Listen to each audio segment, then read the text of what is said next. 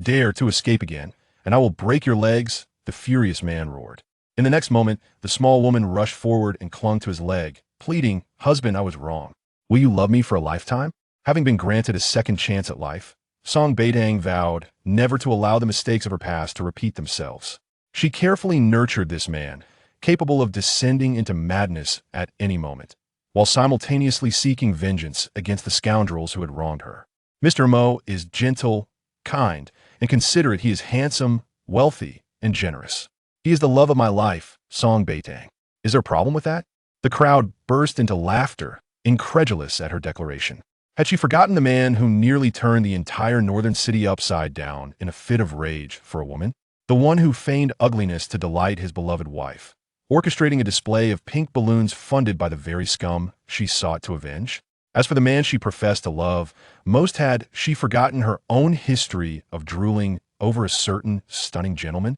The furious man interjected, "I'm sorry, but that stunning gentleman is me." The crowd fell silent. Song Beitang, even in death, you shall only die in my embrace, Mo Han Shao. In this lifetime, you shall not seek companionship with anyone else. A black Mercedes sped down the highway, heading towards the northern city airport.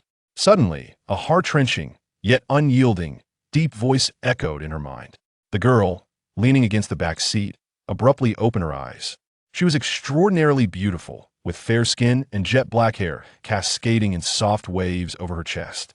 After a moment of confusion, her eyes widened as she felt a sharp pain in her palm. "Ah, it hurts." Her own nails had drawn blood from her palm. "Miss, your leg is injured. Of course it will hurt," a familiar voice spoke, laced with concern and affection. Song Beitang froze, turning in disbelief to the person beside her. Mu Shi, the bodyguard of the Song family, her protector since childhood. Astonished, Song Beitang realized Mu Shi was still by her side. She glanced at her legs. Her right ankle was wrapped in bandages. Testing her left leg, she found it nimble and responsive, completely free of paralysis. Her gaze shifted to her wedding dress, and everything seemed hauntingly familiar. It appeared she had been reborn. Reborn 1 hour before her wedding to Mo Han Shao. She had escaped using the injury to her right leg, but on her way to the airport, she had met with a car accident. Though she narrowly survived, her legs were left paralyzed. In the accident, Mu Shi had died while trying to protect her. After her paralysis, Mo Han Shao had gone mad, believing the world conspired to harm her. He retaliated against everyone and confined her. In her confinement, Song Beitang believed all her suffering stemmed from Mo Han Shao, manipulated by her sister, Songya, into thinking he had orchestrated her accident. In her despair, she committed countless atrocious acts against him, while he, despite his fury, never laid a finger on her. Ultimately, brainwashed by Songya, she poisoned Mo Han Shao and escaped, only to be trapped in the Song family's old house, where she was burned alive. As she faced the raging inferno, desperate to escape, her paralyzed legs rendered her immobile. Just as she thought she would be consumed by the flames, Mo Han Shao, who should have been hospitalized due to poisoning, burst into the burning house, carrying her towards the door with sheer willpower. In that moment, tears streamed down her face as regret washed over her. She should never have poisoned him or listened to Songya, leading her to such a dire fate. Near the doorway, blood trickled from Mo Han Chaos' mouth as he held her tightly, gazing down at her. "Don't cry." Through gritted teeth, he vowed, "Once we're outside, I will set you free." Mo Han Shao. With a thunderous crash, a wooden beam fell from the ceiling, causing Mo Han Shao to collapse. Yet he knelt, refusing to release Song Beitang. "Don't cry. Your brother is waiting for you outside." The flames illuminated the handsome man's face, blood flowing more profusely from his lips. Enveloped by fire, he wrapped the only damp blanket around Song Beitang and, with his last ounce of strength, pushed her through the window. However, the poison took its toll, and he could no longer withstand the flames, collapsing within the blaze. "Miss Mississippi." Mu Shi called out urgently as Song Beitang remained silent. "Once we reach him country, Mo Han Shao will never find you again. You won't have to fear." Song Beitang's eyes suddenly glistened with tears. "No, I want leave. I beg you, turn around. We must go back." "Miss, what's wrong?" Mu Shi stared in disbelief at her tear-streaked face, unable to comprehend why she would want to return to that devilish man after desperately trying to escape him. "Mu Shi, please turn around." "I can't leave." Song Beitang sobbed, prompting Mu Shi to hastily instruct the driver to turn back. Her heart raced with anxiety. In her past life, her escape had resulted in Musher's death and her own paralysis, ultimately leading to Mo Han Chaos' demise. After he had sent her away, she hadn't seen her brother instead. She had encountered Songya and Su Qinglian, who handed her a newspaper revealing that her 3 brothers had perished in a car accident while rushing to save her. The accident mirrored her previous escape. Overcome with rage, Song Beitang swore vengeance against Songya and Su Qinglian. Heaven had granted her a second chance, and she would ensure that the tragedies of her past would never recur. As for Songya and Su Qinglian, she would spare neither. On another stretch of highway, several black Hummers sped in formation. In the lead vehicle, a cold man sat in the back seat, exuding an aura of fury. His back was tense, fingers clenched tightly, his palm bloodied from a beautifully crafted pink diamond ring pressing into his flesh. His ink-black eyes held a tempestuous rage. The atmosphere inside the vehicle was heavy as he fixed his gaze ahead. That bad girl had deceived him once more. She had harmed herself to escape him. Was a man named Su Qinglian truly worth such self-inflicted pain? She had promised that no matter who abandoned him, she would never forsake him. That deceitful girl, time and time again, had betrayed him. Suddenly, the vehicle screeched to a halt as a black Mercedes approached, veering into their lane. The driver slammed on the brakes, sweat trickling down his back under the weight of a murderous gaze from behind. In the next moment, the Mercedes door swung open, and a petite figure in a white wedding dress emerged, limping towards the Hummer, pounding on the door. "Open up." Song Beitang's eyes were red, her lips biting into themselves as she declared, "I'm back. I won't run away again. Mo Han Xiao, I have returned." Inside the car, the man's gaze transformed from fury to astonishment, disbelief, and ultimately, unrestrained joy. He flung open the door, but before he could step out, the little woman had already thrown herself into his arms. "Husband, I was wrong. I will never escape again." Her voice trembled with emotion as tears streamed down her face. The warmth of the man she embraced reassured her was alive, and that brought her immeasurable relief. Mo Han Chaos' body went rigid. As Song Beitang clung to him, tears flowing freely, the tempest of rage within him began to dissipate, overwhelmed by her sorrow. Once upon a time, not only would she not allow him to embrace her, but she wouldn't even let him touch her, let alone call him her husband in front of so many people. Mo Han Xiao felt a stiffening throughout his body. Meanwhile, the bodyguards who had accompanied him from the car were equally shocked by this unprecedented scene. Surely, this world had turned surreal. The Miss Song, who had always despised their master and wished to elope with her lover, was now weeping and embracing him, admitting her faults. And she even called him husband? With her beautiful, tear-streaked face, there lingered traces of gratitude and guilt. Had Miss Song lost her mind, or had they all become fools? Miss Song feeling gratitude and guilt towards their master seemed as unlikely as the sun rising from the west, or rather, from the north. Song Beitang clung to Mo Hangxiu's leg, observing that he displayed no reaction. In her urgency, she lifted her tear-stained face, "Ah Xiao." Her voice was soft and tremulous. Upon hearing her call, Mo Han Xiao suddenly grasped her shoulders, lifting her into the car, his grip tightening around her as his entire body trembled. Did she even comprehend the meaning of her actions? The significance of her earlier address? "Ah Xiao," Song Beitang cautiously called out again, reaching out to wrap her arms around his waist. Unbeknownst to her, her gesture only elicited a firmer grip from him.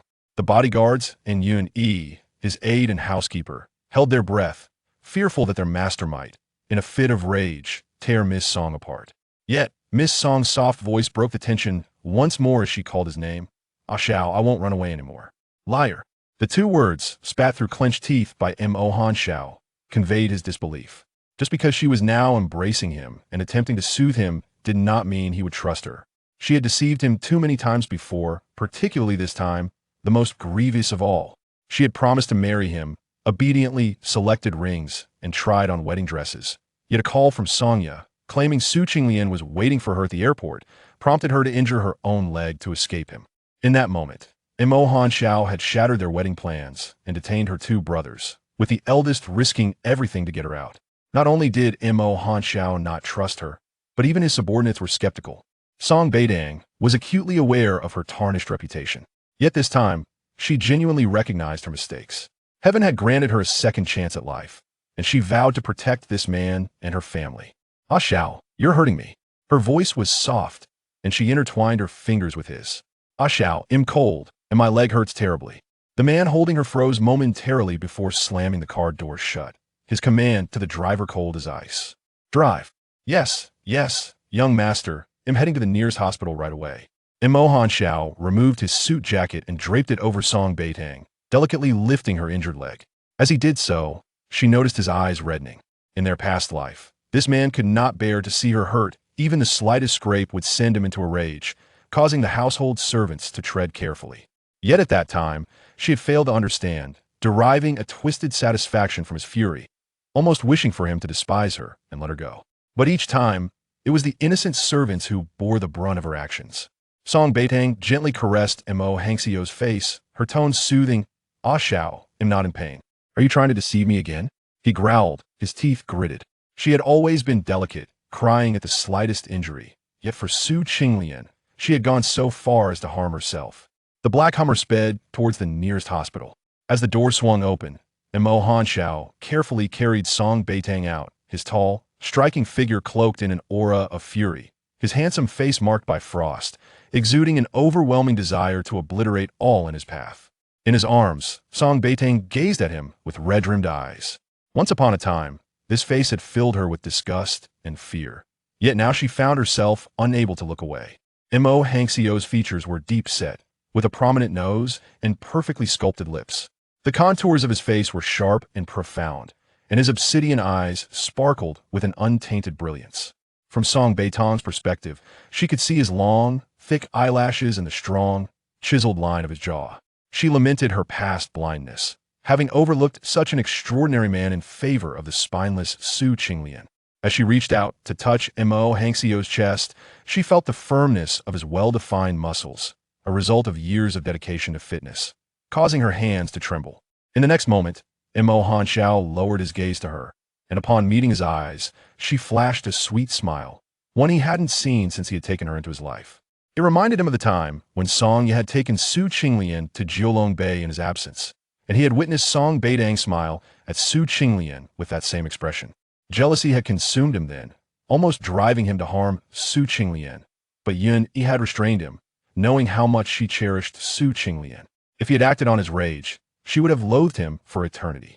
That time, he had spared Su Qinglian, yet had ensured he was bettered in for half a year, preventing him from ever appearing before Song Beitang again. However, for reasons unknown, Song Beitang had learned of it, leading her to create a scene at his company, embarrassing him thoroughly. Recalling the past, Mo Hanxiao's demeanor grew colder, and he regarded Song Beitang with a frigid gaze, attempting to dismiss her submissive smile from his mind. "Don't think that just because you're smiling at me, it'll fall for your tricks. Song Beitang, if you dare to leave, I will break Su Qinglian's legs." Song Beitang nodded. "I want leave." Even if he forced her to go, she would remain. However, her compliant agreement, in Mo Hanxiao's eyes, seemed to imply she was only staying for that man. Her love for him was genuine. Mo Hanxiao tightened his grip around her.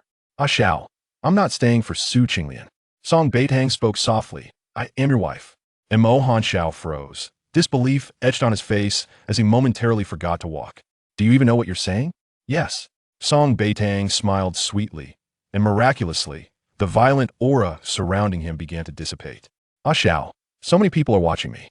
Mo Hanxiao's icy gaze swept over the curious bodyguards, who immediately averted their eyes, confirming their suspicions that Miss Song had truly lost her mind. How could such a transformation occur unless she was indeed mad? Soon, a doctor arrived to tend to Song Beitang's injury. She had already received initial treatment from Mu Shi in the car, so this procedure was swift. Yet, fearing the pain, she cried out as soon as the cotton swab touched her. In the next instant, Mo Hanxiao seized the doctor by the throat. "Can't you be gentler?" Chapter 3. Do not frighten him. The doctor rolled his eyes in distress, and Song Beitang, in a moment of fright, grasped Mo Hanxiao's hand tightly.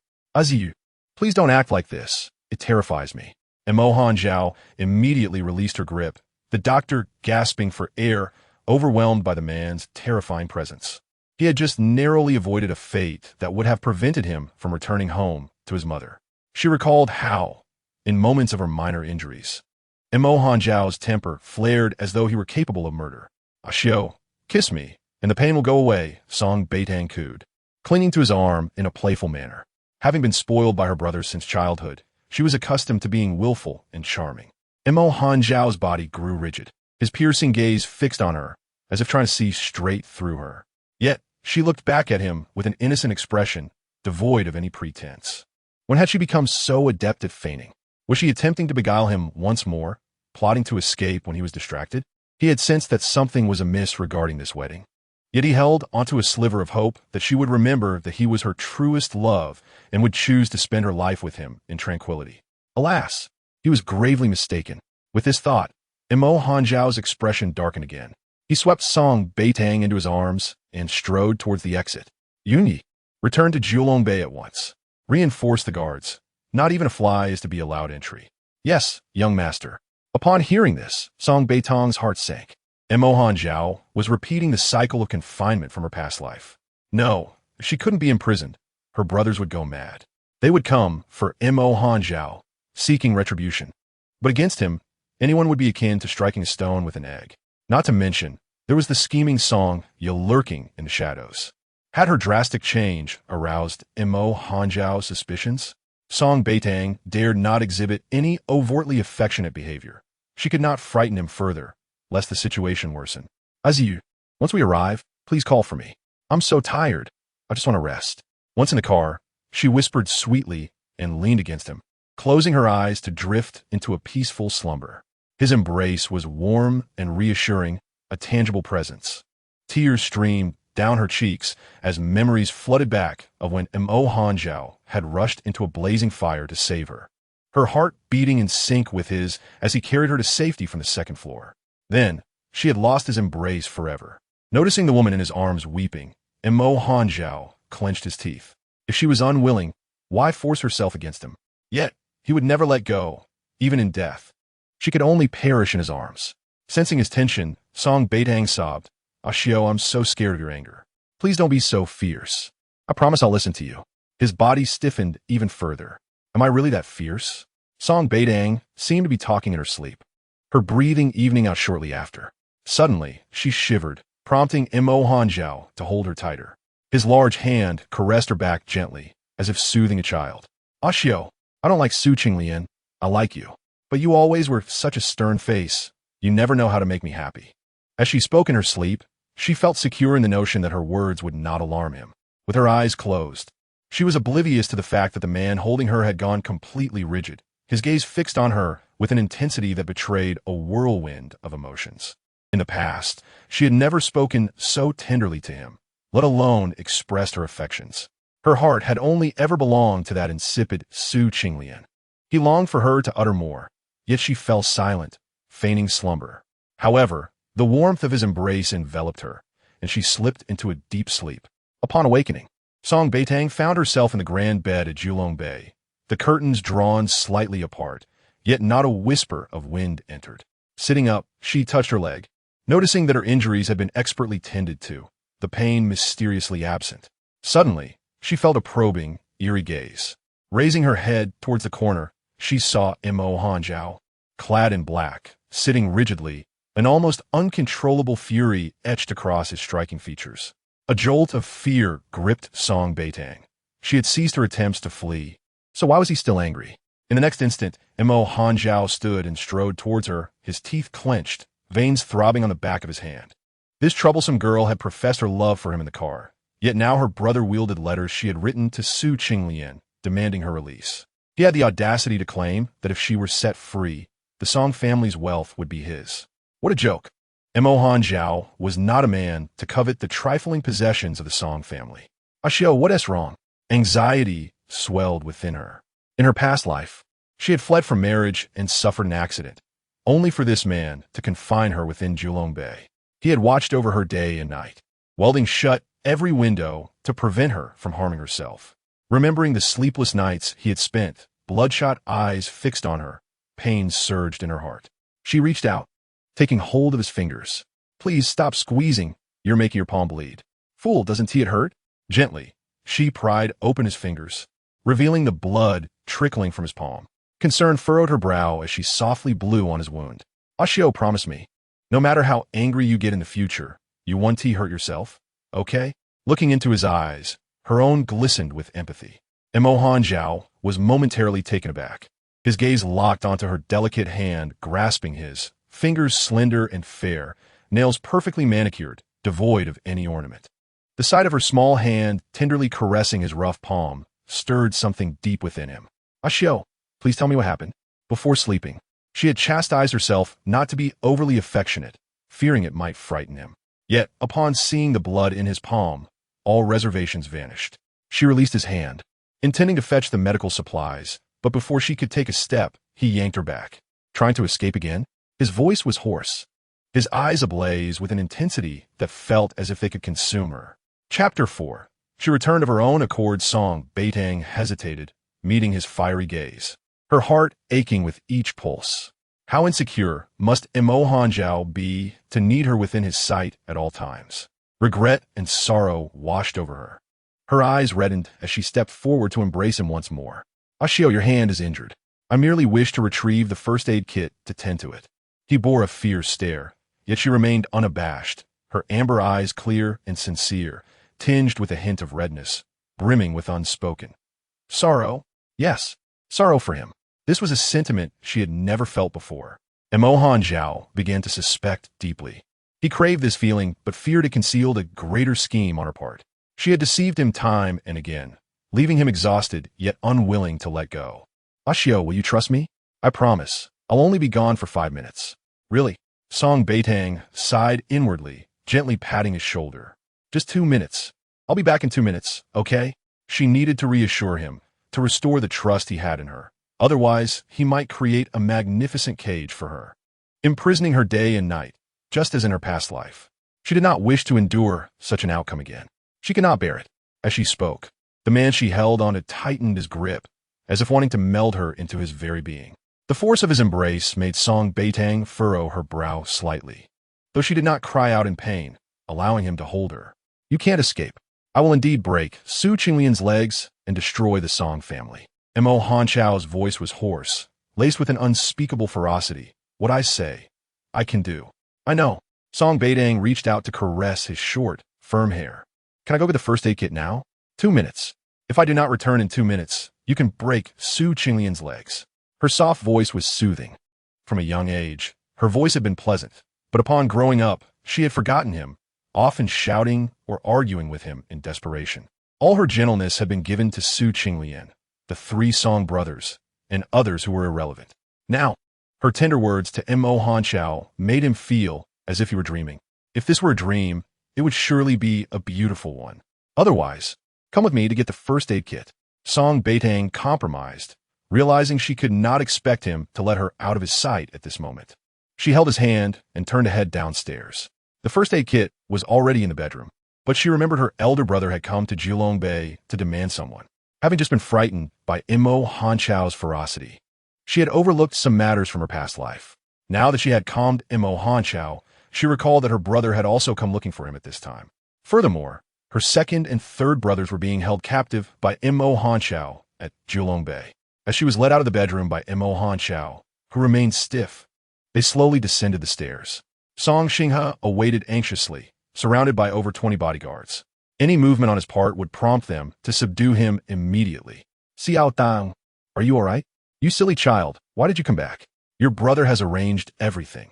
Once you reach the airport, you can escape this terrifying man.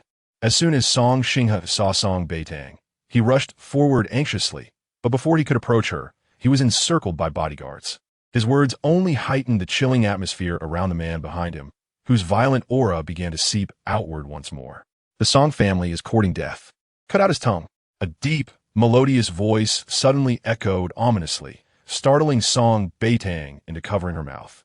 Imo Hanjiao, you cannot harm my brother. In response, she met the man's bloodthirsty gaze, his fury evident, akin to a volcano on the brink of eruption. Song Beitang suddenly rose on her tiptoes, unhesitatingly kissing his sensuous lips, her small hands gently caressing his face. His violent aura was instantly quelled. She knew precisely how to soothe him.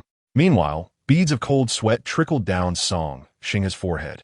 He had come prepared for a life-or-death confrontation, determined to prevent his sister from being with this fearsome man. Yet unexpectedly, his sister initiated a kiss with Imo Hanjiao, calming the man who radiated a terrifying energy. Once the storm of rage within Imo Hanjiao subsided, Song Beitang turned to her elder brother. Brother, I return of my own accord. Xiao Tangyu. Song Xingha's eyes widened in disbelief.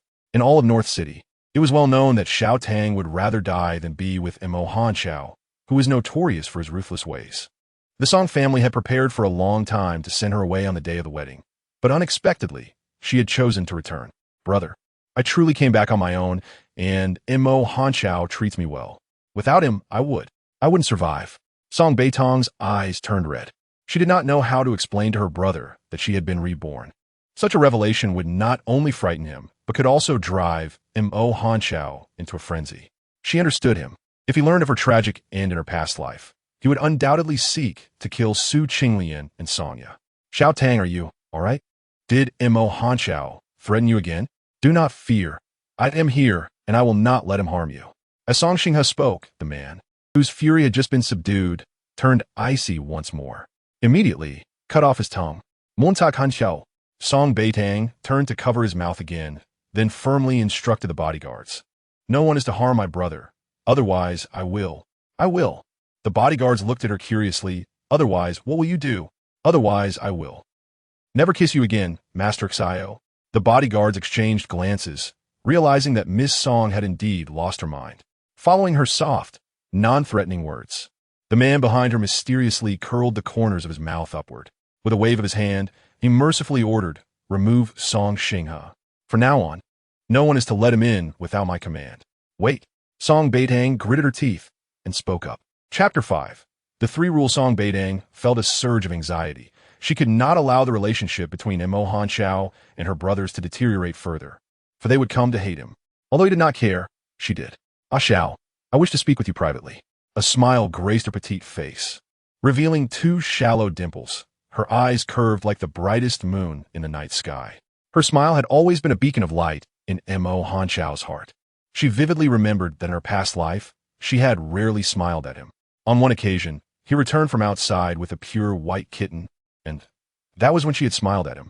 After that, he had embraced her tightly, as if wishing to merge her into his very essence. At that moment, she had clearly seen the crimson rage welling up in his eyes. That night, no matter what request she made, as long as it was not to leave him, he had granted it. Now, she knew she needed to smile more at this man, for Mo Hanqiao could never resist her smiles. Indeed, the man who had just ordered them to throw Song Xingha out spoke again, his voice now a few notes deeper, and his gaze towards Song Beitang more profound. Do not throw him out. Let him wait. Yes, Master Xiao.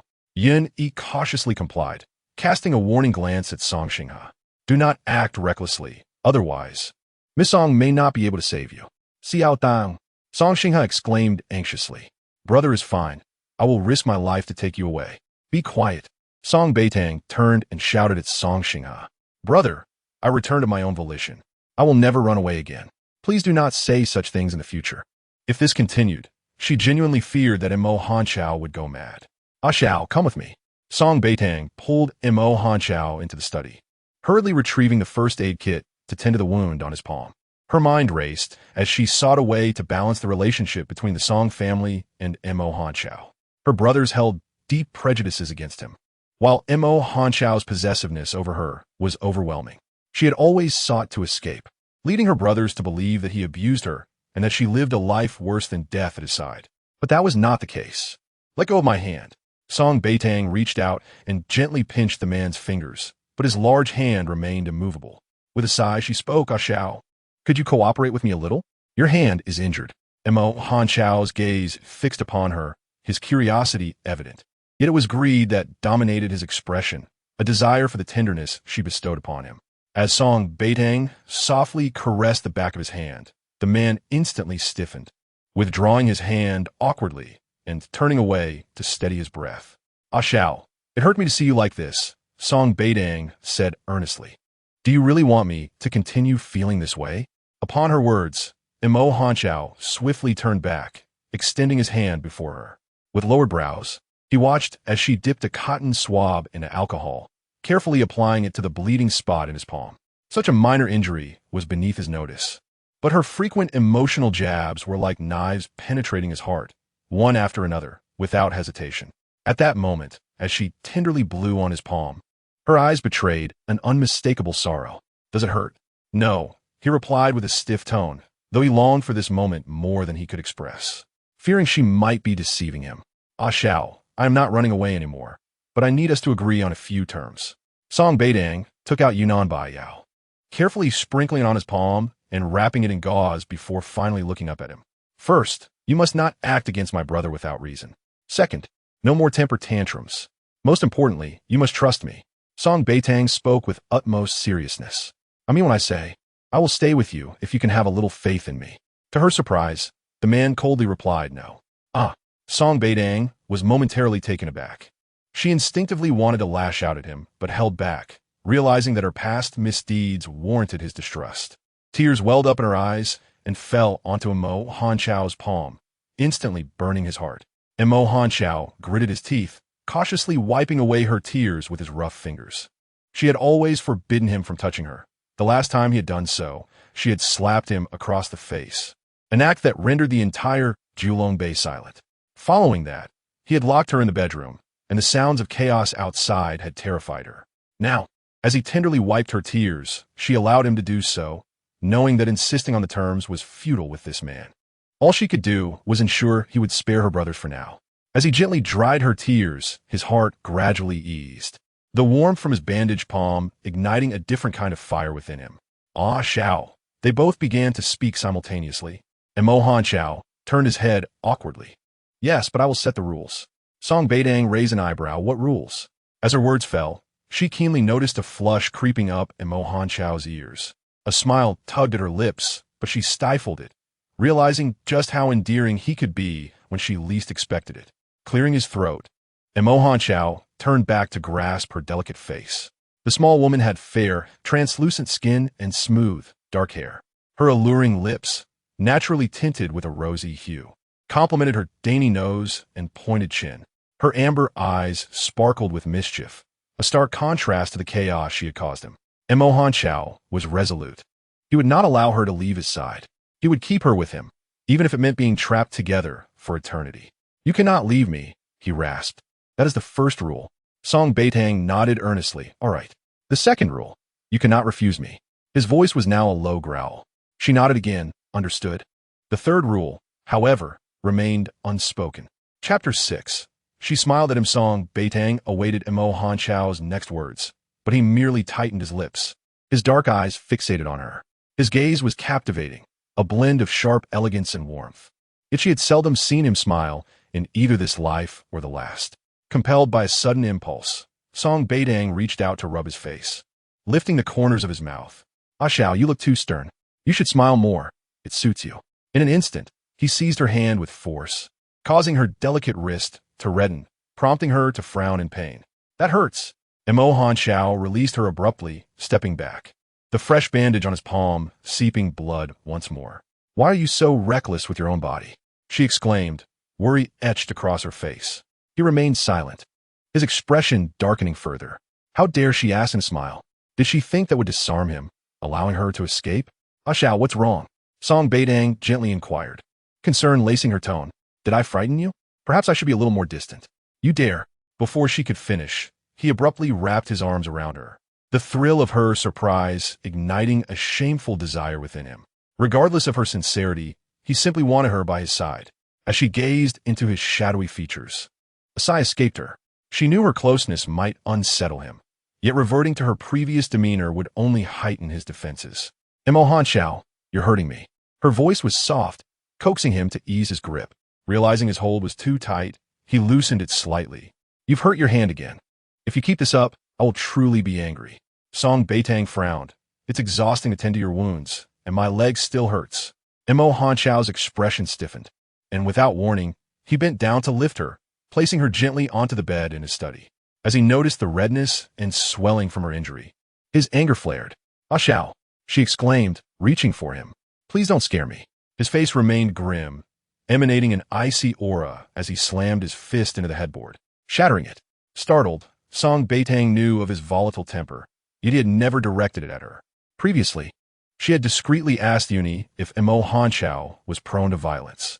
Uni had chuckled, saying that if he were, she would have been reincarnated countless times by now. Ah Xiao, does your hand hurt? She asked, no longer fearful, but filled with concern. He didn't love her less. He He simply struggled to express it and control his temper. If you smile, I won't feel any pain. S lips pressed together into a straight line as gazed at him with anticipation. Her delicate, fragile hand intertwined with his finger, the warmth radiating from her touch spreading through his entire being, causing his heart to tremble violently beneath his calm exterior. Did she not realize that such an unintentional gesture was sufficient to elicit his forgiveness for the mistakes she had once made? She softly called out again, "If you are unwilling, I will not force you. But promise me, do not harm yourself any further, all right?" After a long pause, the man's hoarse voice replied, "All right." He silently tended to the slight swelling on her leg before embracing her and kissing her fervently for a while. Then he attempted to force a smile, a gesture he had long forgotten how to execute. Blushed deeply from the kiss, yet found herself caught between laughter and tears at the expression on his face, which was an uncertain blend of joy and sorrow. "That is not how you smile," she said, gently caressing his face. This man was undeniably handsome, with perfectly shaped eyes, a high and flawless nose, and alluring thin lips, his features chiseled to perfection. "Look at me." With a playful grin that revealed two charming dimples, her beautiful peach blossom eyes narrowed into crescents, emanating an irresistible sweetness, was momentarily taken aback. He recognized that this mischievous girl had always been beautiful, especially when she smiled, radiating like a little sun. He once thought he would never again witness such a radiant smile from his, yet here it was, shining upon him again. Even if it were a dream, would gladly embrace it. At that moment, if demanded his life, he would willingly present it to her. "Please don't hold a grudge against my brother," she cautiously suggested, noting his dazed expression. "He only wishes the best for me, but he doesn't know I have changed. I was blind before, mistaking treasures for stones and trash for treasures, but I will not do so again." Who is the treasure, and who is the trash? Snap back to reality, his gaze piercing as he looked deeply into her eyes. "You are the treasure, is the trash." A smirk formed on his lips, although it quickly faded. "I will ensure your brother returns home." After a brief pause, he added, "You will not be troubled." "Thank you," sighed in relief as she watched him rise to leave. She pulled out her phone, revealing numerous missed calls and messages from. Upon seeing her name, her expression darkened instantly. In the living room, strode up to with a chilling demeanor. Though not short at 6 feet, felt dwarfed by S' towering presence. Despite being the head of the family, he felt utterly intimidated by this formidable man. Nevertheless, he summoned his courage and declared, "Release my sister." Chapter 7, terrified, but actually smiled, radiated an intense aura of menace as he stood before. The latter, despite his height, felt diminished in every way by his commanding presence. For his sister was willing to risk everything, even if it meant confronting a man who inspired such fear. S' brow furrowed in frustration as repeatedly attempted to aid that troublesome girl. Each glance only heightened his urge to strike. In an instant, S' hand gripped throat, a warning of his deadly intent. A chilling silence filled the air, and felt as though his breath had been cut off, the pain in his neck a stark reminder of the danger posed by the man known as. A soft voice broke through the tension as rushed forward, wrapping her arms around his waist from behind, resting her head against his broad back. "I forced my brother's help. This has nothing to do with him. Please don't hurt him. If you kill him, I will have no brother left. And I will hate you for eternity." The man shuddered at her words. The thought of her harboring hatred for him was suffocating. In the next moment, he released from his grasp. The warmth of her breath against his back soothed him, extinguishing the flames of his rage in an instant. And the other bodyguards stood in stunned silence, bewildered by the sight of clinging to their master. Her behavior today was astonishingly out of character. As contemplated warning, the latter turned to face, cupping her face in his hands. Surely he would not kiss her in front of everyone. His probing gaze met hers. She appeared frightened, yet met his eyes with unwavering resolve. "You frightened my brother," allowed him to hold her face, flashing that infuriatingly charming smile again. "You promised me you would smile more." S' body stiffened. Had he truly made such a promise? It was merely her rambling. "Do not think your flattery will persuade me to let you return with." "I will not go back," replied softly, "but could you smile for me?" Her request left, and the bodyguards exchanging excited glances. It had been ages since it smiled. Throughout the years they had watched him either rage in fury or drown himself in alcohol. With a hopeful gaze, watched, who still exuded an icy demeanor, despite his attempts to conceal it. The atmosphere in the hall was tense, even was astonished by his sister's audacity in asking to smile. However, after a prolonged silence, managed to slightly lift the corners of his mouth, revealing a fleeting, almost imperceptible smile. Even if it was barely noticeable, felt a surge of satisfaction. You look truly beautiful when you smile. And the bodyguards exchanged incredulous looks. Did you smile? As if propelled by her praise, his lips curved upward once more, and the chill surrounding him dissipated significantly. Wonderful. In her excitement, hugged his waist tightly. The bodyguards gasped in disbelief, had smiled, though it hardly qualified as a full smile. It was a monumental moment nonetheless. Was perplexed. Merely twitching his lips had earned him her embrace and affection. Watched in disbelief. Was this not the same who had always regarded this man as a demon? Close your mouth. Shot a menacing glare at, warning him not to utter a word, or else he would find himself in pieces. He relished the warmth of the small woman clinging to him, inhaling the sweet scent that was uniquely hers. Just a smile, and she was so obedient. Please don't hold a grudge against my brother. As felt the powerful rhythm of his heartbeat, she realized that she was truly alive once more. All right. A deep, husky voice responded without hesitation. Uni, release Song Xinghe, and my second and third brothers. Very well. They shall all be released. Thank you. Ah Shao. I knew you were the best. Song Beitang's words were sincere. Yet her genuine intentions appeared to Uni and the bodyguards as mere flattery aimed at winning favor with their master, Xiao Yi. However, no one dared to speak at that moment. Mr. Song, this way please. Uni approached Song Xinghe, assuring her that as long as she did not cause trouble, they would dutifully attend to her brothers as if they were offering incense 3 times a day. Song Xinghe, feeling a mix of emotions, ultimately refrained from voicing her thoughts. Once Song Xinghe departed, Song Beitang stepped out of Mo Hanchao's embrace. Ah Xiao, would you accompany me to school? The expression on Mo Hanchao's face shifted instantly. His previously calm demeanor turned ominous. What are you up to now? I want to go back to school to collect my belongings. I won't be staying there anymore. I plan to return to Julongbei every day, if that's all right. Song Beitang's voice trembled, fearful of being confined again. She reasoned that as long as she returned obediently each day, Mo Hanchao would not imprison her again. Mo Hanchao felt his anger flare once more, gritting his teeth as he turned and strode toward the exit. This mischievous girl was always pushing her luck, relying on his indulgence and his soft heart. Mo Hanchao. Song Beitang rushed forward, but was halted at the door by a bodyguard. I'm sorry, Miss Song, but you cannot leave.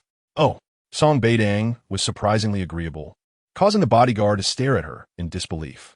Had it been before, she would have been kicking and shouting at them, hurling insults. After a moment of hesitation, the bodyguard took the risk of speaking up. Miss Song, did you hit your head while trying to escape? Chapter 8. Look, this is the familiar Miss Song. The bodyguard words earned him a deathly glare from Song Beitang. Your head must have hit the door. Your whole family's heads must have hit the door. She kicked the bodyguard's leg and stormed upstairs in a fury. The bodyguard, cradling his injured leg, felt his tension ease. See, this is the familiar Miss Song. Meanwhile, Sonya and Su Qinglian were anxiously pacing not far from Julongbei.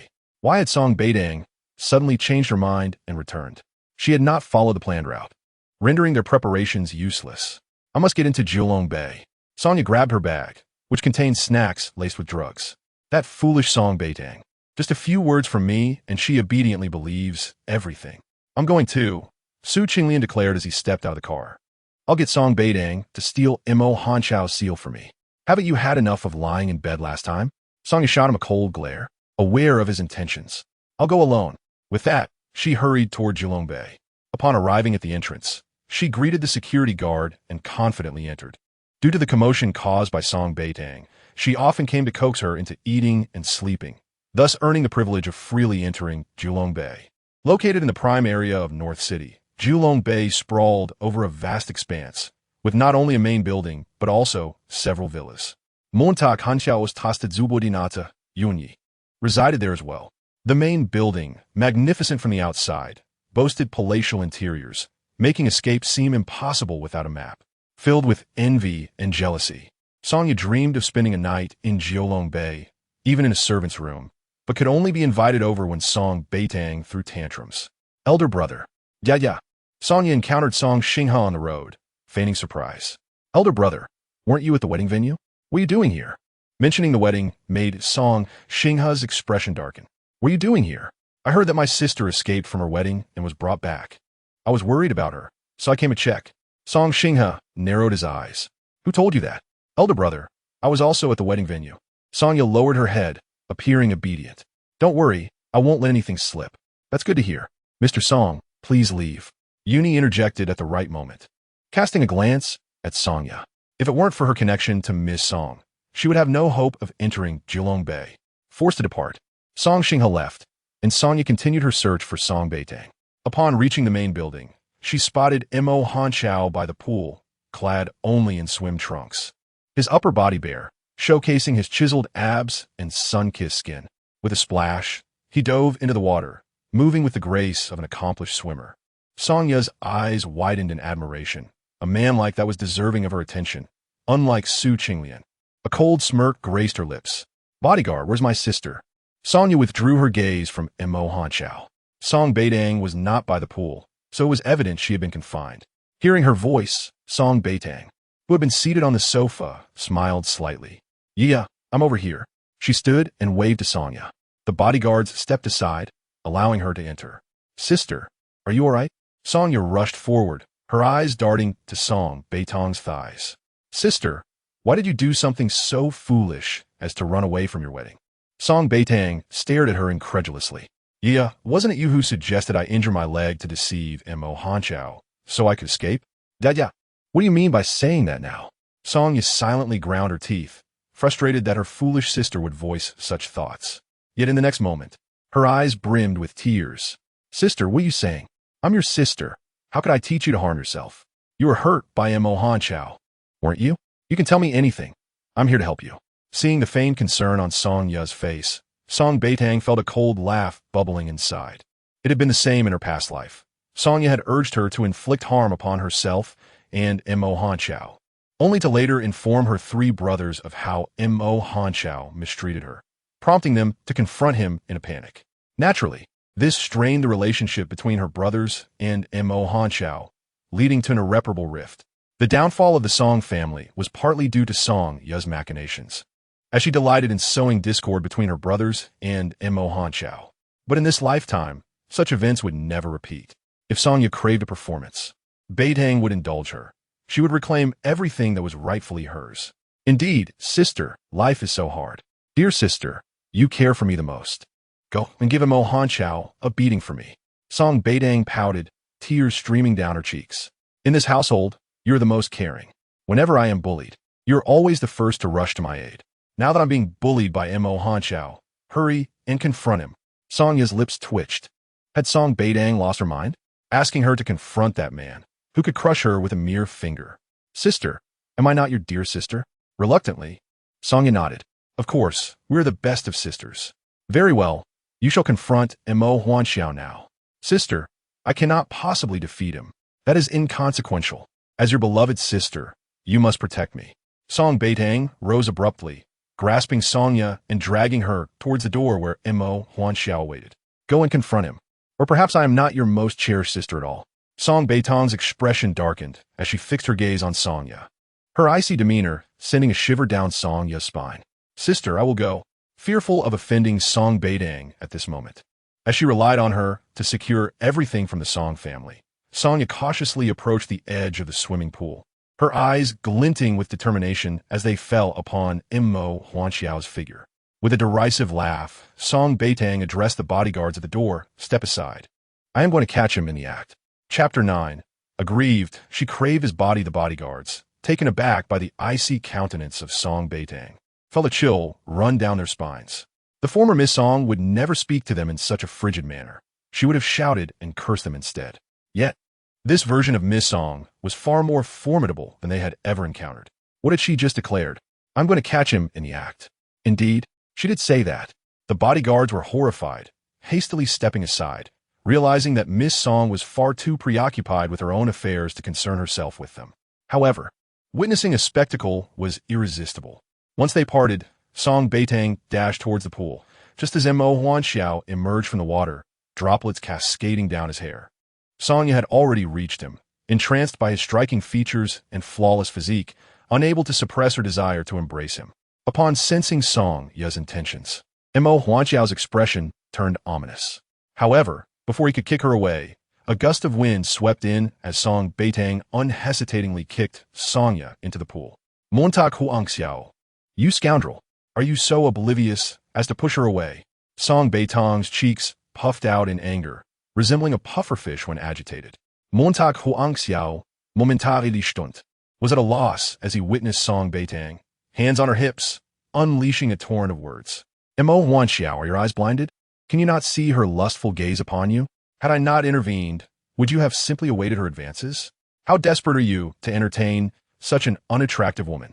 Furthermore, why are you swimming in broad daylight when the sun is absent? Are you attempting to entice other women outside while keeping me confined indoors? Is this some ploy to flaunt your affections for other women and subsequently torment me?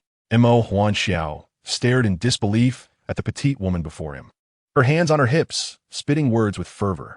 Behind her, Yun Yi and the bodyguards were equally astonished, witnessing the return of the fierce Miss Song. Indeed, all her previous gentleness had been a ruse, a mere facade to deceive Mo Huanxiao into sparing the Song brothers. Help me! Song Ye's feeble voice echoed from the water, her arms flailing as she sank deeper, unable to swim. Initially, she had intended to feign a fall into the pool, hoping for Mo Huanxiao to rescue her like a hero. However, she never anticipated Song Beitang's sudden intervention. Upon hearing Song Ye's cries for help, a flicker of satisfaction and hatred crossed Song Beitang's eyes, only to be replaced by a swift change in demeanor. Tears welled up in an instant, and her eyes reddened as she lamented, "She is so clearly longing for you, and yet you do not refuse her. Woe is me." Mo Huanxiao, Yun Yi, and the bodyguards. Miss Song, this performance is excessive. Mo Huanxiao, I am furious. Song Beitang turned on her heels and fled, prompting Mo Huanxiao to chase after her, leaving no one to attend to Song Ye in the pool. However, Yun Yi was determined not to let a life be lost in Jiulong Bay. He gestured for one of the bodyguards to rescue her just as she was on the brink of drowning. Meanwhile, Song Beitang rushed into the villa, arriving at the floor-to-ceiling windows, peering out towards the pool. Mo Huanxiao, drenched and still clad in his wet clothes, stood behind her, somewhat bewildered. Little girl, Mo Huanxiao struggled to articulate, inching closer to touch Song Beitang. Do not speak to me, she shot back, glaring at him. Mo Huanxiao gritted his teeth, his outstretched hand hovering in midair. Yet, Song Beitang's heart softened. She grasped his hand and led him toward the bathroom. Go wash up first, and after you change, we can talk. She was irate, frustrated that this man, with a fresh wound still bandaged, had plunged into the water, showing utter disregard for his own well-being. Even the slightest injury would cause her distress. Seizing the opportunity, she intended to have a serious conversation with him about his recklessness. After pushing him into the bathroom, she retrieved some clothes and stood guard at the door, her heart heavy as memories of Song Ye flooded her mind, reminiscent of her own confinement in that old house. She recalled how Mo Huanxiao had braved poison to rescue her. This lingering resentment consumed her, yet Mo Huanxiao remained skeptical of her intentions. Perhaps he would trust Song Ye more than her. That thought ignited both anger and regret within her. She had gradually eroded Mo Huanxiao's trust. Now, her sole objective was to ensure he never believed another word from Song Ye again. This initial confrontation was merely the first step. Inside the bathroom, Mo Huanxiao was oblivious to the need for a proper wash. He swung the door open and found Song Beitang standing there, holding his clothes. He froze, suspecting she was merely using this opportunity to escape. Did you finish washing so swiftly? Song Beitang's tone softened as she reflected on her earlier harshness. No, he replied tersely. You're not allowed to escape. I will not run away, Song Beitang assured him gently. Now hurry and wash. Do not keep me waiting too long. Understood. Mo Huanxiao retreated to the bathroom, leaving the door ajar as he watched Song Beitang hurriedly prepare his clothes. Here, Song Beitang quickly offered him the garments. Before long, he emerged, dressed in a light gray loungewear set that contrasted sharply with his usual dark, tailored suits. His icy demeanor gave him an air of aloofness that deterred others from approaching him. Yet now, Song Beitang felt an irresistible urge to draw closer to him. She grasped his hand, scrutinizing his palm, and indeed, the wound appeared worse after exposure to water. I am angry, she murmured, tears falling onto his injury. Xiao, You do not care for your well-being at all. Mo Huanxiao's body trembled at her words. This was the second time this mischievous girl had shed tears for him. His heart raced uncontrollably, longing to smash something to quell his overwhelming emotions. Mo Huanxiao, if this behavior continues, I shall truly be angry and will ignore you. Song Beitang's tears cascaded down, and while the wound was minor, it reminded her of a past life where he had unwittingly consumed the poison she had given him, sacrificing himself to save her. Chapter 10. It was just a joke. Song Beitang's tears sent Mo Huanxiao into a panic. He was at a loss for how to place his hands and could only hoarsely utter, "Do not cry. Ah Xiao, I only wish for your safety and health." She sobbed. "Promise me you will refrain from harming yourself." Mo Huanxiao remained silent. If she remained intent on escaping, he would be utterly powerless to contain himself. "Sister," a frail voice emanated from the doorway, as Songya, drenched and appearing feeble, was assisted inside. Song Beitang, taken aback, exclaimed, "Yia, how did you end up like this?" Songya, in disbelief, retorted, "Wasn't it you who pushed me into the swimming pool?" "Oh, did I?" Song Beitang blinked her large, dark eyes, and then, with a sincere and innocent expression, offered an apology. "I'm truly sorry. I was merely joking, having forgotten that you cannot swim." Faced with Song Beitang's genuinely innocent face, Songya found herself at a loss for words. As for Mo Huanxiao, his gaze remained fixed on Song Beitang, completely disregarding anyone else in the room. "I apologize, my sister. Yin Yi, please have Xiang fetch a set of clothes for Yiya." Upon hearing that she would have to wear maid's attire, Songya immediately protested. "Sister, I refuse to wear Xiang's clothes. I want to wear yours." Song Beitang furrowed her brows, looking troubled as she replied, "But all my clothes are tailored to fit me perfectly, and you are 10 pounds heavier than I am. You would ruin them, especially since your waistline has already expanded." Her words astonished everyone present. After all, in the past, Songya had taken countless items, clothes, shoes, bags, from her, all of which were limited editions. Mo Huanxiao had gone to great lengths to ensure her happiness, promptly sending the finest things to Jiulongbei, while Song Beitang had always turned a blind eye. However, whenever Songya arrived, her eyes would gleam with greed, and she would take them without hesitation. Song Beitang had harbored a deep resentment towards Mo Huanxiao, dismissing his gifts entirely and handing them all over to Songya. Now, with such earnestness in her words, it was impossible not to be surprised. Songya's complexion fluctuated between green and white. Perhaps Song Beitang had truly lost her mind, as she seemed like a different person altogether. "If you like them, I can have them remade for you next time," Song Beitang added. "Just tell me what you like." Songya's suspicions were immediately dispelled. Song Beitang remained the same fool who considered her the best sister and would offer her anything good. "I'll go change clothes." "All right. I shall wait for you to join me for dinner." Song Beitang suppressed the raging resentment within her and smiled at Songya. Once Songya left to change, she quickly rose to fetch the first aid kit and returned to attend to Mo Huanxiao's injured palm. His intense gaze followed her like a shadow. After tending to his wound, Song Beitang pulled him to his feet. "Wait here for me. I will check on Songya." "No." Mo Huanxiao firmly grasped her, pulling her into his embrace. Sensing that her visit to Songya was merely an excuse to flee again. "Then will you come with me?" Song Beitang tentatively inquired, as Mo Huanxiao seemed intent on keeping her close after her recent escape from marriage. "Fine." Song Beitang relented, and together they headed towards the maid's quarters. Upon reaching Xiang's door, she instructed Mo Huanxiao to stay put. "There are only girls inside. It wouldn't be appropriate for you to go in. Please wait here for me, and do not throw a tantrum or spy." Mo Huanxiao remained silent, his exquisite eyes fixed on Song Beitang, who had grown bolder since her return, now issuing commands. Feeling flustered under his scrutinizing gaze, she stood on her tiptoes and planted a kiss on his cheek. Blushing as she whispered, "I forbid you from looking at other women. You belong to me alone." After uttering those words, Song Beitang felt a fiery heat envelop her cheeks, ignited by his intense gaze. After a prolonged silence, he rasped, "All right." He belonged solely to her. He always had, and always would. Having reassured him, Song Beitang knocked on Xiang's door. Upon seeing her, Xiang instinctively shivered, knowing that Song Mrs. Summons rarely signified good news. However, to her surprise, Song Beitang greeted her with a smile. "Xiang, I apologize for troubling you. I will have Yin convert your clothes into cash for you." Xiang stared at her as if she had seen a ghost. She had heard the other bodyguards claim that Song Miss was possessed, and witnessing her demeanor now confirmed those rumors. Song Beitang felt a pang of guilt. She had indeed acted with excessive arrogance in the past, and Mo Hanzhao had indulged her. And every time she misbehaved, it was the bodyguards and maids who suffered. Consequently, everyone kept their distance, wary of inciting her wrath, which inadvertently provided Sonya with numerous opportunities. Unlike her boorishness, Sonya was adept at winning hearts and minds, thus gaining access to Jiulongbei. Xiang, do not be afraid. I genuinely wish to thank you, Song Beitang said earnestly. I am sorry for my past behavior. I truly regret the trouble I caused you. With that, she bowed deeply to Xiang, who had been one of the few maids to treat her kindly.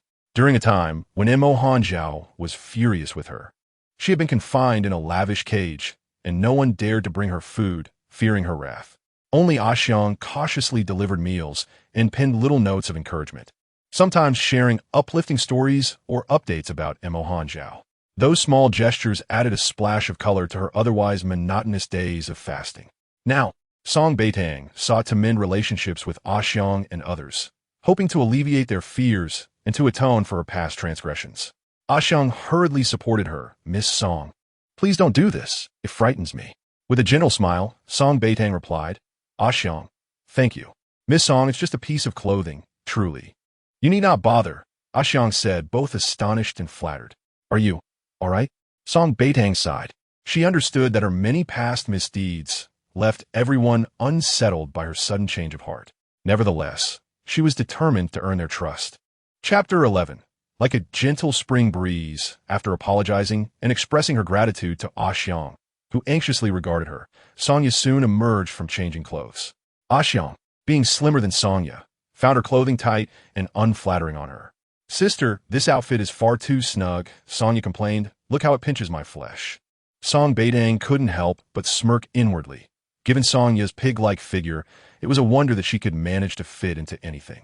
Indeed, Sonya had been adopted by the Song family from an orphanage to accompany her. Having suffered from malnutrition as a child and never experiencing good food until her arrival at the Song household. Once there, she indulged in all manner of delicacies, resulting in a steadily expanding waistline. By the time she realized her weight gain, she attempted to shed pounds through dubious diet pills and meal replacements, ultimately achieving her current state, yet still far heavier than Song Beitang. When Song Beitang remarked that she was 10 pounds heavier, it was already a generous understatement. Xiang, standing at 5 feet tall and weighing 98 pounds, found her clothing straining against Song Ya's ample form, almost ready to burst. Yeah, I'm sorry for putting you in this position. Mo Hanzhao was upset earlier, accusing you of muddying the pool water. You should hurry back. I'm worried that he might retaliate. Song Beitang remained consistently concerned for Sonya. Also, please relay a message to Su Qinglian for me. Tonight at 3 a.m. Meet me at the northern part of Jiulongbei. I will find a way to sneak out. Sonya narrowed her eyes. Sister, is that truly the case? Song Beitang nodded earnestly. Of course, it is true. How could I possibly remain with Mo Hanzhao when I harbor such hatred for him? Sonya felt an immediate sense of relief. Song Beitang remained as composed as ever. Everything was still within their control. Then I shall take my leave, she said. Be careful on your way, came the reply. After Sonya exited through the side door, Xiang glared at Song Beitang with anger. Miss Song, how could you treat Lord Xiao in such a manner? Xiang, I was deceiving Sonya, Song Beitang replied, grasping Xiang's hand. Come with me. As they made their way out through the side door, Song Beitang added, I just sprinkled a bit of cumin on your clothes. Xiang's eyes widened in disbelief. You sprinkled cumin on my clothes? What is your intention, Miss Song? After walking a short distance, they heard Song Ya's piercing scream. A large white shadow had tackled her to the ground, roaring as it tore her clothes apart. Xiang calculated the distance in her mind. This was outside Jiulongbei, and that white figure appeared to be the guardian spirit of Jiulongbei, the spider. Song Beitang narrowed her eyes. Xiang, trust me, I will never harm Lord Xiao again. What I just said was a ruse to deceive Sonya. I cannot explain the reasons to you just yet. However, Xiang had already dashed out, witnessing the spider shredding Song Ya's clothes. Fortunately, the spider had been specially trained not to inflict serious harm, but it certainly frightened Sonya half to death. Xiang stood there in shock, turning back to look for Song Beitang, only to find she had vanished. Song Beitang returned to Mo Hanzhao's side. linking her arm with his and beaming a bright smile. Ah Xiao, you were so good to wait for me here. Mo Han Zhao remained silent, allowing her to cling to his arm. The people of Julong Bay had grown accustomed to Song Beitang's transformation, as long as she behaved and was cheerful. The atmosphere in Julong Bay was as pleasant as a spring breeze. However, upon seeing Yun Yi, she immediately called out, Yun Yi, wait a moment. Yun Yi, who had just heard about the spider attacking someone's clothes and was about to investigate, turned to her. Miss Song, do you have any instructions? I wish to renovate Julong Bay. Is that permissible? A cold gaze fell upon Yun Yi, who felt disheartened. Miss Song, if you wish to renovate Julong Bay, you should discuss it with Lord Xiao, not me. All right. Song Beitang chuckled sheepishly. Ah Xiao, is that all right? Of course, Yun Yi replied, the icy demeanor dissipating as the warmth of the sun enveloped him. Ah Xiao, let us renovate together. Song Beitang pulled Mo Hanjiao toward the patch of grass in Julong Bay. I would like to plant broccoli here. Is that acceptable? Yun Yi could not help but ask curiously, Miss Song, what do you plan to do with the broccoli? Of course, to eat. Ah Xiao doesn't tea like vegetables, but broccoli is rich in vitamins. I'll grow it for him. Miss Song has great foresight, Yun Yi remarked. Mo Hanjiao gazed deeply at Song Beitang, her face radiating brilliance, as if the shadows of the past had never existed. And here, I plan to plant carrots. Ah Xiao doesn't tea like carrots, but being picky is not right. Yun Yi hurriedly noted everything down. Miss Song is truly a perfect nutritionist. Indeed, it's not easy to consider Lord Xiao's health. Yun Yi pides. Song Beitang smiled shyly. I was too excessive before. I apologize, Yun Yi. Yun Yi felt the weight of her gaze, as if it might crush him. He quickly distanced himself. Miss Song is always right. There is no need for apologies. Song Beitang was momentarily taken aback, realizing the cold aura radiating from the man beside her. Yes, Mo Hanjiao was not only irritable but also possessive. His patience was already tested by her casual conversation with Yun Yi. Ah Xiao, she said cheerfully, I'll plant vegetables for you to eat, all right? To her surprise, he unhesitatingly refused. No, he held her delicate hand, which was as pale as jade, slender and fragile, asserting that she need not do anything. Yun Yi and the others could handle it. All right, then I will have Ah Xiang relay my thoughts, she proposed. Mo Hanjiao remained silent for a while, his icy demeanor gradually thawing. He nodded, his deep voice revealing a sense of relaxation. Fine. Song Beitang's smile returned. Then, after I set up the vegetable and fruit garden, will you take me to school? As soon as she finished speaking, the previously calm man's expression shifted dramatically. He tightened his grip on her fingers, an uncontrollable desire to confine her swelling within him. This mischievous girl was always testing him, giving him a taste of sweetness only to attempt an escape immediately afterward. Chapter 12. Feeding him vegetables, Mo Hanjiao suddenly yanked Song Beitang closer, his face darkened with an ominous aura. Understanding that trouble was brewing, she pondered how to pacify him when Yun Yi hurriedly approached. Lord Xiao, the school called, saying Miss Song has been absent for too long, and they wish to know if she will return to class. She will not return. Mo Hanjiao's voice was as cold as ice, sending chills down Song Beitang's spine. Yun Yi, inform the school that I wish to go back, she defiantly shouted, struggling against him. In an instant, Mo Hanjiao swept her off her feet, his rage palpable as he carried her upstairs and tossed her into the bedroom. Lord Xiao, get away. He kicked the railing, his mind racing back to the moment she fled their wedding, plunging a dagger in her own leg, seizing the opportunity to escape while he frantically sought a doctor. Now, she wished to return to school and would undoubtedly have countless opportunities to be with that pretty boy, Su Qinglian. Montag Hansao Wallet, shattering a nearby vase against the floor. Inside the bedroom, Song Beitang trembled at the sounds of destruction outside, realizing that he was losing control again. This could not continue. She paced anxiously, the windows sealed tight, trapping her inside. She rushed to the door, pounding on it and crying out, Ah Xiao, I'm scared. I want to go to school. Please don't lock me in. I'm afraid of this. It hurts so much. Ah Xiao, please come save me. After her desperate cries, the chaos outside abruptly ceased. Moments later, the bedroom door was kicked open, and a towering figure stormed in, radiating fury. Mo Hanjiao seized her, pulling her into his embrace and hurriedly examining her injured leg. Song Beitang lowered her gaze, watching him, his face twisted in anger, yet desperately suppressing his rage as he checked her wounds. Ah Xiao, I only wanted to go back to school to retrieve my belongings. Her voice was soft, and she tentatively stroked his hair, which felt coarse beneath her fingers. Ah Xiao, I promised I wouldn't run away, and I truly won tea. And Mohan Zhao remained silent, his face still shrouded in darkness. Song Beitang sighed, wrapping her arms around his head. What must I do for you to trust me? And Mohan Zhao's body stiffened slightly, a wave of heat uncontrollably rising to his ears. He felt an impulse to push the mischievous girl onto the bed and indulge in her as he wished. However, he refrained. Forcing her into marriage had nearly cost her life. Now that she had returned voluntarily, her attitude had shifted, and he dared not frighten her again. Xiao, I'm so hungry. Will you accompany me for a meal? Song Beitang gently redirected the man's attention, avoiding any mention of Mo Hanxiao's previous outburst. Uni, prepare dinner. Yes, young master. Mo Hanxiao bent down to lift her, but paused at the door, suddenly struck by a thought. Uni, bring dinner in. Yes, young master. An aura of icy detachment emanated from Mo Hanxiao as he seated Song Beitang on the sofa. The chaos outside was overwhelming. If she saw it, she might become frightened again. In truth, Song Beitang's legs no longer ached.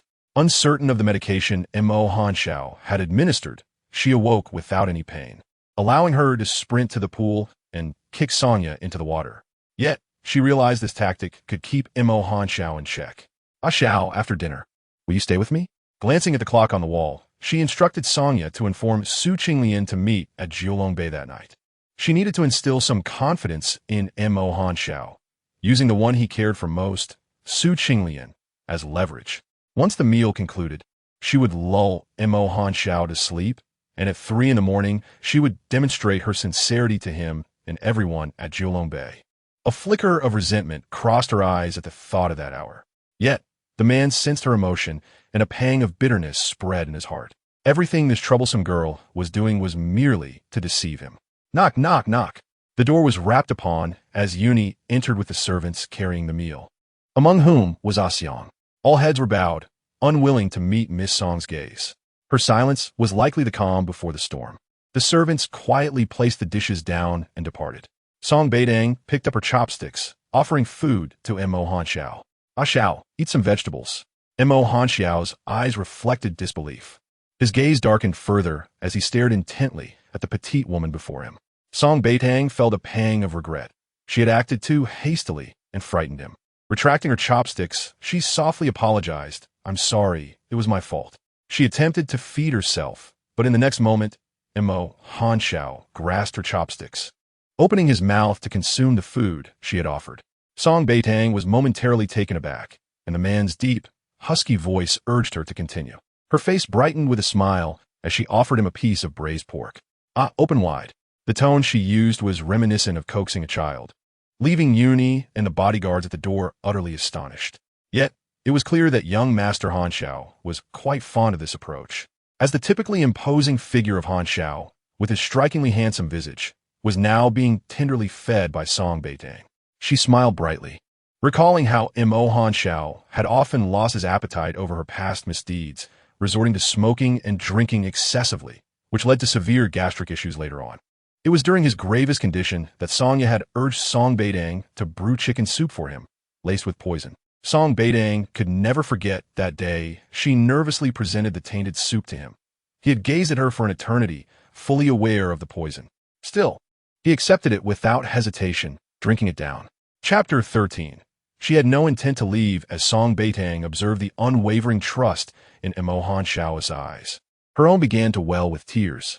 She continuously fed him various dishes, even using a spoon to serve him rice. Halfway through the meal, he refused to open his mouth. Ah Xiao, just a little more. Song Beitang had become addicted to feeding him. She delighted in watching him eat, for his features were exquisitely proportioned, and he possessed an elegance while dining that was immensely pleasurable to behold. Mo Hanxiao picked up his own utensils, serving food to her lips. Song Beitang hesitated, but as his expression darkened, she finally opened her mouth, momentarily caught off guard. His previously sullen demeanor transformed back into indifference, for she was still scheming to deceive him. Mo Hanxiao's thoughts were filled with bitterness, yet his hands betrayed him, offering her only her favorite dishes. Unlike Song Beitang, who would not tolerate his pickiness, he would have the kitchen prepare whatever she desired, even reaching for the stars if she wished. Mo Hanxiao continued to feed her, and though Song Beitang had a small appetite, she allowed him to indulge her until all the plates were empty, at which point he finally set down his chopsticks. Uni. Yes, young master. Uni entered with the servants to clear the empty dishes. Ah Xiao, I feel so full. Will you accompany me for a walk to digest? Of course. With that, Mo Hanxiao lifted her again, providing a reasonable explanation that she could not walk due to her injury. Song Beitang couldn't help but smile, conceding to his whims. She refrained from mentioning her desire to return to school, instead directing Mo Hanxiao to view her vegetable garden. Yuni's efficiency was renowned. Within 5 minutes of her request for renovation, the gardener was already in place. The entire Julong Bay was filled with curiosity and trepidation, speculating about Miss Song's intentions. It was known that Julong Bay was the most luxurious area in North City, with every flower and plant painstakingly cultivated at great expense. Yet, Song Beitang insisted on digging them up, and astonishingly, Mo Hanxiao allowed her to proceed. However, Uni had no objections this time, for Miss Song had declared that the vegetables were to nourish young Master Hanxiao. The entire household was aware of his picky eating habits, which made him exceedingly difficult to serve, contributing to his poor gastric health. If Miss Song could indeed remedy his finicky ways, they would gladly forgive her previous rebelliousness. After walking a while, Song Beitang expressed her thoughts but soon yawned, claiming exhaustion. Consequently, Mo Hanxiao carried her back to the bedroom. Ah Xiao, I'm going to sleep now. Song Beitang turned away, casting a glance at the wall clock. It was 7:30, far too early until 3 in the morning. However, how she would slip away unnoticed was a pressing concern. Closing her eyes, her mind raced, and she instinctively curled up as the space beside her sank. The man behind her hesitated, but after a moment, Mo Hanxiao turned off the bedside lamp, covering them both with a blanket. His gaze fixated on the back of Song Beitang's head. She dared not move, pretending to be asleep, her breathing gradually steadying. Ultimately, the man behind her reached out, cautiously clutching her garment, terrified of waking her. Feeling a pang in her heart, Song Beitang turned over, disregarding any fear of alarming him or rekindling his suspicions, and embraced Mo Hanxiao's waist. The man tensed, incredulous at the sight of the small woman nestled in his arms, while Song Beitang breathed evenly, eyes tightly shut. Clearly fast asleep, Mo Hanxiao felt a rigidity enveloping his entire being, paralyzed by the weight of the moment. After a prolonged stillness, the heaviness of drowsiness overtook him, and he finally succumbed to slumber. Once his eyes fluttered shut, Song Beitang hesitated for a considerable time before daring to open hers. Listening to the steady rhythm of the man's heartbeat, tears threatened to spill from her eyes. She vowed not to allow the tragedies of her past life to repeat, nor would she permit Mo Hanxiao to transform into the monstrous figure, reviled and scorned by others. Those who had inflicted pain upon her would ultimately face retribution. With great effort, Song Beitang endeavored to quell the roiling tempest of hatred within her. Tonight, she resolved to ensure that Su Qinglian would never rise again. If he and Songya wished for a car accident, then she would render him paralyzed first. After waiting a while longer, she cautiously extricated herself from Mo Hanxiao's embrace, tiptoeing out of bed and gathering her coat as she made her way toward the bathroom. She opted not to turn on the light, instead addressing her physiological needs by the soft glow of the moonlight. Just as she finished adjusting her pants and was about to wash her hands, a cacophony erupted from outside. The sound of frantic footsteps followed. A shadow of concern crossed Song Beitang's features, yet she refrained from rushing out immediately. After a brief pause, she ventured into the living room, now crowded with people. Mo Hanxiao, shrouded in a heavy aura of coldness and fury, was commanding his subordinates to search for Song Beitang. The palpable chill and anger emanating from him left the staff and bodyguards of Julong Bay trembling in fear as his formidable presence threatened to shatter them. What's going on here? Song Beitang's puzzled voice broke the tension. Mo Hanxiao turned abruptly, his gaze locked onto her. As she stepped closer and grasped his hand, she was struck by how icy his touch felt, akin to ice itself. You did not leave? His hoarse voice bore disbelief. Having just awakened to find emptiness in his arms, his immediate thought that the mischievous girl had indeed deceived him and slipped away while he slept. Julong Bay had swiftly plunged into a state of high alert. Yet to everyone's surprise, Song Beitang emerged from the bedroom. I merely went to the restroom. I didn't want to disturb your sleep. So I left the light off, she explained softly. Xiong, I told you I wouldn't leave, nor do I wish to. And Mo Hanchao continued to stare at her, terrified that if he blinked, he would awaken from this dream. Observing his expression, Song Beitang feigned a stern demeanor, her voice quivering. Fine. I understand you do not trust me. If that is the case, why do you still want me here? I could leave right now. As she turned to storm downstairs, Mo Hanchao's large hand grasped her firmly, his crimson eyes fixed on her. You shall not leave. And you do not trust me, she retorted. An uncontrollable surge of emotion churned within Mo Hanchao's chest, and after a long moment, he rasped, I believe you. Chapter 14. 3 o'clock in the morning after Mo Hanchao spoke, Song Beitang maintained her cold, composed facade, her face resolutely blank. She refrained from causing a scene or raising her voice, yet her stoic demeanor only served to heighten Mo Hanchao's unease. Beitang, he struggled to articulate, extending his arms in an attempt to embrace her, but she stepped back, asserting, Xiong, you must swear it. Your word must hold weight. Mo Hanchao clenched his teeth, wrestling with the desire to trust her, yet recalling the many promises she had broken in the past.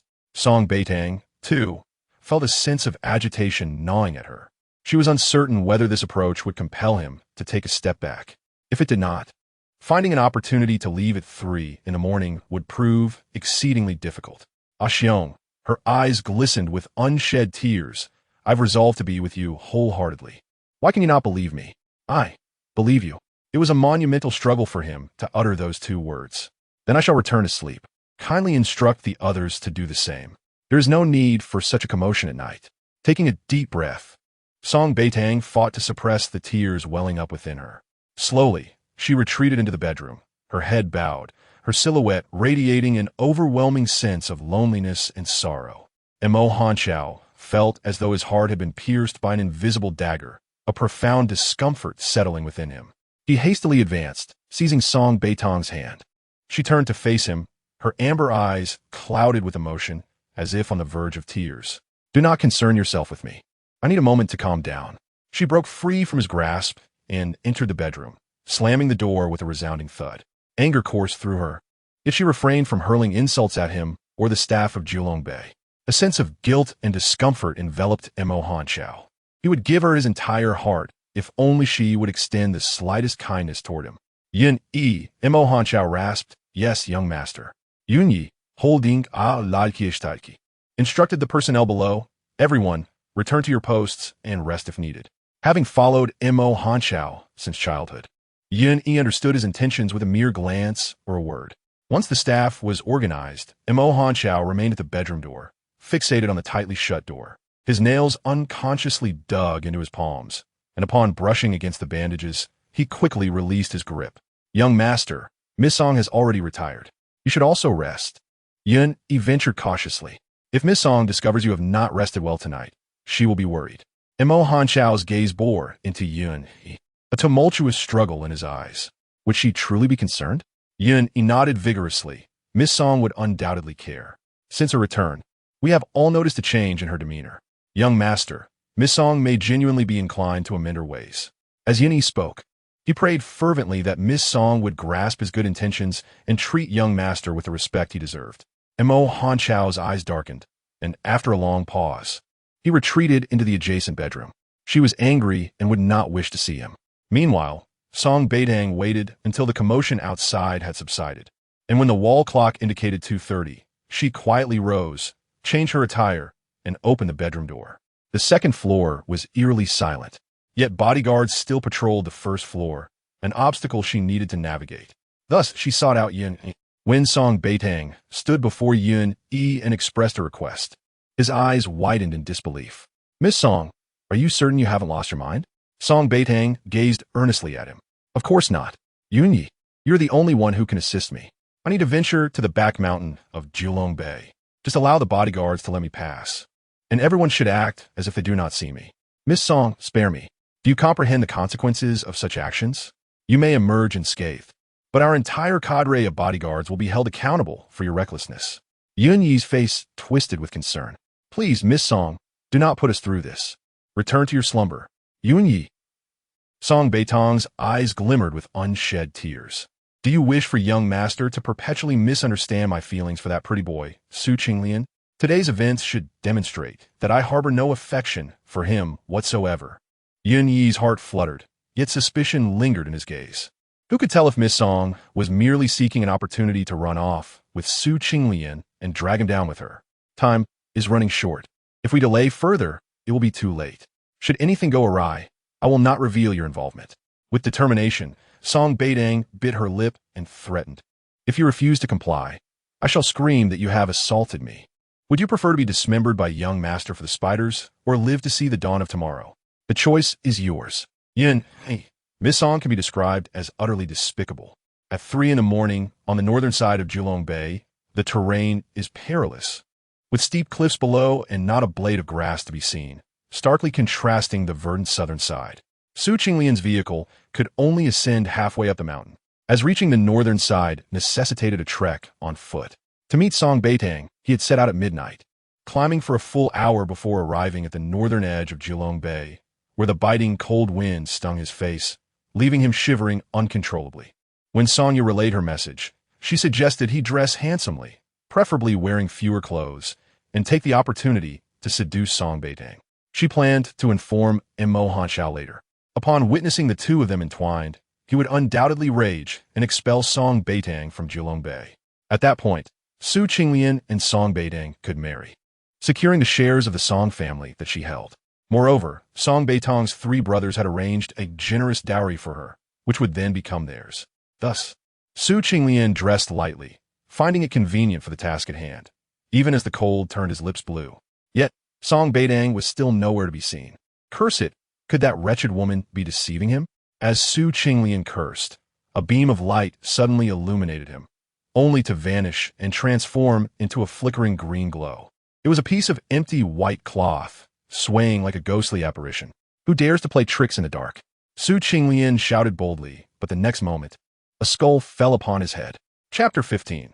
She had been sleeping in her bedroom all along. Su Qinglian's greatest fear in life was ghosts. Upon seeing the ghostly lights, his heart sank, yet the thought of possibly being with Song Beitang emboldened him to shout. Who would have thought that, in doing so, a skull would come crashing down upon him?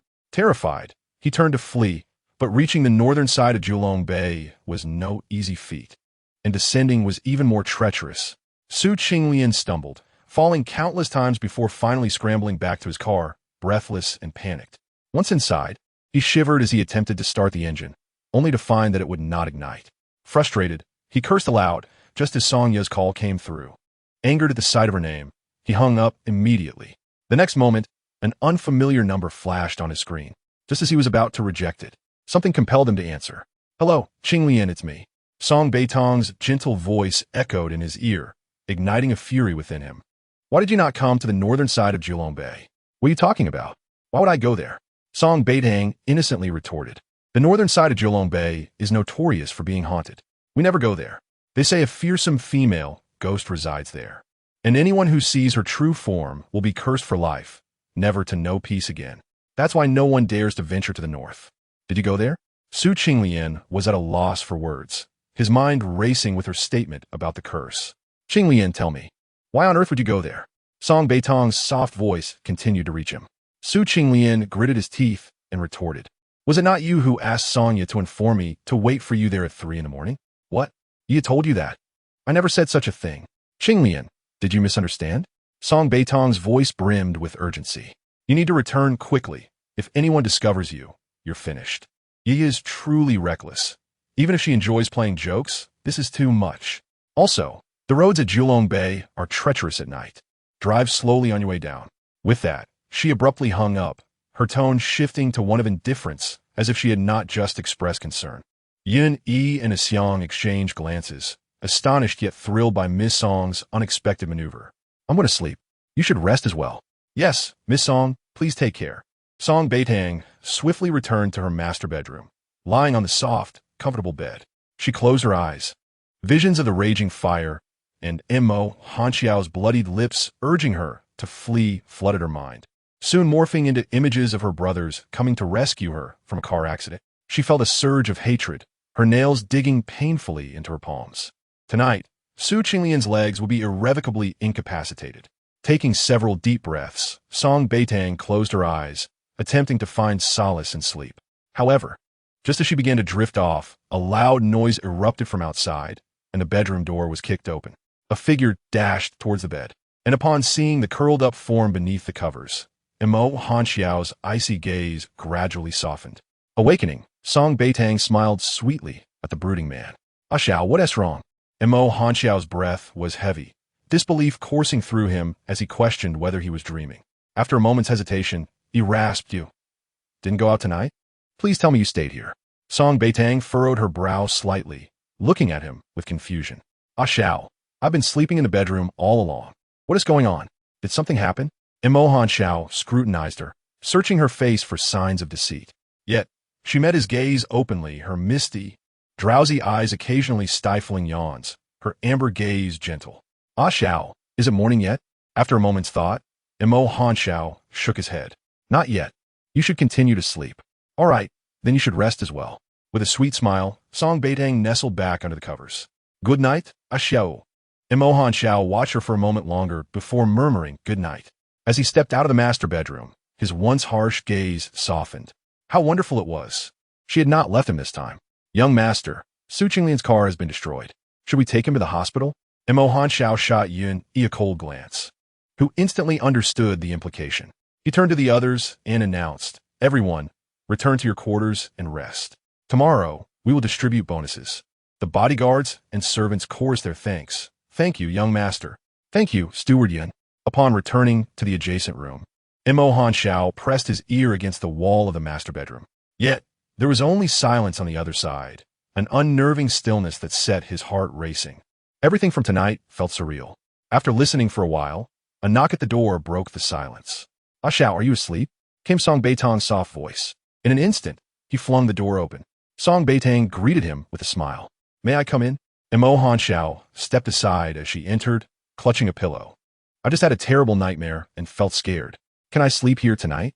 Imo Hanxiao's body stiffened in disbelief, a wave of indescribable joy bubbling within him, only to be swiftly subdued. Of course, he hurried to the bed, pulling back the covers and shifting the pillow to the other side. Song Beitang placed her pillow on the bed and quickly lay down to sleep, her hands resting on her abdomen, her body straight, an archetypal position of a well-behaved child. "I shall sleep now," she declared. "All right." With that, Song Beitang peacefully closed her eyes, enveloped by the scent of Imo Hanxiao, a fragrance that afforded her an unprecedented sense of security. Imo Hanxiao stepped closer, greedily gazing at her petite face, which was extraordinarily exquisite. Her skin was fair and translucent, her features strikingly delicate, particularly her enchanting peach blossom eyes that could evoke warmth and heartbreak, whether she smiled or wept. From a young age, he had known that his little girl would grow into an astonishing beauty. As dawn broke, Imo Hanxiao remained wide awake, while Song Beitang slept soundly, not stirring at all, clearly feeling utterly at ease with him. Early in the morning, Yun quietly arrived to report, softly knocking thrice on the door, waiting until Imo Hanxiao emerged before cautiously speaking. "Master, Su Qinglian's leg was broken last night." Imo Hanxiao responded with a stoicism, instructing, "Do not let her know." "Understood." Yun cast a curious glance at the adjacent bedroom and lowered his voice to relay the events of the previous night. It turned out that after Su Qinglian fled the northern part of Jiulong Bay, her vehicle sped recklessly down the mountain, ultimately crashing over the guardrail. The moment the incident occurred, news reached Jiulong Bay. Moreover, Imo Hanxiao received an unexpected message from Sonya, informing him that Song Beitang had arranged to meet Su Qinglian at 3 that night, planning to elope without his knowledge. In a state of alarm, Imo Hanxiao rushed to the master bedroom, his heart racing and body trembling as if plunged into icy waters. However, upon seeing the curled-up figure on the large bed, all his fears dissipated. Soon after, he heard reports from below that Su Qinglian had been in a car accident on her way back. Inquiring whether he wished to report it to the authorities, Imo Hanxiao would never offer assistance. Merely refraining from taking advantage of the situation was generous enough. Consequently, after Su Qinglian lost consciousness and failed to answer Sonya's numerous calls, she realized something was amiss and hurried to the scene, eventually discovering Su Qinglian in a coma and transporting her to the hospital. Unfortunately, due to the prolonged entrapment of her legs under the steering wheel. They could not be saved. After hearing Yun Yi's report, Mo Hanchao's handsome and resolute brow furrowed tightly. If this troublesome girl learned that the pretty boy had broken his leg, she would undoubtedly demand to leave. Yun Yi, issue an order that no one is permitted to show the young lady today as newspapers or any news. Yes, master. Master, if Sonya comes, should we allow her to see Miss Song? Send her away. Understood, master.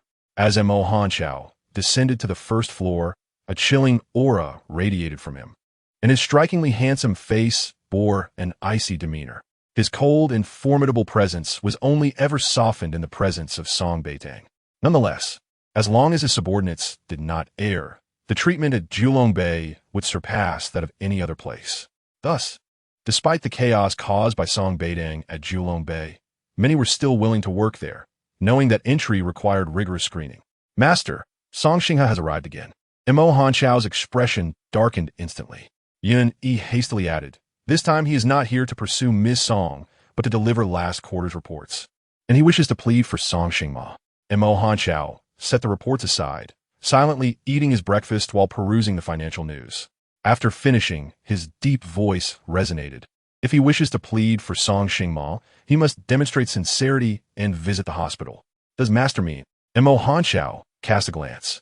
And Yun immediately nodded respectfully, acknowledging, understood, master. In the reception room, Song Xinghe anxiously awaited Yun Yi's return. Upon seeing him, he hurried forward. Housekeeper Yun, how is my sister? Miss Song is well. Yun Yi replied impatiently. Master said that if you wish to plead for Song Xingma, you must show sincerity by visiting the hospital and verifying whether Su Qinglian's leg is truly broken. Song Xinghe gasped. If Su Qinglian's leg is broken, I trust you know what to do.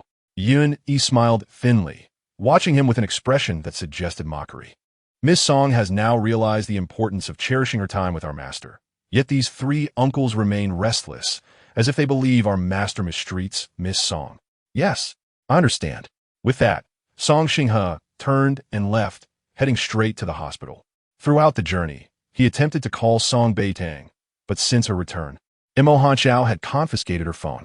The news of Su Qinglian's accident reached the Song family instantly, and early in the morning, Sonya arrived in tears, insisting that if Song Beitang learned of Su Qinglian's broken leg, she would be heartbroken, possibly even contemplating suicide, given her deep affection for him. This prompted Song Xinghe to anxiously visit Julongbei to see his sister, only to find that Mo Hanchao still did not permit them to see her. However, this time, Mo Hanchao's attitude seemed to have softened, which was a promising sign. At the First People's Hospital of Beitang, on the 8th floor of the inpatient department, Su Qinglian had just completed surgery.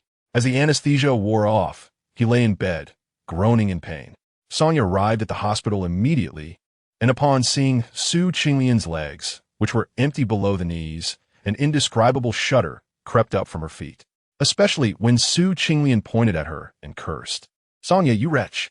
Song Beitang never arranged to meet me at the northern part of Julongbei.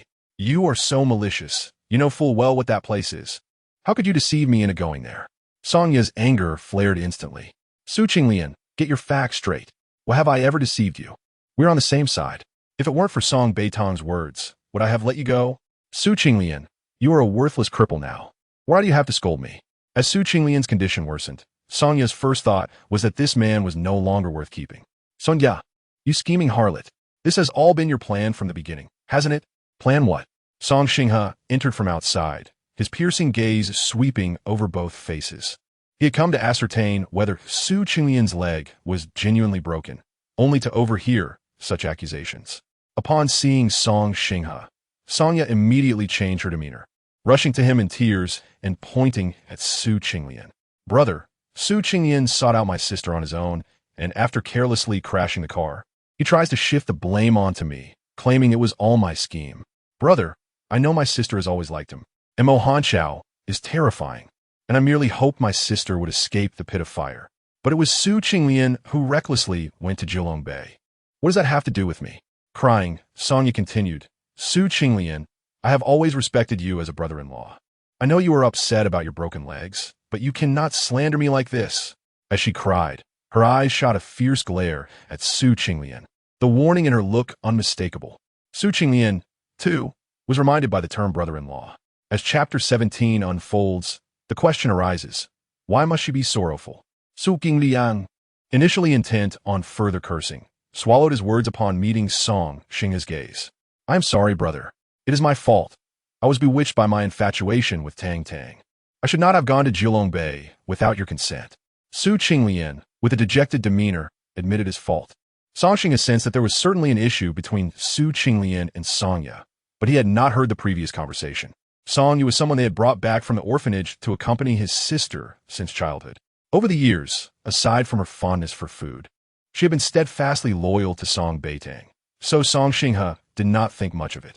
Since his leg was broken, he should focus on recuperating in a hospital. Thankfully, it was just a broken leg. If it had been his life at stake, he would have to face the consequences. After saying this, Song Xinghe turned to leave. Yeah, would you like to accompany me to Jilongbei? Songya initially intended to follow, but was warned off by Su Qinglian's glance. She still had words to exchange with him, so she declined Song Xinghe's invitation. Brother, I will stay here to take care of Su Qinglian.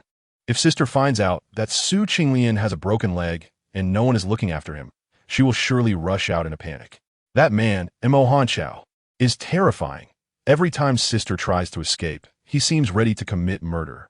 I worry for her, so I want to go. Listening to Songya, Song Xinghe's gaze softened a bit.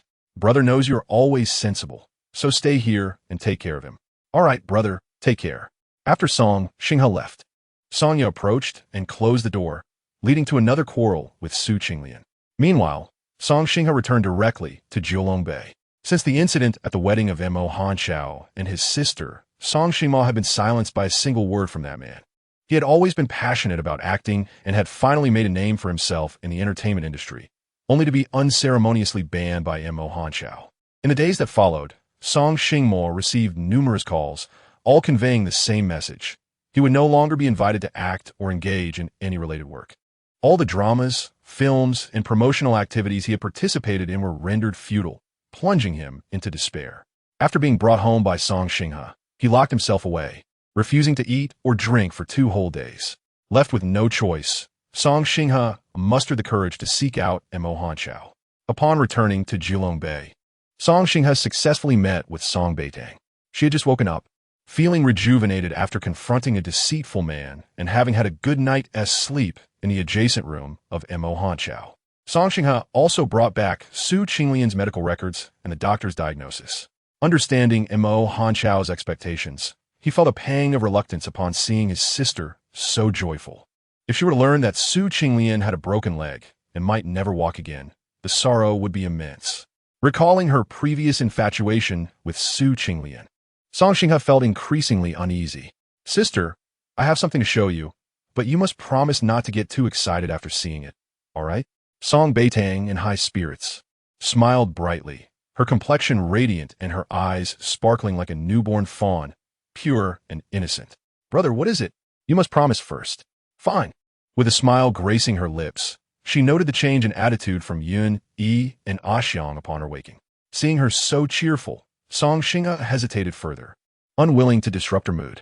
After a moment of internal conflict, he finally revealed the item he had brought from the hospital. Sister, you must steady your emotions and not be disheartened. Curious, Song Beitang picked up the item from the coffee table. After examining it for a moment, she chuckled. I thought it would be something serious. It's just this. Song Xinghe stared at her in astonishment. Sister, are you truly all right? Song Beitang's eyes sparkled with mirth. Of course. Why would I be upset? You're not distressed? Why should I be? She replied, puzzled. Su Qinglian merely has a broken leg, not a death sentence. Why would I mourn? In my past life, I had both legs broken and ultimately perished in a fire. Now, Su Qinglian's injury is nothing. I won't allow him and Songya to escape so easily. They must experience the hardships I once endured. Song Xinghe gazed at his sister in shock, sensing a change in her since her return, though he could not pinpoint what was different. Brother, I'm not concerned about Su Qinglian at present. My focus lies with third brother. Song Beitang recalled how, after her own disastrous wedding escape, third brother's acting career had been obliterated by Mo Hanchao. Song Xinghe had sought Mo Hanchao's assistance in the past, but to no avail. The timing of his visit now mirrored that of her previous life, leading her to believe that while she had returned, third brother's misfortune at the hands of Mo Hanqiao would likely repeat itself. Upon mentioning Song Xingma, Song Xingha's expression turned grim. Third brother has been banned by Mo Hanqiao and has locked himself away for 2 days without food or drink. I was genuinely worried, which is why I came to plead with Mo Hanqiao. Song Beitang understood. I see, brother. I will go find Asia. Sister, don't go. He might be fierce with you. No, brother.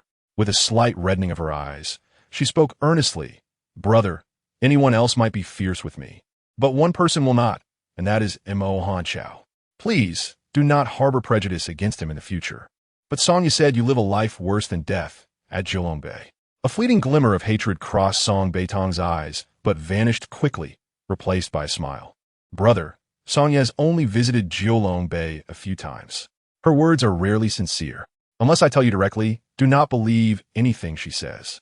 Brother, promise me. All right? All right. Song Xingha never refused his sister's requests. With a faint smile, Song Beitang said, then I will go find Mo Hanqiao. Unbeknownst to her, in the study on the 3rd floor, the man behind the desk swiftly turned off the monitor, having overheard the conversation between Song Beitang and Song Xingha. How much of that mischievous girl's words were truth, and how much was deception? Knock, knock, knock. The door was rapped upon, followed by Song Beitang's soft voice. Asia, may I come in? Enter. She opened the door, carrying a cup of coffee, and approached Mo Hanqiao, unable to resist reaching out to touch his strikingly handsome face. Asia, you are truly so handsome.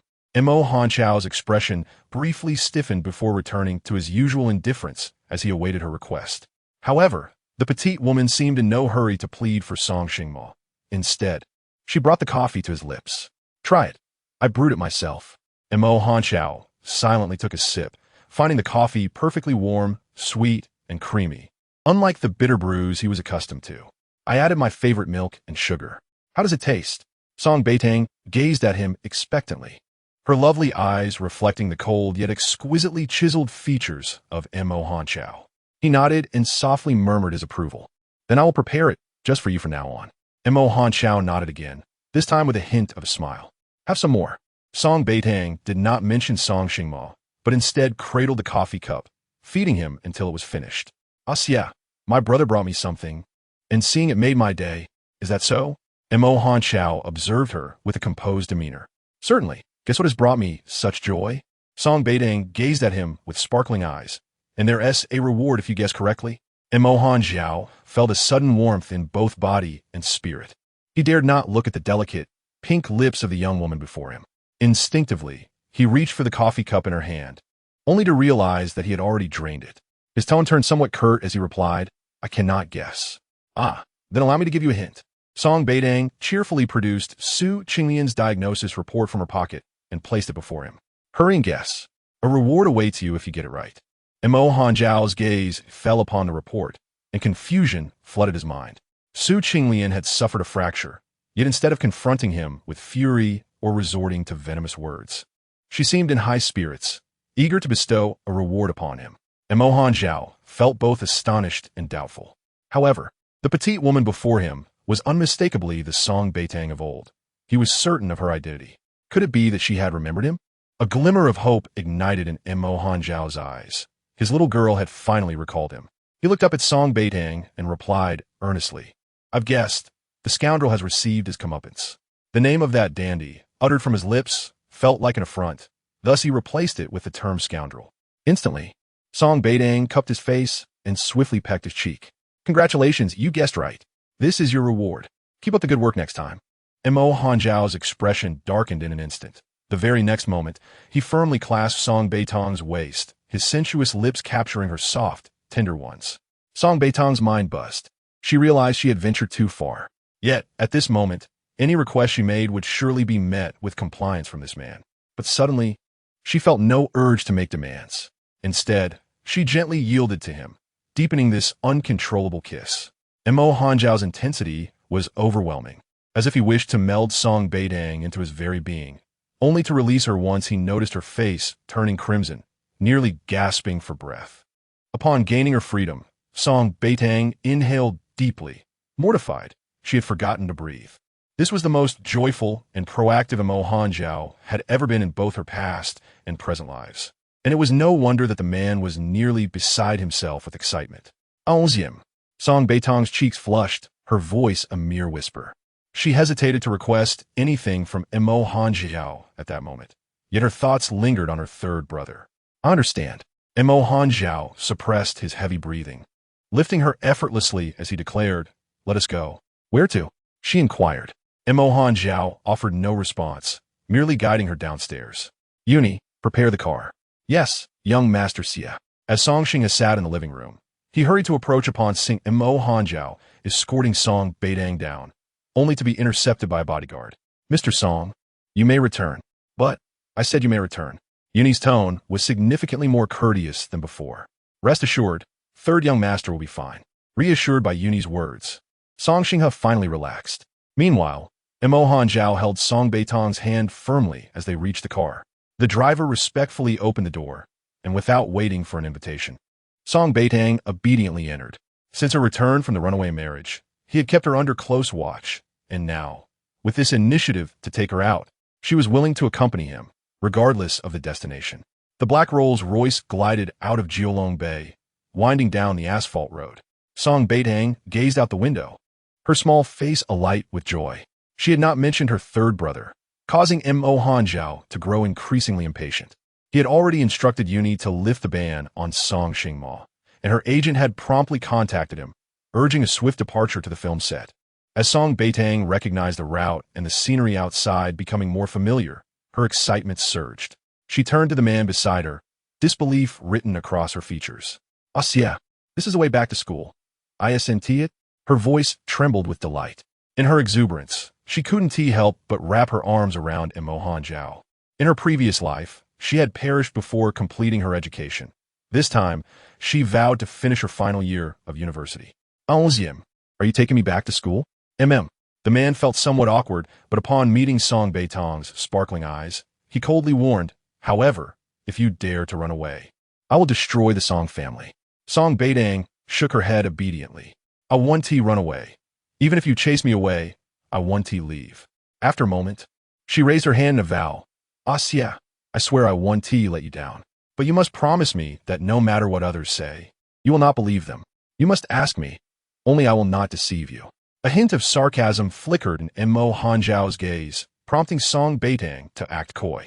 "All right, I know I've deceived you the most in the past, but you are my Xie. If you don't trust me, how can we be together in the future? Trust is paramount between lovers, isn't it?" "Onzium, Onzium, Onzium." Song Beitang clung to Mo Hanjiao's arm, her sweet voice causing goosebumps to rise on Yuni and the driver. When Miss Song goes mad, it surely becomes a matter of life and death, especially for their young Master Xie. Chapter 19. Willing to give her a chance, observing Song Beitang's evident happiness, Mo Hanjiao forced himself to suppress his possessive and controlling urges. She had changed so much. He should grant her a chance to earn his trust. If she attempted to flee again, he would never, under any circumstances, allow her to leave Jiulong Bay even a single step. When they were 300 meters from the school entrance, Song Beitang requested to stop. She did not wish for her classmates to see her alighting from a luxury car. The displeasure was evident on Mo Hanjiao's face, yet Song Beitang pecked his cheek again. "Xie, will you wait for me here? I'll quickly gather my belongings and return to Jiulong Bay with you. From now on, let Uncle Li drive me to school every day." Upon hearing this, Uncle Li instinctively wanted to decline, but Yuni shot him a warning glance, prompting Uncle Li to remain silent and await young master's command. Song Beitang, disheartened by the lack of a desired response, lamented, "Have I asked for too much? I'm sorry. I'll just take the bus to school from now on." Finally, Mo Hanjiao spoke up. "Uncle Li, Miss Song, I will handle your pickups and drop-offs. Why take the bus? There is no bus route to Jiulong Bay." Uncle Li reassured her, "Rest assured, Miss Song, I will fulfill my duty impeccably." Song Beitang's previously crestfallen face brightened instantly. "Then, Xie, I'll go now, and please wait for us in the car." Mo Hanjiao silently exited the car and opened the door for her. Song Beitang couldn't resist rising on her toes to peck his cheek once more. "I'll be back very soon." With that, she turned and left. Mo Hanjiao stood rooted, his obsidian eyes fixed intently on her departing figure, unease swelling within him. Allowing Song Beitang to return to school posed too great a risk. As time passed, His grip tightened into a fist, veins bulging ominously on the back of his hand. Yuni stood nearby, anxiously praying for Miss Song's swift return. At last, unable to endure the wait any longer, Mo Hanjiao set out to find her. The 3 words he uttered were imbued with an icy chill. Yes, young master. Yun hurriedly made a phone call, while Mo Hanjiao strode confidently towards the school. Song Beitang was well aware of where she resided, but upon arriving at the dormitory building, they encountered her struggling down the stairs with a large suitcase. The moment she spotted Mo Hanjiao at the foot of the dormitory, a radiant smile lit up her face. "Ah Xiao, are you here to pick me up? Oh, I told you I could return by myself. Why are you still the same as before, unwilling to let me pull my own suitcase?" Deliberately overlooking the man's dark, brooding expression, she knew that if she didn't show up soon, he would become frantic. She stepped forward, offering the suitcase to Mo Hanjiao. "Since you are so eager to carry it, I'll leave it to you. Miss Song I can manage." In the next moment, a chilling gaze fell upon Yuni, causing him to shiver and quickly retreat to the side. Mo Hanjiao silently took hold of Song Beitang's suitcase, turning back towards the path they had come from. "Ah Xiao, slow down, I can't keep up." Song Beitang jogged to catch up with him, reaching for his other hand. In her past life, she had feared others discovering her relationship with Mo Hanjiao. Initially, his possessiveness had not been as intense, and he would often visit her at school. Yet she was reluctant to meet him, and even more so to let others know of their connection. Many times, upon learning of his arrival, she either hid in the women's restroom or resorted to extreme measures to force him to leave. Consequently, she had never had the chance to stroll around campus with him like an ordinary couple. How she wished he weren't in a suit today. From time to time, she stole glances at Mo Hanjiao, surrounded by envious and jealous gazes from onlookers. Yet, Mo Hanjiao seemed oblivious, solely focused on pulling her suitcase with purposeful strides. Along the way, some attempted to capture his image with their phones, but a single icy glare from him sent them scurrying away. Thus, they walked through the school under the watchful eyes of many, eventually returning to the car. Song Beitang maintained her demure demeanor, sitting upright in the car with her hands resting on her knees, resembling a well-behaved first grader. Once Mo Hanjiao placed the suitcase inside, he joined her in the vehicle. From a school to the car, her suitcase had not passed through anyone else's hands. "Drive back to Jilongbei." "Wait, Ah Xiao. Can I make a quick stop at home?" Song Beitang grasped his large hand. Her own was small, pale, delicate, and soft, creating a stark contrast against his. "Ah Xiao, please come home with me." Mo Hanjiao recalled the words exchanged between Song Beitang and Song Xinghe in Jilongbei and ultimately consented. "Drive to the Song residence." "Yes, young Master Xiao." Song Beitang beamed with a sweet smile. "Ah Xiao, thank you, you're so kind to me." "Reward." His expression remained impassive, his words devoid of warmth. Song Beitang paused momentarily, then chuckled softly, leaning in to plant a gentle kiss on his cheek. Just before he could lean in closer, she covered her lips with her hand, mindful of their surroundings. Then, the partition in the car discreetly descended. Song Beitang. Mo Hanjiao's eyes darkened, capturing her gaze. She did not resist his kiss, yet their shared experiences had rendered her inexperienced, often forgetting to breathe amidst their closeness. Embarrassment washed over her as she hurriedly covered his eyes, forbidding him to look. A flicker of unrecognized tenderness crossed his gaze before he obediently shut his eyes. The Rolls-Royce soon halted before the Song family villa. Upon returning, Song Beitang had 2 intentions: to visit her 3rd brother and to evict Songye. In her previous life, before her demise, Songye had whispered a haunting revelation in her ear. "Song Beitang, do you think your 3rd brother contracted HIV for no reason? He did so for you, to accompany that old woman because he didn't like me. If he had been willing to be with me, I would never have let him find someone with HIV." After saying that, Songye had straightened up, a smug smile plastered on her face. Shocked and furious, Song Beitang could not harbor hatred, for in the next moment, she was cast into the flames by Su Qinglian. Chapter 20. He is different from his brothers as a Rolls-Royce parked at the Song family's gate, and Mo Hanjiao's demeanor turned icy once more, fixating his gaze on Song Beitang. Unwilling to let her go meet her 3 brothers. Sensing his discomfort, she embraced him, having grown adept at comforting him without feeling awkward. It was strange. Despite having returned from her wedding escape just a day prior, everything felt strikingly familiar, as if she had been doing it for a century. "Ah Xiao, will you wait for me here? I promise to return with a reward." She coaxed him like a child with the promise of a treat. Yun Yi and Uncle Lee exchanged glances, finding her behavior quite juvenile. Yet the next moment, their young master Xiao displayed even greater childishness. Double. His tone remained cold and unyielding, yet Song Beitang discerned a mix of anticipation and anxiety in his voice. All right, double it. She hugged him once more, resting her cheek on his chest, inhaling his pleasant scent before stepping out of the car. Xiao, wait for me. He said nothing, merely watching her with an increasingly ominous gaze as she turned away.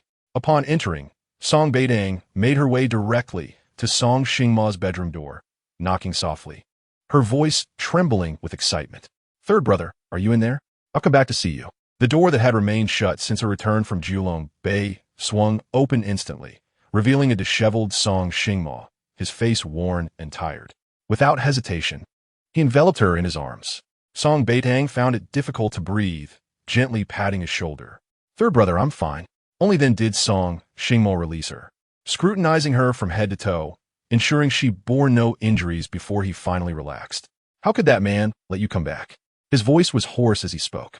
Song Beitang tiptoed to peek into his room, but he swiftly closed the door, enclosing himself within, filled with the acrid scent of smoke from his excessive smoking. Realizing the unpleasant odor, Song Xingma hurriedly retreated into the bedroom. Wait here for a moment, Tang Tang. Okay. Song Beitang descended the stairs, heading to the kitchen to prepare something for her brother. At this hour, the maids and chefs were absent. She opened the refrigerator and retrieved noodles, vegetables, and eggs. As she waited for the water to boil, she washed and chopped the vegetables. Once the water was ready, she added the noodles and began sautéing the vegetables and preparing the sauce in another pan. After some contemplation, she pulled out a piece of beef, carefully slicing it and cooking it with great care.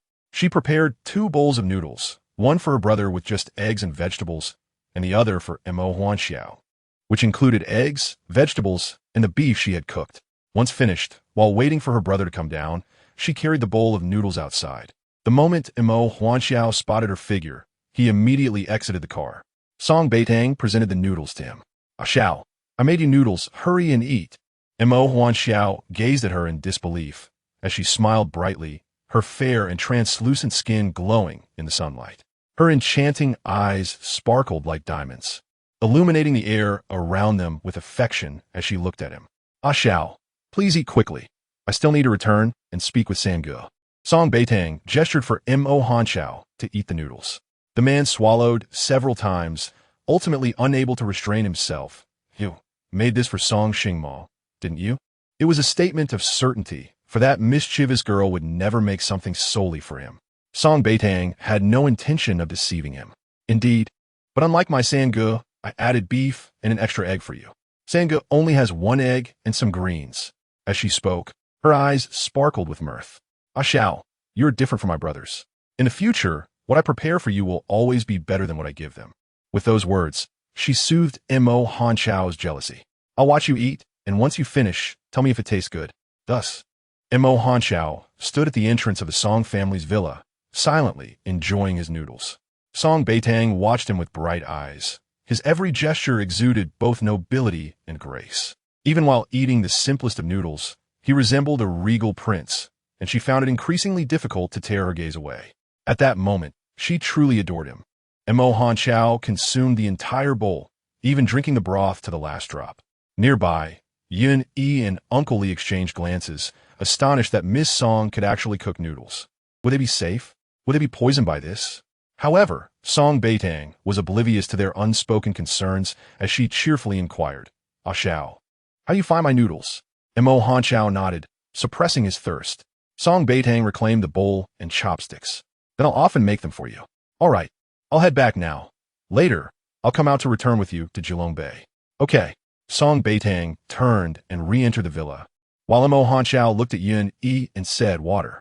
Yun Yi quickly fetched him a bottle, saying, next time, I will subtly prevent Miss Song from cooking. I was wrong, young master. Yun Yi hastily retreated, well aware that even if Miss Song's cooking were poisoned, Mo Huanxiao would consume it as if it were chocolate.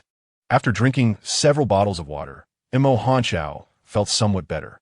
Meanwhile, upon returning to the villa, Song Xingma had already composed himself and came down. She hurriedly presented another bowl of noodles to him. Sango, I made you a bowl of noodles. Come eat. Song Xingma looked at his sister in surprise, then felt a pang of concern. The kitchen was filled with smoke. Such tasks should be handled by him in the future. It's all right. Song Beitang handed him the chopsticks. Quickly, taste it. Taking the chopsticks, Song Xingma sampled the noodles, and his expression turned peculiar. Well, is it delicious? Song Beitang asked eagerly, having just witnessed Mo Hanchao's satisfaction.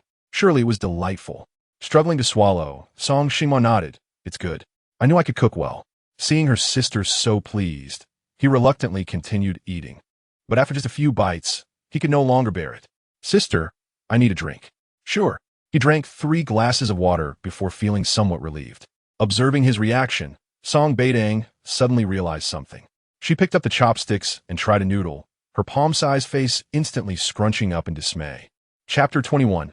Musher almost met his end at his feet. Song Beitang set down her chopsticks and looked at Song Xingma with seriousness.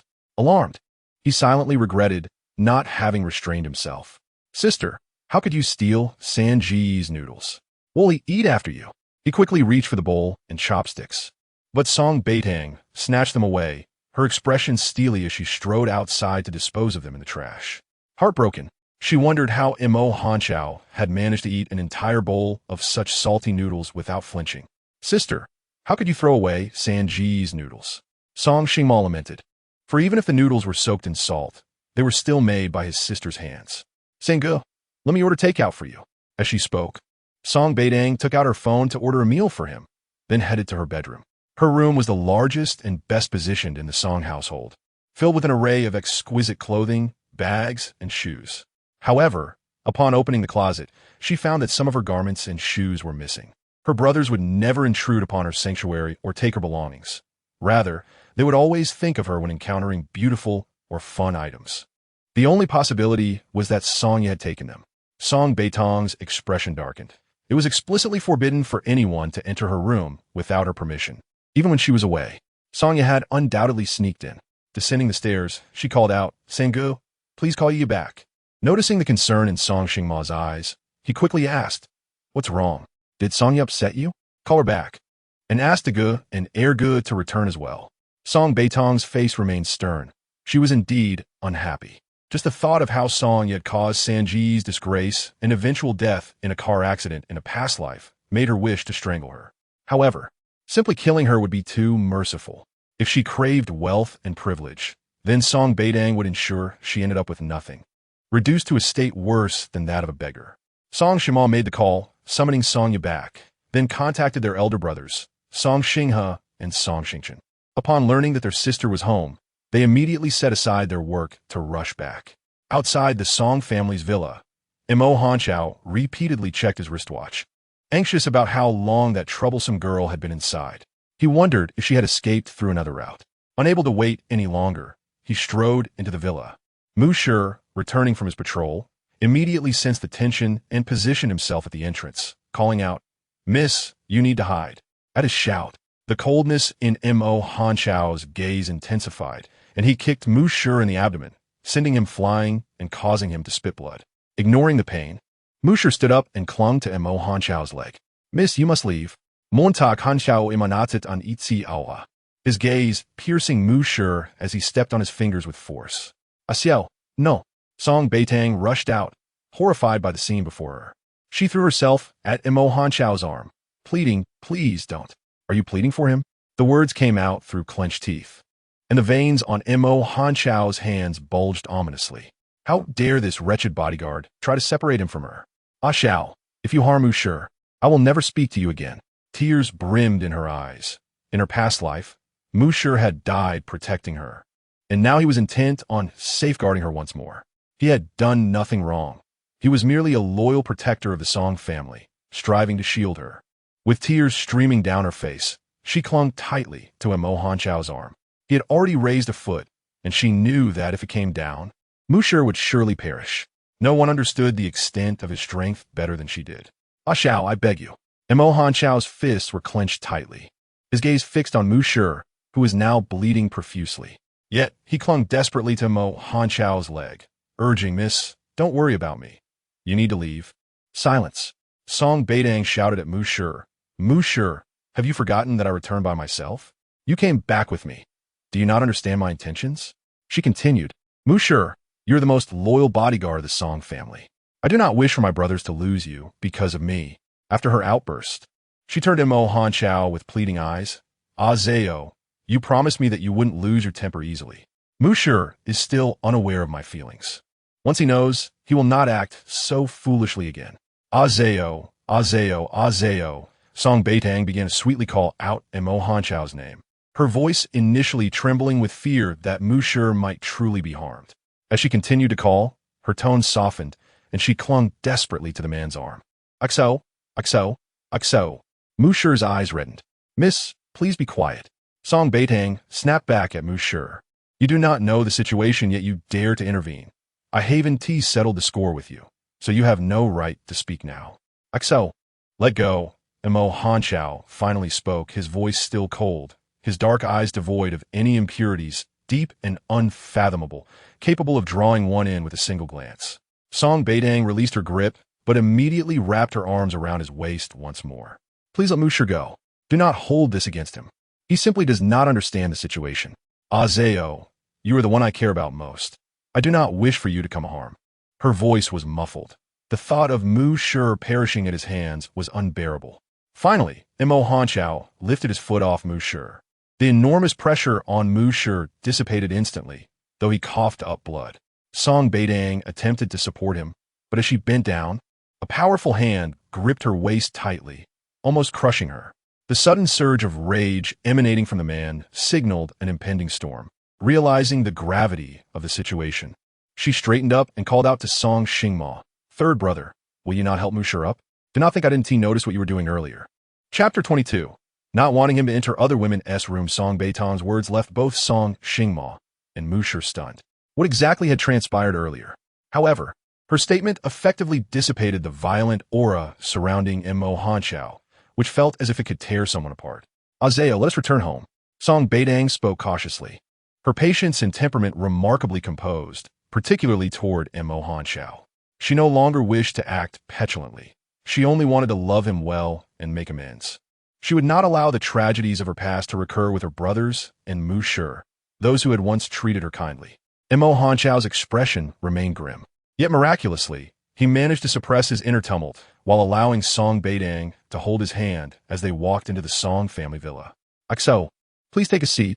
I will fetch you some water. Mo Hanchao obediently sat on the sofa, his dark eyes fixated on Song Beitang's moving figure. This was his first visit to the Song residence. Previously, Song Beitang had never allowed him to step inside, as she had detested him. Reflecting on the past, a tinge of sadness and solitude flickered in his eyes. He knew that all her actions were to plead for Monsieur and the Song family. Yet if she showed him even a modicum of kindness, he would be unable to refuse any of her requests. Song Beitang quickly poured a glass of water and placed it in front of Mo Hanchao. He gazed at the red, delicate cup, disbelief washing over him. It was evident that this cup belonged to Song Beitang. Azeo, drink some water, she urged gently. You must be parched. Mo Hanchao, meeting her gaze, replied in a low, husky voice, not really. Big sister. A voice called from outside, followed by the exclamations of Song Xinghe and Song Xingchen. Sister, sister. Upon seeing so many people rushing to Song Beitang, Mo Hanchao immediately stood and pulled her behind him. Song Beitang hurriedly clutched his arm. Azeo. Mo Hanchao glared at Song Xinghe and Song Xingchen, knowing that none of the Song brothers were to be trusted. Azeo, they are my brothers. They're also your brothers. Song Beitang gently interjected, elder brother, second brother. Sister. Upon seeing Song Beitang holding onto Mo Hanchao, Songya felt a surge of jealousy. Yet she forced herself to conceal her emotions. Sister, are you? Well? Song Xingchen asked worriedly. Since the wedding incident, he and Song Xingma had been confined at Jiulong Bay. Although they were released later, they had not seen their sister even once. I am well. You need not worry about me. Song Beitang motioned for Mo Hanchao to sit down. Elder brother, second brother, third brother, I called you here to discuss something. Her three brothers replied in unison, Sister, please speak. Without sparing a glance at Songya, Song Beitang stated, Many of my clothes, shoes, and bags have gone missing. I would like to ask if any of you took them. How could that be? We have never entered your room. As for the gifts we prepared for you, we intended to give them to you when you returned, so you could take them to your dressing room. Song Xinghe frowned. The brothers were extremely protective of their sister's privacy and would never enter her room without permission. They had established strict rules that no one could enter her room in her absence, not even the servants unless one of the brothers was present to supervise. Upon hearing that their sister's belongings had disappeared, their first thought was who had the audacity to trespass, and their second was that the thief must be severely punished and expelled from the Song family. Song Beitang's gaze fell on Sonya. "I wish to check your room." Sonya instantly panicked, hurriedly saying, "My room is a mess. Let me tidy it up first." With that, she rushed toward her bedroom. The moment Song Beitang mentioned her missing clothes, shoes, and bags, Sonya realized the gravity of the situation. Her reaction only heightened the suspicion in everyone's eyes. Song Beitang stood up, advancing to seize Sonya's arm. "When we were young, we often visited each other's rooms, no matter how messy they were. It was nothing to be concerned about. Brothers, you should join us too." As soon as she finished speaking, Imo Hanchao's expression darkened. The fact that she only invited her brothers and not him made him feel excluded. The sudden chill in the air caught Song Beitang off guard, prompting her to quickly turn and smile at Imo Hanchao. "Ah Zao, please wait for me here. I do not wish for you to enter other women's rooms, nor do I want you to step foot inside." Imo Hanchao felt a warmth spread through him.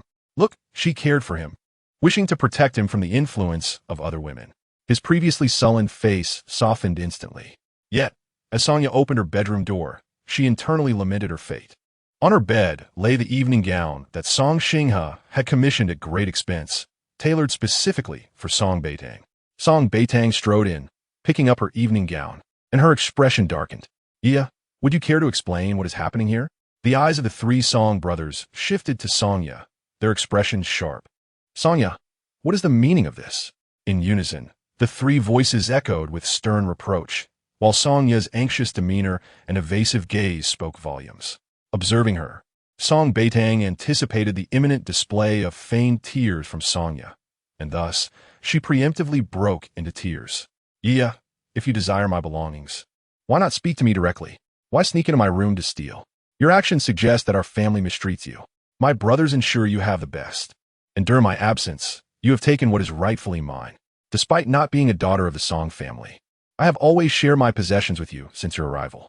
Yet, how could you steal the gifts meant for me? You have even torn my evening gown. How will I wear it now? What will others think of my brothers when they see me dressed in a tattered gown? They will say my brothers feign affection for their sister while gifting me rags, and I will be the subject of ridicule."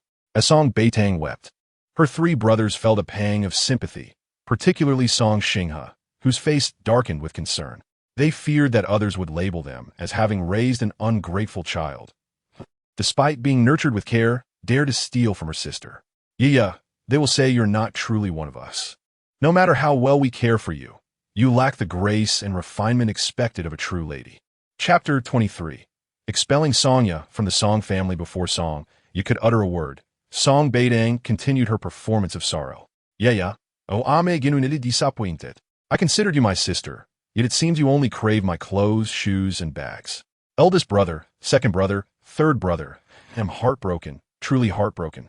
This evoked immediate concern from her brothers, especially Song Xinghe, who had grown closest to her over the years. He moved to grasp Sonya, but she fell to her knees, weeping and pleading. "I'm sorry, sister. I'm sorry, eldest brother, second brother, third brother. I was wrong to take your clothes. I promise I will never do it again. Please, give me another chance." Listening to Sonya address her brothers made Song Beitang feel nauseated. She stammered, "It's not just about the dress. It pains me to see how you have changed. If you believe we treat you poorly and wish to leave the Song family, you may say so directly. There is no need to wound our hearts with such actions." Sonya was taken aback.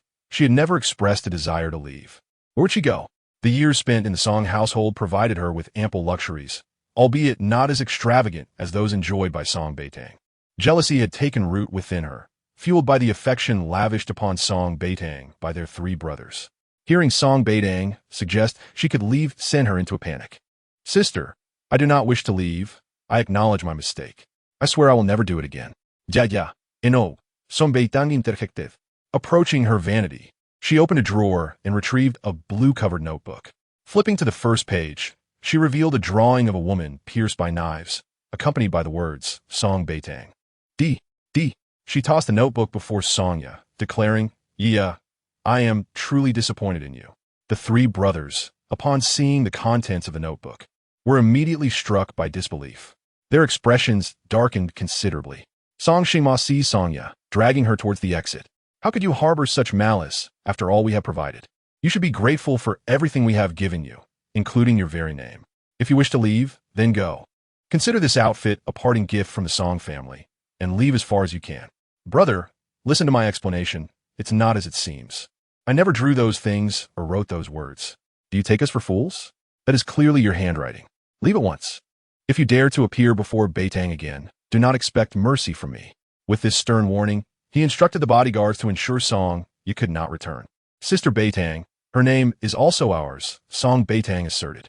"I do not wish for her to carry the Song name." "Very well. I shall have her name expunged from the family records."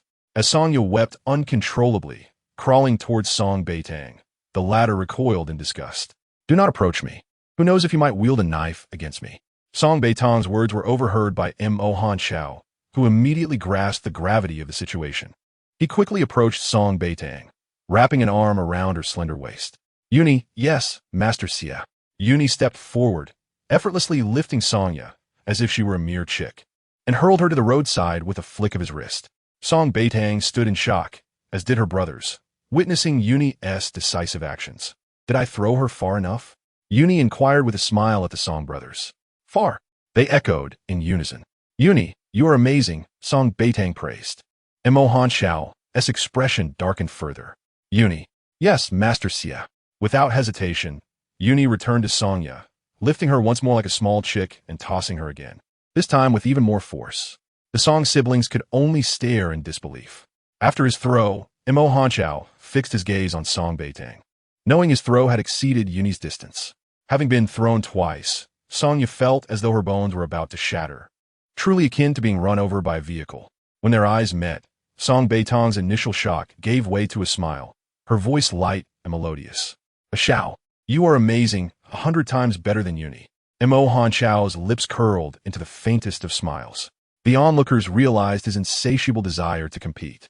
Songya lay on the ground, seething with rage, her teeth clenched. "Song Beitang, you dare expel me from the Song family? Just you wait. I will not let you off easily." A fierce glare of resentment crossed her features, and she seethed at Mo Hanxiao for the humiliation he had inflicted upon her. When Yun discarded Songya, he did so without gloves, yet when it came to Mo Hanxiao, that man disdainfully donned white gloves. After tossing her aside, he promptly removed the gloves and discarded them into a trash bin. Song Beitang effortlessly expelled Songya from the Song family, resolutely refusing to allow her to tarnish the family's reputation any further. She then turned her gaze to Song Xingha. "Elder brother, please issue a public announcement stating that Songya is no longer associated with our family. Her household registration and name will no longer be part of the Song family." Chapter 24. Is touching forbidden? Song Beitang's voice was not soft, and even from a distance, Songya heard her words, causing her mind to spin with alarm. She had merely taken a few pieces of clothing, a few bags, and a couple of pairs of shoes. Was it truly necessary to drive her to such desperation? Struggling to rise, she found herself utterly immobilized by the force with which Yun Yi and Mo Hanxiao had discarded her. Naturally, Song Xingha readily agreed. "Do not worry, sister.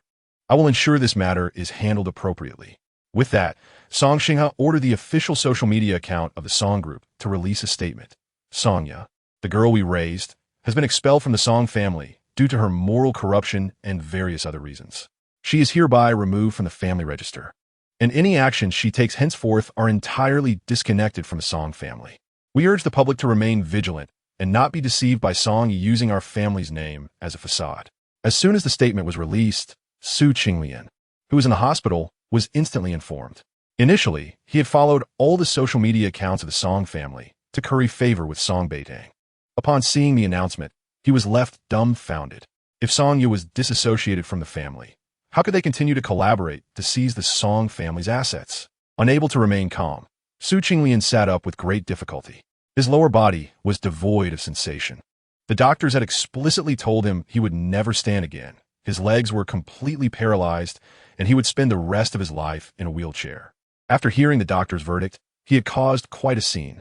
Song Beitang had not come to see him, and when Songya visited, it was only to argue. Now, with Songya expelled from the family, how would he manage his medical expenses? Su Qinglian realized he needed to reach out to Song Beitang, that soft-hearted fool. He retrieved his phone and dialed her number, uncertain if she would answer. Anxiously, he heard the cold, robotic voice on the other end. Sorry, the number you have dialed is switched off. Reluctantly, he called Song Xinghe instead. The call was answered promptly. Hello, Su Qinglian, what is the matter? Upon hearing his elder brother call out Su Qinglian's name, Song Beitang's eyes narrowed. Brother, what has Songya done wrong? Why was she expelled from the Song family? Su Qinglian inquit cd, wondering if her expulsion was due to their secret affair being discovered and whether Song Xinghe was seeking retribution on behalf of Song Beitang. If that were the case, he feared he wouldn't escape unscathed either. However, Song Xinghe's voice soon reached his ears. This is a matter concerning the Song family, which does not pertain to you. Brother, I am merely concerned about Tang Tang's feelings. Songya and Tang Tang have always been the best of friends. If Tang Tang learns that you have banished Songya, she may blame you. Su Qinglian spoke with trepidation. Brother, I haven't seen Tang Tang in ages. Could you arrange for her to meet me? Su Qinglian, I warn you, it would be best if you refrain from meddling in our family matters. Song Xinghe hung up decisively. It was absurd to think he would allow his sister to meet Su Qinglian in front of Mo Huanxiao. If Mo Huanxiao found out, it would certainly not end with just imprisoning Song Xingchen and Song Xingma. Even he would likely be invited to drink tea at Jiulong Bay. Song Xinghe's words and demeanor towards Su Qinglian greatly pleased Song Beitang. She linked her arm with Mo Huanxiao's and bid farewell to her brothers. Elder brother, second brother, third brother, I must return to Jiulong Bay with Ah Xiao. Third brother, please rest well today and get back to work tomorrow. And second brother, the wedding dress you promised me needs to be redesigned. All right? As for you, elder brother, I need not remind you. You will always be our steadfast support. After saying this, Song Beitang smiled and waved goodbye to her three brothers. Back in the car, she leaned contentedly against Mo Huanxiao, intertwining her small hand with his clenched fist, allowing his palm to envelop hers. Ah Xiao, I can return to school now, can't I? With a radiant smile, she gazed at the man before her eyes catching the masculine strength of his jawline and the alluring curve of his Adam's apple.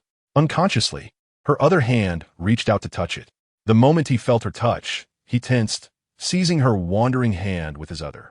His voice, deep and gravelly, carried an unmistakable edge of restrained intensity. What are you doing? Song Beitang blinked innocently. Is touching forbidden? Mo Huanxiao felt a tumult of emotions, a mix of shock and a thrilling excitement coursing through him. The sensation of her fingers brushing against his Adam's apple sent a jolt straight to his heart. He could distinctly hear the rapid thumping of his own heartbeat, growing faster and more frantic, making it difficult for him to maintain his composure.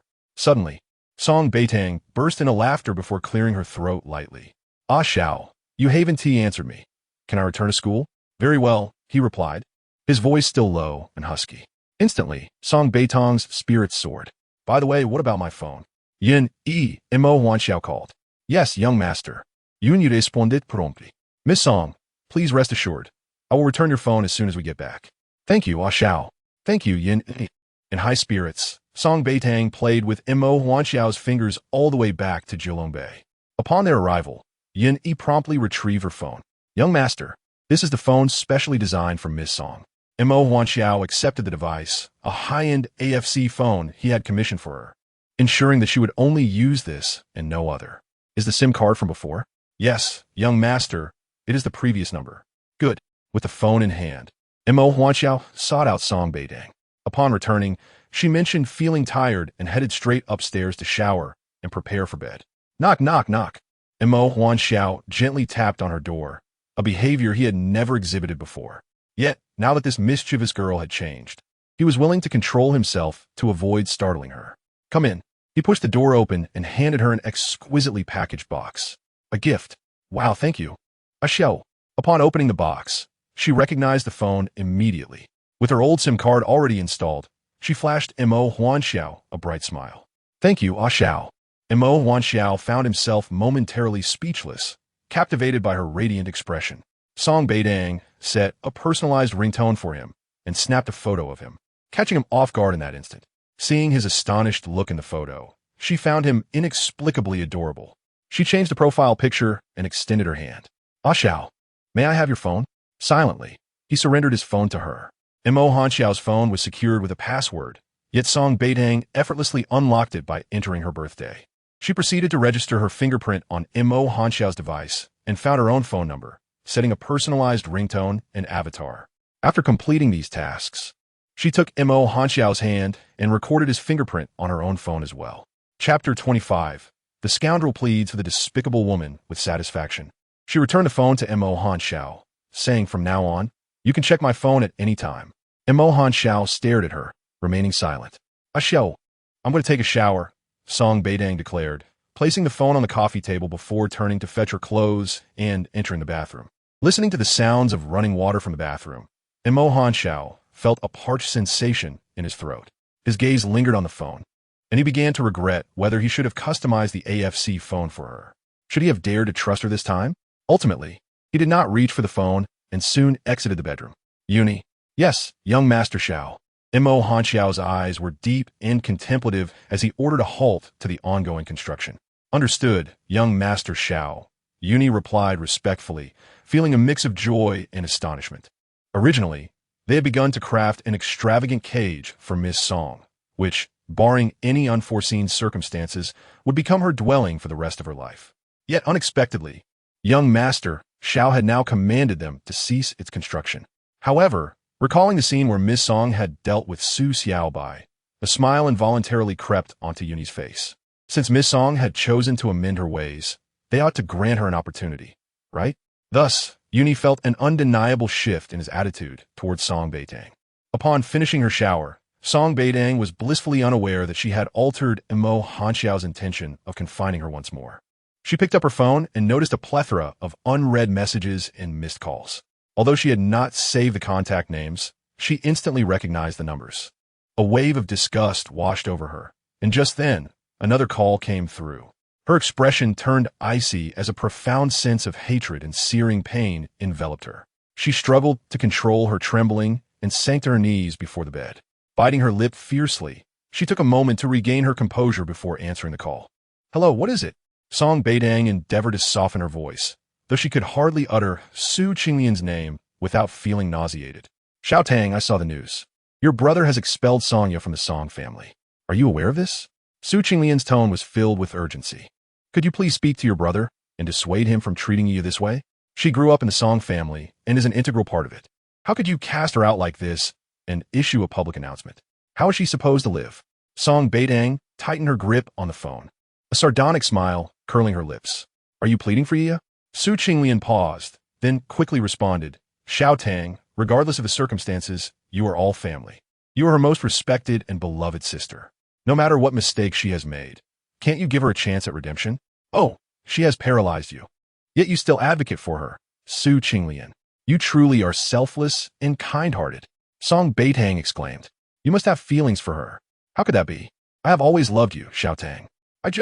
Song has been crying and pleading with me, and I couldn't bear to ignore her." Su Qinglian hastily clarified, "Xiao Tang, my feelings for you are as eternal as the sun and moon, as steadfast as the mountains." Song Beitang could not help but retch at his words. She patted her chest, suppressing the bile rising in her throat. "I don't wish to converse with you right now. Why don't you inquire about what Sonya has done? Also, her surname has been reclaimed by our family. When she was taken from the orphanage, her original name was Chun Xiaohua. I never want to hear her called Song again." With that, Song Beitang hung up. However, the next moment, Su Qinglian's call came through again. She contemplated ignoring it, but decided to answer. "If you wish for me to forgive Qin Xiaohua, it is not impossible." Su Qinglian paused. Who is Qin Xiaohua? Yet, he realized that since he was pleading for her, he would have to comply with her request. Qin Xiaohua is the same person you refer to as Yi. Su Qinglian. This name is so unrefined. Nevertheless, to give Sonya a chance to respond to the Song family, I will follow your lead. Xiao Tang, please speak. Hearing Su Qinglian address her by her name only fueled her disdain. "You are not permitted to call me by my name anymore. What shall I call you then?" Song Beitang narrowed her eyes, her voice frigid as ice. "Address me as Miss Song." Su Qinglian instinctively wanted to protest, but the chill in her voice made him reconsider. "Yes, Miss Song, what would you have me do?" Song Beitang's lips curled into a smirk. "I've been thinking. Qin Xiaohua has been under our care for quite some time, so it's disingenuous to claim there are no feelings involved. However, her recent actions have greatly angered my brother. Please persuade her to return what she should not have taken, and I will intercede on her behalf with my brother. Chapter 26. The joy of returning to school. Su Qinglian found the situation perplexing, yet agreed readily. After Song Beitang hung up, she felt the urge to retch again. The thought of having loved such a scoundrel in her past life made her want to gouge out her eyes. No, she must hurry to see Mo Hanxiao to cleanse her vision. Changing into a pink cotton nightgown adorned with two little rabbits, the hem grazing her thighs and revealing her delicate, fair legs, she slipped on matching pink bunny slippers before leaving the master bedroom to knock on the adjacent door. After knocking for an extended period, she was met with silence, devoid of Mo Hanxiao's deep, melodious voice. Song Beitang was enveloped in confusion, preparing to turn towards the study when she spotted Xiang approaching with a cup of milk. Xiang, have you seen Lord Xiao? Upon seeing Miss Song, Xiang's face lit up with a sweet smile, momentarily entranced. Fresh from a bath, Miss Song was truly stunning. Her hair was lustrous and silky, her complexion as smooth and pale as a peeled egg, and her enchanting peach blossom eyes sparkled like the brightest stars in the night sky. Her delicate, high-bridged nose rendered her features both defined and gentle, while her naturally rosy lips bore no lipstick, radiating an effortless charm. Notably, her long and fair swan neck was nothing short of mesmerizing to Xiang, not to mention her slender waist and elongated legs. Xiang suddenly felt she might become infatuated with Miss Song's beauty. Xiang, what's the matter? Song Beitang noticed the way Xiang gazed at her, almost as if she wished to devour her, prompting her to hug her own arms. Could you please refrain from looking at me like that? Xiang hastily slapped herself to shake off the enchantment of Miss Song's beauty, then handed the milk to Song Beitang. Lord Xiao and Butler Yin have gone out and instructed us to take good care of you. This milk was specifically sent for you by Lord Xiao, urging you to drink it before you sleep. Oh, is that so? Song Beitang felt a tinge of disappointment, but she quickly regained her spirits. Without further thought, she accepted the milk from Xiang and drank it in one go, licking her lips afterward. Thank you, Xiang. Xiang, observing the delicate pink of Song Beitang's lips, suddenly understood why Lord Xiao was so insistent on having her around. Miss Song, you are too polite. It is our duty. With that, Xiang withdrew. With Mo Hanxiao absent from Jilong Bay, Song Beitang decided not to seek him out. She felt wide awake, changed her clothes, and resolved to head to school. Mo Hanxiao had already consented to her returning to classes, so she thought it best to seize the day and go back today. However, to prevent that man from going into a frenzy upon discovering her absence from Jilong Bay, Song Beitang called Mo Hanxiao before setting off. The call connected almost instantly, and his deep, melodious voice resonated through the line. Hello, what is it? Xiao, you're not at Jilong Bay, and I'm feeling a bit bored by myself. May I go to school? I can have Uncle Lee take me, and I would like a bodyguard to accompany me, if that's all right. Song Beitang's voice was soft, sweet like cotton candy, utterly irresistible. Mo Hanxiao remained silent for a while, and just as Song Beitang was about to succumb to disappointment, he finally replied, All right, thank you. Xiao, I will be back at Jilong Bay in time for dinner with you. The joy in Song Beitang's voice was unmistakable. Without waiting for Mo Hanxiao to respond, she hung up and skipped downstairs to find Uncle Lee. Mo Hanxiao held his phone, a hint of helplessness mingled with fondness gracing his lips. He opened a hidden icon on his phone's home screen and observed Song Beitang's route, from Jilong Bay to Beitang University, and then from the university entrance to her classroom. Everything appeared perfectly normal. Yet, Mo Hanxiao remained uneasy, frequently checking his phone. As a result, he was somewhat distracted during the ensuing meeting, while those present dared not breathe a word, sensing that today's Lord Xiao was somewhat different. Meanwhile, at school, Song Beitang entered her classroom with great delight, choosing a seat at the back. Sunlight streamed through the window, and she couldn't help but stretch out her fingers to bask in its warmth, laughing at the sheer joy of returning to school. Isn't that Song Beitang? What brings her back to class? Didn't Sonya say she was dating a wealthy man? They say he could be her father. Whispers floated from the front, almost deliberately raised to ensure she could hear. It had been quite some time since Song Beitang last attended school, and she was unaware of the excuse Uni had provided to the school. In her previous life, she had been confined by Mo Hanxiao, deprived of the chance to return to school, and thus was oblivious to how Sonya had orchestrated such slander against her. You may not know, But Song Beitang not only clings to wealthy men, but also seduces Song Ye's boyfriend. Song Ye's boyfriend, under the pressure of the Song family's influence, had to feign a relationship with her. My heavens, look at her innocent demeanor. She acts as if everything is perfect. It's sickening. Did you see Song Ye's tearful confession in the group chat last night? She claimed that Song Beitang slandered her and was effectively expelled from the Song family. Honestly, the Song family must be blind to have turned against their own sister based on Song Beitang's words. Exactly. Last night, Song Ye attempted suicide, but thankfully, she was discovered in time and rushed to the hospital. Otherwise, it could have ended tragically. The group of girls occasionally cast disdainful glances in Song Beitang's direction.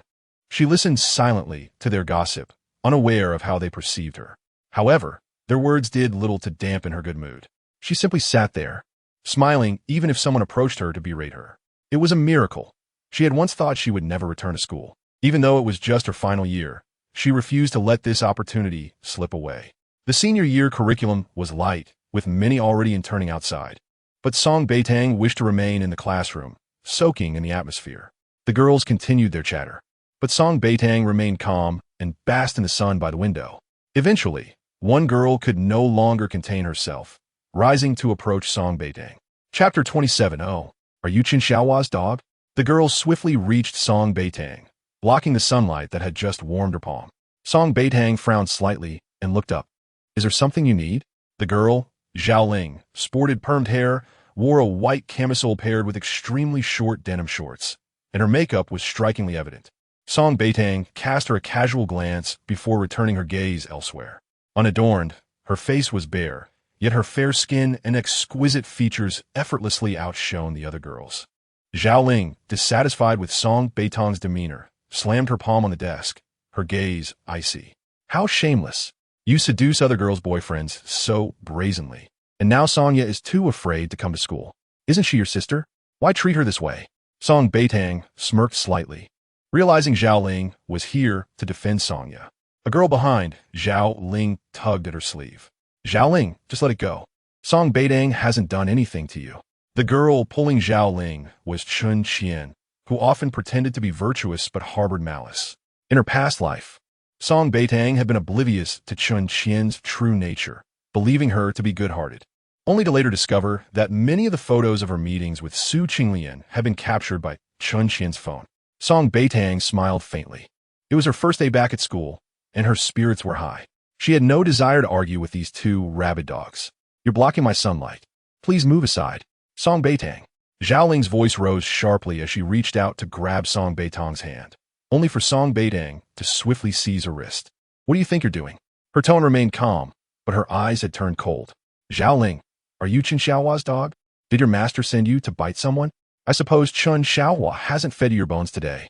The plight of those who serve as mere dogs is indeed pitiful. How despicable. Song Beitang. Calm and poised, Song Beitang remained seated, while Zhao Ling reached out to tug at her hair. Suddenly, a figure darted in, seizing Zhao Ling's hand, and with a sharp crack, Zhao Ling emitted a scream akin to that of a slaughtered pig.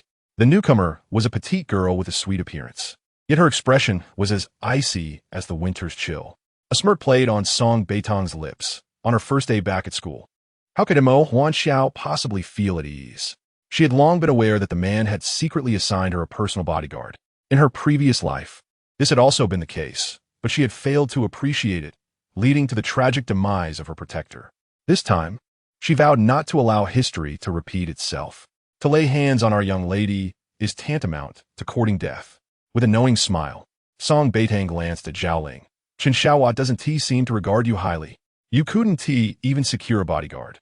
Your loyalty to your master is rather lackluster. Song Beitang, your words are excessively harsh, Chun Qian interjected, unable to endure any longer. Initially, she had intended to feign an attempt to dissuade Zhao Ling from bullying Song Beitang. Yet she realized that Song Beitang's remarks were far more scathing than anything Zhao Ling had uttered. Oh, is that so? Song Beitang replied with a sardonic smile. At least I dare to speak my mind, unlike certain individuals who hide behind others' backs, gossiping, while feigning innocence in front of them. Chun Qian found herself at a loss for words, her surprise palpable. The former Song Beitang was nothing like this. It was as if she had transformed into an entirely different person during their time apart. Moreover, had not Song Beitang once enjoyed a close relationship with Sonya? Back then, Sonya had even told them that Song Beitang was nothing but an incompetent young lady who bullied her at home. Were it not for the influence of her 3 brothers, she would have long since cast Song Beitang out. Song Beitang, you are merely an adopted child of the Song family. Sonya is the true young lady of the Song clan. You must have engaged in some unspeakable deeds to have bewitched the hearts of her 3 brothers, convincing them to cast Sonya aside. Chen Qian scoffed. Go ahead and pretend. Heaven sees all. Those who commit evil will eventually face retribution. Song Beitang chuckled at this. So, Chen Xiaohua has informed you that she is the true young lady of the Song family, has she? Of course. Oh. Song Beitang shot her a meaningful glance just as the door swung open. Sonya rushed in, pulling Zhao Ling and Chen Qian aside. What are you both doing? I have already said that my expulsion has nothing to do with Beitang. It was my own fault for revealing what I saw when she was flirting with third brother. Having spoken, Sonya quickly covered her mouth. I'm sorry, Beitang. I didn't mean it. I truly didn't. Rising to her feet, Song Beitang stated, I need to make a call. In front of everyone, she dialed her elder brother's number. Hello, big brother. Could you please bring the documents regarding the adoption of Chen Xiaohua and the signed papers from the orphanage director to school? Also, please bring a copy of the home surveillance footage. What's wrong? Did Chen Xiaohua bully you again? Wait for me. I'm coming over to stand up for you. After hanging up, Song Beitang cast a sardonic smile at Chen Xiaohua. The Song family has reclaimed your name and surname. One must maintain dignity. Do not presume that just because you have called yourself Sonya for several years, you're truly a member of the Song family. However, Chen Xiaohua, managing to keep 2 dogs is quite an achievement. Impressive indeed, Sonya. No, Chen Xiaohua glared fiercely at Song Beitang, gritting her teeth. Song Beitang, do you truly intend to eradicate me? I am simply sitting here, basking in the sun. Your dog came to bite me. I cannot retaliate against a dog, but I can certainly teach its owner a lesson. Song Beitang replied calmly. Were it not for her pleasant mood today, she would have swiftly sent Zhao Ling packing. As more classmates entered, they quickly grasped the unfolding drama. The previous expulsion of Sonya from the Song family, coupled with the declaration of severed ties, had already sparked speculation among the students. Now, with the long-absent Song Beitang's sudden appearance and the ensuing spectacle, the allure of Song family gossip and corporate affairs captivated their interest. After all, while the Song family may not rival the MO group, it remained one of the leading enterprises in Beitang, with many aspiring to secure internships there. Taking advantage of Song Beitang's absence, Sonya had been thriving at school, leveraging her identity as the Song family's young lady, a title that drew people eager to curry favor. Little did she suspect that Mo Huanxiao would allow Song Beitang's return to school. Miss, do you require assistance in expelling these individuals? The personal bodyguard spoke up, her voice chillingly calm, an unexpected contrast to her sweet appearance. No, thank you. And Song Beitang sincerely expressed her gratitude, leaving and momentarily taken aback. As someone assigned by Xiao Yi, she had always followed Song Beitang discreetly without introducing herself. How did Song Beitang know her name? Sensing her confusion, Song Beitang smiled and clarified. Yin informed me. Indeed, Song Beitang had inquired about Anne's presence, given the changes that had occurred in her life since her rebirth. Following the incident at Jilong Bay, Yun Yi's attitude towards her had shifted significantly, allowing him to share certain arrangements with her.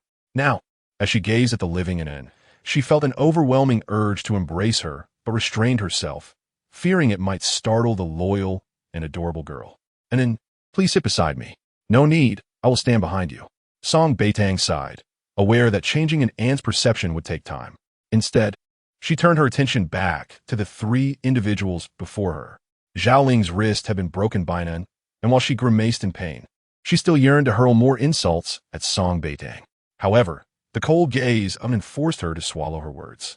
Seeing Song Beitang's calm demeanor, Sonya panicked and signaled to Chen Qian, who understood immediately and dashed out, intent on seeking assistance from Sonya's crush. Meanwhile, Sonya fell to her knees before Song Beitang, wiping her tears. Sister, I'm sorry. I know I was wrong. Please, grant me another chance. I promise to never speak ill of you again. As soon as Sonya finished her plea, Chen Qian returned with Gu Yi, the very person Sonya idolized. Handsome, gentle, and refined.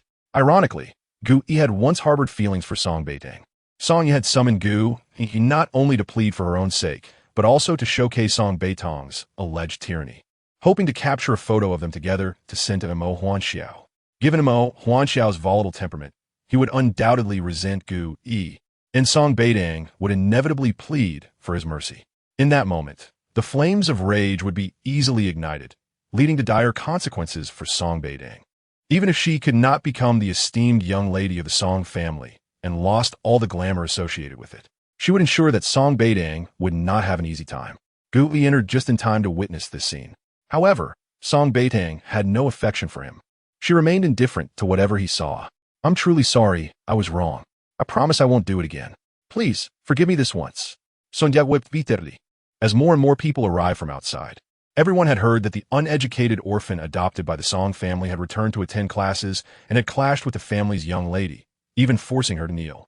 Curiosity piqued. They gathered to witness the spectacle. During her first 2 years at university, Sonja did not dare to spread rumors so brazenly, but at that time, she had been under great pressure from Mo Huanxiao. Typically solitary, she only maintained close ties with Sonja while barely interacting with other classmates. Behind the scenes, rumors circulated that she was infatuated and had a boyfriend outside of school, whom they labeled a gigolo. To be with him, Song Beitang often stayed out late and had even undergone an abortion. All of these were the machinations of Sonja. However, the former Song Beitang had been oblivious to this reality. Now, everyone believed that Sonja was the true young lady of the Song family, while she was merely the ungrateful orphan raised by them. With tears streaming down her face, Sonja sat there, while Song Beitang remained motionless, unfazed by the growing crowd in the classroom. Suddenly, a voice rang out at the door, "Make way." It was not the voice of the eldest brother. Turning around, Song Beitang saw Yun Yi entering. He greeted her calmly, "Miss Song." Upon seeing Yun Yi, Sonja involuntarily trembled. A pain akin to being cast aside surged through her. "Yun Yi, why are you here?" Yun Yi replied without flinching, just passing by. "Miss Song, here is what you requested." A smile graced Song Beitang's lips as she replied, "Thank you." Yun Yi then pressed a button, causing a large screen on the wall to flicker to life, displaying footage from long ago of the Song family, taking Song Beitang to the orphanage to adopt Sonja. This was old surveillance footage. Surprise flickered in Song Beitang's eyes. Was her eldest brother's efficiency truly this remarkable? He had even procured the orphanage's surveillance footage from years past. Next, the screen showed the conversation between Song Xinghe and the orphanage director, as well as Song Beitang selecting the children, with Sonja among them. Dressed in a lovely princess gown, Song Beitang walked back and forth in front of her peers, finally pointing and choosing Sonja. The orphanage director promptly stepped forward, smiling, and said, "Little flower, you will go home with this young lady and be her sister and playmate. Your good days are coming. Once you enter the young lady's home, you mustn't cry or throw tantrums, understand?" At that moment, Chun Xiaohua eagerly nodded in agreement. Following that, the large screen displayed the adoption documents signed by the Song family and the orphanage, along with annual photographs of Chun Xiaohua after she arrived at the Song family until she turned 18 and began university. As the audience watched the series of changes on the screen, Song Beitang remained composed, while Song Ye's face turned pale. Chen Xian and Zhao Ling were equally stunned, never expecting the one who claimed to be the true young lady was, in fact, the adopted one. Meanwhile, the orphan, whom they deemed ungrateful and unruly, was revealed to be the genuine young lady of the Song family. Chen Xian and Zhao Ling exchanged glances at the kneeling Sonja. Perhaps the situation was not as it appeared. After all, the Sonja they knew was kind and generous. The narrative unfolded further, and the atmosphere thickened with tension. However, the individuals present were not the same, particularly the men, as few possessed the innate ability to discern deceit as her family member, a Xiao, did. Song Beitang glanced at Yun Yi and urged, "Please continue." "Yes, Miss Song," Yun Yi responded, pressing another button that transformed the display screen to footage from the Song family surveillance cameras. The footage revealed Song Yi sneaking into Song Beitang's room under the cover of night, trying on her clothes, and stealing her garments, shoes, and bags. As if that were not enough, she urinated on Song Beitang's bed, poured hair growth solution into her skincare products, and even crafted a voodoo doll bearing Song Beitang's name. Stabbing it repeatedly, the once boisterous classroom fell into a profound silence, with Zhao Ling and Chun Qian gaping, rendered speechless. Meanwhile, Sonja knelt before Song Beitang. Oblivious to the content displayed on the large screen, only sensing the unsettling glances directed at her. Supporting her chin with her hands, Song Beitang's expression gradually turned frigid. She had believed Song Ya's transgressions were limited to mere theft, unaware of the depths of her malice. Fortunately, she had been confined by Mo Hanshao at Bay. Otherwise, she might have become a monstrous figure covered in hair. Rising from her seat, Song Beitang addressed Zhao Ling and Chun Qian with a chilling tone. Have you seen clearly? This is the so-called pitiful orphan you speak of. Moreover, she has enjoyed a life of luxury at the Song family's expense. Fine food, clothing, and education. I treated her as if she were my own sister, granting her nearly everything she desired. Yet, how has she repaid the Song family? Are your eyes wide open now? If not, I have plenty more surveillance footage to share for your viewing pleasure. As she strode towards the exit, the other students parted to make way for her. Zhao Ling and Chun Qian exchanged glances, their eyes shifting to the kneeling Songya. No, at this moment, she should be referred to as Chun Xiaohua. Chun Xiaohua, you deceitful wretch, you have been fooling us all along, Zhao Ling exclaimed, kicking Songya before storming out of the classroom, with Chun Qian hurriedly following suit. Regretting that she had no time to capture a photograph of Gu Yi standing with Song Beitang, Yun Yi switched off the screen, casting a cold glance at Songya. This is your identity card. Take it, Chun Xiaohua. With that, Yun Yi also exited the classroom. Upon leaving, Song Beitang rushed towards the entrance, certain that Mo Hanshao had arrived, as Yun Yi would not have coincidentally passed by. Sister, just as she approached the entrance, Song Xingha dashed out from the side. Calling to her, are you all right? Brother brought the documents immediately as you instructed, but unexpectedly, Mo Hanshao arrived first. Did Chun Xiaohua bully you again? No, brother. I need to find a Xiao, so I won't be speaking with you any longer. Song Beitang turned and hurried away, leaving Song Xingha behind, his heart heavy with disappointment. In his sister's eyes, he had become less significant than Mo Hanshao. Chapter 30. Leave North City. Song Beitang rushed to the school gate, where she indeed spotted a black Maybach, its license plate one she recognized from Mo Hanshao's collection of luxury vehicles. She jogged towards it, and before she could knock on the window, the door swung open. Mo Hanshao sat inside, his exquisite phoenix-like eyes fixed intently on her, revealing a barely contained tension and anxiety. Without hesitation, she climbed into the car, burying herself in his embrace. Xiao, was it you who sent Yun Yi to assist me? Her voice was soft and sweet, akin to a kitten purring, easing the anxiety he had been suppressing. His large hand gently caressed her head, his voice deep and husky. Song Beitang lifted her head, her eyes glistening as she gazed at him. How did you manage to collect all these items in such a short time? They're even more complete than those at my home. Mo Hanshao remained silent, his body tense from the closeness she sought, torn between desire and fear that this might all be a fleeting dream. He had always kept an eye on her, aware of everything she did. As for gathering those items, he simply did not want to miss a single moment of her life, never anticipating that they would one day be of use. Song Beitang pondered and then asked curiously, Xiao, since you knew Chun Xiaohua was like this, why did you still allow her free access to Bay? His gaze bore into her, as if questioning her audacity to ask. Her access was a result of her threats to harm herself. Suddenly, it dawned on Song Beitang, and she awkwardly chuckled. I blame you for not reminding me back then. Mo Hanshao, tense, held her closer, conceding that it was indeed his fault. He would give her anything as long as she remained obedient, willing to temper his fiery temperament and reveal only his gentle side in her presence. Feeling a pang of shame for her previous misdeeds, Song Beitang nestled closer to him, her small hands gripping his waist. Xiao, I was in a good mood today. Although there were some unpleasant incidents at school, your presence has brightened my spirits. I achieved great success without doing anything. Am I not impressive? He clenched his jaw, enduring her playful antics, his already deep voice growing hoarse. Impressive. No more school. She paused, then hurriedly inquired, is it because of today's events? Xiao, I could have handled it. You even had bodyguards protecting me discreetly. I wasn't harmed at all.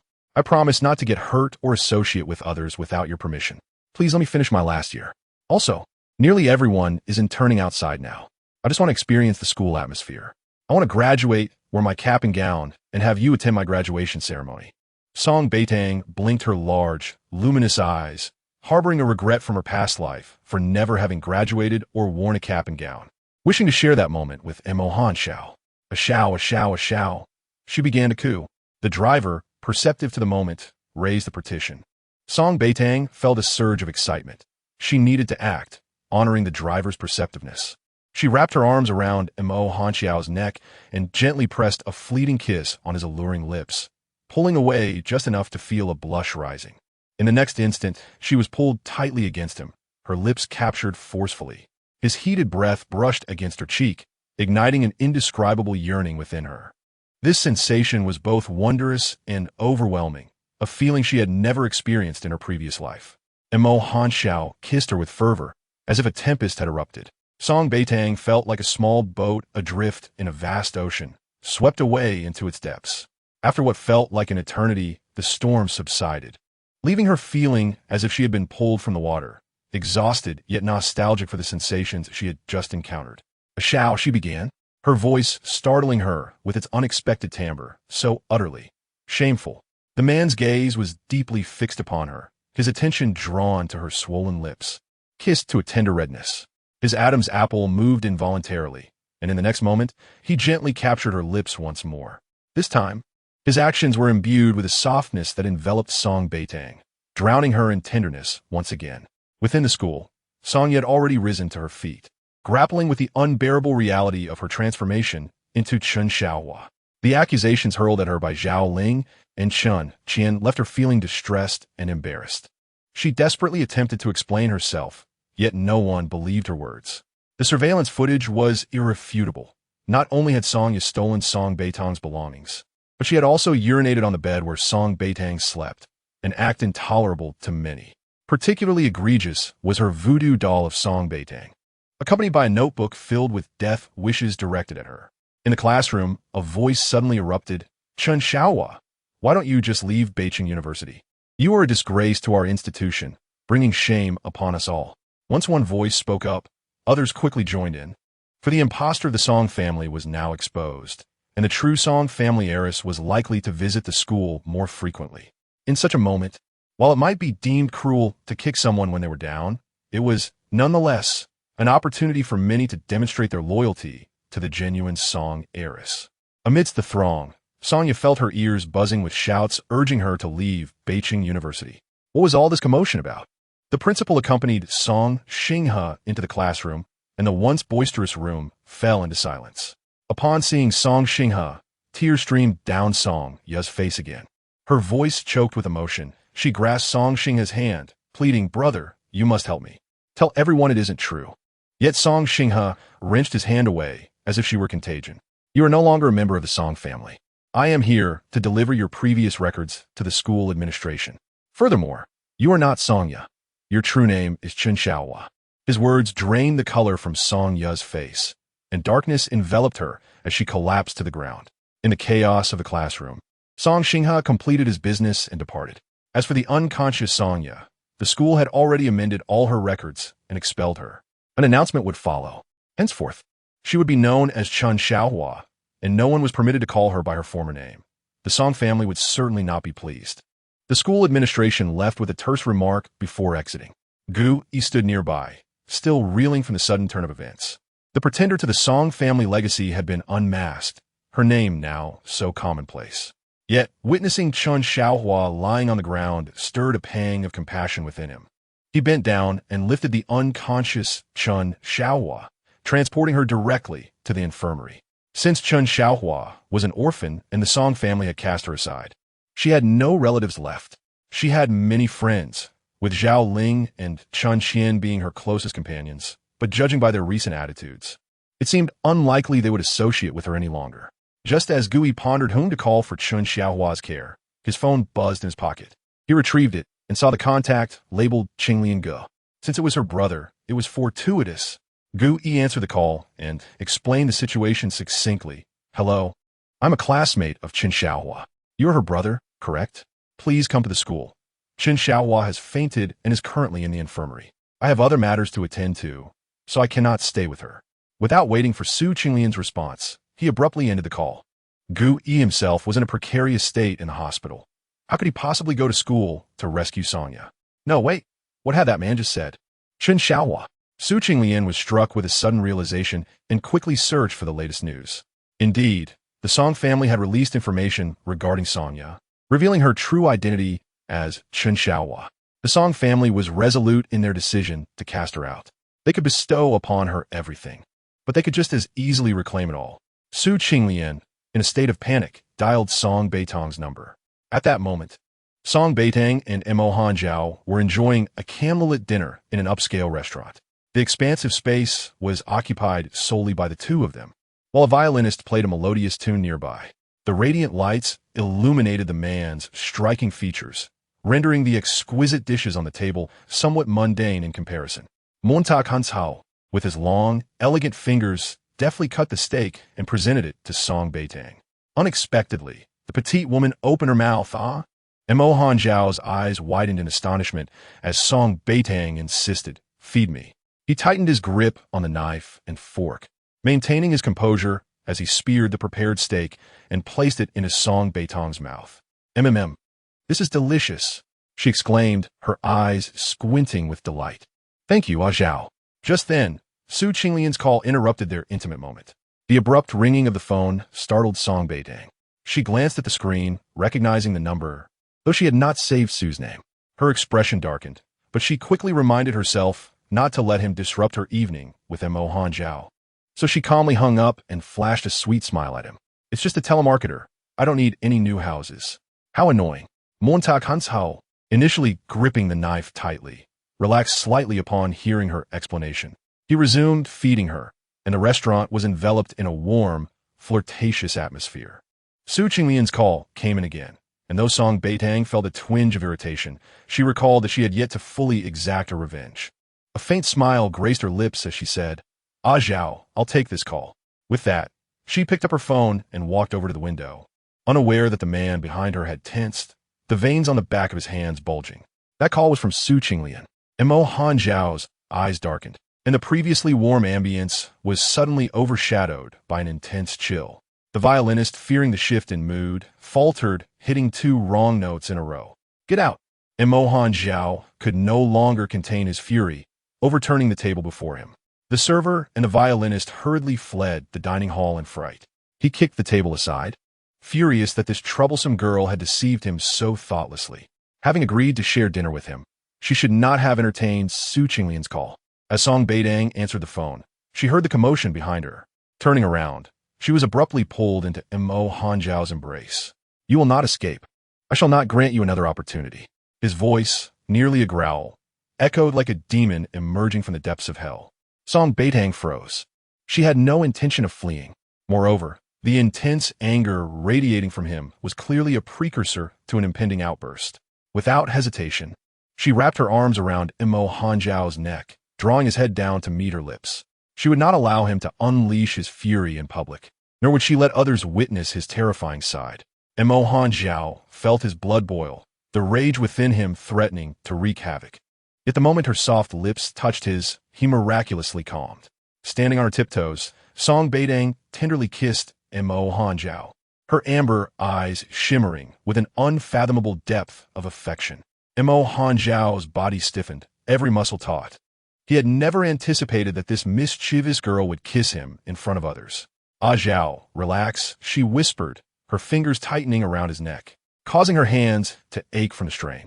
Hearing her soft, melodic voice, the tension in his body began to dissipate gradually. Song Beitang let out a quiet sigh of relief. She had ended the call. To hell with Su Qinglian. Soothing her husband was her priority. "Zhao, what just happened?" Song Beitang pretended not to understand. "Is the steak not to your taste?" "No," the man replied curtly. "Let's south go to another place." "Not necessary. I really like this restaurant," Song Beitang insisted, linking her arm with his. "What a pity, though. We can't sit at the previous table."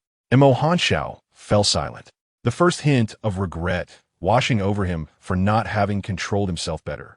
In the past, he had never needed to control his emotions or feel regret. "Did I scare you?" "No."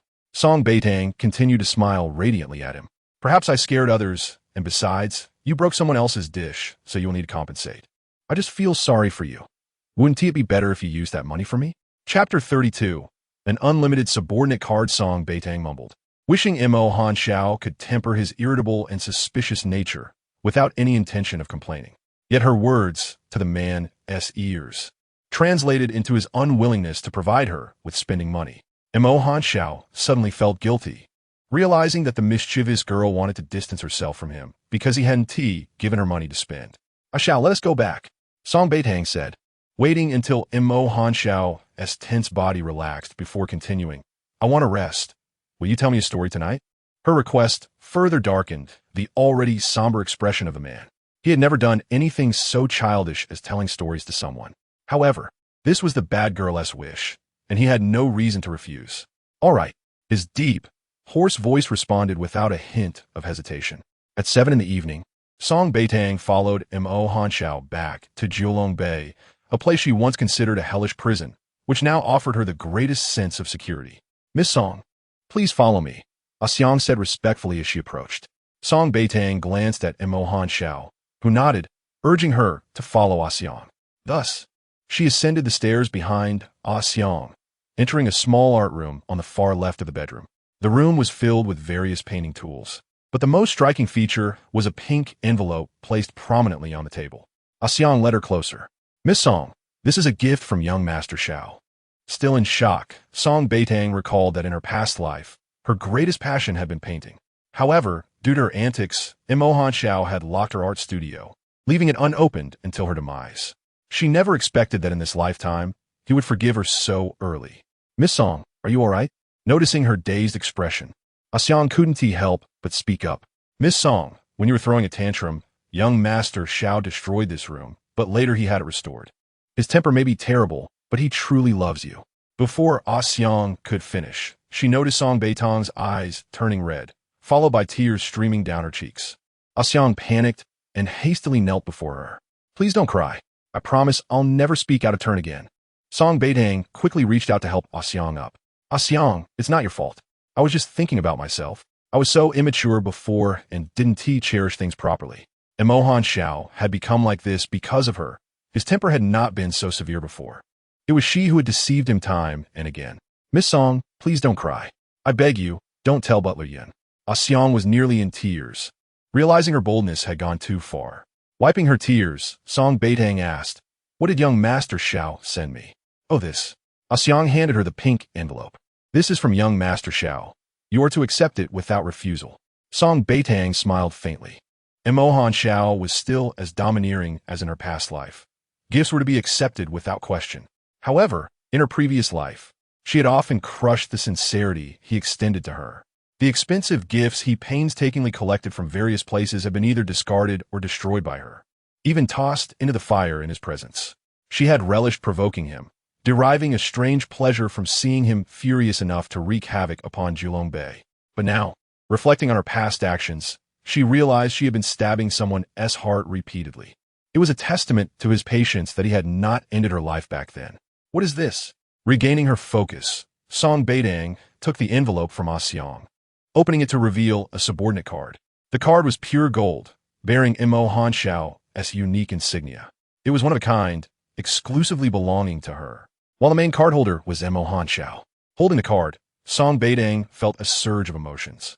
In her past life, she had been trapped in Jiulong Bay, with no need for money, rendering her bank card and cash mere decorations gathering dust in a drawer. Now, with the subordinate card, was he willing to let her live like a normal person and go shopping? "Miss Song, aren't you happy?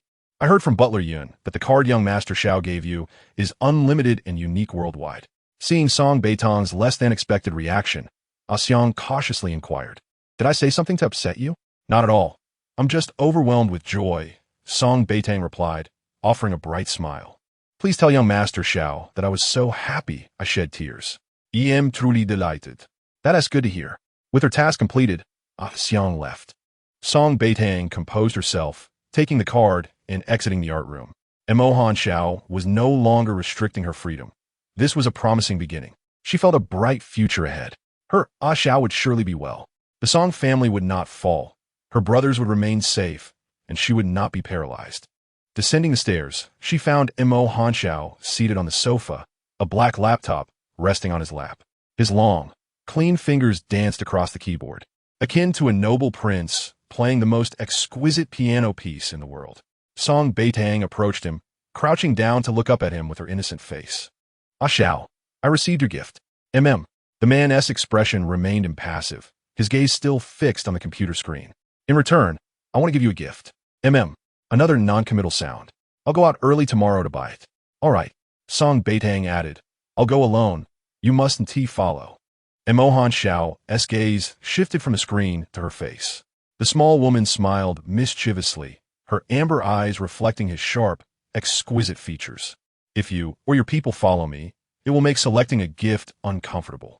I want to surprise you, not have you know what it is before I've even bought it. Song Beitang blinked her large eyes. Ah Xiao, please. She thought Han Xiao would be unable to resist her charm, but to her surprise, he declined without hesitation. No, why not? For no reason. His tone remained cold. Now that she had money, not allowing his people to follow her would make it easier for her to escape. Chapter 33. Unaware of the fire she ignited, Song Beitang's anger flared instantly. She huffed and turned to storm up the stairs. You're so infuriating, Ah Xiao. I want to speak to you again. However, she had barely ascended 3 steps before she spun around and raced back to Han Xiao's side. Plopping down next to him, grabbing the remote, she turned on the television, furiously flipping through channels, gritting her teeth all the while. The man beside her was rendered restless by her subtle movements. Han Xiao closed his notebook and reached for her small hand. Song Beitang's hand was delicate and pale. Her slender fingers adorned with faintly pink nails, her skin soft and tender. A slight pressure from Han Xiao would leave a noticeable redness. His large hand enveloped hers, and suddenly he found himself parched. Don't touch me, Song Beitang said sternly. Although their relationship had evolved significantly since their past life, this man still possessed an overwhelming desire for possession and control. She longed to be with him, to build a life together, but he needed to trust her wholeheartedly. Otherwise, any casual remark from others would sow seeds of doubt in his mind, leading him to confine her once again.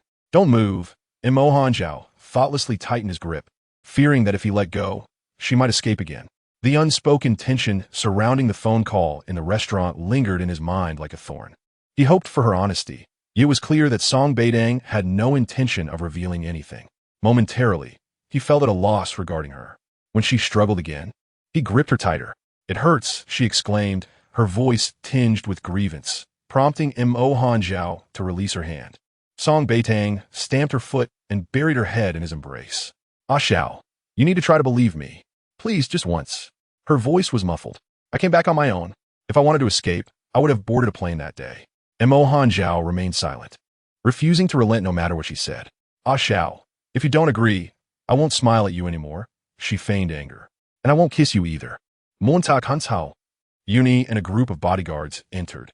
Miss Song is threatening our Master Xiao. No need for extreme measures like jumping off a building or fasting. She's resorting to not smiling or kissing instead. This is not a quarrel. It's clearly a display of affection. Han Xiao's throat tightened.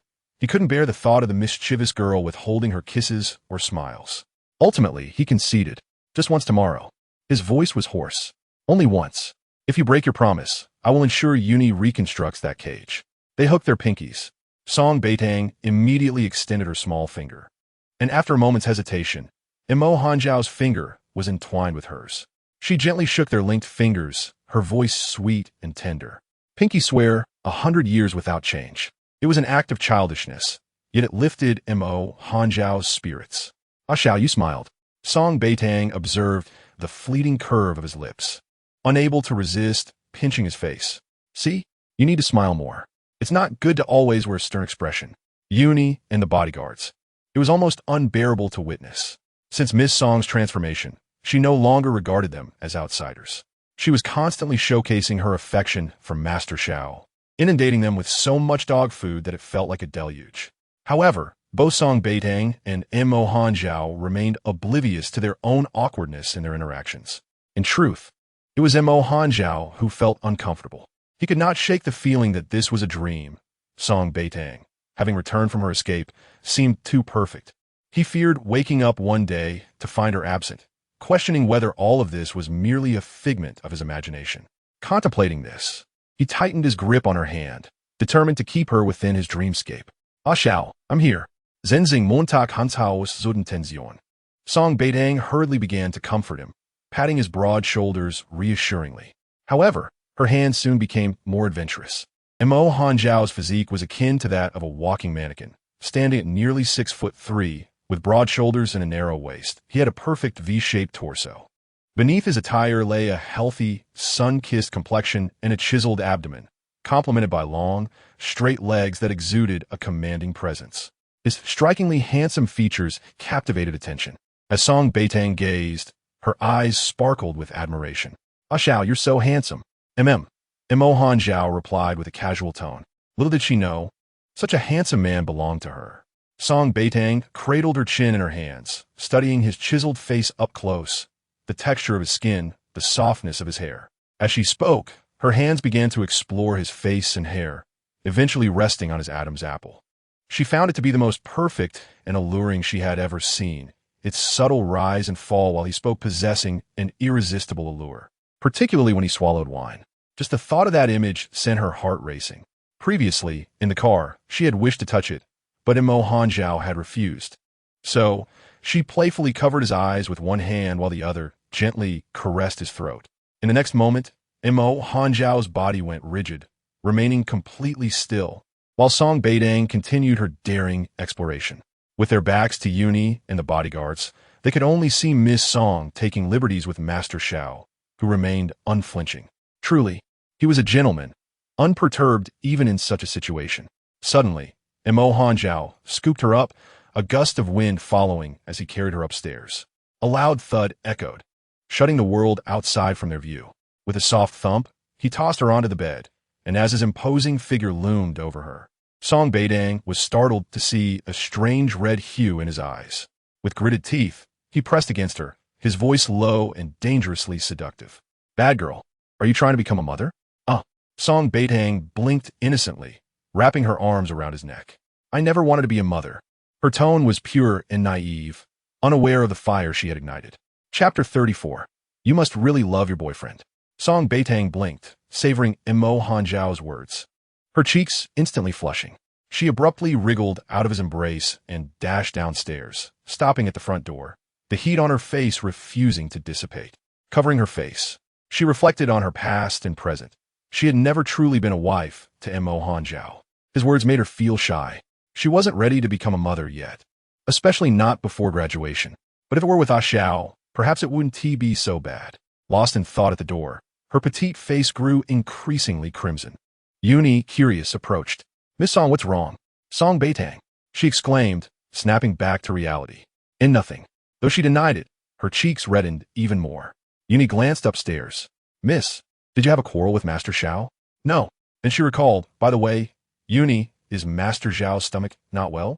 Remembering how often he had suffered in the past from stress-induced gastritis and had stubbornly avoided seeking help, she resolved that this lifetime would be different. "Yuni, I want to visit the hospital." "Miss, what do you need to go to the hospital for?" Yuni feigned ignorance, though he had already guessed her intentions. "I'll tell you secretly, but you can't tell Master Xiao. I want to surprise him." Song Beitang lowered her voice and shared her plan with Yuni. In order for her to leave Kowloon Bay smoothly without being discovered by Mo Hanjiao, she required Yuni's assistance. Yuni, being loyal to their master, was highly likely to agree to help her, especially given the nature of the surprise she intended to create for him. After wrestling with her inner turmoil, Yuni pondered why Miss Song could not simply inform their master directly. After all, that would eliminate the element of surprise. Song Beitang gazed at Yuni with an innocent expression. "All right, I shall assist you this once." "Thank you, Yuni," she replied, her eyes crinkling into a smile. "I will rely on you then." "Understood." Meanwhile, in the upstairs bedroom, Mo Hanjiao stood before the sealed window, his eyes swirling with internal conflict. The young lady had become unexpectedly obedient. Her demeanor towards him markedly improved. She would kiss him, smile sweetly, and even call him Ah Xiao. Such behavior had been utterly inconceivable in the past. Perhaps it was a new tactic of hers to distract him and alter her approach. A bitter mockery crossed Mo Hanjiao's gaze. Despite everything, he found himself willingly deceived by her. A series of knocks interrupted his thoughts, followed by Yuni's voice. "Master, the Mo family is calling. The elder requests your return." Yuni spoke truthfully. Indeed, the Mo family had made contact. Mo Hanjiao had defied their opposition and stubbornly married Song Beitang. only for her to flee on their wedding day, which provided the Mo family an excellent opportunity to undermine him. They had been inciting the elder to reclaim certain powers from Mo Hanshao. After a prolonged silence, Yuni respectfully inquired again, "Master, shall we return, or should I dismiss the Mo family?" Mo Hanshao turned and opened the door. "Prepare the car." "Yes, master." As he descended the stairs, he spotted Song Beitang sitting barefoot at the edge of the swimming pool, her delicate feet unconsciously swaying in the water. The young woman had her head bowed, strands of hair obscuring her expressive eyes. Mo Hanshao's gaze lingered on her for a moment before he spoke, his voice low. "Yuni, remove the seal from the master bedroom window." "Understood, master." Yuni felt a jolt of surprise. Their master was yielding, granting Song Beitang boundless concessions. In truth, if she treated him with a modicum of kindness, he was not the unfeeling and brutal man he appeared to be. After the Black Rolls-Royce exited Kowloon Bay, Song Beitang received a discreet message from Yuni. She quickly rose from the pool and hurried back to her room to change clothes. Once dressed, she sought out Xiang, requesting her company as they left Kowloon Bay. Although Mo Hanshao had relented, he still harbored distrust towards her. Fortunately, Yuni was willing to believe in her and assist her in secret. Half an hour later, Song Beitang and Xiang arrived at the hospital. Su Qinglian incessantly called her, attempting to plead for Qin Xiaohua, but she ignored his calls, prompting a barrage of messages. Song Beitang intended to confront Su Qinglian, but her primary purpose for visiting the hospital was for Mo Hanshao. She refused to allow anyone to hold a higher place in her heart than him. She first consulted a traditional Chinese medicine practitioner, thoroughly explaining Mo Hanshao's condition and inquiring about various treatment methods. The physician assured her that his stomach issues were not yet at a critical stage, and with medication and dietary adjustments, they could be managed. Song Beitang diligently noted all the instructions, her handwriting delicate and neat, mirroring her own character. The elderly doctor, amused by her earnestness, remarked, "You clearly care deeply for your boyfriend." Song Beitang's cheeks flushed, yet she nodded candidly, "Yes, I love him dearly, more than anyone else in this lifetime." "Your boyfriend is fortunate to have you as a partner," the doctor replied. Feeling somewhat bashful, she thanked him, asking if she should return in 2 weeks for a follow-up. "Yes," he affirmed. After expressing her gratitude multiple times, she exited the doctor's office, collected the medication, and prepared to leave with Xiang. However, as they neared the exit, Song Beitang suddenly clutched her abdomen. "Xiang, I feel a bit unwell. I need to use the restroom. Could you please hold my things for me?" Noticing her pallor, Xiang hurriedly asked, "Miss Song, do you need me to accompany you to the gastroenterology department?" "No, I just need to use the restroom," she replied hastily, rushing towards the lavatory. Xiang, still concerned, followed closely, but Song Beitang seized the opportunity amidst the crowd to slip away and ascend the stairs. She swiftly located Su Qinglian's hospital room, entering to find him furiously messaging her. "Oh, your leg. What happened to it?" She feigned surprise. "Are you becoming a cripple now?" Chapter 35. A misunderstanding of Miss Song Beitang's tone ignited Su Qinglian's fury. How could she not express concern upon seeing his injury? "Xiao Tang, how can you be so gleeful at my misfortune? If it weren't for you, I wouldn't be in this state." "Oh, is that so?" She stepped closer, seizing a crutch and striking his leg in the cast. "I feel so sorry for you. Let me see if it's really broken." With forceful strikes, Su Qinglian cried out in pain. "Song Beitang, stop. You dare raise your voice at me? You truly don't love me anymore," she exclaimed, her eyes widening in disbelief. "Su Qinglian, tell me, have you fallen for Qin Xiaohua?" Su Qinglian's face paled. Although his leg was injured, he could still feel pain. The doctor had said that as long as he could feel pain, there was hope for treatment. Song Beitang's earlier actions were clearly intended to incapacitate him further. "You no longer care for me. You would never have shouted at me before." In a fit of rage, she hurled the crutch at him. "You scoundrel. I refuse to acknowledge you any longer." "Wait, Xiao Tang. I love you. I love you the most. It hurts." He scrambled to grab her hand as she attempted to leave, but she recoiled in disgust. "Don't touch me." Her voice turned sharp with barely contained emotion. "Su Qinglian, Foda." His hand suspended in the air. Frustrated, Song Beitang kicked him in the face. "Beast! Scoundrel! You eat from one bowl while eyeing another. Go die." Not yet satisfied, she continued to kick him several more times, embodying the spoiled and temperamental young lady she was, knowing that Su Qinglian would attribute her actions to her true nature. After venting her fury, she stepped back, panting the very thought of him repulsing her. I despise you. With that, she turned on her heel and left. Xiao Tang, Xiao Tang. Su Qinglian's voice echoed from the room, but she paid him no mind, glancing at her watch before calling her brother. Unbeknownst to him, she and Su Qinglian's relationship had soured, yet he continued to pay for the scoundrel's medical expenses, ensuring he stayed in a premium hospital room. From today onwards, the good days of Su Zhanan have come to an end. The phone call connected, and Song Xinghe answered instantly. Hello, sister, brother. It turns out Su Qinglian has long been involved with Chen Xiaohua. They have deceived my feelings and are now swindling money from the Song family. Whoa, brother, you must stop his medical expenses immediately. I want him thrown out of the hospital today. Song Beitang whimpered expressionlessly, her voice laden with sorrow. Yet her eyes were icy cold. Upon hearing that Su Qinglian had bullied his sister and fueled by his intense disdain for Chen Xiaohua, Song Xinghe wasted no time in calling the hospital. Not only did he halt all of Su Qinglian's medical expenses, but he also ordered the hospital to expel him without delay. After taking care of everything, Song Xinghe called his sister back. Hello, sister. I've taken care of it. Mo Han Xiao, he didn't trouble you, did he? Brother, I shouted not make things difficult for me. Mentioning Mo Han Xiao softened Song Beitang's voice. Brother, I'll head back now. All right, take care. By the way, regarding today's incident, do not let anyone know I called you. As for Su Qinglian, find an excuse to distance me from it. Rest assured, brother knows what to do. After hanging up, Song Beitang made her way downstairs. Xiang had been anxiously waiting below, having called Miss Song several times without a response. Fear gripped her. Could Miss Song have run away again? At the hospital entrance, a long black Rolls-Royce suddenly sped in. As the car door swung open, a tall figure alighted, striding towards the hospital with a stern expression.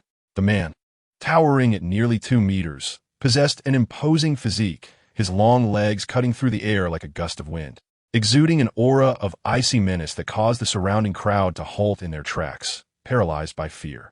Mo Han Xiao's face was ashen. That troublesome girl had just begun to earn his trust and had now returned to the hospital to rendezvous with Su Qinglian. What made that pretty boy so desirable that she would risk everything to please him? Young Master Xiao. Upon seeing Mo Han Xiao, Xiang trembled and knelt. Young Master Xiao, I'm sorry, I failed to keep an eye on Miss Song. The crowd automatically dispersed, sensing the overwhelming fury radiating from Mo Han Xiao, whose visage bore an expression that threatened to tear someone apart. Xiao, a soft voice from behind broke through the tension, tinged with disbelief, yet subtly hopeful. Mo Han Xiao stiffened, turning to find the petite woman before him. Upon recognizing him, Song Beitang's face lit up with joy. Xiao, it really is you. How did you know I was at the hospital? Mo Han Xiao fixated on her, deliberately ignoring her radiant smile and gentle words. She was quite the actress, nearly deceiving him with her behavior over the past few days. Come back with me. He seized Song Beitang's hand, pulling her forcefully towards the exit.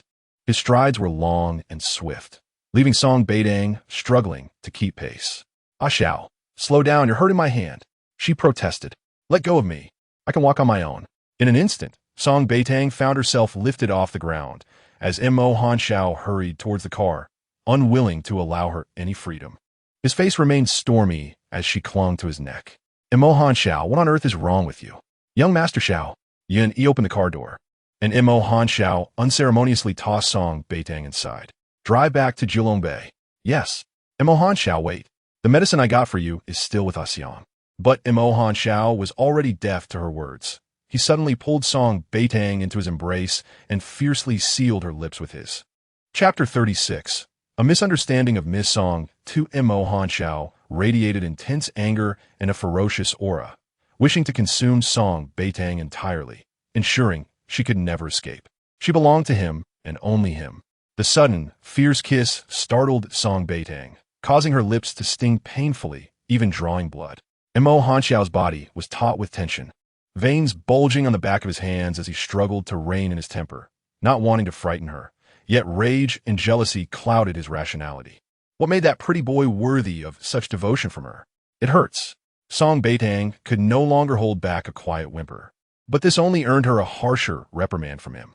The partition in the car had already been lowered, the Rolls-Royce gliding smoothly. Yet the two in front were on edge. He had genuinely feared that young Master Xiao would wreak havoc on the hospital. If Miss Song had arrived, just a moment later the black extended Rolls-Royce soon returned to Jiulong Bay. The driver respectfully opened the rear door, and Mo Hanxiao, still wearing a stormy expression, carried the unconscious Song Beitang, wrapped in his suit jacket, into the villa with purposeful strides. As they entered the bedroom, his demeanor shifted to one of caution. He gently placed Song Beitang on the sofa and wordlessly fetched a medical kit to tend to her injured lips. He had lost control in the car, causing her harm. With her eyes closed, Song Beitang felt an overwhelming sense of grievance, tears silently streaming down her cheeks. The moment Mo Hanxiao noticed her tears, panic surged within him. "Don't cry." His voice emerged hoarse, for in punishing her, he was also tormenting himself. Song Beitang remained silent, tears continuing to fall. Mo Hanxiao, overwhelmed and unsteady, trembled as he held the cotton swab, never fearing anything except her tears. He hesitated, suddenly unsure about touching her wounded lips. The atmosphere in the room became unbearably tense. After a long silence, he cautiously reached out to wipe away her tears. But she flinched away from him. His expression darkened, and in the next moment, he pulled her back into his embrace. Yet, Song Beitang pushed him away, beginning to fight back with fists and feet. In her struggle, a small notebook slipped from her pocket. She hurriedly bent down to retrieve it, but a large hand snatched it before her. Mo Hanxiao, with a grim countenance, flipped open the first page and froze upon seeing the delicate handwriting. Xiao as body conditioning plan. The page was adorned with colorful flowers and hearts, along with her name written underneath. Mo Hanxiao suddenly found it hard to breathe, daunted by what he saw. "Give it back to me," Song Beitang whispered, feeling wronged but unwilling to lash out at Mo Hanxiao. It was her past misdeeds that had led to this, and he cared too much for her, which had resulted in such behavior. She wanted to be patient, to teach him how to truly love someone. Montag Hanxiao stotrigit, unable to meet the gaze of her tear-stained eyes. Montag Hanxiao. Song Beitang stamped her foot. "If you keep this up, I will genuinely be angry." But the man did not return the notebook or utter a word. Instead, he turned and left the room stiffly. Watching his rigid back, Song Beitang found the situation somewhat amusing. When had the lofty young master, Xiao, lost his ability to walk properly? He only behaved this way in front of her. All the tension dissipated the moment they caught sight of Mo Hanxiao, his hands and feet in sync. After emerging from the master bedroom, Xiang and Yun cautiously approached, one after the other. "Xiao Yi, I wish to clarify something. Miss Song went to the hospital to consult the doctor on your behalf and to obtain medication," Xiang explained carefully. While Song Beitang was consulting with the traditional Chinese medicine doctor, she discreetly recorded their conversation. "I hadn't expected it to be useful now." With a 90-degree bow, Xiang activated the video she had taken, and the dialogue between Song Beitang and the doctor played. "Doctor, my boyfriend has a weak stomach, and I would like to know how to improve his condition to match that of a healthy person," Song Beitang asked earnestly, her focus unwavering. The old doctor glanced at her and began to jot down notes. "Please describe his daily routine, lifestyle habits, and dietary practices in detail." With a soft and sincere voice, Song Beitang recalled Mo Hanxiao's habits, concluding with a hint of embarrassment. "It's all my fault. I used to provoke him too much, and in his reluctance to hurt me, he ended up torturing himself." The doctor merely smiled and began discussing the necessary precautions based on her description. Song Beitang took notes diligently, occasionally posing questions. Once she had captured most of the information, the doctor remarked, "You must really care for your boyfriend." Blushing, Song Beitang nodded eagerly. "Yes, I love him dearly. He is the love of my life. With a girlfriend like you, your boyfriend must feel fulfilled," the doctor responded. "Thank you, doctor. Should I return in 2 weeks for the next prescription?" Indeed, the doctor confirmed. The video concluded, and Xiang, having benefited from Yun Yi's support, felt compelled to defend Miss Song. Seeing that Xiao Yi remained unresponsive, she cautiously continued, "Xiao Yi, Miss Song asked me to accompany her to the hospital. After we collected the medication, she mentioned feeling unwell, and although I suggested a visit to the gastroenterology department, she insisted it was just a matter of using the restroom. I waited outside, and before long, you arrived." "Yes, Xiao Yi, Miss Song had informed me in advance about her hospital visit, considering it was for your health. I agreed to let Xiang accompany her. Additionally, and it has been discreetly watching over her. If there were any danger, and would have alerted you immediately." Yun added, treading carefully, "Xiao Yi, you may have misunderstood Miss Song. Yun Yi's concern was palpable as he noted the tenderness with which Miss Song cared for Xiao Yi. Mo Huanxiao flipped through the small notebook, which contained detailed instructions for his meals and the proper way to take the herbal medicines. Suddenly, his heart ached sharply. Chapter 37. The pained embrace. Mo Huanxiao held the notebook, recalling his uncontrollable rage at the hospital and the delight in the girl's eyes upon seeing him. He had forcefully pulled her back to the car, and she had stumbled, no longer engaging in their usual quarrels. The elegant handwriting in the notebook seemed to pierce his heart. He turned and ascended the stairs once more, but as he reached the bedroom door, he found himself devoid of courage. The girl had finally chosen not to flee or argue, yet he could not ignore his own actions. Yun Yi and Ah Xiang watched from below, noting that this time, Xiao Yi did not immediately explode in anger, and the residents remained undisturbed. However, they were concerned about Miss Song's next move. Suddenly, the master bedroom door swung open, and a figure leaped into Mo Huanxiao's arms. Song Beitang, with a sorrowful expression, pleaded, "Ah Xiao, what have I done wrong to deserve such punishment?" The man instantly tightened his embrace, his throat constricted, and the words "I'm sorry" lodged in his chest, unutterable. Mo Huanxiao was not one to apologize. In the first 25 years of his life, he had never offered an apology to anyone. Song Beitang had intended to sulk for another 5 minutes, but recalling how he had sacrificed himself to save her in their past life, poisoned and subsequently consumed by flames, she found it impossible to remain angry. She owed him that much. Fate had granted her a chance to return and make amends by loving him well, and how could she resent him for that? All she wished was to shower him with affection. Moreover, Mo Huanxiao's intuition had proven correct. She had indeed met Su Qinglian. "Ah Xiao, please tell me where I went wrong, and I will rectify it," she implored, her voice muffled, filled with both grievance and a hint of supplication. "If you're upset, I promise I won't visit the hospital again." Pausing, she softly added, "But I have an appointment with the doctor in 2 weeks to fetch your next prescription. If I don't go, will he think I am untrustworthy and not genuinely in love with my boyfriend?" The mention of boyfriend cascaded over Mo Huanxiao like a refreshing rain upon a parched desert, awakening something profound within him. She regarded him as her boyfriend. Heaven knows the turmoil her words stirred within him. Mo Huanxiao embraced the distressed girl even tighter, his voice hoarse as he finally managed to utter, "I'm sorry." He was not intentionally cruel. He simply lost control upon seeing the red dot on his phone indicating her presence in Su Qinglian's hospital room. During a conversation with the elder of the Mo family, he could no longer remain seated and abruptly exited. This infuriated the elder, who summoned dozens of bodyguards to restrain him, but they were swiftly overpowered by his wrath. In his fury, Mo Huanxiao was a force to be reckoned with, capable of taking on 30 adversaries single-handedly. The Mo family estate suffered greatly under his rage. No lavish decoration escaped his wrath, and the elder was left so incensed that he required hospitalization. Yet, nothing could deter his resolve to confront her. As Song Beitang listened to the man's gravelly yet alluring voice, her ears inexplicably warmed. Mo Huanxiao spoke little. Most communications were relayed through Yun Yi. "Ah Xiao, your voice is so pleasant to hear," she shyly remarked, realizing she had transformed into a devoted admirer of Mo Huanxiao, enchanted by his looks, his words, and even his physique. In her eyes, he was flawless. In her past life, she had been utterly blind to his merits. Suddenly, Mo Huanxiao, taken aback by her compliment, questioned, "Is a bad girl like you so easily swayed by my voice?" "Ah Xiao, you still haven't told me what I did wrong." "I'm sorry," he repeated, his tone still low and filled with tension, holding her tightly as if he would never let go. She was his, and, in this lifetime, she could only belong to him.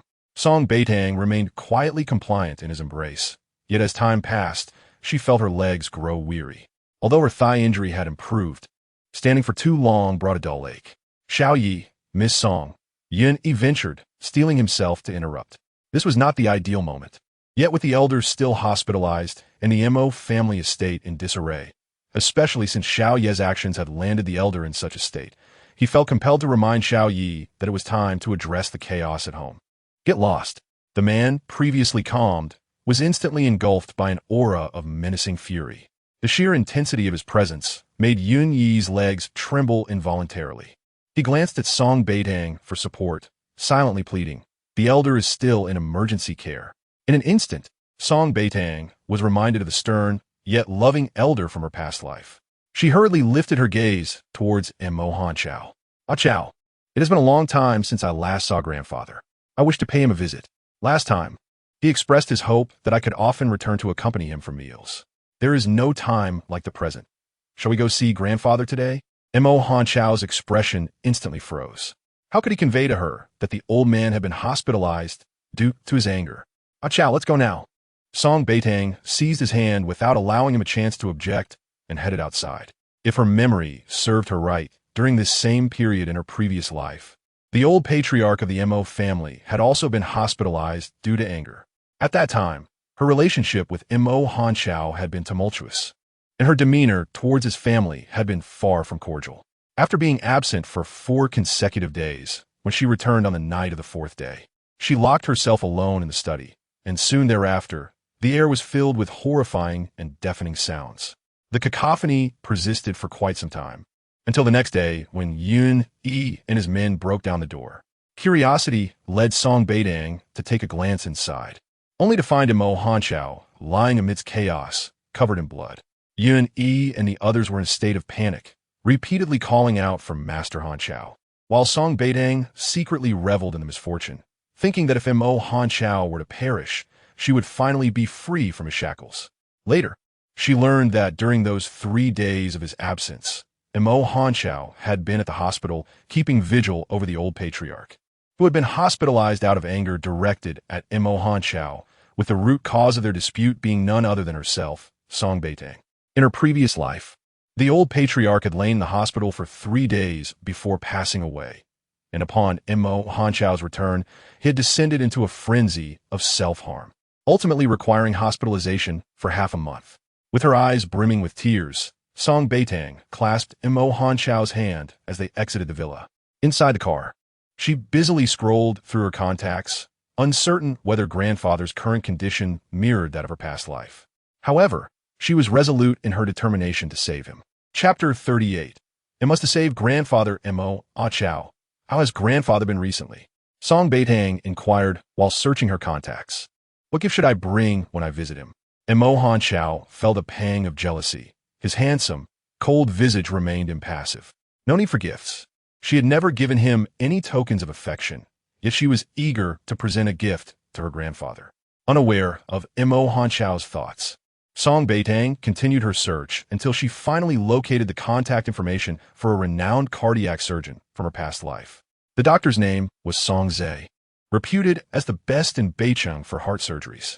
However, at this time in her previous life, he had yet to gain recognition, and many were reluctant to allow him to operate on themselves or their loved ones due to his youth, thus missing the optimal window for surgery.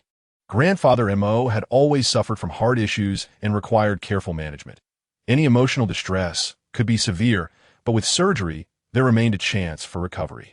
Song Beitang knew that in 3 months, Song Zhe would gain national fame through a heart bypass surgery deemed to have no chance of success, subsequently saving numerous patients from heart ailments and allowing them to live and even exercise normally.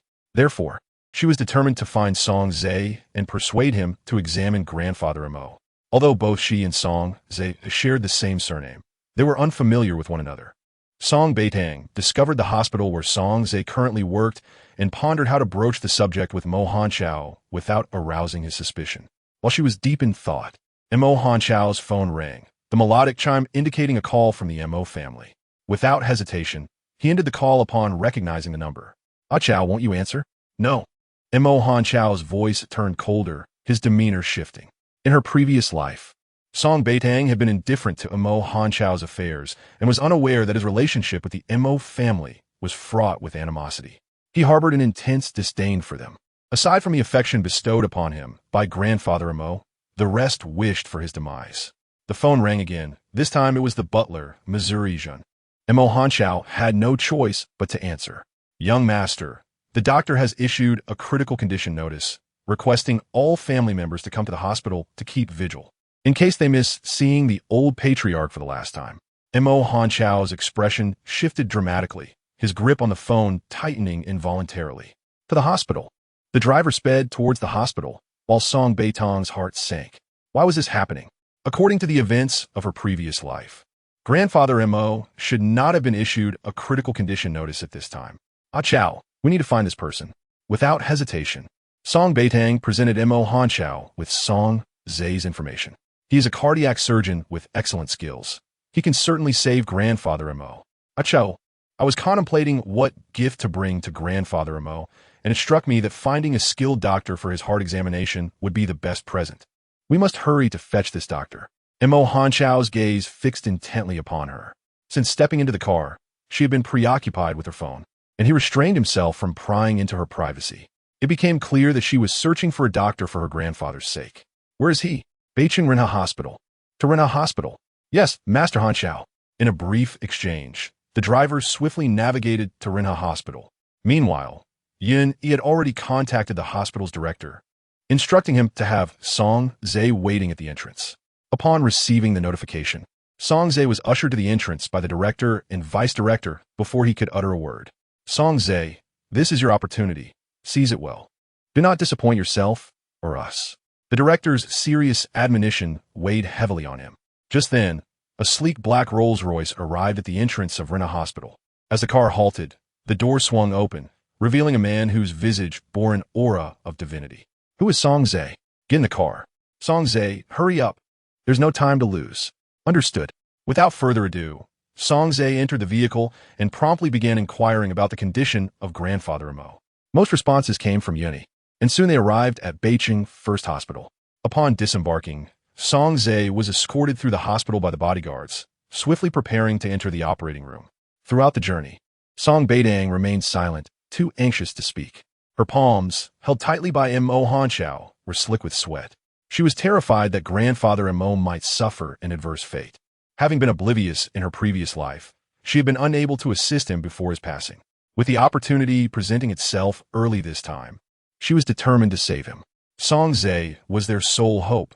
Even with a mere 1% chance, she refused to abandon it. Suddenly, Song Beitang freed her hands from M.O. Han Chow's grasp, clasping them together in fervent prayer. Word of M.O. Han Chow bringing an obscure doctor to operate on the old patriarch reached the M.O. family, inciting an uproar. However, with a mere command from M.O. Han Chow, Yun swiftly restrained the family members, ensuring they remained silent until the completion of the surgery. M.O. Han Chow observed Song Beitang, her face a portrait of devotion as she prayed with her hands clasped, her exquisite eyes shimmering with unshed tears. Her delicate lips moved in whispers, imploring the heavens for Grandfather Mo's well-being.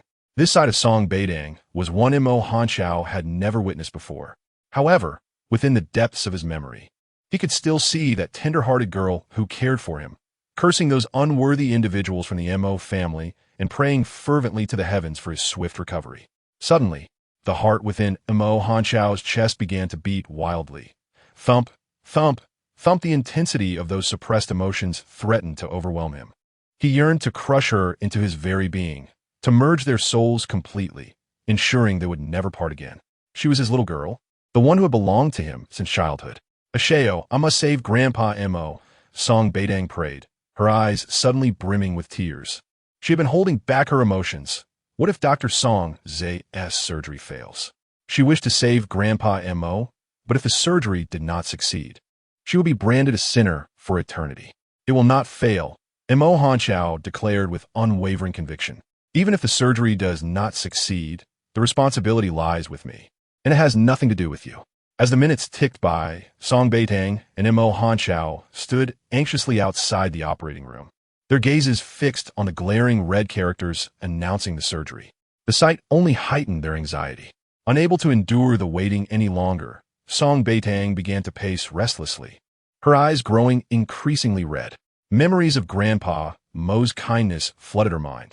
You must be that little girl from the Song family, quite lovely in appearance, though your temper leaves much to be desired. Be obedient, and I assure you, Grandpa will treat you well. Asheo has a bit of temper, but if you appease him, he would fetch you the stars from the sky. Little girl, can you please stop being angry with Asheo? Even if you do not like him, can you at least try to be a little nicer? Come here, let me show you something wonderful. Your grandfather was once a comrade of my old man, and you, as his granddaughter, are also mine. Even if you do not end up with Asheo, I will ensure you have a splendid wedding. Why is this little girl throwing a tantrum again? Oh dear, If you keep pouting, wrinkles will surely appear. Montaktsin. Go fetch the skincare products I brought back from abroad for the little girl. She is too young to be so angry all the time. I fear she will have wrinkles before she even turns 20. Asheo, why do you keep bullying Xiaotang? She is a girl. Can't you show her a little leniency? With such a bad temper, if I were Xiaotang, I would ignore you too. Come here, little girl. Let us not pay attention to Asheo. I have brought you some delicious treats. The words of Grandpa, Mo echoed in her mind, recalling the scenes of the old man scolding Mo Hanchao for her sake and showering her with kindness. Tears streamed down Song Beitang's face, as she could no longer contain her emotions. In her previous life, she had failed to cherish these moments, responding to Grandpa Mo with childish defiance, her hands swiping like a kitten's claws, leaving him wounded. Yet, he had never scolded her. Instead, he had encouraged Mo Hanchao to be more patient with her, believing she would grow up and understand in due time. Don't cry, Mo Hanchao said, enveloping her in his arms, his voice hoarse. Grandpa will be fine. Yes. Song Beitang nodded vigorously in his embrace, as if her fervent belief could ensure Grandpa's safety. Time seemed to stretch on indefinitely until the operating room light finally extinguished, and the door swung open. Song Zhe emerged, announcing that the surgery had been successful and that the old man would be transferred to the ICU. Only 2 people could visit him. Moreover, for the first month post-surgery, no one should upset the old man. This period was crucial for recovery, and it was best to prevent anyone with ill intentions from disturbing him. Song Zhe spoke plainly. As a doctor, he had fought hard to save a life and could not allow it to be jeopardized by carelessness.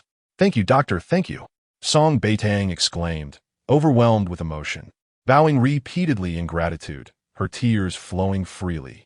Song Zhe was taken aback and reached out to assist her, but before he could make contact, a powerful hand intervened. Mind your manners. Mo Hanchao's icy voice cut through the air, his gaze sharp enough to slice.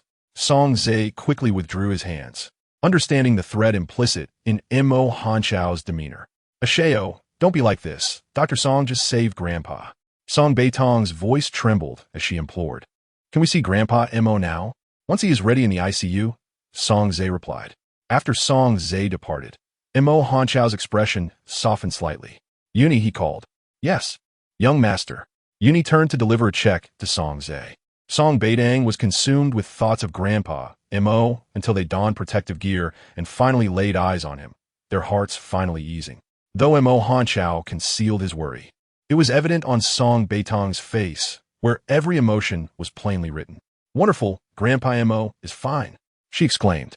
She had altered the tragic fate of her previous life, ensuring that Grandpa Mo would live, which in turn would prevent Mo Hanchao's condition from deteriorating further. Asheo, Grandpa will surely be all right, so you need not worry anymore. Indeed, he replied in his characteristic, indifferent tone. Recalling Song Zhe's warnings and the ill-intentioned individuals from the Mo family, Song Beitang furrowed her brow, determined to devise a plan to prevent them from disturbing Grandpa Mo. For a month, he could not be subjected to any stress or upheaval, as if mirroring her thoughts. Mo Hanchao took immediate action after exiting the ICU, ordering Uni to station bodyguards on Grandpa Mo's floor. No one would be allowed in without his express permission. Upon learning this news, the Mo family erupted in fury, particularly Mo Zhenxiong, who stormed up to Mo Hanchao, ready to strike him. But before Mo Hanchao could react, Song Beitang stepped forward to push him away. What are you doing? Do you want to fight? This is a hospital. Be careful, or I will call the police. Her small face was set in a cold expression, her voice as frigid as ice. Try to lay a finger on Mo Hanchao and see what happens. The Mo family was familiar with Song Beitang, but they remembered her as the girl who had once caused chaos for Mo Hanchao. Now, her sudden defiance against Mo Zhenxiong startled them. Mo Zhenxiong narrowed his eyes, dismissing her entirely. Song Beitang, I advise you to step aside, or I will kill you. Try to touch her. I dare you. Mo Hanchao stepped forward, his towering figure shielding Song Beitang as he glared at Mo Zhenxiong, an aura of icy hostility surrounding him. Song Beitang, what gives you the right to meddle in our family affairs? We have the identity and qualifications to visit Grandpa. Who do you think you are? Chen Yaxian, Mo Zhenxiong's second wife, stepped forward, her disdain palpable. She had long harbored a desire to see Mo Hanchao suffer, and now her contempt for him resurfaced. Just as Mo Hanchao prepared to confront her, Song Beitang held him back, shaking her head before stepping forward, her voice clear and resolute. Simply put, I am Mo Hanchao's girlfriend. Her small face bore an icy demeanor as she challenged. And who are you to speak here? Is it because of your scandalous rise to power? Chapter 40. No one shall harm him. As Song Beitang's words lingered in the air, Chun Yaxian's complexion instantly darkened, reflecting the ugly truth she had long sought to cleanse. Yet, here it was laid bare by Song Beitang in front of an audience. Trembling with rage, she lunged at Mo Jinxiong, exclaiming, Jinxiong, she said her delicate voice nearly made Song Beitang retch. How could she, Song Beitang, claim any authority when a mere mistress had ascended to her position? Mo Jinxiong's authority was challenged, prompting him to summon his bodyguards. Tear this little wretch's mouth apart. I dare anyone to touch her. Stepping forward, Mo Hanchao needed no orders. The bodyguards of Jiulong Bei encircled Mo Jinxiong and Chun Yaxian. Elder brother, parents, please stop this. Montak Jingyu interjected, pulling Chen Yaxian closer. We are family. Why create a spectacle over an outsider? With a facade of grace, her gaze fell upon Song Beitang. Miss Song, aren't you going to visit Mr. Su? I heard he was discharged from the hospital under mysterious circumstances. Sadly, he is now paralyzed, and one fears he may not be able to provide you with happiness in the future. However, given your close relationship with Mr. Su and the wealth of the Song family, I am certain you would never abandon him. Her tone was gentle, cloaking her malice as concern. Miss Song, shouldn't you check on Mr. Su? The mention of Su Qinglian ignited a fire within Mo Hanchao. He stepped forward and slapped Mo Jingyu hard across the face. Elder brother, how could you hit me? Mo Jingyu gasped, incredulously staring at him. Song Beitang has betrayed you. I merely spoke the truth. Are you so ashamed? Before you speak ill of my mother, perhaps you should look in the mirror, Mo Jingyu retorted. But before she could finish, Mo Hanchao kicked her away. A pained scream echoed through the air as Mo Jingyu was sent sprawling, resembling a kite severed from its string. Blood poured from her mouth, her face pale with agony. Mo Hanchao, I swear I will fight back. Whoever breaks his legs, I shall reward with 1,000,000. Mo Jinxiong's face twisted with rage as he issued his command, entirely forgetting that Mo Hanchao was his own flesh and blood. Unfazed, Mo Hanchao cast a cold glare, causing the Mo family bodyguards to hesitate, not daring to advance. Song Beitang stepped forward, arms outstretched, blocking Mo Hanchao's path. Her expression resolute, she declared, I will not allow anyone to harm Mo Hanchao. If you wish to touch him, you must first step over my dead body. With that, she charged directly at Mo Jinxiong. The men behind her stood in stunned silence, their shock evident. Mo Hanchao was typically inscrutable. Before Mo Jinxiong could regain his composure, he received a punch to his right eye from Song Beitang, who had put her full strength into it. Though her might was not considerable, the sensation of striking someone in the eye was indescribably satisfying. If Mo Jinxiong could not love Mo Hanchao, then she would. In his past life, no one had protected him. In this life, she would never allow him to feel alone again. As her heart raced, Mo Hanchao felt an overwhelming urge to express his emotions, to embrace her fiercely.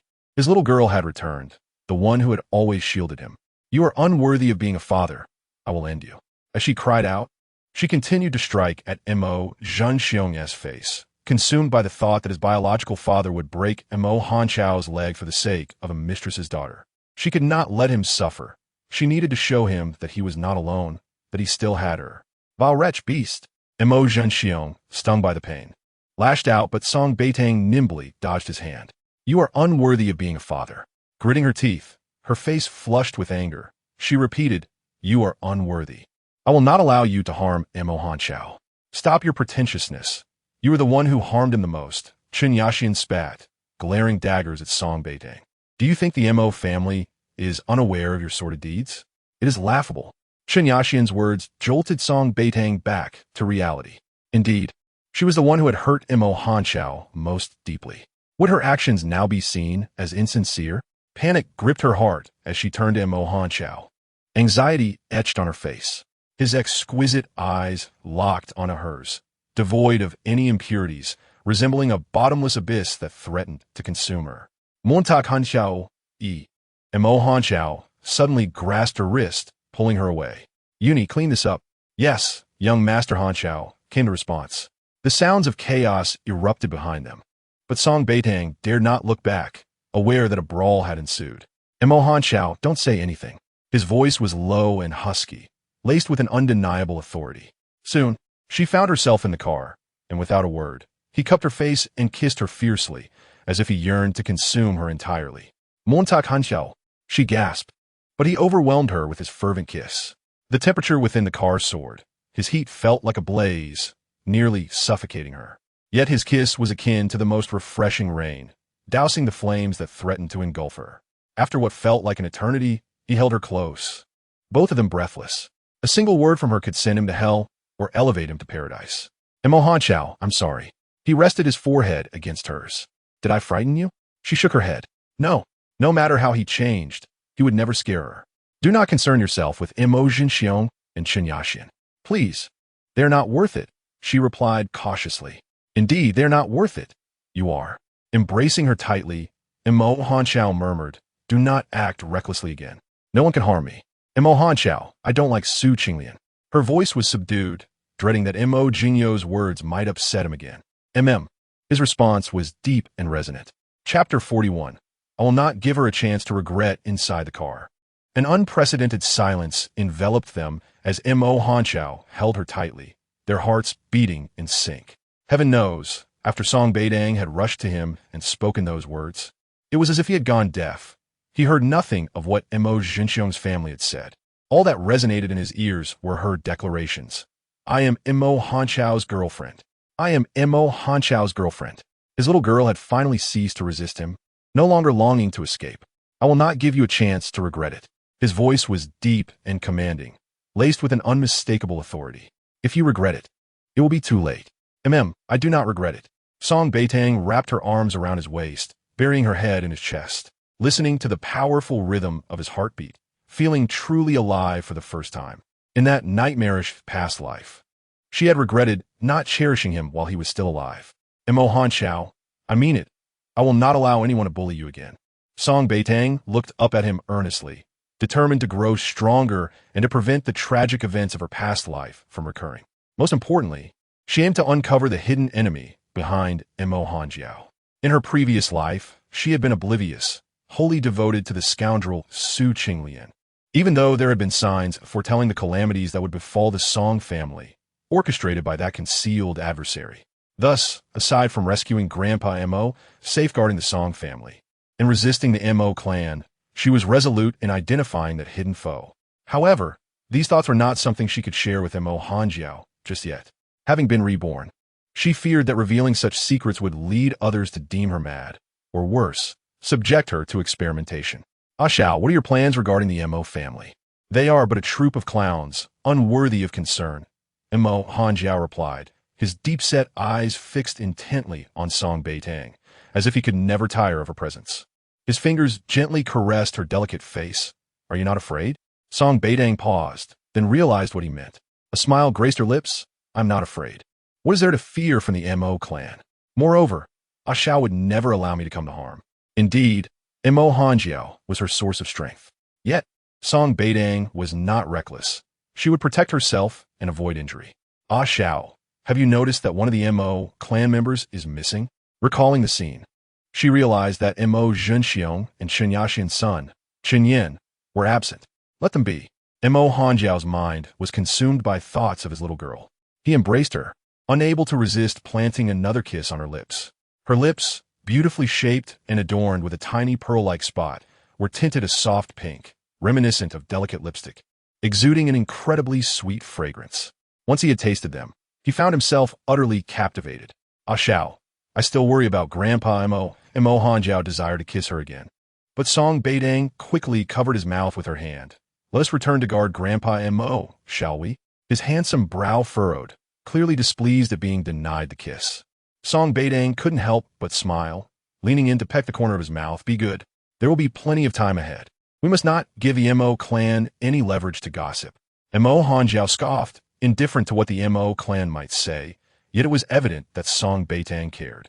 Thus, the man who had just been seething with anger was now led by her hand from the Rolls-Royce, his displeasure still apparent, but his temper restrained. They arrived once more outside the ICU, where Yun Yi and the bodyguard had expelled Mo Jinxiong, Chun Yaxian, and Mo Jingyu from the hospital, although 2 bodyguards had sustained minor injuries. Upon receiving the report from Yun Yi, Mo Hanjiao's expression darkened once more. Strike back. Master Xiao, they did not gain any advantage. Yun Yi quickly replied, I will intensify their training to ensure such a situation does not occur again. Listening intently, Song Beitang, who had been somewhat sheltered by Mo Hanjiao in her past life, spoke gently. Ah Xiao, I wish to train alongside them. Miss Song, have you lost your mind? Before Mo Hanjiao could respond, Yun Yi exclaimed, those training sessions are grueling, not child's play. I understand. Song Beitang was well aware that each of Mo Hanjiao's subordinates was meticulously selected and underwent rigorous training before being allowed to stay. The fact that Mo Jinxiong's people had managed to injure 2 bodyguards indicated that there were indeed skilled fighters among them. With her own agenda to pursue and understanding that Mo Hanjiao could not be by her side at all times for protection, she recognized that even within Anne's covert safeguarding, one could never be entirely shielded from the enemy's schemes. A diversion could lead to her demise. The tragic Anne she met in her previous life had instilled in Song Beitang a sense of foresight. Xiao, I want to stand by your side and walk alongside you, rather than be labeled as the ornamental vase raised by Mo Hanjiao. She spoke earnestly. Let me participate in the training, please. Mo Hanjiao remained silent. Xiao, Xiao, Xiao. Song Beitang began to shake his arm, and when he did not acquiesce, she resorted to charming him until he relented. Xiao, Xiao. Yet, regardless of her coaxing, Mo Hanjiao was resolute in his refusal. The training grounds were not a place for the faint-hearted, and he could not bear the thought of her enduring such hardship. Realizing her efforts to charm him were futile, Song Beitang released his arm. I will wait until Grandpa Mo awakens, and then I will have him decide for me. She was confident that Grandpa Mo, who cared for her deeply, would advocate on her behalf. Mo Hanjiao's expression remained impassive. Not even the most powerful figure could persuade him to allow her to join the training. I regret it. Song Beitang suddenly stood. You are a villain. Bullying me at will. Mo Hanjiao pulled her into his embrace. I've said before, I will not grant you the chance to regret. Then why won't you agree to my request? The training is arduous. Song Beitang nodded. Then will you visit me often? Mo Hanjiao gazed at her. Her doe-like eyes sparkled with innocence, reflecting his less-than-pleased expression. Ah Xiao. She reached out to touch his cheek. If you will not grant me the chance to regret, then please allow me the opportunity to grow. I will wait until Grandpa Mo awakens and is well before going. Moreover, I need to inform my brothers. Ah Xiao. I promise that if I cannot endure the hardship, I will call you immediately, and you must come to fetch me, all right? Chapter 42. Subtle affection with her eyes glistening and her demeanor both pitiful yet resolute. Song Beitang stirred a sense of confusion within Mo Hanjiao. The mischievous girl, who had previously contemplated fleeing with a pretty boy, now yearned for training. A training camp filled with men in an environment that was dirty and chaotic, teeming with mosquitoes and perhaps even wild beasts. Did she think it was a leisurely outing? Mo Hanjiao rose and strode towards the stairs. Axiao, Monta Kanyao. Song Beitang hurried after him, but was intercepted by Yun Yi and the bodyguards. Miss Song, it is evident that Master Xiao does not wish to converse with you right now. Song Beitang. Yun Yi, you have changed. She remarked softly. Have you forgotten the night behind Beitang? Yun Yi felt a chill run down his spine, regretting his decision to assist her back then. Yun Yi, I think I need to discuss your position as steward with Master Xiao. Miss, please spare me. Yun Yi was on the verge of begging. Master Xiao is doing this for your own good. That training camp is no place for amusement. I understand. Song Beitang replied, her expression stoic as she sat back down, conceding to wait for Grandpa Mo to awaken. Fortunately, the wait was not long. The next day, Grandpa Mo was transferred to a VIP room. After Dr. Song Zhe's examination, he informed Mo Hanjiao and Song Beitang that the old gentleman merely needed to recuperate, and all would be well. Song Beitang arranged for the kitchen at Jilong Bay to prepare various nourishing soups suitable for post-operative patients, which Yun Yi then brought to the hospital. Upon awakening, Grandpa Mo was surprised to see someone he had not expected in the hospital room. His eyes widened in astonishment before shifting to the other side, where Mo Hanjiao wore a sullen expression, clearly displeased. Remembering their earlier quarrel, Grandpa Mo's demeanor soured as well. Grandpa Mo, The doctor has instructed you not to get angry, agitated, or upset. I understand that my presence may be bothersome, and I will leave immediately to avoid causing you distress. Grandpa Mo? His expression was filled with disbelief. Has that little girl from the Song family taken leave of her senses? When did she become so polite and good-natured? Nevertheless, the fact that she could converse amiably with others was already a monumental improvement. He was far too pleased to feel any anger. Little girl, please take a seat. Old Master Mo, having just completed surgery, spoke with a slightly hoarse voice. Song Beitang hurriedly poured him a glass of water, inserted a straw, and carefully assisted him in drinking. Grandpa Mo, you should sip some water to soothe your throat. I've consulted Dr. Song. You can have a little water now, and later you can eat something else. When Song Beitang was gentle and obedient, she was truly endearing. Her fair complexion, delicate face, large eyes, and rosy lips, combined with her soft, sweet voice, made her resemble a newborn fawn when her amber eyes focused intently on someone. Pure, innocent, and untainted, she inspired an overwhelming desire to give her the finest things in the world. Old Master Mo had once remarked that as long as she was willing to coax him, he would willingly give her anything, even his grandson Mo Hanchao's life. Little girl, you wouldn't have lost your mind after the wedding, would you? Old Master Mo, overwhelmed with surprise, exclaimed, Ah Chow, you must go find a doctor to examine her brain. It simply cannot be damaged. What will we do if it is? Song Beitang's face turned crimson. Grandpa Mo, I have merely turned over a new leaf. There is no need to claim my wits are lost. Though her behavior differed greatly from her past life, everyone deserves a chance to correct their mistakes. Seeing her flushed cheeks and then glancing at Mo Hanchao's grim yet composed demeanor, Old Master Mo's spirits lifted. At his age, he sought little more than to witness his grandson's happiness. Mo Zhenxiong owed this child far too much. When Mo Zhenxiong divorced Mo Hanchao's mother, Jingxi, he was abroad managing a significant affair, and the situation had taken years to resolve. Upon his return, he found Mo Hanchao had undergone a drastic change. Old Master Mo investigated the truth, but discovered that during his absence, the Mo family had been manipulated by Mo Zhenxiong and Chun Yaxian, and Mo Hanchao remained silent.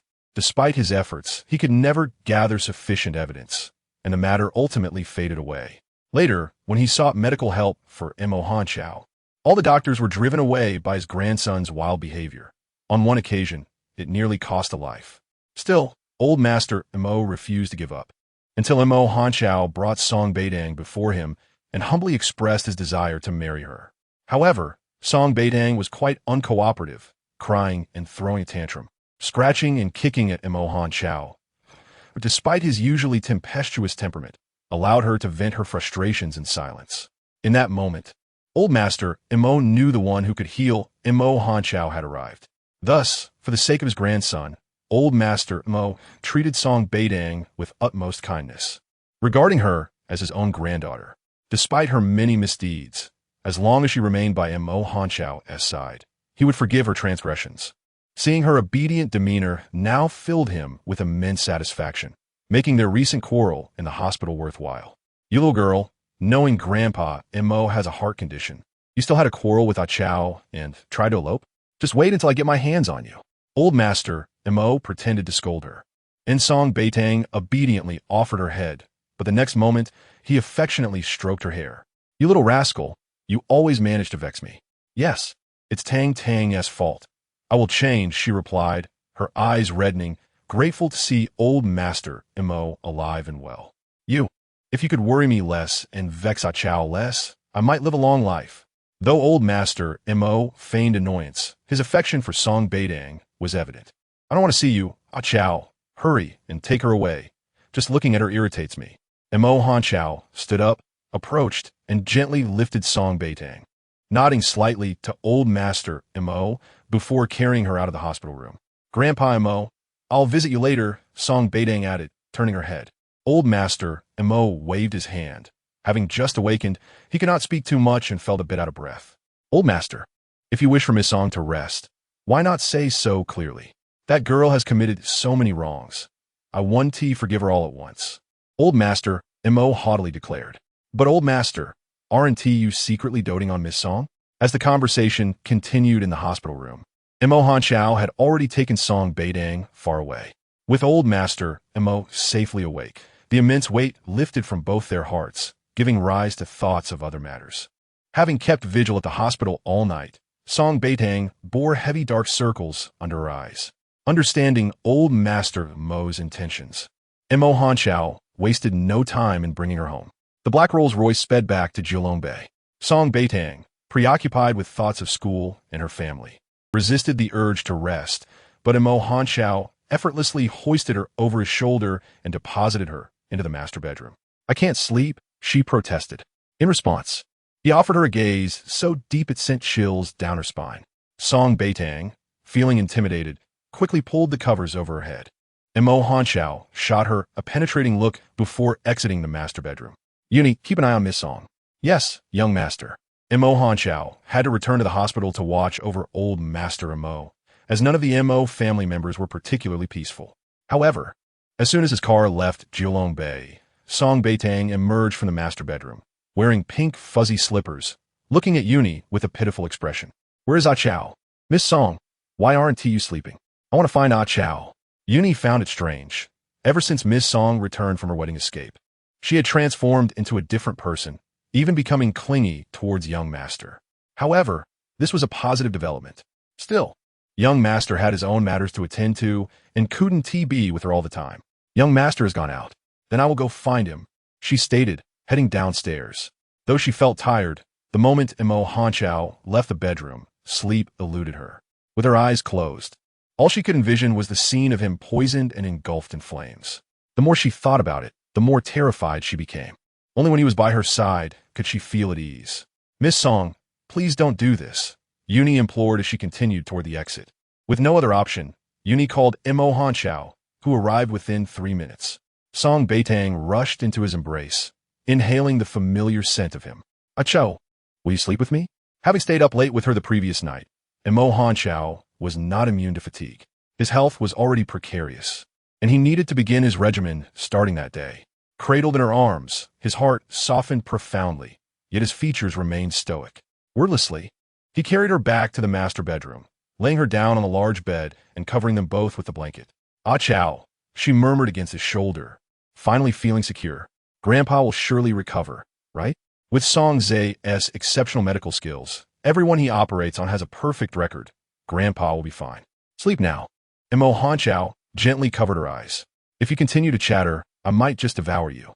The deep, resonant voice emanated an imposing authority, yet Song Beitang felt no fear. In a bold gesture, she reached out to touch the man's abdominal muscles. Regrettably, his shirt was tucked into his belt, leaving her to merely sense the fabric's texture.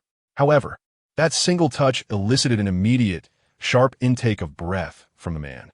In the blink of an eye, Mo Hanchao had her pinned beneath him, his intentions unmistakably primal. Song Beitang gazed up with her large, glistening black eyes, a veil of mist clouding her gaze, her rosy lips curving into an inviting smile. She looked at Mo Hanchao with a silent invitation. All of his warmth coalesced in one place, and he cursed inwardly, gritting his teeth before hastily retreating from the bed. Confusion washed over Song Beitang. Was it her lack of allure that had driven him away? She glanced down at her traditional, modest cotton pajamas, which concealed her figure entirely, not revealing a hint of her fair, smooth skin. It dawned on her that it was perhaps she who was unworthy, leaving her feeling despondent. She had genuinely believed that he would desire her. Meanwhile, next door, Mo Hanchao stood beneath the shower, icy water cascading over him as he tilted his head back, allowing the coolness to drench him. He had not even bothered to remove his clothes, his thoughts consumed by the image of the girl with her silent, innocent, and glistening eyes. His throat involuntarily tightened at the realization of her youth, pondering whether this was merely a fleeting whim. He endured a full hour of the cold shower, striving to quell the restless desire that surged within him, while Song Beitang succumbed to sleep, engulfed in regret. "Young Master Mo, the 3 Song brothers have arrived and are waiting in the hall." Mo Hanchao nodded, donning a tailored black suit, his tie impeccably knotted and his long, straight legs drawing attention wherever he went, a striking figure indeed. In the reception room, Song Xinghe, Song Xingchen, and Song Xingma awaited anxiously. Their visit was twofold: to deliver gifts to their sister, and to ascertain whether she had been mistreated by Mo Hanjiao. The events at the hospital had reached the ears of the three brothers, prompting Song Xinghe to panic and contemplate a direct confrontation at Jiulongbei. However, he was restrained by Song Xingmo, who feared that their impulsiveness might provoke Mo Hanjiao's wrath again, risking their sister's safety. As Mo Hanjiao strode into the reception room, the three brothers quickly rose. Mr. Mo previously, Song Beitang had suggested they address him by name since they were akin to family, yet they dared not. They settled on the formal address of Mr. Mo. Is there something you need? We've discovered some intriguing novelties that little Tang particularly enjoys, so we brought them for her. Mo Hanjiao exchanged a glance with Yun Yi, who stepped forward. Mr. Song, leave it to me. No, we want to personally give him to Tang. Song Xingchen promptly refused, aware that entrusting them to Yun Yi might preclude their chance to see their sister. Mo Hanjiao, Beitang is not your possession. You cannot confine her like this. Mo Hanjiao's exquisite phoenix eyes turned icy, and the atmosphere in the reception room chilled abruptly. Yun Yi instinctively took a step back, silently hoping the three Song brothers would not provoke Mo Hanjiao into fury. With Song Beitang currently asleep, any outburst from him would be beyond soothing. Chapter 44. Song Xingchen. You seek death. The temperature in the reception room plummeted, yet Song Xingchen, driven by his concern for his sister, stepped forward fearlessly. He had already met with the Mo family representatives, who assured him that collaboration with them would facilitate rescuing Song Beitang from Mo Hanjiao's clutches. Thus, he felt emboldened. Mo Hanjiao, a monster even the Mo family shunned, would never allow his sister to suffer beside him. Despite Song Xingmo and Song Xinghe's reassurances that Mo Hanjiao might not be as he seemed, given the duplicity of Chen Xiaohua, Song Xingchen's anxiety over his sister's potential mistreatment overwhelmed him. Mo Hanjiao, on what grounds do you confine Beitang at Jiulongbei? He demanded loudly. As her brothers, it is our rightful duty to take her home. Mo Hanjiao's expression darkened further. What a sense of entitlement. Previously, it had been Su Qinglian, that charming rogue, attempting to claim her. Now, it was Song Xingchen. Yun Yi, sensing the impending fury, boldly interjected, Young master, this is Miss Song's biological elder brother, not that scoundrel. However, Yun Yi's words only intensified Mo Hanjiao's ire. Song Xingchen, you seek death. His chilling voice cut through the air, each word sharp enough to rend flesh. In an instant, none could comprehend how Mo Hanjiao acted, as he seized Song Xingchen's throat with a vice-like grip. Song Xingchen's pupils dilated in terror. Mo Hanjiao's strength was formidable, and the intent to kill was palpable. The man's strikingly handsome visage was overshadowed by a frost-laden fury, his sharp eyes glimmering with unrestrained rage. Young master, Miss Song is coming down, Yun Yi shouted urgently.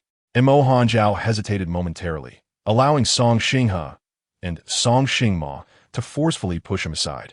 Gasping for breath, Song Xingchen's pale neck bore the unmistakable marks of fingers. Mo Hanjiao, I will never allow Beitang to remain with you. He gasped, choking on his words as desperation clawed at him. The fear of death had flooded his senses, his lungs seemingly devoid of air, the grip on his throat tightening with every passing second. Mo Hanjiao was terrifying beyond measure. Song Xinghe and Song Xingmo shared a horrified glance, recalling how this man had once shattered 3 of Mu Shi's ribs with a single kick.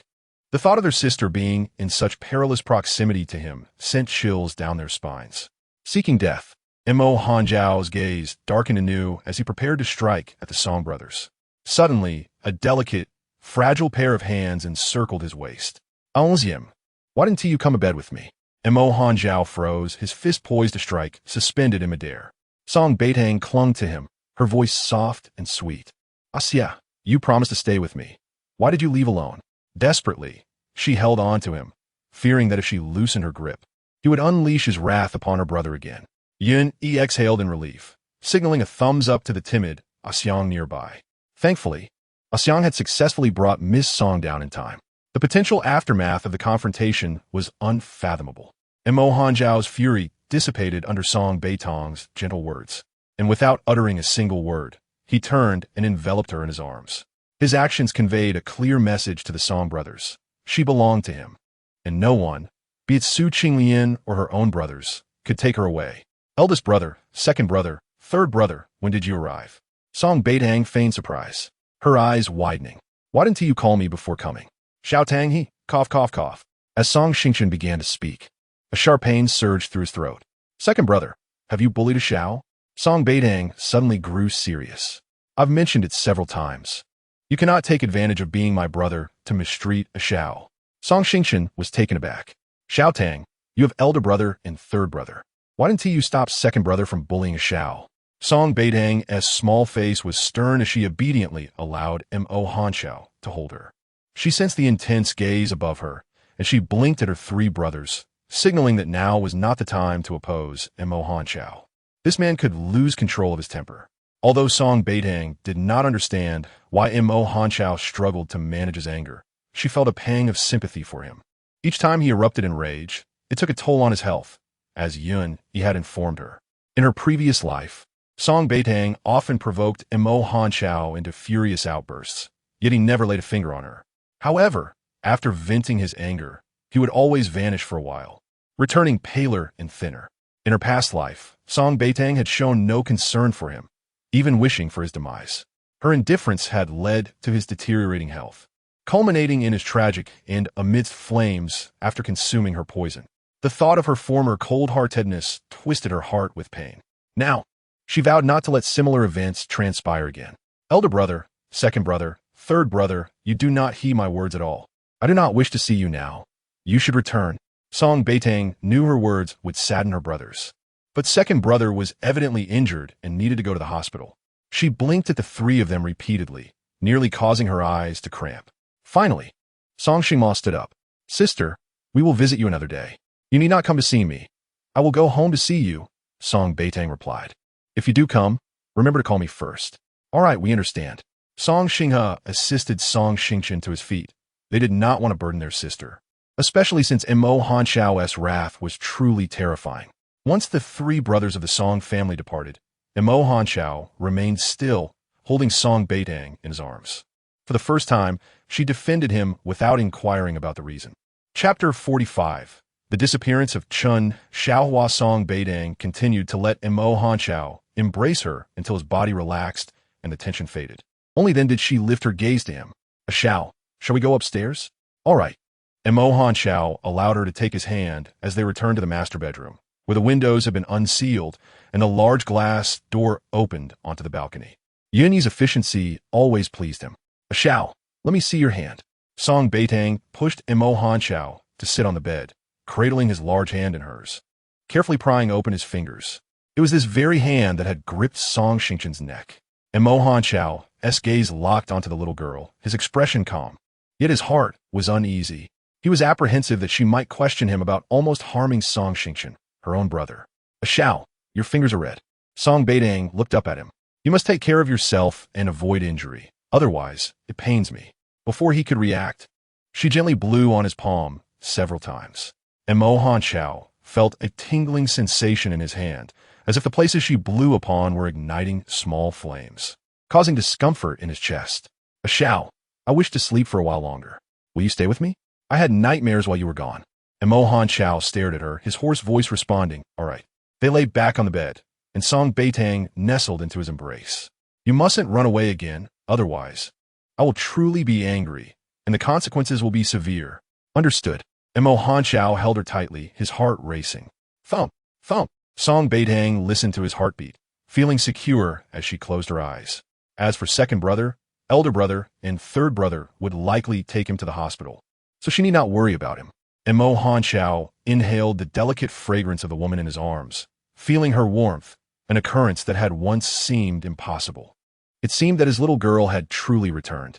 He embraced her tightly, unable to resist pressing a gentle kiss to her forehead. With her eyes closed, her breathing gradually steadied, indicating that she was genuinely tired. Mo Hanxiao dared not move, and gradually he too fell asleep. After the three brothers of the Song family left Jiulong Bay, they headed straight back to the Song residence. Song Xingchen was reluctant to go to the hospital, feeling embarrassed about the day's events. As the car came to a halt, they spotted Su Qinglian, who had lost both legs, seated in a wheelchair, gazing expectantly inside. Song Xinghe narrowed his eyes, his expression darkening in an instant. Su Qinglian was involved with Chun Xiaohua, causing their sister distress. And now he had the audacity to show up. Su Qinglian, what are you sneaking around for? Ah, elder brother, I came to find Songya. Xiaotang misunderstood that I was with Songya. I tried calling her, but she didn't answer. I hoped she could explain to Xiaotang that there is nothing between us. Su Qinglian hurriedly explained upon seeing Song Xinghe. Elder brother, my feelings for Xiaotang are as clear as day. She has always been the one I love, not Songya. Enough. No one in the Song family goes by the name of Songya. Song Xinghe glared coldly at him. You better leave now and never appear before me again. Su Qinglian was relatively handsome, with fair skin and rosy lips, exuding a certain delicate charm that Song Xinghe had never liked.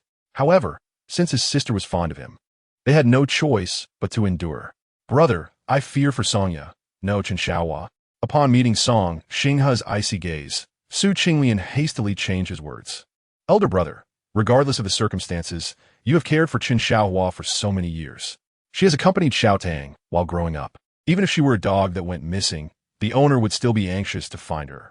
The three brothers of the Song family remained silent. Comparing Chen Xiaohua to a dog was indeed fitting, given her actions. However, Chen Xiaohua's disappearance had nothing to do with them. Elder brother, second brother, third brother. I don't want Xiaotang to misunderstand my relationship with Chen Xiaohua. Su Qinglian, Polit. Now that I am injured, Xiaotang is unaware of the suffering I endured in Jilong Bay. I would risk my life to rescue her. Elder brother, second brother, third brother, to be honest. I was in a car accident while trying to save Xiaotang from Jilong Bay. Su Qinglian's words softened Song Xingqian's resolve. He recalled hearing from Chen Xiaohua that Su Qinglian had indeed been injured while attempting to rescue Xiaotang. Yet, he was unsure why elder brother had suddenly cut off Su Qinglian's medical expenses and had him expelled from the hospital. Now, hearing Su Qinglian's tone, it seemed likely that his sister misunderstood him as being involved with Chen Xiaohua. However, since the incident at school, Chen Xiaohua had not reappeared. As an orphan raised by the Song family, without their protection, where could she possibly go? Song Xingqian pondered for a moment before coldly stating, You may enter. I have questions for you. Second brother. Elder brother, I know my limits. Thus, Su Qinglian maneuvered his wheelchair into the Song family villa, where he had previously engaged in a secretive affair with Chen Xiaohua. Yet, her figure was one he found difficult to desire, leading him to vent his frustrations against the photograph of Song Beitang on the wall. Once again, he gazed at the large photograph adorning the walls of the Song family home. The image depicted a petite woman with bright, captivating eyes and fair skin. Most striking were her amber-hued eyes, shimmering with a gentle smile that instantly stirred his heart. However, he was merely Su Qinglian, a man who had been rescued from an orphanage by Chen Xiaohua, who had reshaped him to infiltrate Song Beitang's life. His mission was clear, to make Song Beitang utterly devoted to him, then conspire with Chen Xiaohua to eliminate her three brothers and ultimately seize control over her, perhaps even orchestrating her disappearance without a trace. The weight of his impoverished upbringing in the orphanage had instilled in him a deep fear of destitution. Thus, when Chen Xiaohua offered him money, he accepted without hesitation. Lacking knowledge of many secrets regarding the Song family, he still needed Chen Xiaohua's assistance. However, she had recently been expelled from the Song household and reverted to her original name. He had to find her, no matter what. As a crippled man without power or connections, he found himself shamelessly returning to plead with the Song family. Song Xingqian regarded Su Qinglian. While his looks were indeed appealing, they paled in comparison to Mo Hanzhao. More importantly, Su Qinglian lacked the commanding aura that Mo Hanzhao exuded. Yet the latter was notoriously violent and temperamental, and Song Xingqian preferred someone more gentle and malleable like Su Qinglian as a partner for Song Beitang. Chapter 46. How can they believe you without sincerity? Su Qinglian's gaze remained greedily fixed on the photograph of Song Beitang, while Song Xingqian furrowed his brow, feeling a sharp pain at his neck from the humiliation inflicted by Mo Hanzhao. It was evident that the brothers were utterly disregarded by him. However, the Song family found themselves powerless against Mo Hanzhao, an imposing figure akin to the King of Hell. Song Xingma looked at Su Qinglian with such disdain that he felt compelled to gouge out his eyes. Just as he was about to kick Su Qinglian, the latter quickly apologized, bowing his head meekly. In front of Chen Xiaohua, he could act tough, but in the presence of the Song family, he was as submissive as a dog. Su Qinglian silently vowed that once he located Chen Xiaohua and obtained everything from the Song family, He would make Song Xingma and Song Xinghe kneel before him, calling him father. As for Song Beitang, he was unsure of her fate with Mo Hanjiao, but given her exquisite beauty and perfect figure, he would not mind keeping her as a pet. While Su Qinglian entertained these fanciful thoughts, Song Xingchen spoke up. Su Qinglian, if you truly love Xiaodang, then go to Jilongbei and kill Mo Hanjiao. Rescue Xiaodang. Su Qinglian was taken aback. Not only was he currently incapacitated, but even at full strength, he would not dare approach Jilongbei, let alone get within 100 meters of that man. The mere thought sent a chill down his spine. Second brother, you speak of love for Xiaodang, yet you shy away from any task for her? Song Xingchen's expression darkened, lamenting that Xiaodang was wasting her affection on him. In a flurry, Su Qinglian hurriedly expressed his devotion. Second brother, I would do anything for Xiaodang, even give my life. But my legs. He pounded on his paralyzed legs, despair flooding over him as he recalled how Song Beitang had kicked him in the hospital, extinguishing even the faintest glimmer of hope. The thought brought him unbearable pain. Even if your legs cannot walk, can a wheelchair? Song Xingchen shot him a cold glance. I will take you to Jilongbei. With your current condition, how can you offer Xiaodang happiness? Without demonstrating sincerity, how can we trust you? Su Qinglian clenched his teeth, momentarily a loss for words against Song Xingchen's accusations. Let us go. Song Xingchen stood up, rubbing his sore neck, still burning from Mo Hanjiao's brutal treatment. He genuinely worried for his sister's well-being in that man's grasp. Second brother, Song Xingma interjected, perhaps it's best not to provoke Mo Hanjiao. He seems to treat Xiaodang quite well. Currently, Song Xingma had access to the finest resources from Tianding Entertainment, which was ultimately owned by Mo Hanjiao. Previously, he had not been affiliated with Tianding, but when Song Beitang returned and cooked him noodles, she slipped him a note urging him to terminate his contract with his current agency and join Tianding. Upon his arrival, the agency promptly assigned him the best manager and offered him the finest resources. Initially baffled, he later learned from his manager that the enigmatic big boss was none other than Mo Hanjiao. Mind your own business, Song Xingchen ordered as he pushed Su Qinglian out. If you and the elder brother show no concern for our sister's fate, then let me, the second brother, rescue her. Su Qinglian, once we reach Jilongbei, you will distract Mo Hanjiao and his bodyguards while I find an opportunity to rescue Xiaodang. But second brother, I am a cripple. How can I distract them? Exactly. As a cripple, how can you provide happiness for Xiaodang? Why should we trust you? Su Qinglian was left speechless by the rebuttal. Upon arriving at Jilongbei, Song Xingchen unceremoniously dropped Su Qinglian at the entrance and climbed up a lesser-known path. Meanwhile, Su Qinglian sat in his wheelchair, overwhelmed by fear and despair as he gazed up at the imposing letters spelling Jilongbei. As soon as he arrived, the guards reported his presence to Yun Yi, primarily due to Su Qinglian's distinctive identity as a kept man. Moments later, Yun Yi appeared with bodyguards in tow. Upon seeing Yun Yi, Su Qinglian instinctively attempted to turn his wheelchair and flee, but the voice of Song Xingchen crackled in his earpiece, urging him to provoke Mo Hanjiao into appearing. Su Qinglian hesitated, feeling as if Song Xingchen wished for him to hasten his demise. Su Qinglian, show your sincerity, the latter commanded again, his tone suffused with pressure. Yun Yi arched an eyebrow at Su Qinglian, recalling how the man had crashed his car in terror during a previous encounter with Mo Hanjiao, surviving only to suffer a leg injury. Now, he dared to return. Call out Mo Hanjiao. Su Qinglian mustered the courage to speak, but his quavering voice was hardly a provocation, more akin to a plea for mercy. I want to see Lord Hanjiao. You are not worthy. Yun Yi snapped his fingers, and the bodyguards seized Su Qinglian's wheelchair, swiftly redirecting it and pushing him out. Su Qinglian let out a cry as he tumbled down the winding mountain path, feeling as if he would fall once more.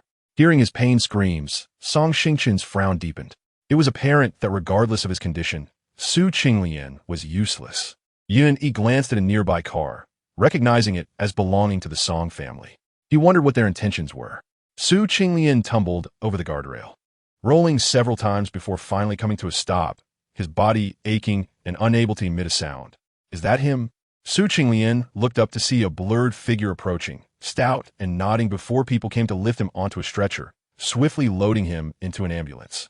Moments later, he succumbed to unconsciousness. Yun Yi and the bodyguards turned to leave, pausing at the entrance. If you spot anyone from the Song family, especially the three young masters, incapacitate them, and return them to the Song residence. Understood, Manager Yun. As Song Xingchen stealthily arrived at Beitang, having scaled the wall, a sudden pain pierced her neck, and then darkness enveloped her. Chapter 47. Song Xingchen is kidnapped at the foot of Jiulong Bay. An ambulance departed silently, within which sat a woman, her expression dark and filled with barely concealed hatred. Su Qinglian had suffered a broken leg and was pushed down again, uncertain how long he would need to recover this time. Chen Xiaohua's face was grim, her fingers digging into her palms as she demanded he awaken. She needed to understand why Su Qinglian, with a broken leg, had gone to Jiulong Bay with the Song family. Yes, Miss Chun, replied a doctor in the vehicle, administering an injection to Su Qinglian, who soon regained consciousness. Upon recognizing the person before him, he exclaimed in shock, "Songya, what are you doing here? Weren't you missing?" The person before him was indeed Chen Xiaohua, recently expelled from the Song family and stripped of her name. Hearing Su Qinglian still refer to her as Songya only deepened her displeasure.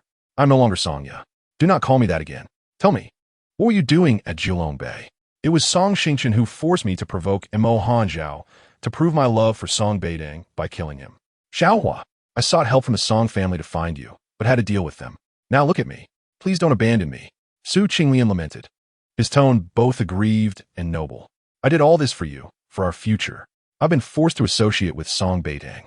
That vile woman. Once we secure everything from the Song family, I will make her kneel and beg for forgiveness." Su Qinglian's words offered some comfort to Chen Xiaohua, yet she remained focused on the matter at hand. "You went to Jiulong Bay with Song Xingchen. Why did you come back? Where is Song Xingchen?" Without hesitation, Su Qinglian recounted Song Xingchen's plan. After listening, Chen Xiaohua narrowed her eyes and dialed a number. "Hello, did your people see the Song family's car come down? Good. Intercept the Song family's vehicle and abduct Song Xingchen." "Understood," came the response on the other end. Su Qinglian's eyes widened in disbelief as he observed the cold expression on Chen Xiaohua's face, her plump visage twisted in malice. What was her intention with abducting Song Xingchen? Moreover, where did she acquire these people? "Mind your own business," Chen Xiaohua snapped, her gaze growing icy. "I still have use for you. Otherwise, do you think I would bother to save you?" Su Qinglian fell silent, intimidated. Meanwhile, at Jiulong Bay, the bodyguards escorting Song Xingchen had just arrived at the foot of the mountain when a vehicle suddenly barreled out from the side, crashing into them. The bodyguards swiftly swerved the steering wheel, but the force of the impact sent him sprawling far away. The black Audi spun several times before coming to a halt. The airbags deployed. Dazed from the collision, the bodyguard turned to check on Song Xingchen, only to be met with a sudden crash as a window shattered. Before he could react, a heavy blow struck his head, sending blood streaming down. Three men in black swiftly opened the back door and dragged the unconscious Song Xingchen out. In the dead of night, Song Beitang was jolted awake by the urgent ringing of her phone, only to find herself alone. Hadn't Mo Hanzhao been beside her? Before she could think it through, the phone rang again, sending a shiver of dread through her. Grabbing the device, she saw her brother's name flashing on the screen. "Hello, brother. Xinghe, your second brother took Su Qinglian to Jiulong Bay to find you, but he hasn't. He returned. We can't reach him by phone. Do you know where he might be?" Song Xinghe's voice was tense with worry. Song Xingchen had ignored their warnings, and now he was missing. After trying to call Yuni, who claimed to have sent him back to the Song family long ago, Song Xinghe's anxiety intensified. At 11 o'clock that night, an unfamiliar number sent him a photo. Upon viewing it, his pupils constricted in horror. Song Xingchen and Su Qinglian had been kidnapped. The only message accompanying the photo was a stern warning: do not call the police. Song Xinghe and Song Xingma contemplated heading to Jiulong Bay. But entry was not as simple as they wished. Given the late hour, they feared disturbing Mo Hanzhao's rest, which would yield dire consequences. In desperation, Song Xinghe called Song Beitang, hoping to glean any information that might connect the kidnapping to Mo Hanzhao. "Don't panic. I'll find out," she assured him, gripping her phone tightly as she dashed out of her bedroom. In her efforts to guard against Mo Hanzhao, she had chosen the most modest cotton nightgowns adorned with childish cartoon patterns. With her bare feet, she rushed through Jiulong Bay, calling out for Yuni. "Yuni," she shouted, and a servant approached respectfully. "Miss Song, Butler Yuni and Master Hanzhao left at 8 this evening. You can relay your request to us as well." "Do you know where Yuni and Master Hanzhao went?" Song Beitang's face paled as a terrible premonition gripped her. Something had happened to her second brother. I do not know, the servant replied.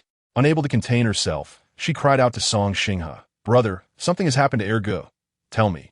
After a moment of hesitation, Song Xinghe snatched the phone from Song Xinghe's hand. Shouting, Ergo took Su Qinglian to find you, but on the way back, an accident occurred. I suspect he has been kidnapped. Buzz. Song Beitang's mind went blank. Chapter 48. Drugging her, shout, save me, shouting. Song Xinghe urgently called her name. We need manpower. Can you ask Imo Hanjiao to lend us some people to search for Ergo? If there was anyone capable of locating someone in Beitang, it was undoubtedly Imo Hanjiao. Song Beitang bit her nails, forcing herself to calm down. All right, I understand. I will call Imo Hanjiao immediately. After hanging up on her brother, Song Beitang steeled herself. This incident had not occurred in her previous life. Could her rebirth have created a butterfly effect? Without delay, she dialed Imo Hanjiao's number, knowing he usually answered immediately. Yet this time, only the incessant sound of ringing filled her ears. Desperate, she hung up and dialed again, but still, there was no response. Xiao, please pick up the phone, she pleaded, her voice trembling with urgency. The phone of Imo Hanjiao was unreachable, so she began to call Uni, but for some inexplicable reason, his phone also went unanswered. A foreboding feeling suddenly crept into Song Beitang's heart. Could it be that the person who had abducted her second brother was indeed Imo Hanjiao?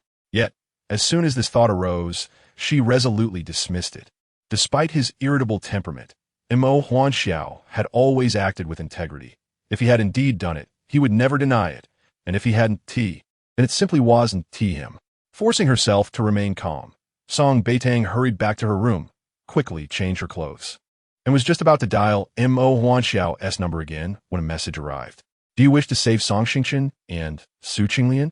Come to a lodge called 1736 on the outskirts of Beitang. Remember, you must come alone. Otherwise, prepare to collect the corpses of Song Xingchen and Su Qinglian.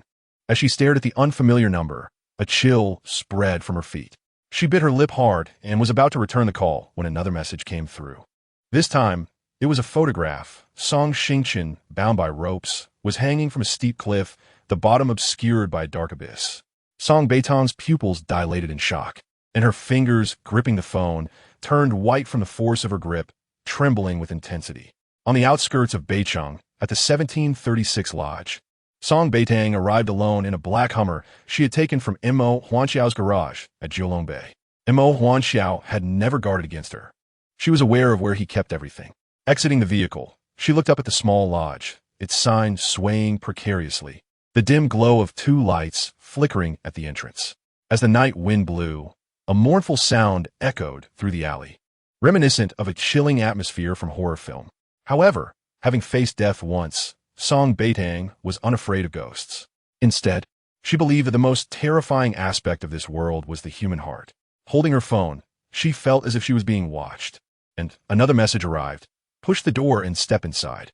Wearing black sports attire and shoes, she composed herself and pushed open the creaky door.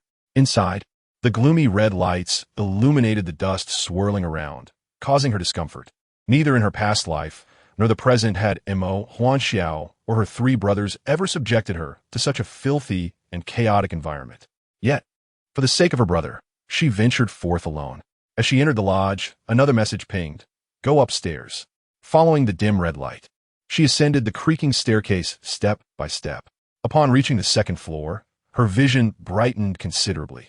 The room was lit with an ambiguous red glow, equipped with cameras and several men, none of whom she recognized. Miss Song, you finally arrived, the leading man said with a sinister smile. We've been waiting for quite a while. Song Beitang cast a glance at the unfamiliar faces, her composure unwavering. She understood their intentions clearly. They sought to ruin her and tarnish her reputation entirely. If she were to be violated and filmed, her life would be irrevocably shattered. The man, intrigued by her calmness, gestured to the camera. Do you see that large bed? And the gentleman here? All prepared especially for you, Miss Song. Whether you can save your second brother depends on your performance. Her nails dug into her palm as she forced herself to remain calm, a slight smile playing on her lips. Is that so? But I have no idea where my brother is, so why should I trust you? Let me show you, the man replied, pressing a remote. The wall-mounted television flickered to life, revealing a live feed of Song Xingchen hanging from the cliff. If Miss Song does not cooperate, do you see that woman? She will cut the rope, and your second brother will. He made a gesture across his throat, signifying death. Song Beitang's heart raced. Her eyes locked onto the image of her brother, frantically searching her mind for the location. The men, evidently unwilling to grant her any respite, surged forward, commanding, "Sir, Miss Songwell." In that instant, she snapped back to reality. She had calculated her chances of overcoming these men. While she lacked physical strength, she possessed a weapon. In her previous life, confined by Mo Huanxiao at Jilong Bay, he had allowed her some leeway, and she had devised a small secret weapon to escape. Though she had never used it against him, she had brought one with her this time, a stun gun filled with tranquilizers. As the men charged, she took out the stun gun without hesitation, striking one with precision before swiftly turning to another. The man she had shocked convulsed on the ground before lying still. The atmosphere shifted, the men's expressions darkening. "Song Beitang, you're quite fierce. Come on, administer the drug to her. If she refuses to drink, let us see how she enjoys being debased." One man sneered as he lunged at her, kicking her side. She narrowly evaded, but another man struck, knocking the stun gun from her grasp. In mere moments, two men subdued her, one of them advancing with a pre-prepared syringe, forcibly prying open her mouth to pour the contents down her throat. Desperately, she struggled, engulfed by fear and despair, as the man's grimy hand gripped her chin and restrained her arms. Unable to hold back any longer, she screamed, "Ah Shao, save me." Chapter 49. Do you want me or the antidote? The man pressed down on Song Beitang, the yellow liquid pouring incessantly into her mouth. Even the purest of women would transform entirely after ingesting such a substance. On the cliff's edge, Chen Xiaohua held a phone, forcing Song Xingchen to witness the scene, while Su Qinglian clenched his fists in a wheelchair.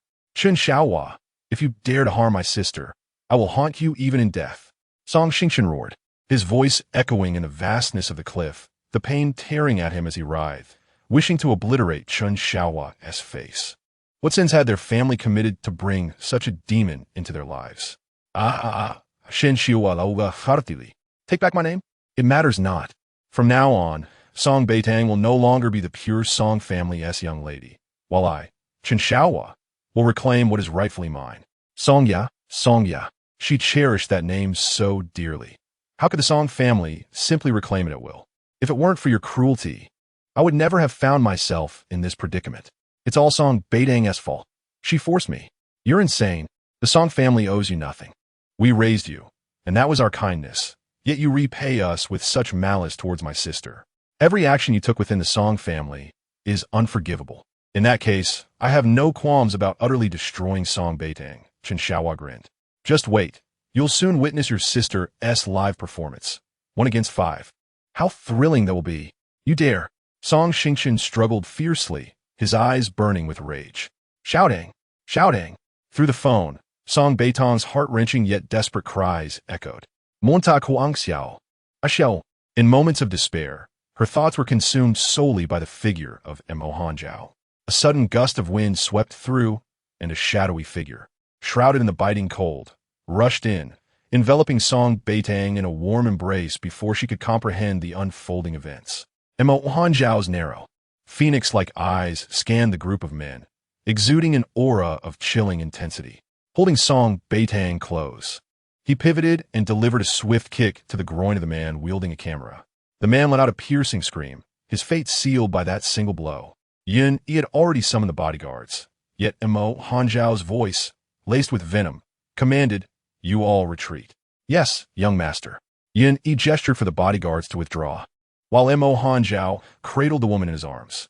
Song Beitang's cheeks flushed, sweat beading on her forehead, strands of hair clinging to her skin, her enchanting, almond-shaped eyes beginning to glaze over in a daze.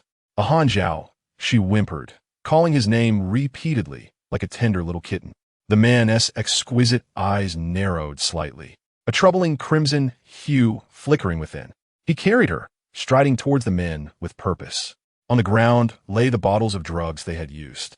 The figure in black approached them like a lone king from the depths of hell, the already dim light of the dilapidated and growing ominously darker, suffused with a menacing aura. This time, true terror reigned. "Yunyi." "Yes, young master." He stepped forward as Mo Hanjiao removed his coat to wrap around Song Beitang. allowing her to lean against the wall. In an instant, a dark figure darted past. The men barely registered Emo Hanjiao's movements before their anguished cries echoed in the desolate inn. Though her mind was clouded, Song Beitang's gaze remained fixated on the dark figure that was akin to ink, tall, elegant, cold, ruthless, and ferocious. When Emo Hanjiao struck, there was no escape, especially not in his current fury. The inn was filled with the sounds of chaos, screams ringing out one after another. As the man's perfect phoenix eyes turned a deep crimson, every ounce of his pent-up rage erupting forth. Not a single man present, intent on violating Song Beitang, could evade his wrath. Hanjiao, Hanjiao. Her voice, sweet and lingering, called out his name, her strength waning. Young master, Miss Song cannot endure much longer. Yun Yi urgently exclaimed, realizing that if the assault continued, she would surely succumb, and the men were practically incapacitated. Hanjiao. The softness of her voice held an alluring charm. Emo Hanjiao placed his foot upon a man's groin, then turned silently to embrace Song Beitang. Make them vanish from Beitang. Yes, young master. Song Beitang could not witness the carnage behind her, but the heavy scent of blood was unmistakable. She longed to see, yet the effects of the drugs coursed through her body. Hanjiao, Hanjiao, Hanjiao. She instinctively grasped at the collar of his shirt, her eyes shimmering with a hazy crimson on the verge of tears. Emo Hanjiao said nothing, striding towards the car, whereupon he drove back to Jiulong Bay at a breakneck speed. In the car, Song Beitang lost control. Chen Xiaohua sought to destroy her using the most potent of drugs. In the back seat, she continuously called out for Emo Hanjiao, lunging toward him, compelling him to halt mid-journey. Emo Hanjiao unfastened the buttons of his black shirt and, after exiting the vehicle, moved to the back seat where Song Beitang flung herself into his arms. Hanjiao, she purred, her voice increasingly seductive. Emo Hanjiao held a packet of white powder, addressing Song Beitang, Tang Tang, do you want me or the antidote? At that moment, rationality eluded her.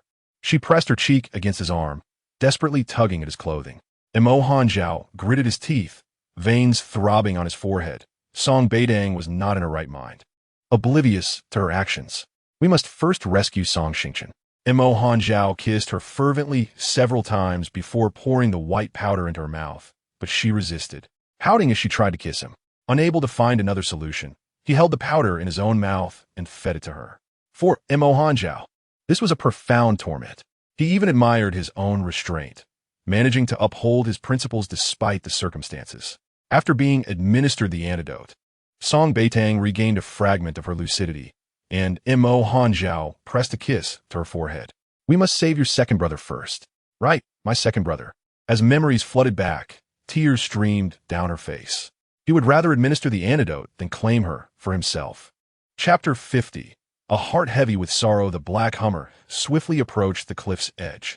Emo Hanjiao gently touched Song Beitang's forehead, instructing her, stay in the car. Lacking strength, she could hardly recall how she had endured thus far. Even after receiving the antidote, the heat and emptiness within her were overwhelming. Throughout the journey, she clawed at her own skin, using the pain as a reminder to resist the drug's control. Emo Hanjiao exited the vehicle, advancing towards the cliff. As he neared Song Xingchen, Chen Xiaohua aimed her dagger at the rope binding him. Take one more step, and I'll sever it. Emo Hanjiao was impervious to threats. Continuing forward, his dark eyes, now bloodshot, fixed coldly upon her, instilling a sense of dread. Chen Xiaohua trembled. Don't come any closer.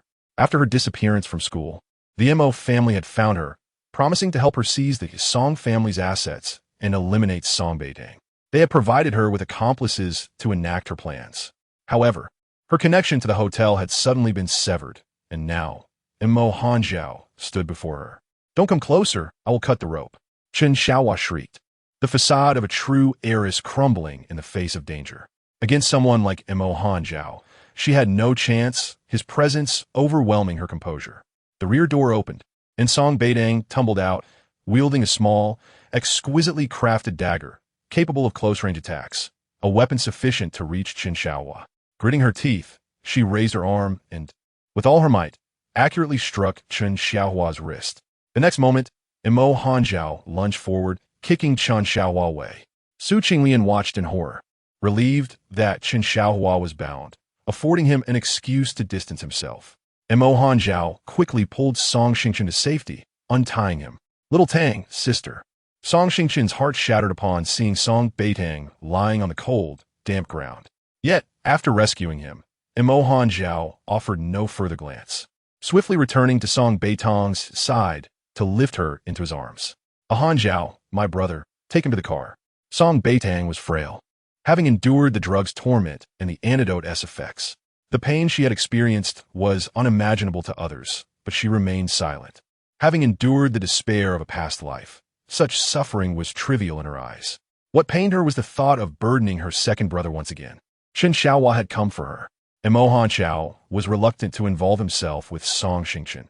In his view, not only was Song Xingqian ineffectual, but he had also nearly allowed Song Beitang to be harmed by a group of men. Thus, upon hearing that Song Beitang still cared for Song Xingqian, he felt an urge to kick the man off a cliff. Nevertheless, he maintained a stern demeanor and turned to escort Song Xingqian back to the car. After Yun, he had dealt with matters at the hotel and arrived promptly. He stated, "Master, allow me to handle this." Mo Hanzhao remained silent, merely nodding slightly, prompting Yun Yi to step forward and take Song Xingqian away. Xiao Dang, Xiao Dang. Su Qinglian shouted desperately, "Help me! Save me!" Song Beitang ignored Su Qinglian, her gaze falling upon Chen Xiaohua, who lay on the ground, having been kicked away and unable to rise. She felt utterly weak and fatigued. The after effects of the drug were evidently lingering. The memory of Mo Hanzhao administering the antidote to her in the car filled her with sorrow. She truly did not mind, even wishing to offer herself to him. Yet, it was clear that Mo Hanzhao had no intention of touching her. He held her and kissed her, but still, he rejected her. Was it possible that Mo Hanzhao was incapable? In mere seconds, countless possibilities raced through her mind. Montak Hanzhao apoche chen xiaohua. Preparing to step on her when Song Beitang suddenly exclaimed, "Asia, do not sully your feet." Instantly, he retracted his foot and strode back to the car, commanding, "Yinyi, take her back." "Yes, master." Mo Hanzhao started the engine and swiftly turned the car around, leaving. Song Beitang's condition warranted a thorough examination at the hospital. At 5 in the morning, Song Beitang finally lay back on the large bed in Jiulong Bay, while Mo Hanzhao sat beside her, gently stroking her long hair. Downstairs, Anna knelt on the floor, having already faced punishment, tasked with closely guarding and secretly protecting Song Beitang. She had failed to notice when Song Beitang drove out of Jiulong Bay, marking the gravest dereliction of duty in her career. Consequently, she could no longer remain by Song Beitang's side. The seal on the bedroom, previously broken, was once again welded shut. After undergoing another gastric lavage at the hospital, Song Beitang felt utterly drained, lying limply on the bed. Upon Mo Hanzhao's return, he remained vigilantly by her side, nearly strangling the doctor who had performed the lavage. Since his arrival at the hotel, the blood-red glint in his eyes had not faded, persisting until they returned to Jiulong Bay, gradually dissipating only after she lay in bed. Song Beitang felt aggrieved. Even after being drugged, he still did not want her. If he did not like her, why save her? Unable to determine whether she felt more wronged or sorrowful, tears silently streamed down her cheeks. The man, still caressing her hair, suddenly froze, and the suppressed crimson in his eyes slowly spread, overtaking their originally dark depths. Those men, damned, and Chen Xiaohua deserved to die. He would not let them escape. Mo Hanzhao rose and strode purposefully toward the exit. Only after hearing his departing footsteps did Song Beitang slowly open her eyes, her fingers instinctively gripping the sheets beneath her. Her misty, peach blossom-like eyes filled with confusion.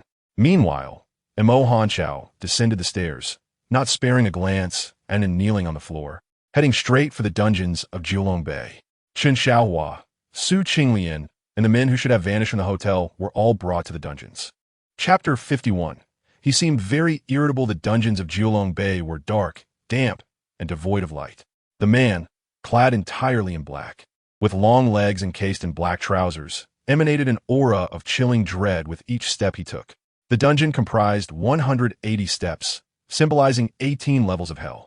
Chen Xiaohua was confined in the innermost cell, her hands suspended high above, with icy water lapping at her waist. Her hair hung disheveled, her cheeks swollen, and her lips cracked, rendering her unrecognizable from her former self.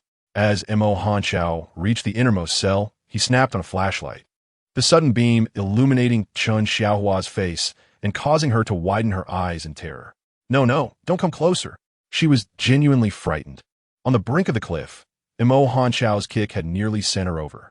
Before she could recover from pain, she was thrust into a car, where she endured a merciless beating, only to be tossed into this wretched place. Under the harsh fluorescent light, Chun Xiaohua discerned the man's face, sculpted to perfection. Yet within his exquisitely beautiful eyes burned a sanguine, predatory glow. He appeared sinister, cold, and bloodthirsty, akin to a beast of the night, poised to pounce and viciously tear at her throat. A chilling aura enveloped her, and in an instant, her vision blurred, followed by a heart-wrenching scream. The lights flickered out, and cries of anguish echoed through the dungeon, uninterrupted throughout the night. Suddenly, Song Beitang awoke with a start, gasping for breath as the terror enveloped her like an impenetrable net. She struggled fiercely, yet visions of her clothing being shredded by a man haunted her. What happened? A deep, husky voice broke through, and she was drawn into a warm embrace, her cheek pressed against his chest. The powerful rhythm of his heartbeat dispelling some of the fear that clung to her. Mo Hanqiao held Song Beitang tightly, his gaze darkening as he watched her. He wished to rend those responsible into pieces. Yet, he deemed such a fate too lenient. Besides, who was Chun Xiaohua? Merely a companion raised by the Song family for the young girl. How could a mere playmate possess such power to command the Mo family? Someone behind the scenes was merely using her as a pawn against him. If they could devise such a vicious scheme this time, who knew what they might concoct next? Mo Hanqiao's expression turned ominous, his grip on Song Beitang tightening. Asya, I just had a nightmare. She finally managed to speak after a while, pulling away from his embrace. What happened to my second brother? He's dead. Mo Hanqiao gritted his teeth. Why didn't you call me? I did, but you didn't answer. Mentioning this made Song Beitang feel wronged. She retrieved her phone and opened the call log. See? I called you several times, as well as Yun E, but neither of you picked up. Mo Hanqiao scrutinized her call records, a shadow flickering in his crimson gaze. I understand. You're not to go anywhere for the time being. But you haven't told me what happened to my second brother, she pleaded, her eyes filled with vulnerability. And you haven't explained why you didn't answer my calls. Asya, do you have another woman? In an instant, Mo Hanqiao silenced her with a kiss, his frustration palpable. How could he possibly have another woman? He could not become aroused with anyone but her. He simply did not wish to force himself upon her in such circumstances. He had witnessed how fiercely she would fight to protect herself. Now that she did not recoil from his closeness, he cherished it, unwilling to allow their relationship to regress to such a dire state. As Song Beitang felt Mo Hanqiao's fervent kiss, she noted a fierceness in him that was unlike before. It seemed he was on the verge of consuming her whole. After a kiss, Mo Hanqiao cradled her face in his large hands, his voice husky and low, laced with a hint of sensuality. Rest well. Where are you going? Song Beitang reached out to grasp him, her previously pale cheeks now adorned with a faint blush, though her expression remained troubled. The veins on the back of Mo Hanqiao's hands throbbed subtly. He knew that if he lingered, he would lose control. He didn't want to frighten her. I'm going to the restroom. With that hasty remark, he strode out of the master bedroom. Song Beitang stood in a daze for a moment before slowly rising. Miss Song, I am here to take care of you. Xiang entered, respectfully assisting her to sit up. I will fetch you some clothes. Which one would you like to wear today? Something loose, she replied. Understood, Miss Song. Xiang promptly helped Song Beitang dress, but as she attempted to leave the bedroom, 2 bodyguards stationed at the door blocked her path. Apologies, Miss Song, but without young Master Xiao's orders, you cannot step outside this room. Song Beitang was momentarily taken aback. Then her small face hardened. Step aside. Apologies, Miss Song. With her nails digging into her palms, she insisted, I need to find your young Master Xiao. Apologies, Miss Song. The bodyguards repeated their refrain. Frustration surged within Song Beitang, and she yelled at the guards, Are you blind? Can't you see how agitated young Master Xiao is? By stopping me, do you wish for him to come to harm? Let Miss Song out. Yin Guanjia stepped forward, asserting, I will take responsibility if anything happens. Very well. The bodyguards stepped aside, and Song Beitang cast a glance at Yin Guanjia, who led the way outside, with her hurriedly following. In Julong Bay, Yin Guanjia's authority was second only to Mo Hanqiao's, and the latter treated Yin Guanjia differently than his other subordinates. However, Song Beitang had perished without ever uncovering the true nature of their relationship. She only knew that while everyone else could betray Mo Huanxiao, Yin Guanjia would forsake the entire world for him.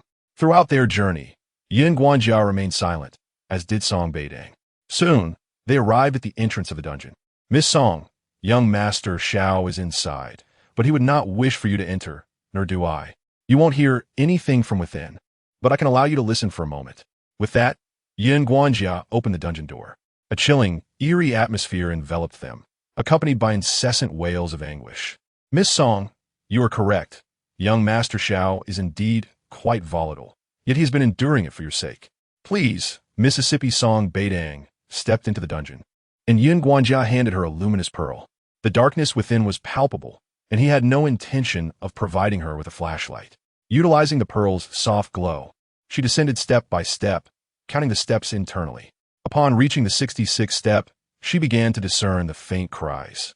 By the time she reached the 90th step, the screams were unmistakable, with Chun Xiaohua's voice piercing through the air. After her cries ceased, Su Qingyan's followed, along with several unfamiliar male voices. If Song Beitang's instincts were correct, those voices belonged to the men from the 1736 hotel. The screams persisted for what seemed like an eternity, yet the dungeon remained shrouded in darkness. Aside from the small area illuminated by the pearl, she could see nothing. She was oblivious to the torment Mo Huanxiao endured in that abyss, nor did she know how he perceived the others. After a moment of silence, once the screams had faded entirely, she continued her descent.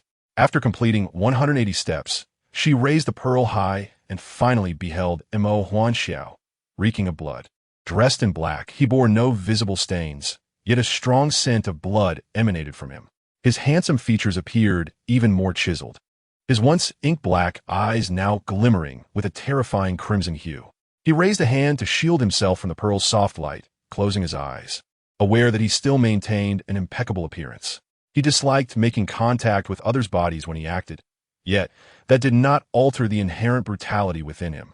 Mo Huanxiao stood motionless, knowing the little girl must be frightened by his current state.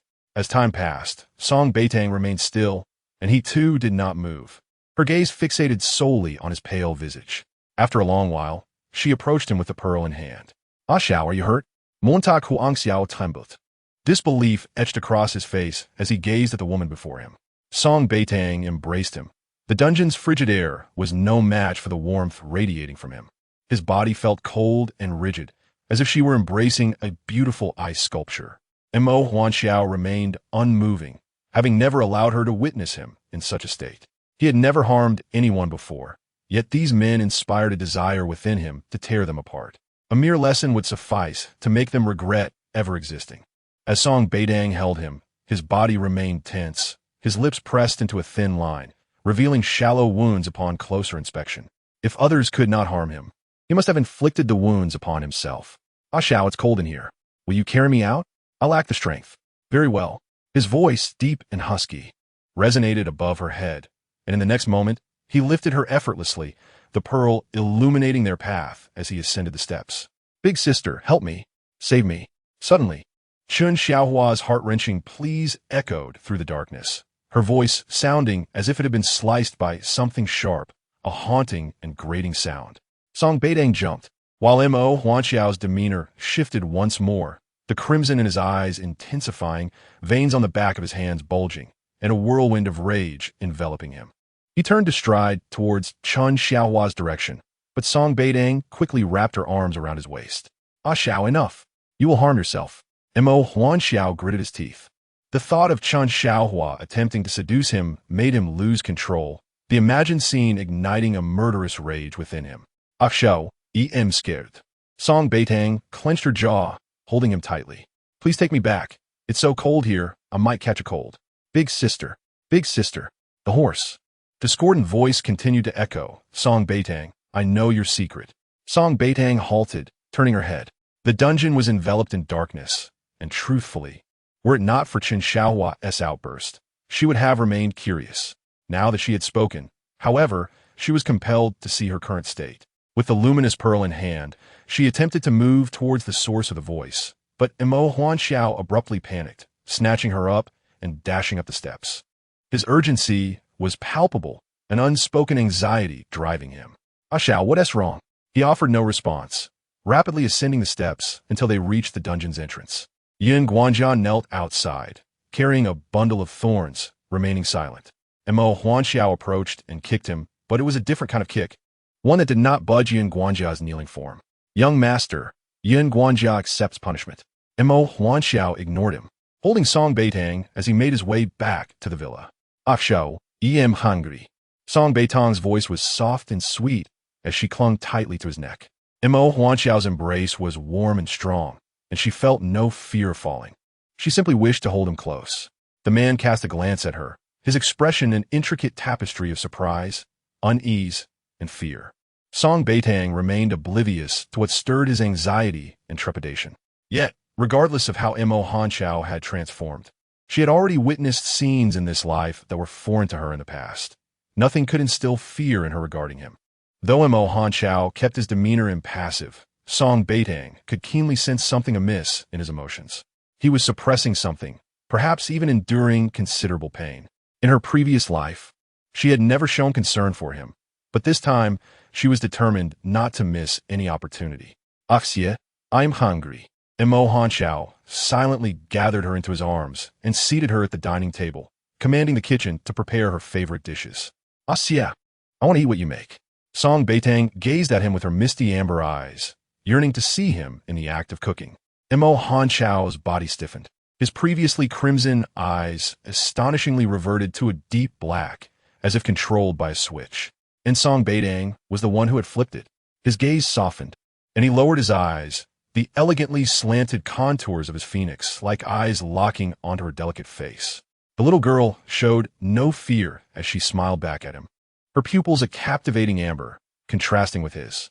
When she smiled, it seemed as though the cosmos brimmed within her eyes.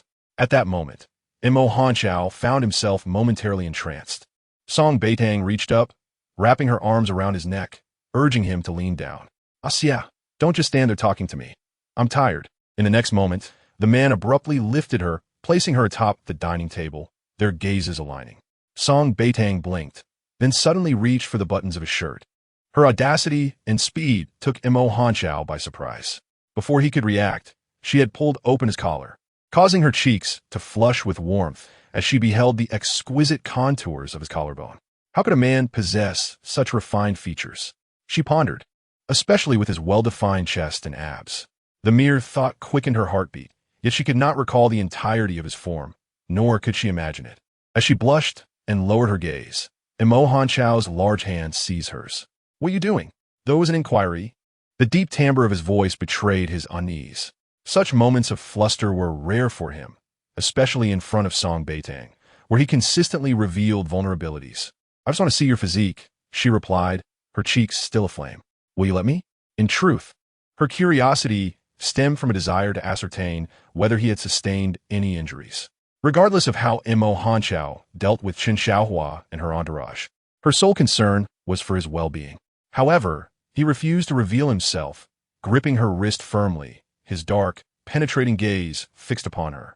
After a prolonged silence, he finally released her hand and retreated to the kitchen. Song Beitang bit her lip, feeling a tinge of annoyance at his stubbornness. After he entered the kitchen, his imposing presence cast a shadow of intimidation, prompting the head chef to speak timidly. Young master, we will prepare dinner shortly. Leave, he commanded, and the head chef hurriedly complied, exiting with the rest of the kitchen staff. Alone in the kitchen, Imo Huanxiao rolled up his black shirt sleeves, revealing an exquisite and expensive watch. His expression remained taut, lips pressed into a thin line. Yet, a closer look revealed that he was not genuinely angry. Rather, a subtle hint of pleasure radiated from him. Having never set foot in the kitchen before, the head chef had worried about the potential chaos Imo Huanxiao might create. However, to everyone's surprise, he moved with an elegance befitting nobility, his actions exuding a refined grace. Seated at the dining table, Song Beitang swung her pink house slippers, her gaze fixated on the man in the kitchen. She recalled her grandfather's words, "Little girl, if you treat Xie with a bit more kindness, he would willingly give you his life. What are you truly after with all this fuss?" Indeed, If she offered Mo Hanchao more tenderness and gentleness, he might truly give everything for her. With that thought, Song Beitang leaped off the table, slipping into her slippers as she ventured into the kitchen. Upon seeing her enter, Mo Hanchao's brows furrowed immediately. "Go outside. Please don't," she pleaded, looking up at him, mentally grumbling about his towering height. Standing at 168 meters, she was not short among girls, yet she felt diminutive beside him. Her delicate frame and exquisite features gave her an almost doll-like appearance, one that seemed fragile and easily breakable. Song Beitang's temperament was spoiled and capricious, a result of being indulged by her three brothers and Mo Hanchao. Had it not been for their affection, she would have undoubtedly faced countless criticisms behind her back. Mo Hanchao looked down at her upturned face, feeling an involuntary desire to kiss her inviting lips, which seemed to beckon him. "I want to go outside," she said softly. "I want to see you cook. I promise I won't be a nuisance." He remained silent, ultimately explaining, "The smoke is too much." Song Beitang glanced at the state-of-the-art integrated stove, questioning where the smoke could possibly come from. However, she appreciated his meticulous concern for her well-being. "I'm not afraid." His frown deepened. He knew how delicate she was, having been coddled by her brothers. Yet, a memory arose of the bowl of noodles she had served him during her first foray into the kitchen. A warm sensation spread through him, igniting a heat within. Unable to resist, he scooped her up and carried her out of the kitchen. "Montag Hanxiao, why are you like this?" He ignored her protests, seating her on the sofa and turning on the television before returning to the kitchen. Song Beitang bit her lip, torn between anger and affection, finally settling her gaze on the television, though her thoughts were in disarray. After some contemplation, she slowly approached the kitchen door. "Asia, may I call my family?" Turning around with a gleaming knife in hand, Mo Hanchao met her hopeful gaze. "Asia, I want to run away. I just want to know if my brother is out of danger." She hugged his waist, pleading, "If you want to show me your abs, at least let me check on my brother." Mo Hanchao regarded her with curiosity, noting her desire to speak in front of others, while he wished for her to confide solely in him. Yet, he ultimately succumbed to her persistent coaxing and agreed to let her call Song Xingchen. Song Beitang stayed close, dialing the number in his presence. The phone rang 3 times before being answered, revealing Song Xingchen's hoarse voice. "Xiaotang, are you all right?" "Second brother, I'm fine. How are you?" Song Xingchen lay in the hospital, his leg nearly broken. After Su Qinglian's leg was fractured, Chen Xiaohua vented her frustrations on him. At this moment, as he gazed at his plastered leg, his voice turned noticeably colder. "Second brother is fine. Xiaotang, how did Mo Hanchao find you?" When Song Beitang entered the 1736 hotel, Song Xingchen wished he could perish, thinking that way Chen Xiaohua would no longer threaten his sister. Both Song Xinghe and Song Xingmao mobilized everyone to search for her. Yet no one knew that Song Beitang would venture to such a remote location. However, Mo Hanchao rushed there at the first opportunity. Before heading there, it seemed he was preoccupied with something of great importance. Chapter 54. Phone issues. Song Xingchen sensed the uncanny coincidence of the situation and wondered if Mo Hanchao would inform his sister. Thus, he hesitantly made a call. Upon hearing his words, Song Beitang was momentarily taken aback. Previously dazed and drugged, she had subsequently been forcibly administered an antidote and had her stomach pumped, leaving her with little capacity for coherent thought when she finally awoke. Now, upon hearing her brother's voice, she began to recollect the entire incident, her brows furrowing as she cast her gaze towards the tall figure of the man in the kitchen. "Second brother, I don't know. I'll ask him later." "Xiaotang, after my incident, eldest brother and third brother have been searching for you. As you know, our family, while not comparable to the Mo family, possesses considerable influence and wealth in Beitang. If we couldn't find you, how could Mo Hanchao have done so swiftly? I suspect he might have planted a tracking device on you." Song Xingchen's words left Song Beitang in disbelief. "A tracking device? How could that be?" "Second brother, don't jump to conclusions. It was Ah Chao who saved me this time, and you should be grateful to him rather than suspicious. Even if he did plant a tracking device on me, I owe him my gratitude. Without his intervention, I might have perished by now." Song Beitang's declaration rendered Song Xingchen speechless. "Second brother, you should rest well. I'm not in good shape either. Once I recover a bit, I will come home to see you." She ended the call and reflected. She bathed daily and wore no jewelry. So how could Mo Hanxiao have possibly placed a tracking device on her? Yet, given his obsessive possessiveness and need for control, she pondered whether he would indeed resort to such measures. As notifications chimed from her phone, she opened a message from Song Xingchen. The people who kidnapped you, as well as those who assisted Chen Xiaohua, were sent by the Mo family. Xiaodang, being with Mo Hanxiao, is perilous. They are targeting him. Without hesitation, Song Beitang deleted the message in frustration. Did he truly think she was unaware of whether they were after her or him?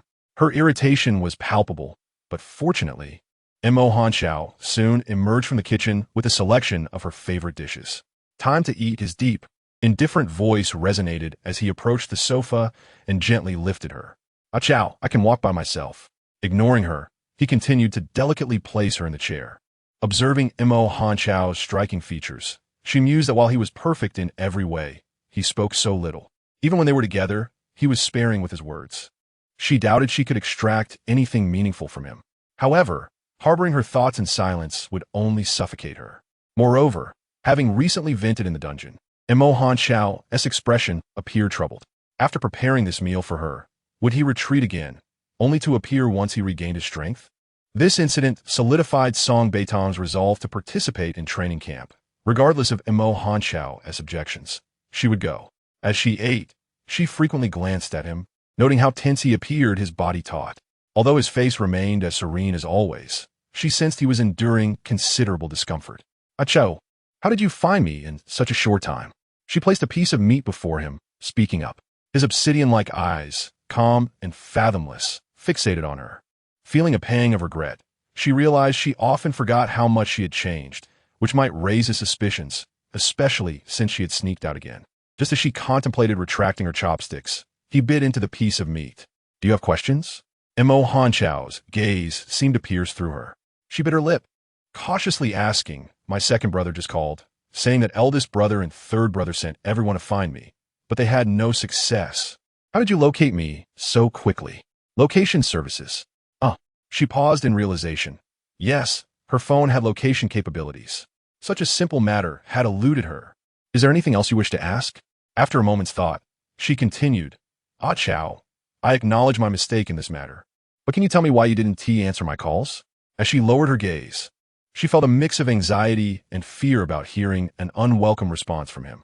She used to avoid his calls, instantly hanging up or even blocking him out of fear he might retaliate. Mo Hanxiao remained silent, his brows furrowing slightly. He was known for answering her calls immediately. There had never been a situation where he would not respond. Furthermore, when I couldn't reach you, I called Uni, but he didn't answer either. Ah Chow, are you still upset with me? Upset with you for escaping on your wedding day, for all the hurtful things you've done to me in the past? No, my phone had issues. Mo Hanxiao responded swiftly, rising as he suppressed the pain surging within his chest. Eat slowly. With that, he strode out of the main building. Song Beitang gripped her chopsticks tightly, feeling disheartened. He was no longer willing to even share a meal with her. What had once been a delectable feast now felt tasteless. Shortly after he left, Uni entered. Miss Song. Yes, Song Beitang replied, her voice muffled, her displeasure evident on her face. However, she refrained from causing a scene as she had in the past. Both Master Hanxiao and my phone malfunctioned, so we missed your calls. I apologize, Uni explained on Mo Hanxiao's behalf. We were preoccupied and did not notice the lack of signal. As soon as we regained connectivity, Master Hanxiao rushed to find you. But I clearly reached you, yet no one answered. Yes, both our phones had issues, and they are currently being repaired. Uni answered calmly, Miss Song. For the next 3 days, Master Hanxiao will be busy and unable to accompany you. Is it all right for you to stay at Jilong Bay? Chapter 55. Did you argue with Ah Chow? At the Mo residence, Mo Hanxiao exited the car, his demeanor cold and imposing. Towering and exceptionally handsome. His face bore an expression as grim as if it could weep. His striking, elongated eyes scanned the Mo family members with an icy demeanor, ultimately landing on Mo Zhenxiong, sending a shiver down his spine. This individual is his son, yet he perpetually feels inferior in his presence. Despite being the father, he is consistently overshadowed by Mo Hanxiao. The entire northern city reveres Mo Hanxiao, addressing him with the respectful title of Young Master Xiao, while he, Mo Zhenxiong, is merely referred to as Mr. Mo. This disparity may seem trivial to others, but is a thorn embedded in Mo Jinxiong's heart. Most distressingly, Mo Huanxiao is not even his biological son. Yet the old master treats him as a true grandson. In the past, he had sought out the old man, presenting the paternity test results before him, only to be met with a swift blow from the old man's cane that brought him to his knees. The old man had sternly commanded him never to mention the matter again, threatening to expel him from the Mo family without hesitation. Since that day, this issue has pierced Mo Jinxiong's heart like a dagger, inflicting constant pain and humiliation. Mo Huanxiao did not linger, stepping inside the villa. His purpose for coming was to retrieve items belonging to the old master, who was currently recuperating in the hospital. During this critical month, he would not allow any member of the Mo family to approach him. As for last night's events, he intended to settle scores with the Mo family one by one. Young Master Xiao, this way, Yun Yi said, staying close to Mo Huanxiao. Given his current condition, it was unwise for him to appear before the Mo family, but he still came to instill a sense of intimidation. Fortunately, their stay at the Mo residence was brief. After they departed with the items, Chun Yaxian finally spoke, observing that Mo Huanxiao did not appear as one who had just had an outburst. Mo Jinxiong's expression darkened, troubled by the possibility that Mo Huanxiao had healed over the years. Impossible, Mo Jingyu interjected. If he had recovered, there would be no rumors from Jiulong Bei about him disappearing for a time after every fit of rage. The memory of the humiliation suffered in the hospital made Mo Jingyu's expression grim. Why hasn't my elder brother returned? Mo Jinxiong and Chun Yaxian had another son, named Chun Yin, who took after his mother. He had not shown up when the old master suffered a heart attack and was rushed to emergency care. Chun Yaxian exchanged glances with Mo Jinxiong, reassuring, "Don't worry, your elder brother has important matters to attend to. When he returns, Mo Huanxiao will undoubtedly meet his demise." Chun Yaxian's disdain for Mo Huanxiao was palpable. Unbeknownst to others, it was she who had encouraged Mo Jinxiong to secretly conduct the paternity test. As for the outcome, it was precisely as she envisioned. Upon hearing that Chun Yin was returning, Mo Jingyu felt a sense of relief. "Jingyu, you should spend more time in the hospital. Even if Mo Huanxiao prevents you from seeing the old master, being nearby can allow information to reach him, which would benefit you." Mo Jingyu pondered for a moment before nodding. "All right, I will go today." Meanwhile, in a black Bentley, Mo Huanxiao pressed his fingers firmly against his heart, the pain rendering his complexion ghostly pale. Yun Yi hurriedly produced painkillers for him. "Young master, the medication." Mo Huanxiao accepted it, swallowing it dry. His eyes squeezed shut as his temples throbbed violently. The agony caused beads of sweat to form on his forehead, and he clenched his jaw, the metallic taste of blood quickly filling his mouth. "Young master, if it becomes unbearable, we should return to Jiulong Bei." "Yun Yi." Mo Huanxiao's voice grew increasingly strained. "Do not go." He wished to shield Song Beitang from witnessing his current state. The more he struggled to contain his temper, the more his physical condition retaliated against him. Each time he endured, it felt akin to brushing with death. Yet, in front of Song Beitang, he maintained an air of invincibility. "However, young master," silence. The two hoarse words seemed to drain Mo Huanxiao of all his strength. After uttering them, darkness enveloped him, and he lost consciousness. At Jiulong Bei, Song Beitang found herself unable to leave. In the end, she gritted her teeth and called the old master, who cared for her genuinely, and she sincerely wished to visit him in the hospital. The old master had improved significantly, upon awakening to find Song Beitang had turned over a new leaf. His spirits had lifted. Thus, upon receiving her call, his voice was unconsciously gentler. "Little girl, what brings you to call me?" "Old master, may I come to the hospital to see you? Ah Xiao has gone out for something, and he is worried about me coming alone." Song Beitang's tone was muffled, tinged with unhappiness. "Then I will have a car sent to pick you up." The old master promptly agreed, instructing Mo Zhen to fetch Song Beitang from Jiulong Bei. With Mo Huanxiao and Yun Yi absent, the Jiulong Bei residents, upon learning of the old master's orders, only dared to let Song Beitang leave after confirming with Yun Yi. Upon arriving at the hospital, Song Beitang entered with a bouquet of lilies, her passage smooth and uninterrupted, with everyone respectfully addressing her as Miss Song. Upon entering the hospital room, she found the old master reading a book. "Grandpa Mo, little girl, did you have a spat with Ah Xiao?" Song Beitang was taken aback, her nose tingling as tears threatened to spill. Hey, why are you crying?" A Xiao wouldn't truly bully you, would he? The old master set down his book, scrutinizing her for a moment. I heard from Mo Zhan that the doctor, Song Zhe, was the one you suggested we contact. Song Beitang blinked, caught off guard by the sudden shift in topic. Ah, I see you now. Grandpa Mo, please don't send me away. She placed the flowers down, pulled up a chair, and began peeling an apple with focused diligence. The old master cared for her, and she was acutely aware of it. Did you really argue with a Xiao? No, I truly did not. Mo Huan Xiao never argues with me. More often than not, it is I who act petulantly, exploiting his affection to stab him repeatedly. Yet now, Song Beitang found herself uncertain if Mo Huan Xiao still held feelings for her. Chapter 56. Grandpa Mo helps you. The joy on Song Beitang's face was unmistakable, but her current melancholy demeanor amused the old master. In the past, she would express her anger openly. This display of gloom was entirely unlike her. Nevertheless, the old master perceived this as a positive sign, for it indicated that the little girl was not entirely heartless and had begun to develop deeper feelings for Mo Huan Xiao. Tell me, did Ah Xiao bully you? No. Song Beitang readily denied. Then what troubles you? Song Beitang bit her lip. Grandpa Mo, are you feeling better? Not dead yet. Dr. Song claims I could live for another 500 years. Wouldn't that make you a 100-year-old demon? Pa. How can you speak like that, little girl? Song Beitang smiled, her heart swelling with joy at seeing the old master so lively. Mo Zhan, go check on why Xiao has taken so long to return from the house. Yes, sir. Just as Mo Zhan stepped out of the room, Yin Yi rushed in.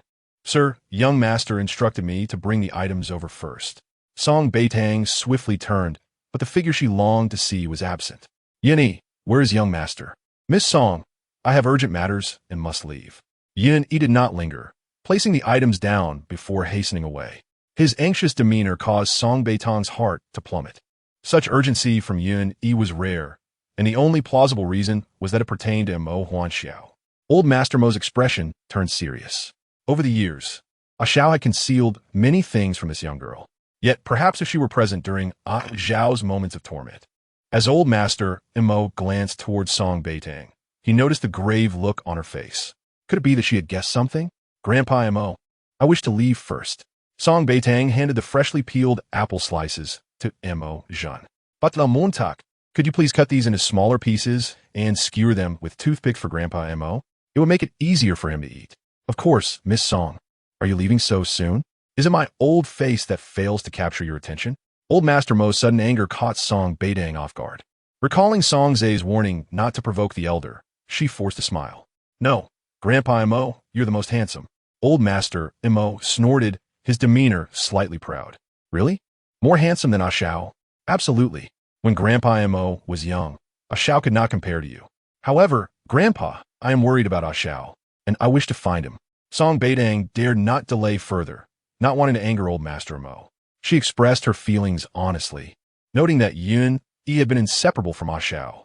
He was the only one who had come over, prompting her concern that something might have happened to Ah Xiao. Then tell me, where do you wish to look for Ah Xiao? Song Beitang bit her lip, pondering where she could find him. When Mo Huan Xiao did not wish to see her, it was impossible for her to locate him, let alone know his whereabouts. Little girl, if you plead with Grandpa, he will help you. Grandpa Mo, it's not the time for that. Song Beitang stamped her foot in frustration. Please tell me where Ah Xiao is. Old Master Mo saw the redness in her eyes and realized he could no longer tease her. Yin Yi had just shown an urgent expression, making it hard to doubt the situation. It was precisely for this reason that he did not dare to let Song Beitang follow Yin Yi directly. At the very least, he wanted Ah Xiao to endure the most difficult phase so that the girl would not be too frightened. Mo Zhan, take Miss Song to Ah Xiao.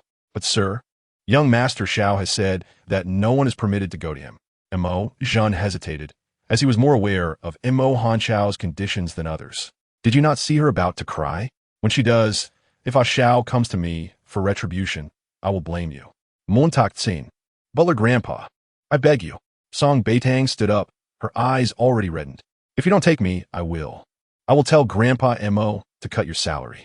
Montauk Tsin. Half an hour later, Mo Zhan drove Song Beitang to the hillside villa at Jing Mountain in Beitang.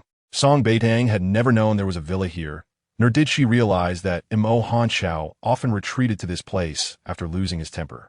Imogen parked outside the intricately carved gate, letting her out before turning to leave. As she entered, Song Beitang immediately spotted the black Rolls-Royce Phantom parked inside. The entire villa was eerily silent, as if devoid of any life. She approached the door and pressed the doorbell, her nails digging into her palm. She had asked Imogen many questions on the way, but he had answered none, leaving her increasingly anxious. Yet, she reassured herself that if the situation were truly dire, Grandpa Imo would not have responded in that manner. After all, within the entire Imo family, only Grandpa Imo treated both Imo Hanchao and her with such kindness. The doorbell rang incessantly, and just as Yun Yi had settled Imo Hanchao to sleep, the sound jolted him upright. Annoying. His voice was husky and low, tinged with exhaustion. Yes, young master. Yun Yi quickly cut the power, silencing the doorbell.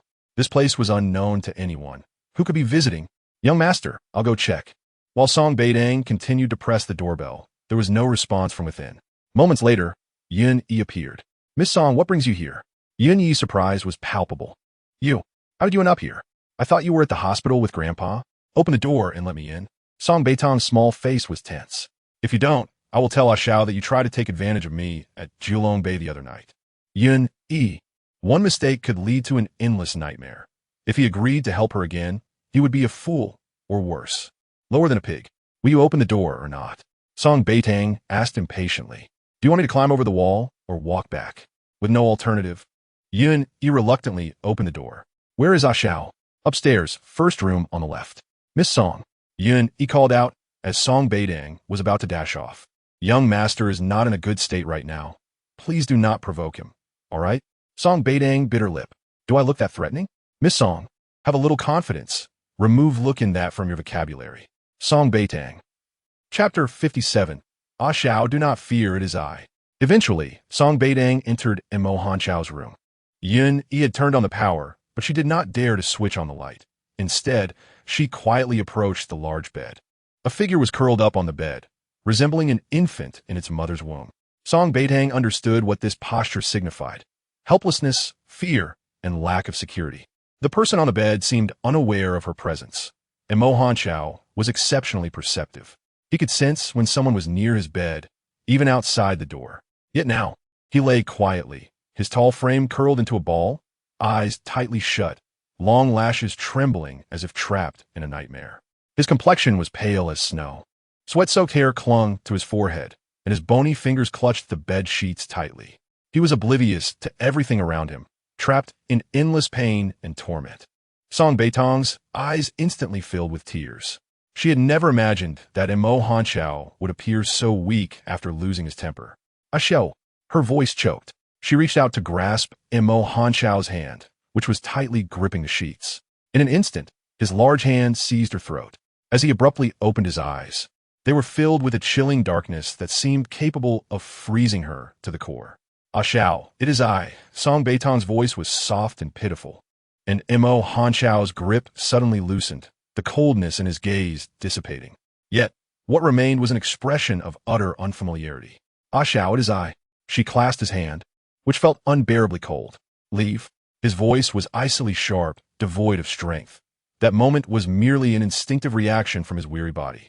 So cold, Imo Hanchao's throat moved, plunging him into an entirely different realm of agony.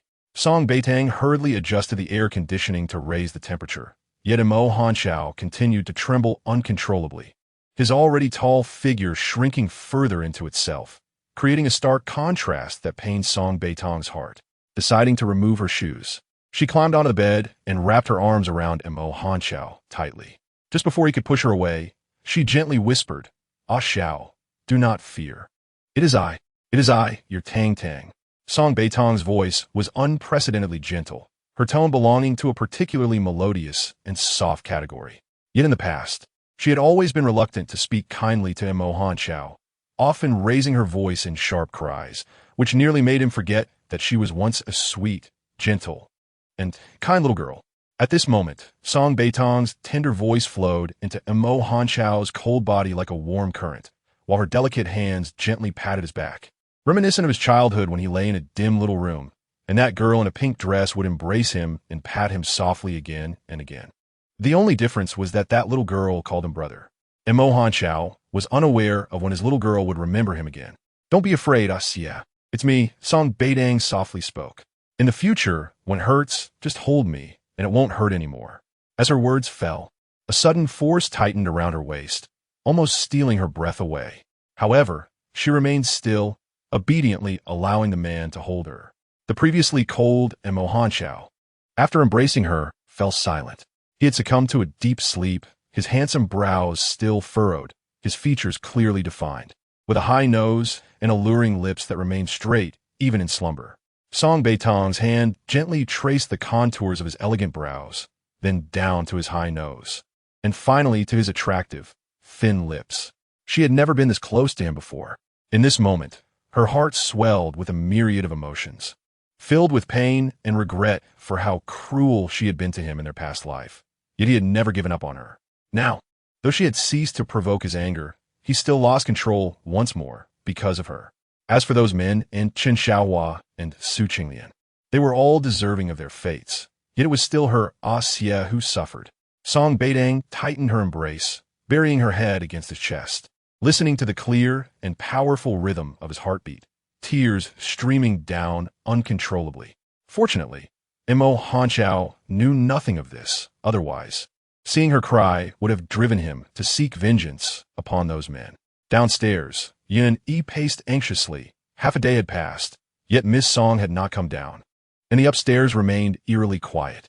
Surely, Miss Song wouldn't take advantage of Lord Xie's incapacitated state to harm him? No, that seemed implausible.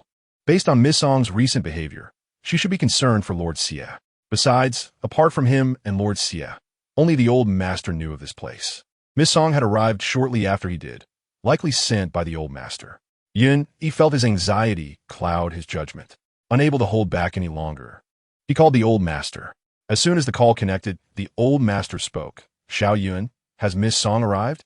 Yun Yi quickly replied, yes, old master. Miss Song is here. She wasn't frightened, was she?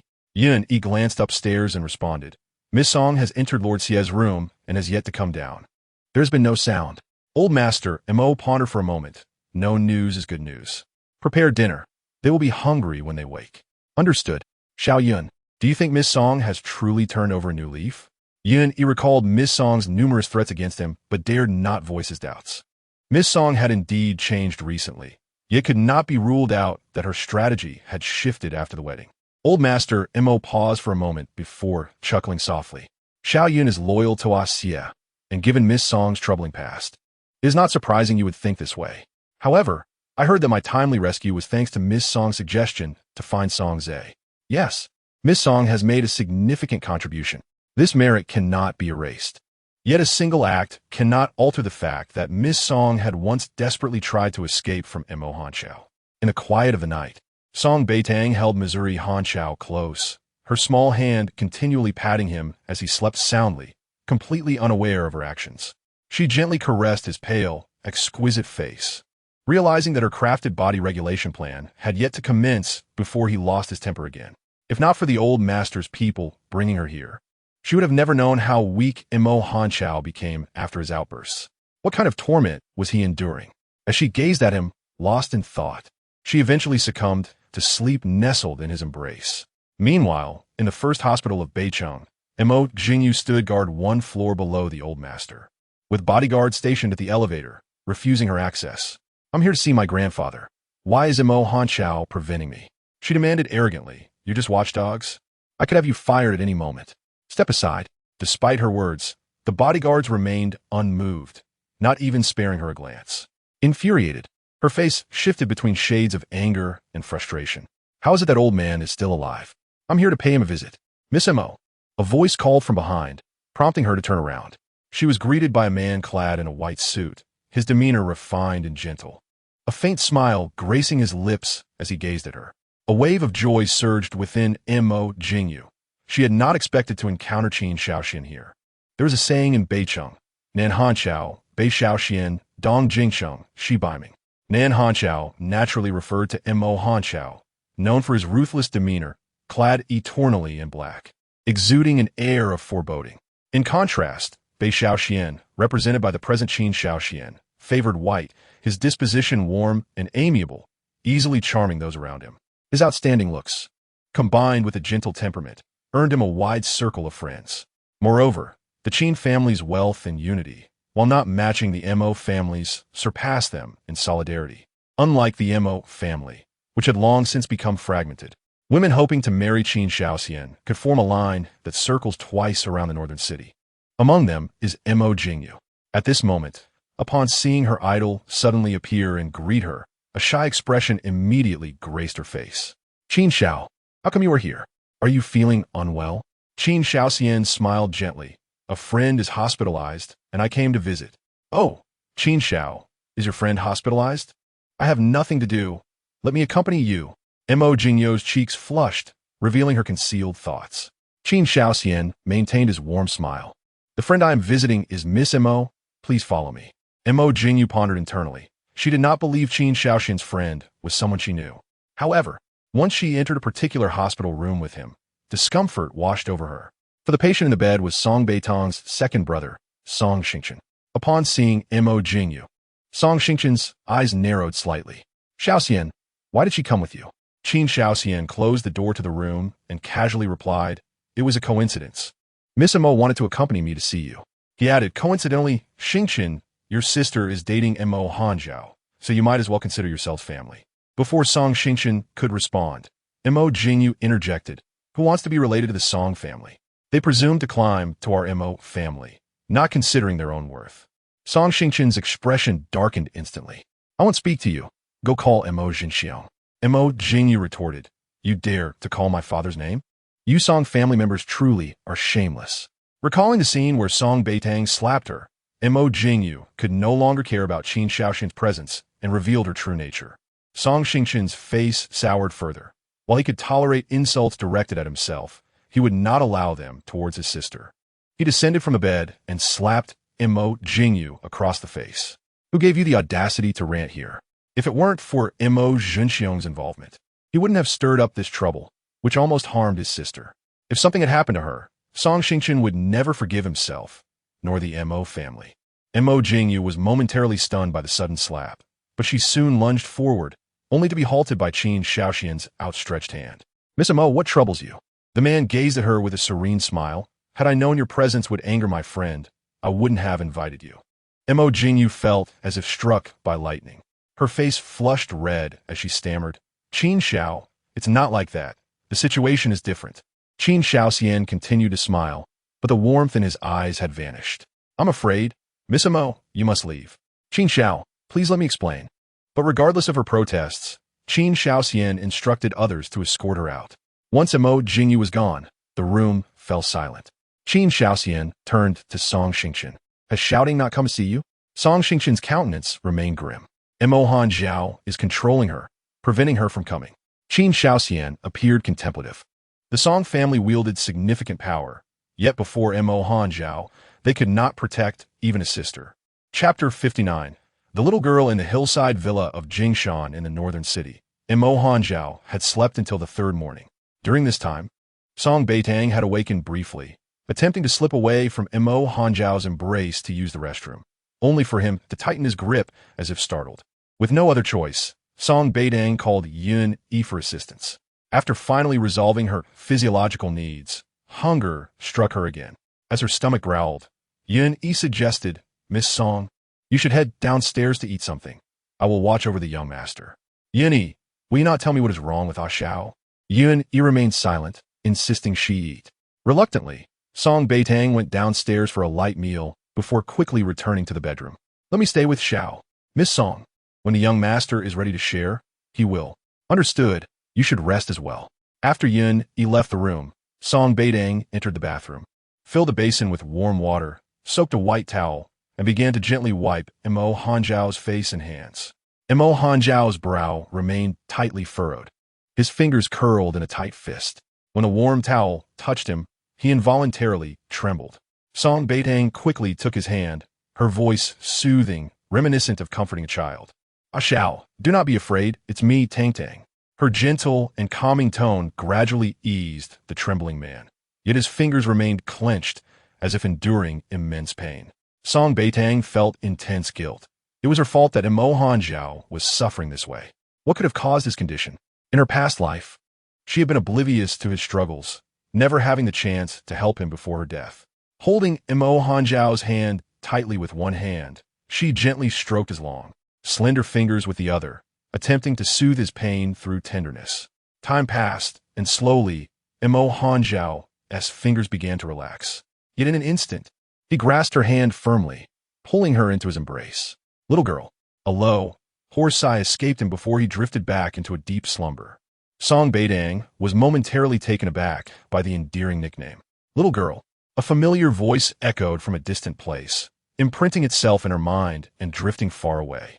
This sensation tugged at Song Beitang, causing her a headache. Little girl. Little girl. Only Grandpa Mo ever called her that. Why did Mo Hanjiao use the same term? In the past, he either did not call her name or looked at her with intense eyes, warning her not to think of escaping. These 3 words felt like a spell cast upon her heart. Ah Xiao, I am Beitang. Song Beitang murmured. Am I your little girl? Could she truly be the little girl he cherished? For the first time in her life, doubt crept in, and she began to feel insecure. Yet after that soft utterance, Mo Hanjiao fell back into slumber. He held her tightly at the waist, his painful body seeming to burn. Yet the faint scent from her calmed his distress slightly, allowing him to hold on to her even in deep sleep. Resigned, Song Beitang nestled back onto the bed, pulling the blanket over them both. She nestled against his chest, seeking comfort, and, as she listened to his steady heartbeat, a sense of peace washed over her. Ah Xiao, who is the little girl? Song Beitang spoke to herself. Is she the one you love most? I was drugged, yet you would rather give me the antidote and send me for gastric lavage than keep me. Am I no longer the most important person in your heart? Ah Xiao, I'm sorry, it's all my fault. If it weren't for me, you wouldn't have to endure such pain. As she spoke, tears flowed uncontrollably, quickly soaking Mo Hanjiao's chest. Lost in her sorrow, she remained unaware that the man above her had awakened at some point, his deep gaze locking onto her. Mo Hanjiao had been roused by the warmth of her tears. Though their temperature was not high, he was acutely sensitive to her tears, just as he had been in childhood. During her first tears for him, they had felt like fire upon his hand, then his heart. As soon as Song Beitang shed tears, Mo Hanjiao felt an overwhelming sense of heartache. Now, with her weeping figure nestled against his chest, her tears soaked his entire front. In this moment, the pain coursing through Mo Hanjiao seemed to dissipate entirely. His only awareness was that the little girl was crying, buried in his embrace. Was she crying for him? A frown deepened on Mo Hanjiao's brow. She should not be here. Rationality urged him to have Yun take her away. Yet his emotions rendered him reluctant to do so. Mo Hanjiao's large hand tightened around her, causing Song Beitang a sharp pang, but she remained silent, continuing to cry without a sound. Her shoulders trembled, yet no sound escaped her lips. This sensation was, without a doubt, the utmost torment for Mo Hanjiao. He could not bear her tears, yet he could not bring himself to let go. If she cried, he felt he would perish. If she left, he would surely die. Mo Hanjiao tightened his grip further, and finally, Song Beitang sensed something was amiss. She abruptly lifted her head, only to find herself lost in a pair of deep, ink-black eyes. Ah Xiao, you're awake, she exclaimed, her voice filled with joy. She reached out to touch his face, asking, how do you feel now? Are you still in pain? I'll go call Yuni. As she spoke, she attempted to rise from the bed, but a powerful force held her back, rendering her utterly immobile. Ah Xiao, what's wrong? Are you confused? The excitement in Song Beitang's heart plummeted, worry etched upon her small face. Ah Xiao, you can't possibly not recognize me. In response, the man's beautiful, deep-set eyes fixated on her with an intensity that felt all-consuming. His gaze was pure black, devoid of any impurity, penetrating as if it were a bottomless abyss that could swallow her whole. Song Beitang felt a surge of fear at Mo Hanjiao's stare. Ah Xiao, what's wrong? Please don't scare me. Trembling, she reached out to cover his eyes. Don't look at me like that. It frightens me. Chapter 60. Ah Xiao, I want a hug. As Song Beitang's words fell, the profound gaze above her receded, and Mo Hanjiao, fatigued, closed his eyes and tightened his embrace around her once more. Don't be afraid, he murmured in a hoarse, deep voice that resonated like a rich cello, soothing and imbued with a sense of safety. Mo Hanjiao's voice had always been remarkably pleasant, in Song Beitang's whimsical words. It was the kind of voice that could make one's ears feel as if they were in bliss. Held in his arms, Song Beitang's troubled heart gradually calmed. His warm breath brushed against her head, gradually trailing to her ear, causing her body to tense instantaneously, for her ears were her most sensitive spot. In her past life, she had never been this close to Mo Hanshao, and in this life, although they embraced, they had yet to reach that final step. She had fled from their wedding. Thus, they had never obtained a marriage certificate, despite her previous threats of death. Song Beitang had long since prepared herself, should Mo Hanshao desire her. She would be overjoyed to acquiesce. Yet, for reasons unknown to her, Mo Hanshao was willing to kiss and hold her, yet he refrained from taking that final step. It was a predicament of her own making, leading her to feel uncertain about whether Mo Hanshao still held affection for her. "Xiao, you slept for quite a while. Are you hungry? Shall we go downstairs to eat something?" "All right," he replied, his voice low and raspy, his gaze burning with intensity. Song Beitang's cheeks flushed as she cautiously extricated herself from his embrace, and this time, Mo Hanshao did not oppose her. "You go first." Mo Hanshao rose slowly. Having just recovered from a severe illness, he felt as if he had walked the brink of death. Even though he had awakened early, he remained exceedingly weak, unwilling to reveal his fragile side to the little girl. "Xiao, can I stay?" She wished to care for him. "No," he refused without hesitation. "Go out." Though his tone was not as frigid as it would be towards others, to Song Beitang's ears, it sounded cold. She bit her lip, ultimately complying and exiting the bedroom. Once she was gone, Mo Hanshao struggled to rise from the bed, his complexion pale as snow, lips pressed into a straight line, nails digging into his palms as he laboriously made his way to the bathroom. Song Beitang waited anxiously at the door, when suddenly her phone vibrated in her pocket. She took it out to find an unfamiliar number. With delicate, pale fingers, she swiped to answer the call. "Hello, who is this?" "Is this Song Beitang?" Came a voice. "We are from the Academic Affairs Office of Beitang University. You've been absent for a considerable time, and we need to amend some documents. Could you come in?" Song Beitang furrowed her brows. "I don't have time right now. Can I come later?" "You're now in your 4th year. Due to your previous failures, many subjects require a retake. However, given your unique circumstances, we will handle it differently. You only need to come in to amend some documents." "Understood. I'll make time to come." She still had classes to attend at school, and as for her previous failures, she was not particularly concerned. Retaking exams was feasible. Yet, the mention of unique circumstances, was that about her relationship with Mo Hanshao? In her past life, no one at school was aware of her connection with him, as her elder brother had always intervened on her behalf. Upon her rebirth, she had never intended to continue concealing her relationship with Mo Hanshao.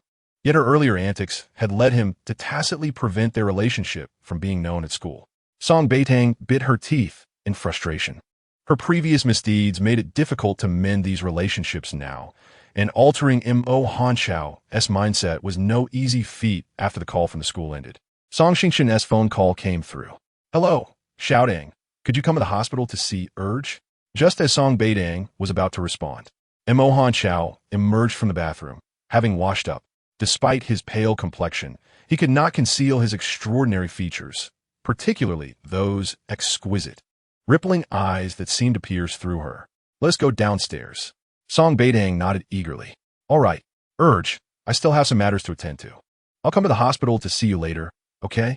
Shouting, "I no longer hold any significance in your heart compared to that psycho." Song Xingxin's voice was laced with unutterable disappointment. "If it weren't for Mo Hanshao keeping you safe, Urge Wunti have rushed to Jiulongbei to save you." Song Beitang's eyes widened in disbelief. "Urge, why would you think that? It was Ah Xiao who saved you, yet you still blame everything on him. Urge, I know you harbor prejudice against Ah Xiao, but you cannot be so blind to the truth." Mo Hanshao, walking ahead, paused momentarily, his dark eyes deepening, before he silently continued downstairs. Unbeknownst to Song Xingxin, he uttered something that incensed Song Beitang, her face turning crimson with rage. "Urge, I know you care for me, but I return on my own. Is Su Qinglian truly a good person? I'll say it again. I do not like that scumbag, Su Qinglian." After shouting, she hung up the phone, her face flushed with anger. Typically, she struggled to conceal her emotions, and now she walked over to Mo Hanshao, reaching out her arms. "Ah Xiao, I want a hug." Without a second thought, Mo Hanshao enveloped her in his embrace. "My Urge is so annoying, Song Beitang mumbled into his chest. And Mo Hanchao remained silent, tightening his hold on her. The little girl had openly declared her disinterest in Su Qinglian, which led him to wonder, did that mean she had feelings for him? Even a little would suffice. If she did not like Su Qinglian, then surely she would not run away again. Yun Yi was ready with food, and upon seeing them come down, he brought out the meal. Young Master Xiao, Miss Song, please come and have something to eat. Let us eat first. All right. Song Beitang obediently agreed. Raising her gaze to Mo Hanzhao, her eyes reddened with indignation. Ah Xiao, no matter what harsh words my second brother says, please do not harm him, all right? Mo Hanzhao furrowed his brow, realizing that she was worried about him retaliating against Song Xingchen. Thus, in her heart, he was still less significant than the three brothers of the Song family. The fleeting joy he had felt moments ago plummeted to despair. However, Mo Hanzhao's emotions remained inscrutable. All right, he replied in a low, husky voice, conceding with a firm tone. Let's eat. Ah Xiao, after we finish our meal, shall we go to the hospital? Song Beitang wished to know the state of Mo Hanzhao's health. No need. If you refuse to go to the hospital, then I must return to school. They have called for me to come in. Song Beitang poked at her rice with her chopsticks. Ah Xiao, you choose. Either let me accompany you to the hospital or permit me to return to school. Chapter 61. Denying the Mo family an opportunity for inquiry. As soon as Song Beitang's words fell, the atmosphere at the dining table became as still as a grave. Yun Yi had long since exited, leaving the spacious area for the two of them. Mo Hanzhao merely placed Song Beitang's favorite dishes into her bowl. He was still weak, his dark eyes returning to their usual inky black, fixated on Song Beitang's delicate face. His gaze was profound, his features pale and austere. When he occasionally lowered his eyes, she could see the long, thick lashes casting shadows over the faint dark circles beneath. Despite his prolonged slumber, why did he still bear such shadows?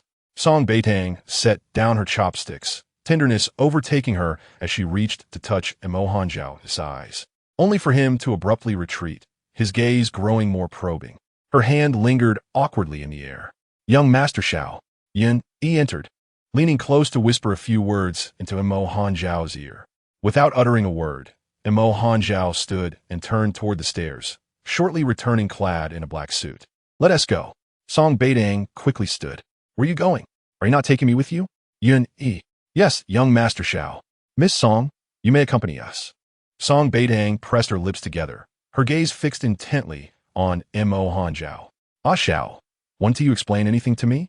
But the man did not spare her a glance, striding out of the villa. Miss Song, I will take you back to Jilongbei. I wish to be with Ah Xiao. Then I shall escort Miss Song back to school. Yun Yi's demeanor remained respectful, yet it left no room for Song Beitang to refuse. She could either return to Jilongbei or to school, but not accompany young Master Xiao. Song Beitang's breath quickened, and after a long moment, with red-rimmed eyes, biting her lip, she slowly nodded. Then please take me back to school. There are matters I must attend to there. Miss Song, please. Following Yun Yi out of the villa, a silver Bugatti Veyron awaited them, having descended the mountain. With only the three of them present, Yun Yi would be driving her, leaving Mo Hanzhao to depart on his own. The thought of Mo Hanzhao's health darkened Song Beitang's expression. Could he drive himself? Yun Yi chuckled lightly. Why can't young Master Xiao drive himself? Yun Yi. Ah Xiao is still quite weak. Miss Song, you are mistaken. Yun Yi asserted resolutely. Young Master Xiao is invincible. What you see is but an illusion. Miss Song, please get in the car. As Song Beitang settled into the vehicle, she gazed out the window while Yun Yi continued. Miss Song, I must implore you to keep the matters at Jing Mountain confidential, regardless of what you observe about young Master Xiao. I understand. I shall not speak a word. She would not divulge anything, nor would she hesitate to help Xiao unearth the person who conspired against him in the past. Yet, such thoughts remained unspoken with Yun Yi. His attitude had shifted slightly, exhibiting more genuine respect, yet not entirely trusting her. This, Song Beitang was acutely aware of. An hour later, Yun Yi delivered Song Beitang to Beitang University. Miss Song, I believe in you, and thus hope you will never disappoint young Master Xiao in the future. Song Beitang ignored the veiled implications in his words and strode purposefully into the school. Once her figure vanished, Yun Yi promptly called Mo Hanzhao. Hello, young master. Miss Song has been delivered to school. I will ensure she is discreetly protected by bodyguards, preventing a recurrence of the previous incident. Good, come to the hospital. Yes, young master. At Beitang First Hospital, a silver Bugatti Veyron raced into view, halting abruptly. The door swung open, revealing a man clad in black. His handsome visage seemingly veiled in a thick frost, exuding an aura that commanded distance.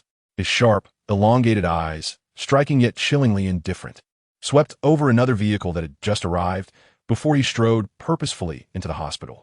Mo Jinxiong and Chun Yaxian exited their vehicle, their tall forms frozen in disbelief. Chun Yaxian's voice trembled uncontrollably. Is that not Mo Hanjiao? Mo Jinxiong hastened forward, his expression darkening as he recognized Mo Hanjiao as face. Didn't they say he hadn't returned to Jiulongbei? Why is he here at the hospital now? Or is it that the rumors of Mo Hanjiao's illness were merely a deception? Mo Hanjiao walked past them with unwavering focus, arriving swiftly at the elevator. Mo Jinxiong and Chun Yaxian rushed after him. Mo Hanjiao stopped. Mo Jinxiong reached out to grasp Mo Hanjiao, only to have his hand seized by the latter. Mo Hanjiao tightened his grip slowly, causing Mo Jinxiong's complexion to shift with discomfort. The strength he exerted was not that of a sickly, feeble individual. Mo Jinxiong felt as though his wrist might snap beneath the pressure. Let go. Gritting his teeth, he bore the pain, his face paling. Mo Hanjiao, release me. I am your father. Chun Yaxian rushed to assist, but before she could reach Mo Hanjiao, he delivered a kick to her abdomen, sending her sprawling to the ground. Blood spilling from her lips. Yaxian, Yaxian.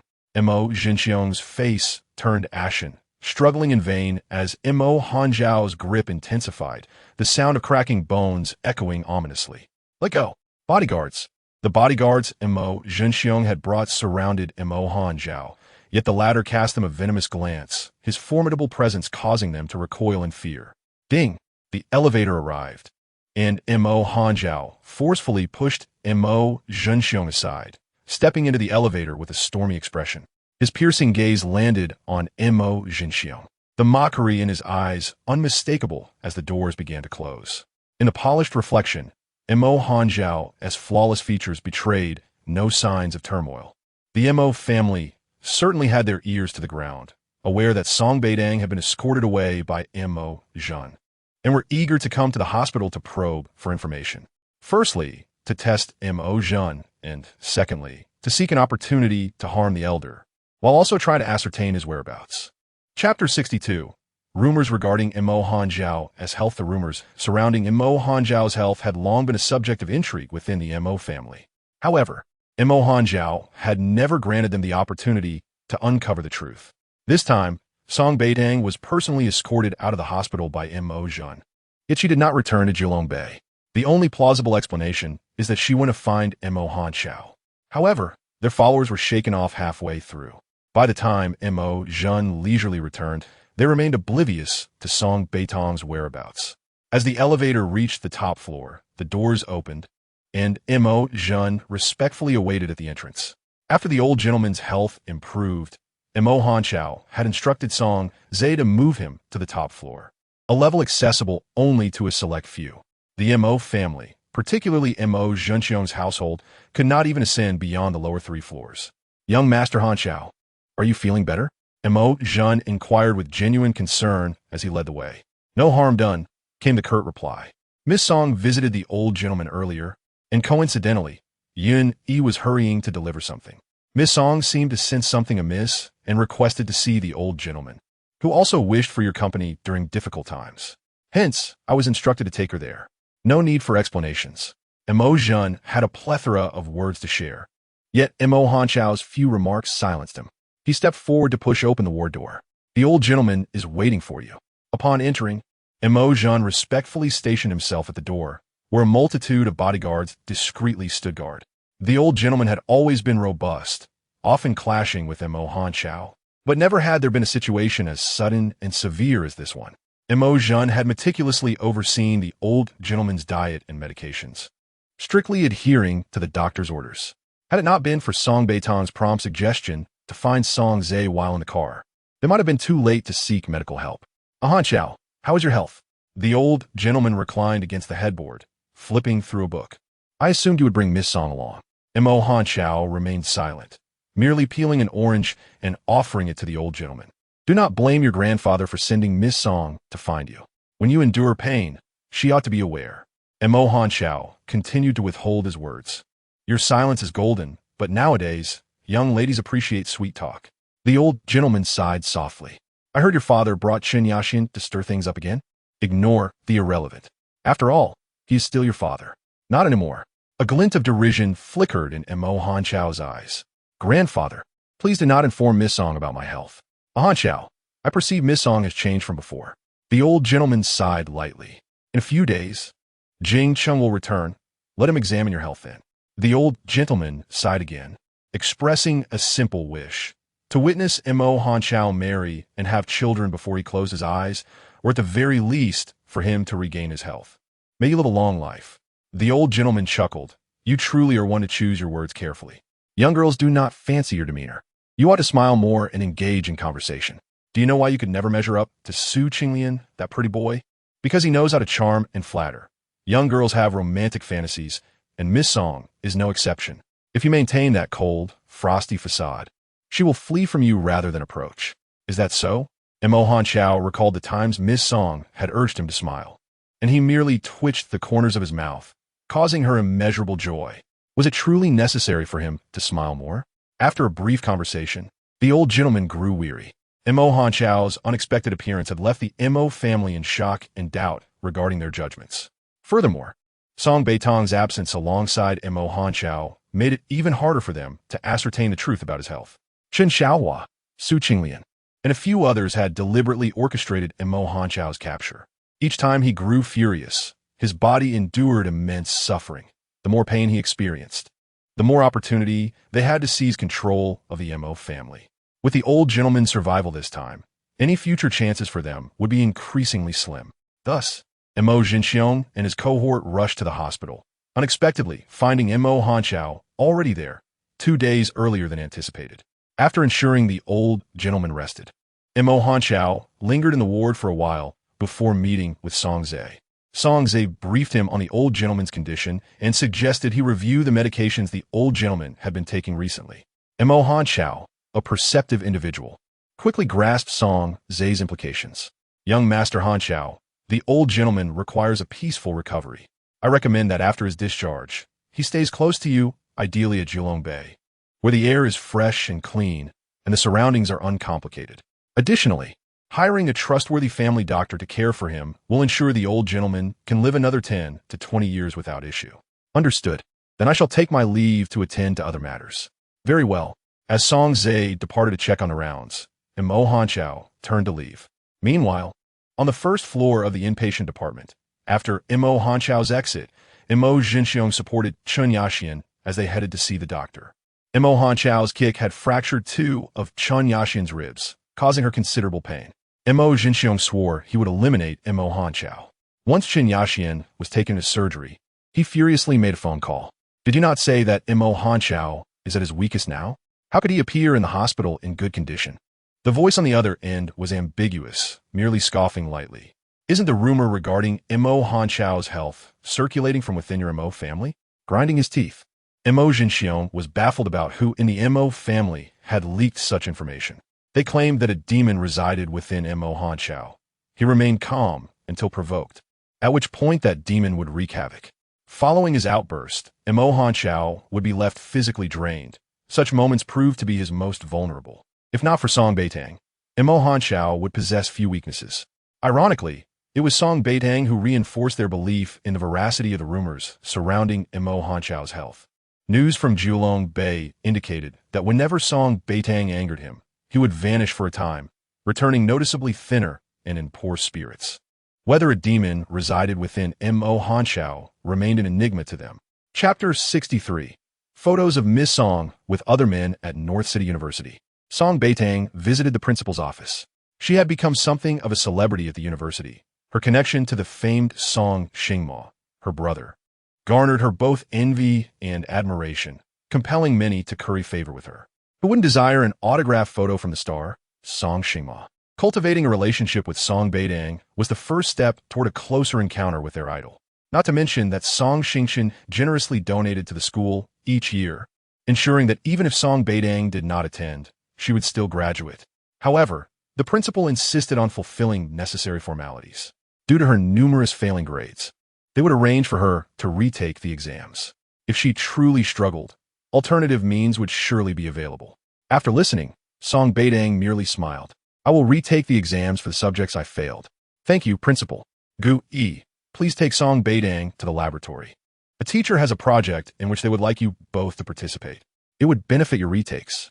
It was then that Song Beitang noticed Gu Yi had also arrived at the principal's office, clad in a white shirt and black sweatpants, with pristine white sneakers. He embodied the image of a handsome campus heartthrob. He flashed a smile at Song Beitang. Shall we go together? Under the principal's arrangements, Song Beitang naturally could not refuse outright, yet she instinctively distanced herself from Gu Yi.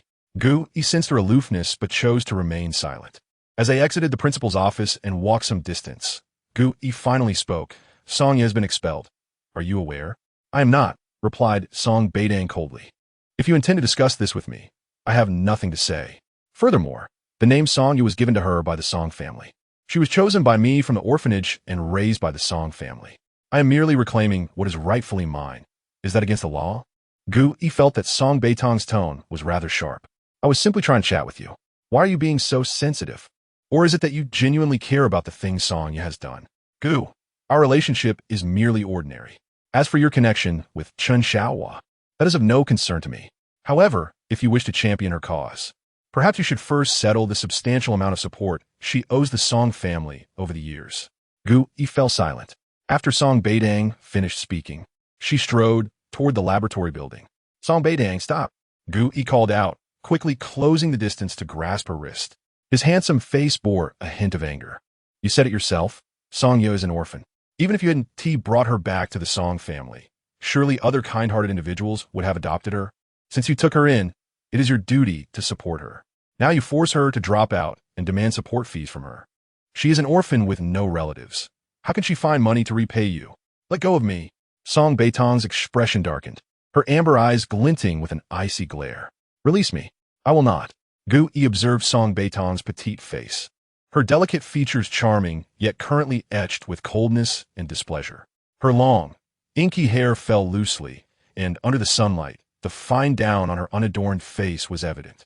Her thick eyelashes resembled two small fans, and her beautiful lips, naturally tinted with a rosy hue, were pressed together, making her appear irresistibly alluring. Gu Yi's heart raced, and in an impulsive moment, he embraced Song Beitang tightly. Song Beitang, I never intended to quarrel with you. I merely believe that Song Ye has erred, and while your family has punished her, could you not allow her a chance to live like a normal person? As he held her, the faint scent of gardenias wafted from her, and the softness of her form was overwhelming, leaving Gu Yi momentarily stunned. The next moment, Song Beitang stomped forcefully on his white sneakers, and a resounding slap echoed as her hand struck his face. Her cheeks flushed with anger as she glanced around, relieved that there were few onlookers. She wondered if Mo Hanjiao had sent bodyguards to follow her. If they reported back to him, he would undoubtedly be furious. Gui, how dare you act so shamelessly? Biting her lip in fury, her eyes reddened. Little did she know that the exquisite allure of her peach blossom eyes, now tinged with red, rendered her even more captivating. Gu Yi momentarily found himself entranced, the sting of the slap warming his cheek. I apologize. I did not mean to. Keep your distance from me. With that, Song Beitang turned and fled. Her eyes were brimming with tears, recalling how she had longed for Su Qinglian in her past life, yet had never been embraced in such a manner, save for Mo Hanjiao. Unbeknownst to her, their intimate moment had been captured on camera. Chun Qian, hiding beneath a nearby tree, gleefully reviewed the photos she had just taken, while Zhao Ling concealed herself at another angle, both capturing Song Beitang and Gu Yi from different perspectives. With these photographs, they could finally acquire the coveted Gucci bags they had long desired. As for Song Ye's fate, they cared little whether she was Song Ye or Chen Xiaohua. Gu Yi lingered momentarily before making his way to the laboratory building. Zhao Ling and Chun Qian soon regrouped, comparing the photos they had captured and sending them to a shared account. Once the photos were sent, both received a substantial payment, and Zhao Ling counted the zeros, her excitement causing her features to twitch uncontrollably. Chen Qian, how much did you get? 200,000. What about you? Same here. Let's go buy those bags. The two departed joyfully, entirely oblivious to the potential repercussions their photographs would unleash. At the MO Corporation, as Mo Hanjiao stepped through the entrance, a young girl rushed up to him. "Brother, someone asked me to give this to you." The girl was strikingly beautiful, her eyes reminiscent of Song Beitang's. As Mo Hanjiao beheld her cheerful demeanor, memories of their first meeting flooded his mind. "Xiao ya, Erikov." Yun Yi, his personal assistant and the steward of Jiulongbei, interjected, prompting Mo Hanjiao to accept the envelope from the girl. She scampered away, radiating the carefree spirit of a little princess. Upon opening the envelope, Mo Hanjiao's expression darkened immediately. Chapter 64. Master remained calm. The atmosphere around Mo Hanjiao noticeably chilled, and Yun Yi was the first to perceive the unsettling shift. That envelope from the little girl, there's something amiss. "Master, has something happened to Miss Song?" The envelope was now crumpled in Mo Hanjiao's grip, and he discarded the remaining photographs without a glance, turning toward his sleek black Rolls-Royce Phantom. His voice, cold as ice, commanded, "To Beitang University." Yun Yi understood. Something indeed had transpired with Miss Song. However, there was an important meeting at MO Corporation, and if Mo Hanjiao departed now, the MO family would surely seize the opportunity to gain leverage over him, while they posed no real threat. Such a move would only serve to highlight Miss Song's significance in Mo Hanjiao's life. Should they attempt to exploit her against him, they would have all manner of schemes at their disposal. Yun Yi hurriedly followed as Mo Hanjiao instructed the driver to proceed. "Master, no news has arrived regarding Miss Song's situation. Could it be the Mo family is orchestrating a diversion to keep you from this meeting?" Mo Hanjiao tossed the photographs to Yun Yi. Upon seeing the image of Song Beitang in Gu Yi's embrace, words failed him. In all of Beitang, who did not know that Song Beitang belonged to Mo Hanjiao? Anyone daring to embrace her so closely was courting disaster. The tension within Mo Hanjiao intensified, and while Yun Yi wished to alert Song Beitang, he found himself lacking the courage to even retrieve his phone in the presence of Mo Hanjiao. The black Rolls-Royce Phantom swiftly arrived at Beitang University, and as the driver respectfully opened the door, Mo Hanjiao stepped out, his long legs creating a gust of wind as he strode inside. "Master, please remain composed." Yun Yi approached urgently. "This is Beitang University. Miss Song is about to graduate." Mo Hanjiao shot a chilling glance, causing Yun Yi to retreat a step. "I apologize, Master. It was indiscreet of me. However, this situation is too coincidental. You know the Mo family's intentions. If something were to occur at Beitang University now." Yun Yi refrained from finishing his thought, fully aware that Mo Hanjiao understood the implications. In recent years, the Mo family had been probing Mo Hanjiao's vulnerabilities, especially after he forcibly took Song Beitang to Jiulongbei. Their ambitions had only grown bolder. In recent years, Song Beitang has caused quite a stir, repeatedly provoking Mo Hanjiao, which has led to a decline in his health. Yet, despite this, Mo Hanjiao remains steadfast. "Master Xiao, if this situation escalates at Beitang University, it will be detrimental for both you and Miss Song." Yun Yi implores, his loyalty unwavering, hoping only for Master Zhao's well-being. "Step aside." Mo Hanjiao's voice resonates like ice, starkly contrasting the bright sunshine around him, imparting an intensely chilling sensation. Yun Yi has no choice but to retreat. Standing at a towering height of 1.9 meters, Mo Hanjiao stands out remarkably amidst the crowd, not to mention his extraordinary looks and formidable presence. As he strides forward, onlookers glance his way, yet none dare approach. Without needing to inquire, Mo Hanjiao instinctively knows where Song Beitang is. He makes his way to the laboratory building of Beitang University, but halts just before reaching it. Yun Yi, following closely behind, cautiously suggests, "Master Xiao, perhaps we should learn to trust Miss Song." The man's lips press into a firm line, an aura of coldness enveloping him. Should he put his faith in the girl just this once? She had explicitly stated her disdain for Su Qinglian. Yet now she is seen in close proximity to the campus heartthrob. So, does she disdain the pretty boy only to favor the campus idol? Mo Hanjiao's expression darkens further. He should never have believed her words, and she ought to be confined within Jiulongbei. "Master Xiao, it's possible that Mo Xinxiong's men are nearby." Yun Yi interjects again. "Perhaps there are others as well. For Miss Song's safety, we should refrain from acting recklessly." Mo Hanjiao's gaze remains fixated on the three large characters of the laboratory building. where Song Beitang is currently situated. He only needs to step inside to retrieve her. He strides towards the building, with Uni hurrying to keep pace. On the third floor of a laboratory, Song Beitang has changed her clothes and is reviewing materials provided by her instructor. Having joined the experiment abruptly, she is unaware of the previous progress and results, necessitating a thorough review. Not far away, Gu Yi stands, his gaze lingering on her, filled with unspoken thoughts.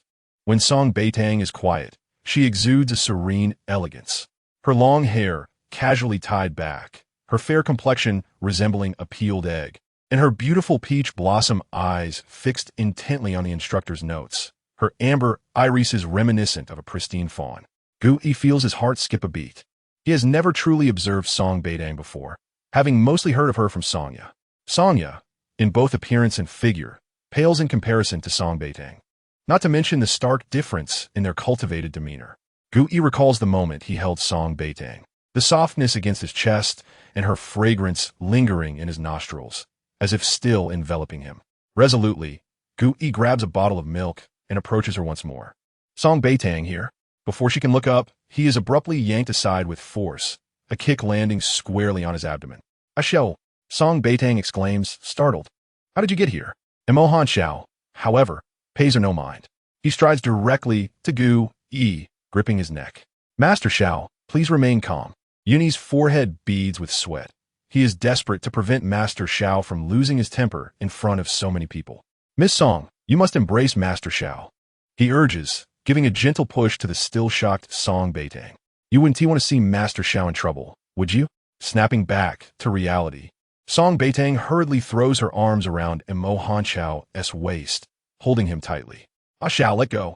Hitting him will only dirty your hands." "He touched you." Mo Hanxiao grits his teeth, a low growl emanating from him. "He even brushed against your chest." "I slapped him, I really did." Song Beitang insists fervently. "Ah Xiao, please release him. Your hand will hurt, and I can't bear to see you in pain." "He deserves it," Mo Hanxiao mutters. "Ah Xiao, please calm down." Tears nearly spill from Song Beitang's eyes. "I don't want you to hurt yourself." Chapter 65. A kiss for every place she was touched. Mo Hanxiao's fury is palpable, and Song Beitang genuinely fears his wrath at this moment. Clinging to him tightly, she suddenly turns to face him, rising on her toes to press her lips against his. Mo Hanxiao freezes instantly. As Song Beitang's lips meet his, her amber eyes reflect his handsome yet chilling visage. She sees her own reflection in his darkening gaze. His face, seemingly carved from stone, exudes an icy aura that is both captivating and fearsome. Seeing the effectiveness of her approach, Song Beitang tentatively brushes her lips against his, only to be ensnared by his powerful grip as he pulls her closer, kissing her with fervor. Song Beitang, balancing on her toes, wraps her arms around his neck, recalling how she had never dared to be seen with him in public, let alone engage in such an intimate act. Mo Hanxiao, overtaken by his emotions, kisses her fervently, longing to claim every part of her that had been touched by other men. This kiss, filled with an intensity that overwhelmed Song Beitang, leaves Gu Yi, now free, in utter disbelief at the unfolding scene. So, the rumors circulating in school were indeed true. Song Beitang has been taken by an older man, and this man, with a temperament far from mild, is none other than Mo Hanxiao.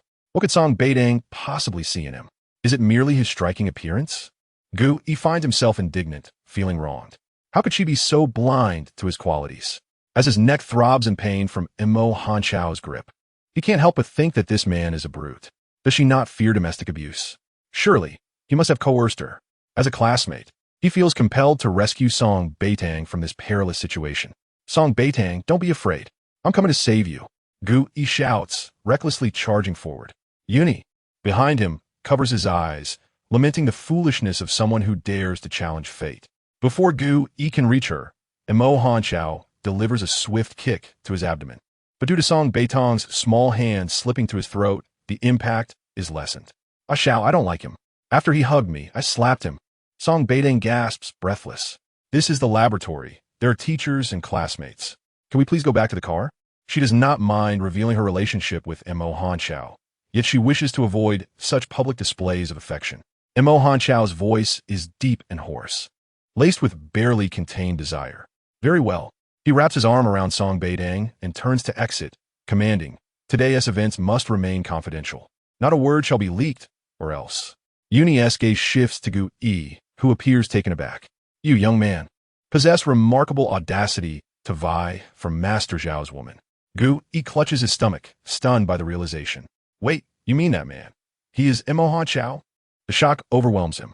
The name Imo Han Chao is known throughout Beitang, yet only a select few have laid eyes upon him. But wasn't he rumored to be grotesque and utterly unappealing? The handsome man he just witnessed was, in fact, Imo Han Chao. As amazement washes over him, regret and fear set in. Competing for a woman with Imo Han Chao is tantamount to courting death. Sonya, it is all that woman Sonya who spreads various rumors about Song Beitang at school, but it now appears that none of it is true. Gu E gritted his teeth in frustration, fearing that Imo Han Chao might retaliate against him. Yun E departed gracefully, leaving behind a group of astonished individuals in the laboratory. Who would have thought that Song Beitang, absent from school for so long, was actually together with the notorious Lord of Beitang? Imo Han Chao brought Song Beitang into the car, and as the door closed, he seized her hand and unhesitatingly kissed her palm. The young girl felt a rush of shame as his lips brushed against her skin, sending tingles of warmth coursing through her body. Her cheeks flushed with embarrassment. Xiong, Song Beitang said softly, there's nothing between Gu E and me. He approached me to speak on behalf of Sonya, as she has been expelled from school and has gone missing. He assumed I was involved, hence his goodwill in trying to persuade me. Song Beitang was well aware of Sonya's whereabouts. She had instructed her elder brother to retrieve Sonya's name. Yet many still regarded Chen Xiaohua as Sonya. The Song family had bestowed upon her that name and identity for so many years that reclaiming it would not alter the long-standing reality. Thus, Song Beitang concluded that she need not dwell excessively on a name. The pain she had endured in her past life, perishing in flames, was a debt she intended to exact from Sonya. However, now that she was in Imo Han Chao's presence, she dared not demand the return of the person. Xiong, will you trust me? Song Beitang began to pout playfully, but the man continued to focus solely on kissing her palm, only lifting his gaze to her after he had kissed each finger. The young girl blushed, her eyes misty and filled with a longing that was unmistakable. Imo Han Chao's deep, dark eyes reflected his turbulent emotions, a storm brewing beneath the calm surface. He ached to possess her entirely, yet restrained himself. Xiong, Song Beitang softly called again, her voice sweet and obedient, a tone that had always weakened Imo Han Chao in their past life. Okay, he finally responded, his voice low and resonant. But in the next moment, he captured her lips in a profound kiss. In a laboratory, Gu E was assisted by a teacher to a chair, realizing he should no longer provoke Song Beitang. She was regarded as a revered figure in their school, especially now that she had connections with the Lord. Even without him, her three brothers were formidable figures. Gu E clenched his teeth, a whirlwind of emotions, resentment, anger, humiliation, and fear, overwhelming him. He wondered how he could navigate this situation without jeopardizing his graduation. Chapter 66. Striding into the bedroom, the black Rolls-Royce Phantom drove directly from Beijing University back to Jiulongbei. Throughout the journey, the warmth on Song Beitang's cheeks remained unquenched as she gently bit her finger, her gaze fixed on the receding scenery outside the window. Imo Han Chao held her hand, the one that had struck Gu E, tenderly playing with her delicate fingers. Her nails were naturally manicured, a pristine white with a hint of pink, a beauty that Imo Han Chao cherished. As he caressed her fingers, he would occasionally place them to his lips, causing her to involuntarily shiver, though she soon feigned calmness. The partition in the car was in place, obscuring their actions from the front. Imo Han Chao observed her profile, her high nose and slightly pouted lips creating a captivating silhouette. Her lashes long and fluttering like delicate fans, her beautiful eyes gazing out the window as the wind tousled her hair, a few strands brushing against his face. Imo Han Chao felt an overwhelming urge to pull her into his embrace. Suddenly, Song Beitang turned to him, her eyes locking onto his deep, dark ones. She smiled brightly. Xiong, when we get back, I'll make you something delicious. Previously, she had prepared a nutritious meal plan tailored for Imo Han Chao's health, but the unforeseen events had interrupted her intentions. Witnessing his temper at the villa on Jingshan only deepened her regret and concern. She fervently hoped he would not encounter such distress again. Her words momentarily surprised Imo Han Chao, but he slowly nodded, reminiscing about the bowl of excessively salty noodles she had brought him from the Song family. Upon arriving at Julong Bay, the driver respectfully opened the car door. Mo Hanjiao stepped out first, then carried the young girl out of the car. "Ah Xiong, I can walk on my own," she exclaimed, quickly wrapping her arms around his neck, concerned for his well-being. Yet, her protests fell on deaf ears. Mo Hanjiao carried her upstairs, kicking the bedroom door open with determination. With a firm kick, the door swung open. Song Beitang sighed. Such long legs shouldn't be used this way. Mo Hanjiao strode to the bed, and with her arms still entwined around his neck, her heart raced with anticipation. Was he finally ready to embrace her? "Ah Xiong," she murmured softly, her amber eyes reflecting the depths of his dark gaze, a palpable tension filling the air. Mo Hanjiao leaned down to kiss her, but remained a mere peck. As they kissed, he gently covered her eyes with his hand, his fingers caressing her delicate brow, his gaze intent and heated as if he wished to imprint her into his very being. Suddenly, the shrill ring of a phone shattered the intimate atmosphere. Mo Hanjiao's expression darkened with displeasure. Before he could answer, Yuni knocked at the door urgently. "Lord Xiong, there's trouble. The hospital just informed us that the old master has had an incident." Mo Hanjiao sprang to his feet, and Song Beitang hurried to follow. "Ah Xiong, I'll go with you." He silently took her hand, and together they hurried downstairs, speeding to the hospital. Old Master Mo was once again rushed into the emergency room, with Mo Zhe performing the surgery. Mo Zhen paced anxiously outside, and upon seeing Mo Hanjiao, his anxiety lessened. "Young master, I thought his condition had stabilized. Who provoked grandfather?" Mo Hanjiao's complexion turned ashen, his gaze fixated on the words above the operating room, his hands clenched tightly at his sides. Suddenly, warm little hands clasped his, as Song Beitang forcefully pried his fingers apart, intertwining them with hers. She disregarded her own fears of startling him. In this moment, she simply wanted to be by his side. "Ah Xiong, grandfather will be fine," she said, looking up at him, her petite frame dwarfed by his towering height. Mo Hanjiao's throat tightened, and he managed to reply in a low voice, "Yun, yes, Master Xiao." Yun respectfully acknowledged, and then proceeded to inquire about the situation at the hospital. Song Beitang pulled Mo Hanjiao to a chair, suggesting they wait together for the operation to conclude, although the duration remained uncertain. Mo Hanjiao was reluctant to sit, yet he ultimately acquiesced, considering that the young girl could not stand for long. Song Beitang's fingers clutched Mo Hanjiao's hand tightly. Their hands were exceptionally beautiful, intertwined in a manner that could easily be featured in an advertisement. Most importantly, the warmth from her palm radiated to him, gradually calming his previously restless heart. The old master's condition had stabilized, and as long as he was not agitated, such a situation would not arise. What then had provoked him? As time ticked away, Song Beitang found no opportunity to question Mo Hanjiao regarding his sudden abduction of her in Beitang, but her thoughts shifted. Anin, who had previously failed to protect her, had vanished, reassigned to an unknown location. She wished to summon brother Mu Shi to her side. Among the people from Julong Bay, aside from Yun, and Ah Xiong, she could not fully trust anyone else. However, both Ah Xiong and Yun were loyal to Mo Hanjiao. To uncover the mastermind behind everything in her previous life, she needed her own allies. She could not confide in her three brothers. The second brother was impulsive and harbored deep-seated prejudices against Mo Hanjiao, while the third brother was a celebrity, constantly under public scrutiny. As for the eldest brother, he was occupied managing the Song group, overwhelmed with meetings every day. After much contemplation, Song Beitang concluded that Mu Shi was the most suitable choice. Mu Shi was profoundly loyal to the Song family and to her, and although he had reservations about Mo Hanjiao, he would heed her words.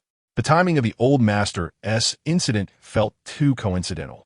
She sensed an unsettling presence watching her and Mo Hanjiao from the shadows. Such feelings left her shivering with unease whenever she was alone. Chapter 67. The original sin. As the minutes passed, Song Beitang and Mo Hanjiao remained outside the operating room, unsure of how long they had been waiting. Just as Mo Hanjiao's patience was nearing its end, the door finally swung open. Song Zhe emerged, nodding slightly at Mo Hanjiao.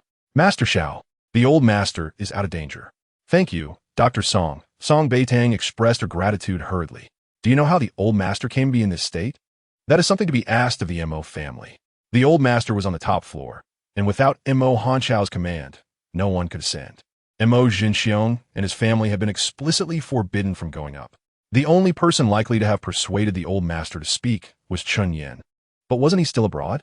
Mo Hanchao narrowed his eyes. Yin, stay here. Yes, Master Xiao. Ah Xiao, I want to go with you, Song Beitang stood, reaching for Mo Hanchao's hand. Please don't leave me behind. Mo Hanchao's gaze fell on the small hand grasping his, and he ultimately remained silent, choosing not to refuse.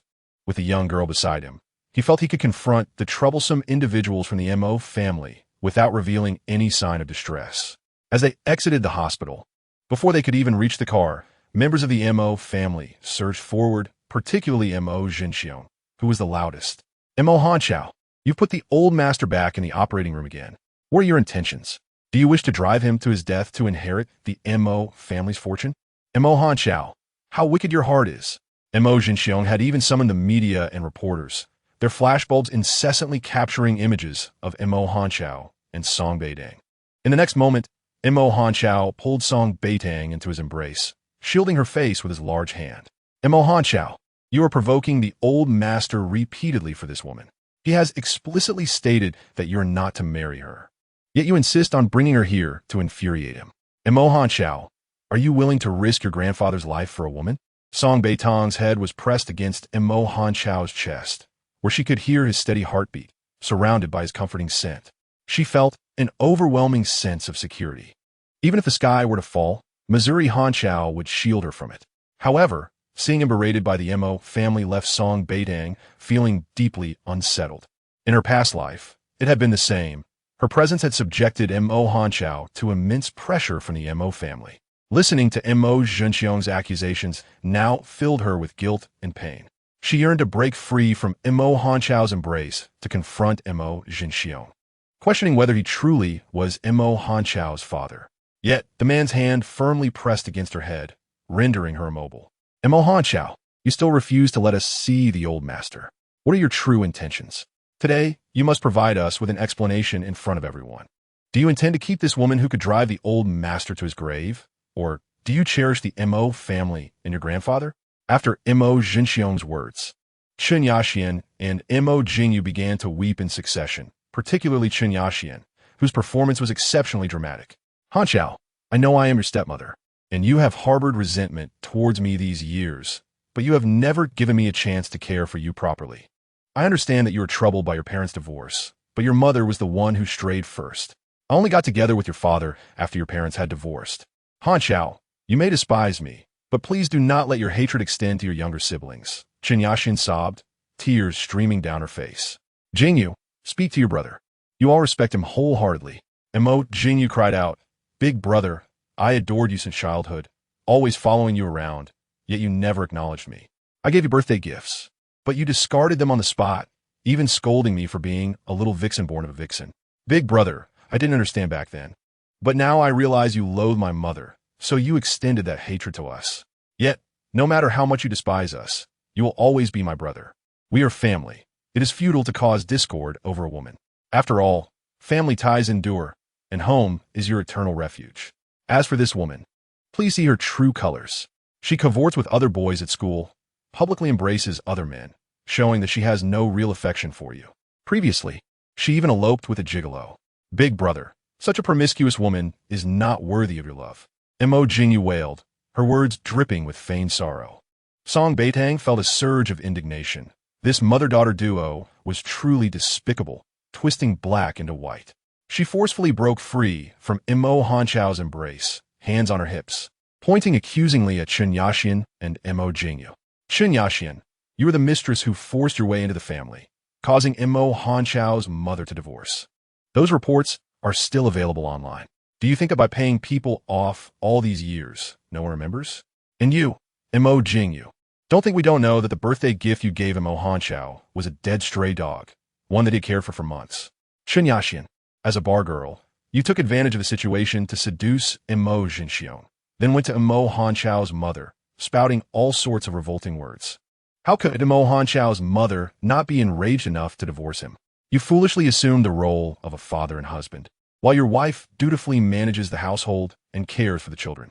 Yet, You choose to betray her within your marriage, engaging in an affair with a bar girl. Chun Yaxian, whose past is marred by countless indiscretions. Do you truly believe you have struck gold? Your head is practically adorned with the marks of your folly.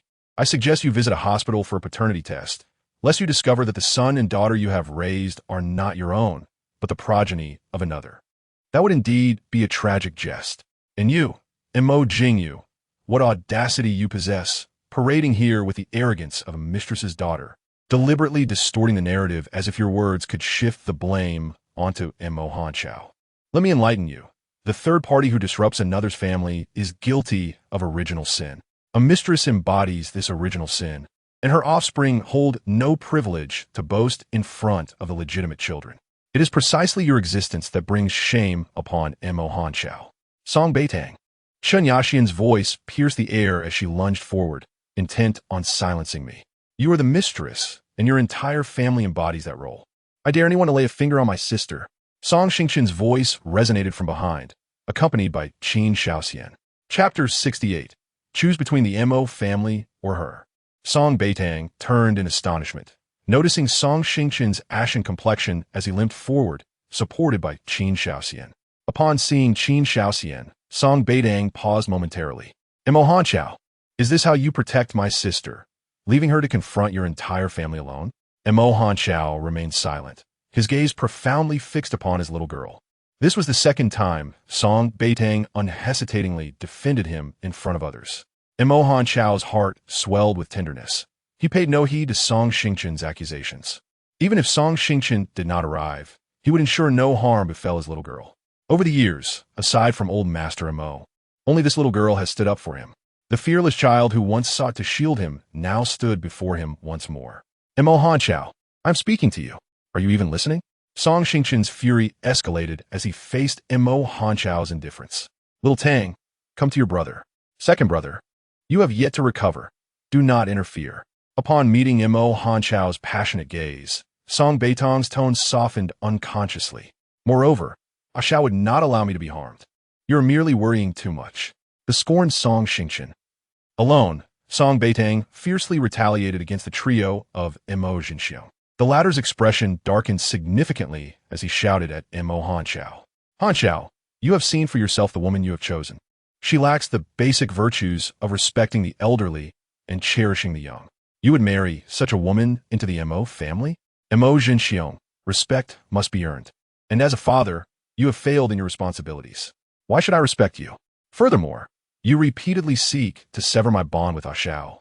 Am I mad or debased enough to willingly offer my warm face to your cold rear? If I am to show respect, it shall be to Xiao's mother, not to a bar girl who climbed her way up through infidelity. Song Beitang, as the esteemed daughter of the Song family, held an irrefutable status. Though the Song family may not rival the Mo family, it remains a renowned enterprise in Beitang. Moreover, her three elder brothers are known for their pampering of their youngest sister. Regardless of her confrontations with the Mo family, no repercussions would befall her. Furthermore, the origins of Chun Yaxian's background are indelible. A bar girl, a mistress, a destroyer of families. Any one of these labels would invite scorn. Chun Yaxian's face twisted with fury. Song Beitang's relentless accusations as a bar girl fueled her desire to tear her apart. Mother, are you truly a bar girl? The once crying Mo Jingyu suddenly inquired, as she had always believed her mother to be the honorable lady of the Mo family. Hearing Song Beitang's words, unease gripped her heart. If she were indeed the daughter of a mistress, the implications were too dreadful to contemplate. No, this little wretch is slandering my mother. She's not a bar girl. Song Beitang coldly scoffed, Mo Jingyu. I am at a loss as to where you derive your sense of superiority as a mistress' daughter, calling Xiao brother and performing for an audience. Little Tang, this is a family matter of the Mo family. Mo Hanchao remained silent. What do you have to say? Song Xingqian, dissatisfied with Song Beitang's defense of Mo Hanchao, could not ignore the bullying of his sister by the Mo family, especially after Mo Jinxiang had promised cooperation to rescue his sister, only for events to unfold that nearly destroyed her. As he glanced at the trio of Mo Jinxiang, his eyes were as cold as ice. Mo Hanchao, today you must declare, do you want this woman, or do you wish to choose the Mo family and your father? Mo Jinxiang's gaze bore into Mo Hanchao with disdain. His dissatisfaction had long since brewed, initially believing that Song Beitang's disdain for Mo Hanqiao would serve their interests. Yet now, she had inexplicably chosen to defend him repeatedly, making her presence intolerable. They sought nothing less than to utterly ruin Mo Hanqiao. However, Mo Hanqiao paid no mind to Mo Jinxiong and his family. His focus solely on Song Beitang. As she defended him fiercely, her words exuding confidence and defiance filled him with joy. Mo Hanqiao stepped forward, enveloping Song Beitang in his embrace, kissing her deeply in front of all, rendering their intentions unmistakable. Song Beitang, with an air of triumph, lifted her gaze to the now pale Mo Jinxiong. Do you see, Jinxiong? A xiao désiré me. You truly believe you hold significance in his heart. How laughable. A man who has strayed in marriage dares to demand a choice from Ah Xiao. The cameras continued to click away, yet Song Beitang felt no fear of exposure. In her past life, she had avoided him, resulting in their never having a single photograph together, leaving the world unaware of their bond. In her previous existence, Chen Yaxian and Mo Jinxiong relentlessly defamed Mo Hanqiao and his mother, Ying Jinsi. Now, they sought to repeat their past transgressions. Mo Hanqiao, however, dismissed their attempts to engage in debate or defend himself publicly. Yet, Song Beitang would not permit anyone to malign Ah Xiao and Ying Jinsi. As for Chen Yaxian's identity as a bargirl, she had previously commissioned her brother to investigate the sordid details of Mo Jinxiong and Chen Yaxian's entanglement. She was well aware of the truths behind their union. Regarding Mo Jinyo's childhood actions towards Mo Hanqiao, she learned of those from Yun Yi when he could no longer tolerate her behavior. Since they had summoned the media, intent on a public performance, she would expose their true nature, ensuring that all understood the reality behind Mo Jinxiong and Ying Jinsi's divorce. So long as Mo Hanqiao did not suppress today's news, Chen Yaxian would undoubtedly be thoroughly scrutinized. After the kiss, Mo Hanqiao took Song Beitang's hand to depart, though he had originally intended to confront the Mo family. Such reckoning was now unnecessary. Instead, he sought a secluded place to cherish a moment alone with his little girl. Little Tang. Qin Shaoxian's voice broke through, stopping Song Beitang. Please advise your second brother. He refuses to heed my warnings. If he continues this way, he may truly lose his legs. Qin Shaoxian looked at her with resignation. Little Tang, do you remember me? I am Brother Shaoxian. Song Beitang blinked, failing to recall this figure from her memories. Yet, recognizing him as her brother's friend, she felt obligated to show politeness, especially since he meant well for her brother. Chapter 69. Do not call other men brother for those who care for her family. Song Beitang exhibits remarkable politeness and grace. A xiao, please wait a moment. She turned and approached Song Xingchen. Second brother, you should return to your hospital room and rest. Your condition makes us worry. Second brother, take care of your health. You promised to help me redesign my wedding dress. Your hands and legs are of utmost importance. I do not wish for you to strain yourself further, as it would only add to my concern. Song Beitang harbored no resentment towards her second brother. Instead, her heart was filled with worry for him. In your heart, who is more important, me or Mo Hanqiao? Song Xingchen looked at her, an uncomfortable feeling swelling within him. Since you were hospitalized, you have not visited me once. If you had not appeared here today, would you have bothered to see me at all? Song Beitang was taken aback. Guilt washed over her instantly. I'm sorry, second brother. It's my fault. This gentleman is taking care of you, correct? Please, let your friend look after you well. A Xiao and I have some matters to attend to. Little Tang, I am Qin Shaoxian. You used to call me Brother Shaoxian when we were children. Have you forgotten me? He smiled slightly, his tone carrying a blend of helplessness and affection, devoid of any blame. Oh, is that so? Song Beitang blinked, studying Qin Shaoxian's face for a moment. The man was handsome and radiant, exuding a refined and gentle demeanor in his white casual attire. After a moment of reflection, she recalled that this was indeed Qin Shaoxian, a name synonymous with Bei Shaoxian. And no wonder he was so dashing. A smile graced her face. Brother Shaoxian, I apologize. I failed to remember for a moment. In the next instant, Song Beitang was suddenly pulled into a warm embrace by Mo Hanqiao, who possessively wrapped his arm around her waist. Qin Shaoxian smiled faintly and addressed Mo Hanqiao, Xiao Yi. Even someone as esteemed as Qin Shaoxian respectfully acknowledged Mo Hanqiao, despite having no fear of him. However, Mo Hanqiao ignored Qin Shaoxian and turned to leave with Song Beitang. Feeling this was rather impolite, Song Beitang turned back to wave at Qin Shaoxian and Song Xingchen. Second brother, Brother Shaoxian, see you later. Ah, Xiao. You're hurting me, Song Beitang exclaimed as Mo Hanqiao gripped her wrist tightly, causing her pain. Unintentionally, he had applied too much pressure. Instantly, he released her hand, his expression darkening slightly. Xiao, what is wrong? Song Beitang was confused. She was not Yun Yi and could not decipher his thoughts with a mere word. Not understanding, she inquired, refusing to push him away as she had in her past life. Mo Hanqiao's chest heaved, filled with agitation as he recalled the way the little girl had called Qin Shaoxian Brother Shaoxian. She had forgotten him, having only called him Brother Hanqiao in childhood. He struggled to suppress the impulse to lash out. Even without words, Song Beitang could sense his anger. Fortunately, she reached out to embrace him. Xiao, I don't know why you're upset, but you can tell me. If I've done something wrong, I will amend it. But if you don't speak, I can never know what's bothering you. Xiao, please tell me what has upset you. Her voice was soft and gentle, her amber eyes gazing tenderly at Mo Hanqiao. Xiao, I only like you. I do not wish for you to be angry or torment yourself. Her words immediately calmed Mo Hanqiao, his erratic breathing gradually stabilizing as he took her hand and led her to the car. The driver discreetly lowered the partition.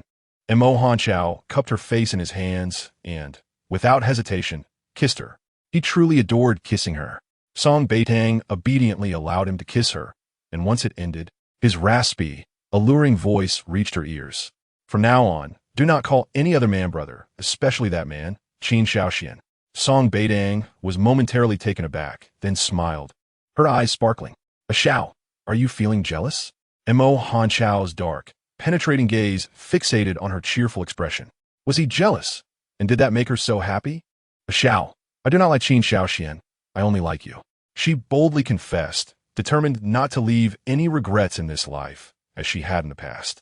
Mo Hanqiao merely gazed deeply at her before hoarsely instructing the driver to commence their journey. The driver, unsure of their destination, simply drove aimlessly around the city. After a couple of laps, Song Xingha's call came through. Song Beitang answered, placing it on speaker. Big brother, little Tang, the school called me. Are you planning to retake your exams? Song Beitang nodded. Yes, I have failed too many subjects and intend to retake them. But you haven't attended classes for quite some time. Will it be all right for you to retake the exams? Song Xingha expressed his concern. His sister had never been fond of studying and had taken an extended leave with Mo Hanqiao at Jilong Bay. It seemed unlikely she would pass her retakes. It will be fine. I will study hard and review, so you don't need to worry about me. Is Mo Hanqiao treating you well? Song Xingha asked cautiously. Little Tang, if you feel homesick, just call me, and I will come to Jilong Bay to bring you home. As soon as Song Xingha finished speaking, an icy aura emanated from Mo Hanqiao. Song Beitang spoke calmly. Big brother, Xiao treats me very well.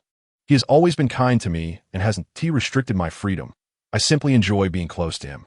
Big brother, your misunderstandings of Xiao are too profound. In the past, I was at fault for constantly arguing with him.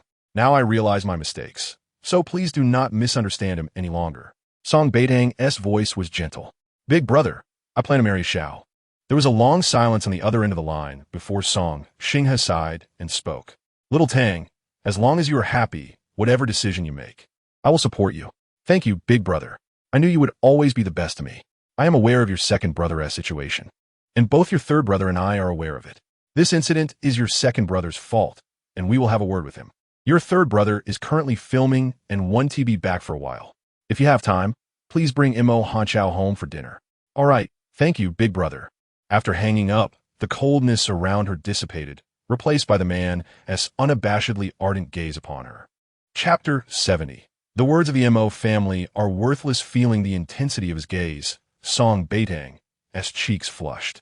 She buried her head in Mo Hanqiao's embrace, wrapping her arms around his waist, mumbling incomprehensible words. Mo Hanqiao gently stroked her hair, marveling at how obedient she had become, so different from before. The more docile she was, the more he cherished her, making it increasingly difficult to let go. While Song Beitang and Mo Hanqiao shared a sweet moment, chaos erupted at the hospital entrance, where Song Xingchen and the Mo family were embroiled in a heated argument. The quarrel escalated, leading to a brawl between their bodyguards. Mo Jingyo's gaze remained fixed on Qin Shaoxian. She had previously been dismissed by him, and now learned that Song Xingchen implied that Mo Jinxiong had contacted him first to discuss collaboration.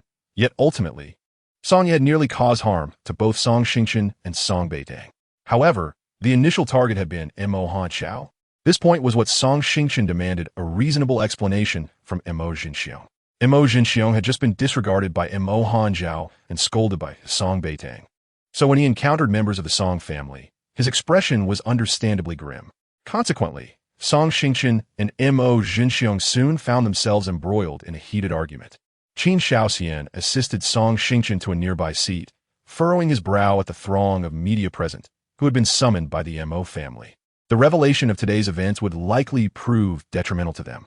Should I call your brother to mitigate this situation? He suggested. Song Xingchen, infuriated, remained silent. The Mo family was a pack of despicable individuals. Qin Shaoxian continued to offer his gentle counsel. Given the strained relationship between Mo Hanxiao and the Mo family, and how fiercely Xiao Tang defends him, it would be wise not to confront him head-on. Let Mo Hanxiao investigate. He will uncover the truth. That won't do, Song Xingchen retorted without hesitation. I cannot bring more trouble to Xiao Tang. With a calm demeanor, Qin Shaoxian glanced at the brawling bodyguards and proposed. Let us return to the hospital room. I wish to go home. I'll escort you. After delivering Song Xingchen back to the Song residence, where Song Xinghe was still at the office, the family's servant assisted Song Xingchen inside, while Qin Shaoxian waved his farewells at the entrance. Just as Qin Shaoxian's vehicle pulled away from the Song villa, he encountered the sleek silhouette of Mo Hanxiao. Their luxury cars passed each other in a fleeting moment. With the window of Qin Shaoxian's car lowered, he locked eyes with Song Beitang, who was peering out. She froze momentarily, and he offered her a gentle smile before they parted ways. What brings you here? Montag Hansao demanded, forcefully turning Song Beitang's head to ensure her gaze was solely upon him. Amused, she thought to herself how she had never realized the depth of Mo Hanxiao's jealousy. The Rolls-Royce Phantom came to a halt before the Song villa, and Song Beitang strode inside with Mo Hanxiao, her concern for Mu Shi lingering in her mind. She wished to keep Mu Shi close to dissipate Mo Hanxiao's animosity towards him. Why are you home, big brother? Upon seeing Song Xingchen, Song Beitang was taken aback. Did the doctor permit your discharge? Not officially, but I refuse to remain in the hospital any longer. Song Xingchen's temper flared upon noticing Mo Hanxiao trailing behind his sister, and his expression darkened.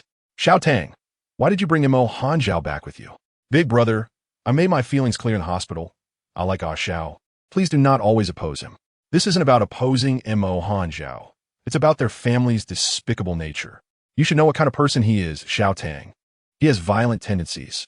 He is capable of inflicting harm. Big brother, Song Beitang raised her voice. Ah Xiao only hurts those who wish to harm me. He has never laid a hand on me. If it weren't for his timely intervention that night, I would have been assaulted and filmed, and you would have been left to plummet from a cliff by Songya. Big brother, we must be grateful and repay kindness. Don't you agree? Song Beitang's words left Song Xingchen's expression shifting between hues of anger and despair. He opened his mouth, but ultimately refrained from articulating his thoughts. Ah Xiao, come with me. She turned and took Mo Hanxiao's silent hand, leading him upstairs to her bedroom. Being with her brother only served to infuriate her, and she did not want Mo Hanxiao to feel wronged. This marked Mo Hanxiao's first entry into her boudoir. As Song Beitang rummaged through her closet, she unearthed a jewelry box, something she had purchased on her 18th birthday, intended for her most cherished person. In her past life, she had longed to gift it to Su Qinglian, but was imprisoned in Jiulong Bay, never given the chance to retrieve it from the Song household. Ah Xiao, this is for you. She approached him, presenting the box with both hands.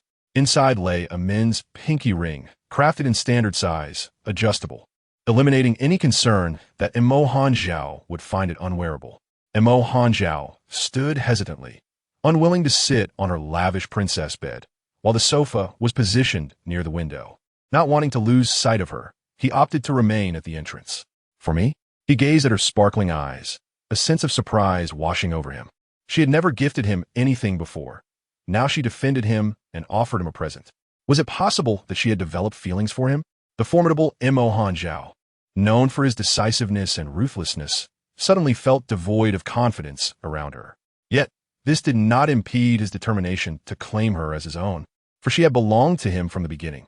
She simply had forgotten him. Open it. Song Beitang urged him, quickly see if you like it. If not, I can exchange it. All right. Mo Hanjiao lowered his gaze and opened the jewelry box, momentarily stunned upon seeing the ring within.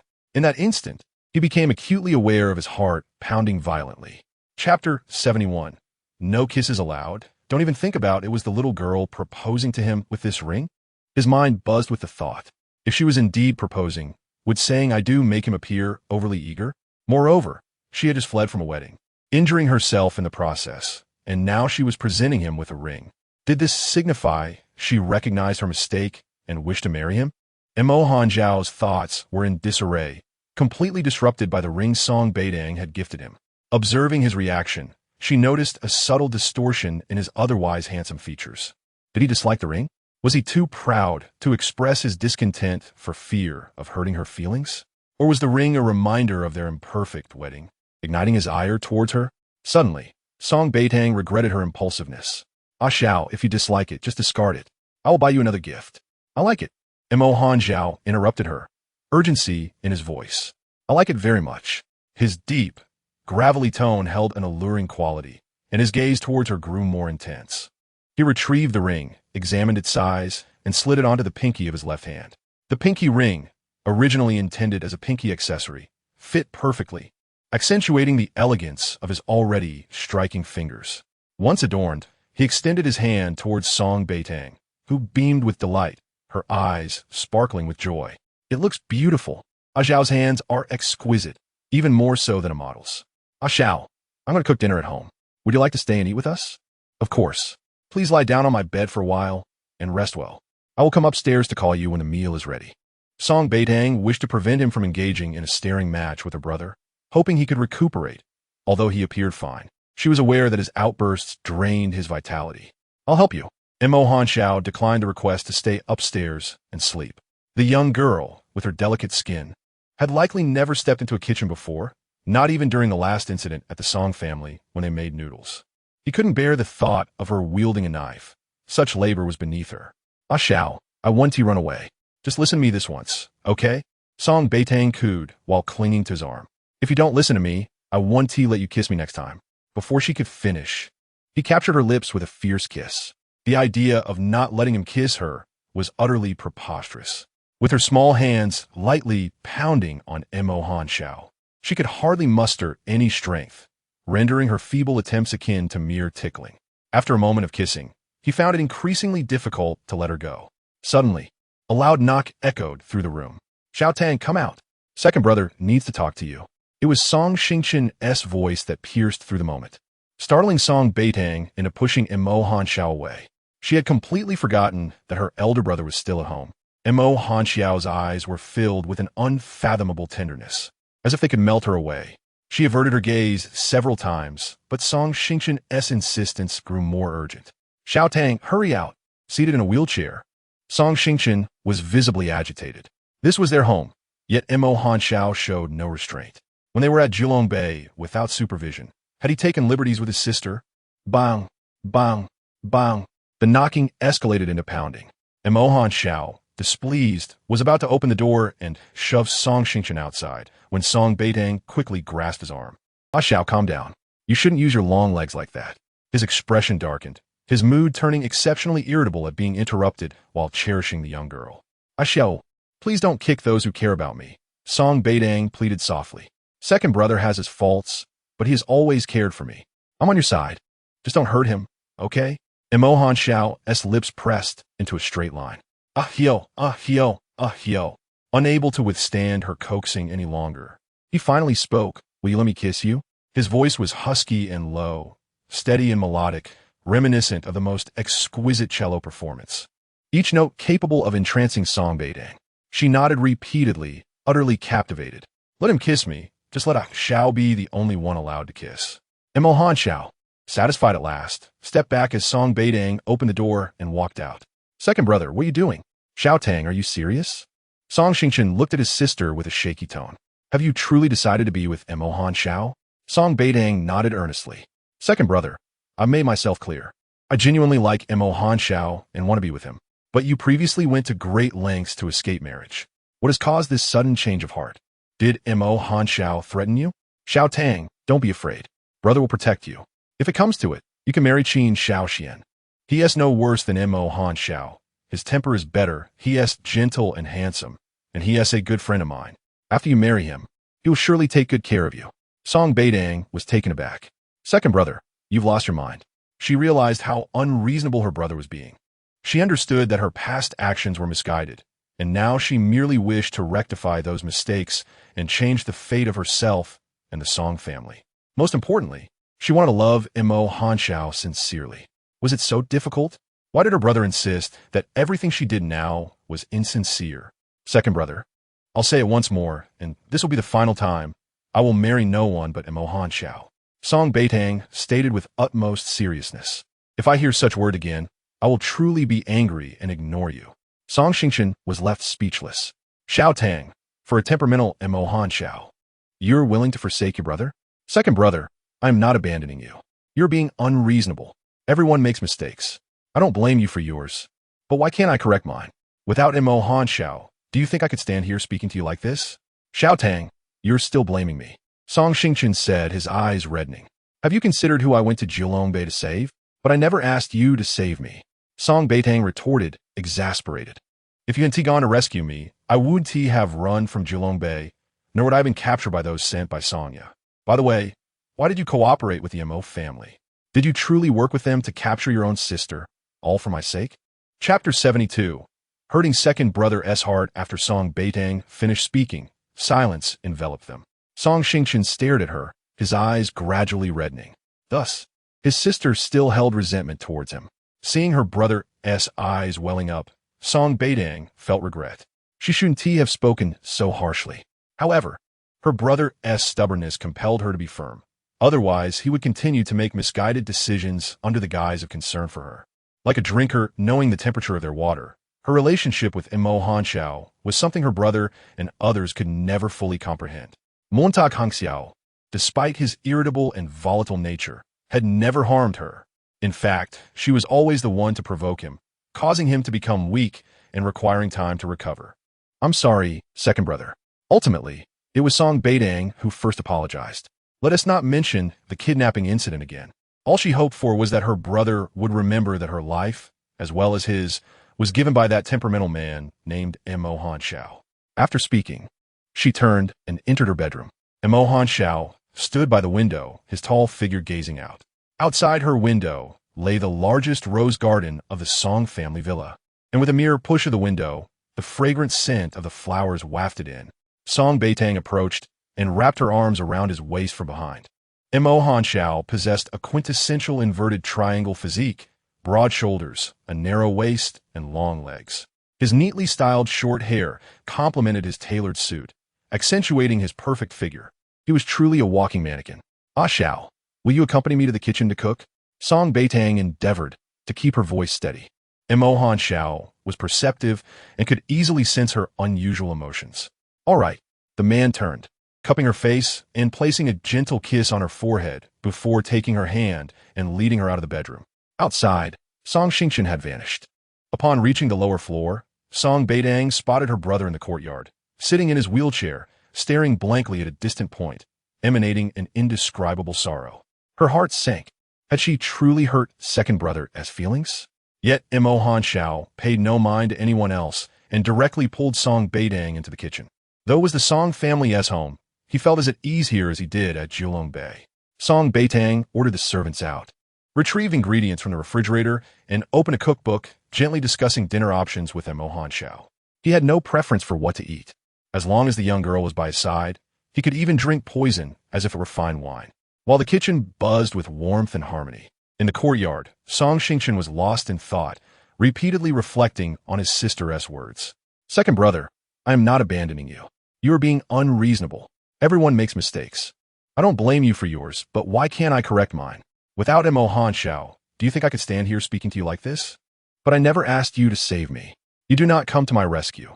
I will not escape from Kowloon Bay, nor will I have the opportunity to be captured by those sent by Songya. Speaking of which, I have yet to inquire, dear brother, why do you choose to ally with the Mo family? Is your collaboration with them to ensnare your own sister truly for my sake? Song Xingchen's hands, resting on the wheelchair, dug his nails deep into his palms. By cooperating with the Mo family, he unwittingly provided Sonya the chance to capture him, which nearly endangered his sister. Initially, he harbored suspicions that Mo Hanqiao might have implanted a tracker or a location device on his sister.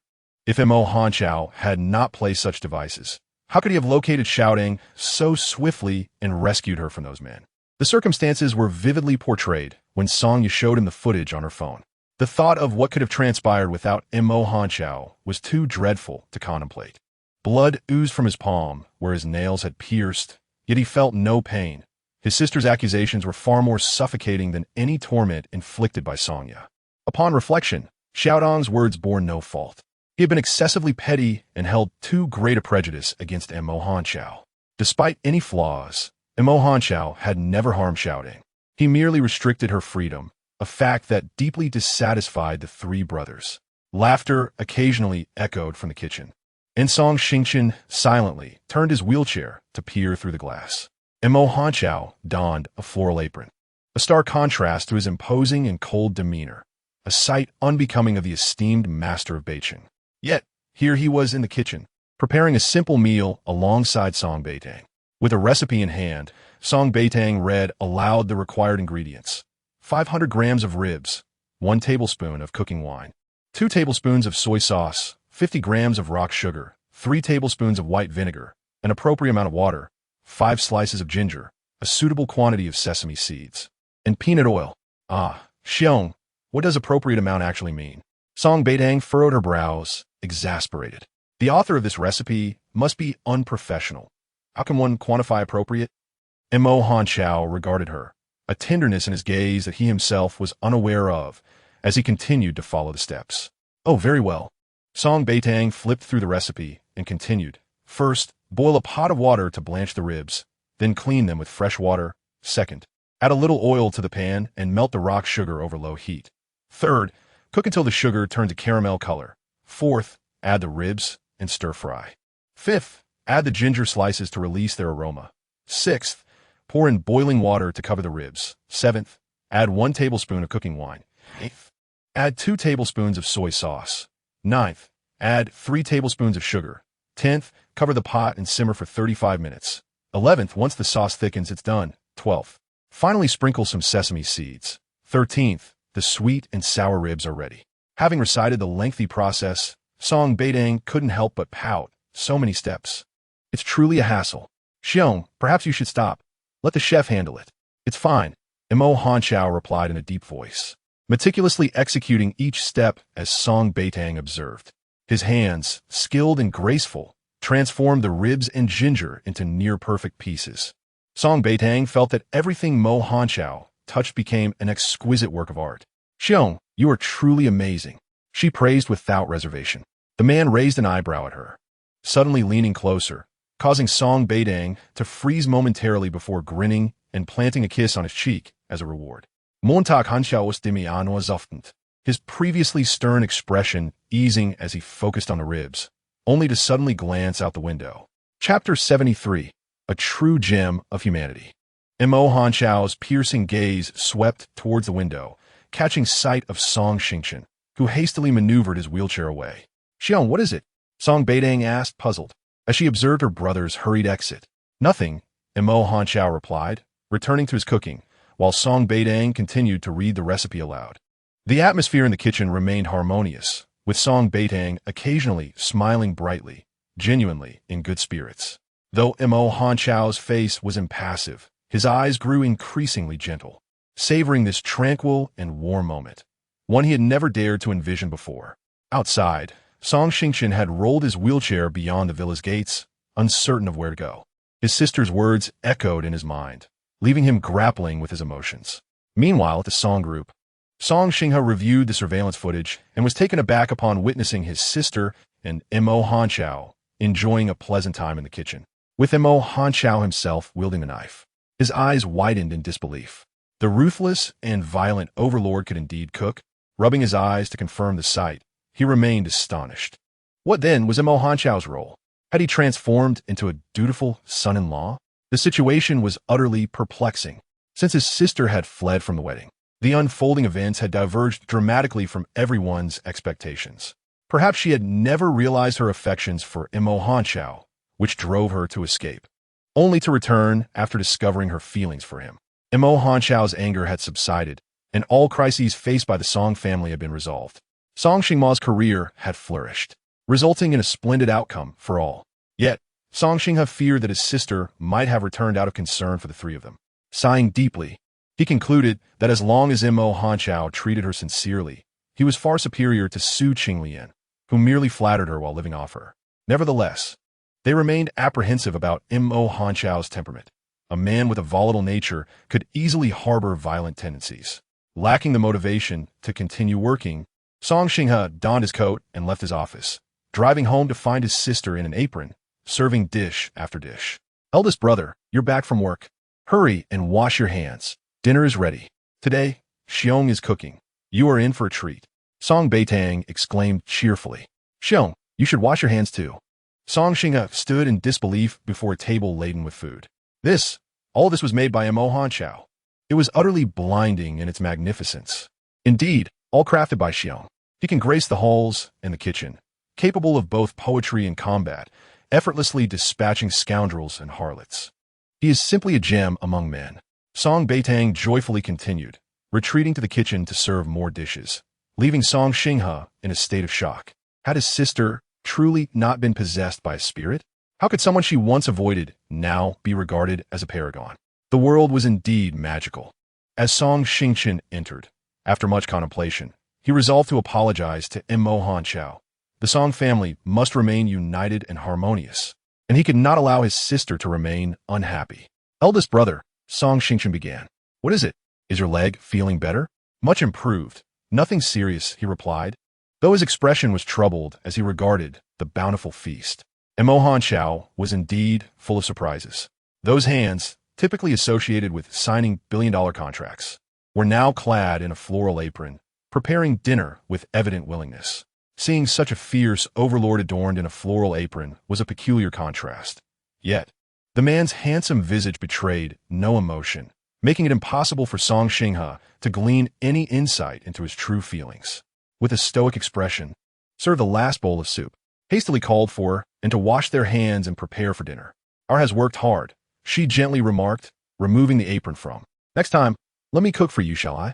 "All right," he replied, his gaze fixed intensely on the young girl. He couldn't bear the thought of her handling knives or water. Her delicate hands were only meant for painting and playing the piano, not for such laborious tasks. "Brother, could you please help with the bowls and chopsticks?" Placed the apron aside and pulled to sit down. Her soft hands gently massaged his shoulders. Though her technique lacked professionalism, it rendered its demeanor more relaxed. "You've worked the hardest today. Make sure you eat plenty." Her voice was tender, and her eyes sparkled as if filled with starlight. An exchanged glances, unable to bear the public display of affection. "You're tired too. Sit and eat," said. "Is it really necessary to massage you after you cook? Aren't you a grown man?" "Brother, be quiet," snapped. "How can you lack gratitude? Has worked hard to prepare this meal for us. If it weren't for him, do you think you can enjoy such a feast?" Remained silent while buried his head, unsure how to apologize to his sister and too intimidated to meet profound gaze. In contrast, Tu's indignation remained composed, pulling the young girl closer and serving her favorite dishes. "Thank you. You are the best to me," instantly transformed from an irate kitten into a docile lamb. Throughout the meal, and continuously serve each other, while, unable to watch any longer, began to serve. "Eat your vegetables." Though wanted to serve her brothers as well, she feared the jealousy of the jealous king beside her. So she refrained from doing so and focused on feeding instead. She was acutely aware that he needed proper nourishment to recuperate. Once the meal concluded, prepare to take back to. As they stepped out the door, rolled after them in his wheelchair, declaring, "I wish to speak with you." As soon as he spoke, instinctively tightened her grip on his arm. The man sensed her unease, and a flicker of light crossed his gaze before he resumed his calm demeanor. "Only wishes to apologize to," said helplessly. They had shifted from addressing him as Xiao Yi or Mr. to simply using his name, as, for the sake of his sister, would not retaliate against them. Besides, since intended to marry their precious sister, they felt it acceptable to address him so. Furthermore, had previously instructed them to refrain from formal titles. Gently squeezed small hand. "I will be right back. If my bullies you, please tell me, and I will seek retribution." she declared. A slight smile tugged at his lips, but he ultimately could not summon a smile. It had been so long since he had smiled that he had forgotten what it felt like. Nevertheless, his heart was lightened. They made their way to the rose garden behind the villa. Meanwhile, hurried to the balcony on the second floor, watching his figure. Approached her from behind and sighed softly. Are you worried? Forced a smile, her voice sweetly playful. Without, I don't feel would dare to bully. Is the type who only bullies others. How could we possibly bully him? Stood beside his sister. The injury will take time to heal. Would you like to visit him? After all, had been injured protecting, and it was only right for her to pay a visit. I am to blame, she admitted, feeling guilty that those around her were suffering for her sake. What concerns the most is temperament. Would never lose his temper with me. Has bribed his servant in. Don't you think I would know if has lost his temper? Just because he hasn't acted against you now doesn't mean he won't in the future. A person with a volatile temperament is difficult to control when anger strikes. Fell silent. Affectionately ruffled her hair. Our family may not compare to the family, but you have been cherished by your brothers since childhood. May not match, but at least he does not possess violent tendencies. If he dares to bully you, your brothers will not let him off easily. Is that why you initially did not oppose my relationship with? She inquired, her eyes welling with tears as the realization dawned on her. We cannot control, he cautioned. Loving a man like him is perilous. Bit her lip, recalling the moment risked everything to save her from the flames. Taking a deep breath, she smiled at. I know what I'm doing. I understand who is. You need not worry. I will be very happy. Regardless, home will always be a refuge. If treats you poorly or lays a hand on you, I will risk everything to bring you back from. Thank you. They chose not to pursue the topic further, instead watching and from the balcony. Sitting in his wheelchair, maneuvered slowly, while stood with a stoic posture, exuding a cold and formidable aura in the absence of. I apologize, finally uttered the words he had longed to say. What happened that night was my fault. I should not have gone to. Sent someone to find me. Promising he would keep you occupied, giving me a chance to rescue. Closing his eyes, felt the chilling atmosphere surrounding him. This man was certainly furious. Do not direct your anger towards. I alone am responsible for this. I will seek justice from. Foolish, replied coldly, casting aside his words as he turned to leave. Wait, I have not finished speaking. Have you implanted a tracking device on? Shouted, but had already walked away with long strides. The events of that night were far from over. He had not anticipated that would conspire with. This foolish man, sold out and yet aiding the betrayer, nearly caused to face peril, clenched his fists, wanting nothing more than to punch the foolish face before him. Yet, he chose to walk away, in his own ignorance, believed that would vent his frustration on, who was far more astute than he realized. Song Beitang dashed forward and directly collided into Mo Hanchao's embrace. Xiao, what did you say to my second brother? Nothing much. Mo Hanchao naturally wouldn't divulge the details. Let's head back to Julong Bay. He wrapped his arms around Song Beitang, not sparing a glance for the two Song brothers, and led her out of the Song family villa. Master Xiao, the online buzz is quite rampant. Should we suppress it? Yun Yi, holding a tablet, had already scanned the latest news updates. Is there any negative news about me? Song Beitang peeked her head out, curious. In response to Miss Song, no, it's all criticism directed at Chen Yaxian and Mo Jingyu. Even Mo Zhenxiong has been mercilessly berated, Yun Yi respectfully replied. However, Miss Song, you have also gained notoriety. Henceforth, you will be associated with Master Xiao. Mo Hanchao fixed his gaze upon Song Beitang, eager to discern her reaction upon learning of their impending bond. That's wonderful. I have always belonged to Xiao. Everyone will know I am his girlfriend, and they will think twice before harboring any ill intentions towards me. Song Beitang clutched Mo Hanchao's arm and asked, Xiao, do you think I'm right? Mo Hanchao nodded, his eyes filled with affectionate indulgence as he regarded the young girl. Master Xiao, we should head to the hospital now. All right, I will accompany you.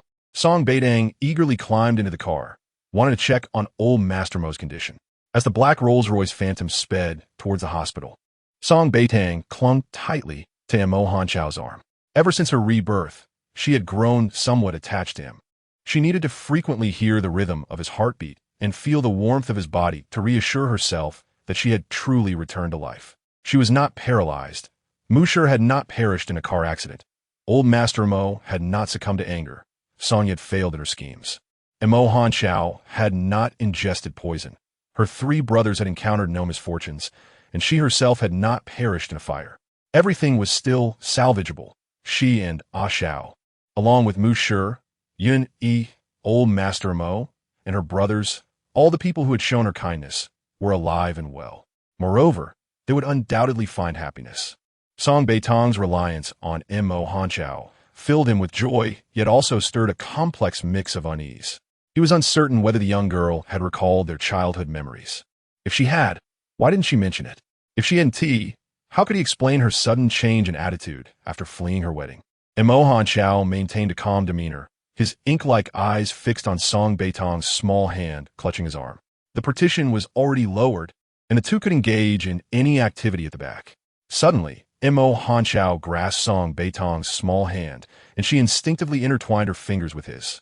The ring she had gifted him, exquisite and valuable, gleamed with a silvery light on his finger, dazzling, luxurious, elegant, and refined. All the most perfect words in the world could be used to describe Mo Hanchao's hands. The driver and Yun Yi sat in the front, and the atmosphere in the car was quiet as Song Beitang remained silent. She closed the window and turned to Mo Hanchao, offering a gentle smile.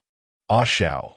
Before she could finish, the car suddenly veered to the side, a tremendous impact striking them, accompanied by a series of loud bangs. Mo Hanchao's expression turned frosty in an instant as he enveloped Song Beitang in his arms. Master Xiao, Miss Song, someone's causing trouble. Brace yourselves, came Yun Yi's voice from the front. Fear from the car crash-coursed through Song Beitang's body, reminiscent of her previous life when she had suffered a similar fate while fleeing her wedding, with Mu Shi cradling her, sacrificing himself to save her life. She did not want Mo Hanchao to endure the same. Yun Yi, is it Ah Xiao's enemies? Song Beitang asked, attempting to wriggle free from Mo Hanchao's embrace to protect him. However, the man held her firmly, ensuring she would not suffer any harm despite the car swaying precariously. The driver gripped the steering wheel tightly.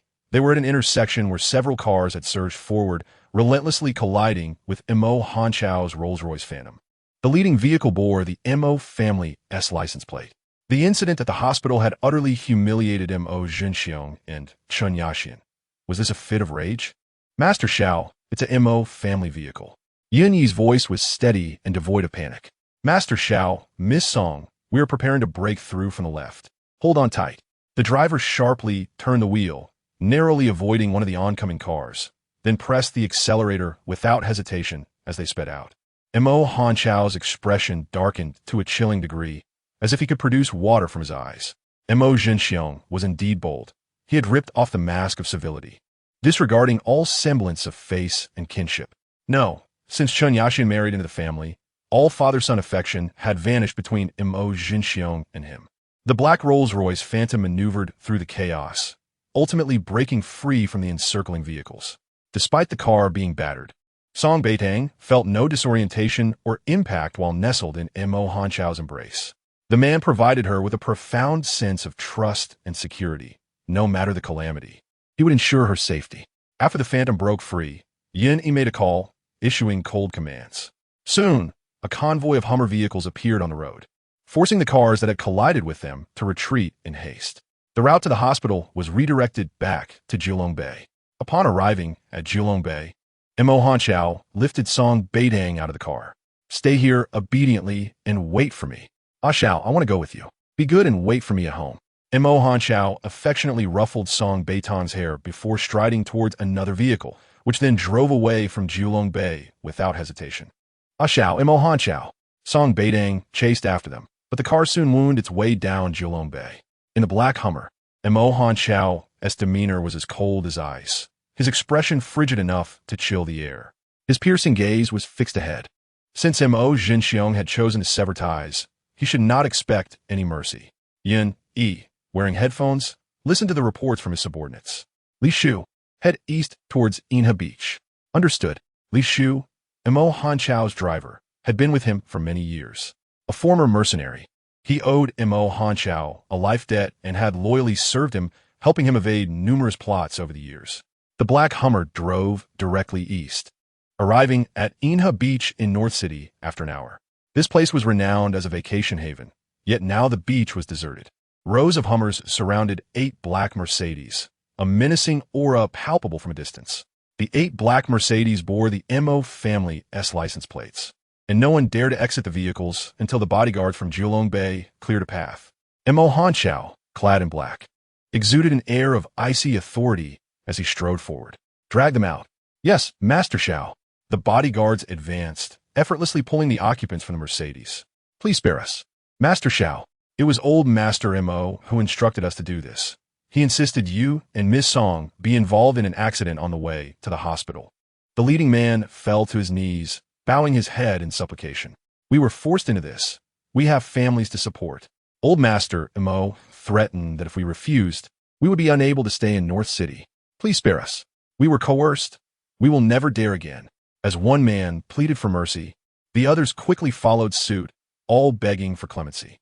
Mo Hanshao looked down on them disdainfully, as if regarding the most insignificant ants in the world.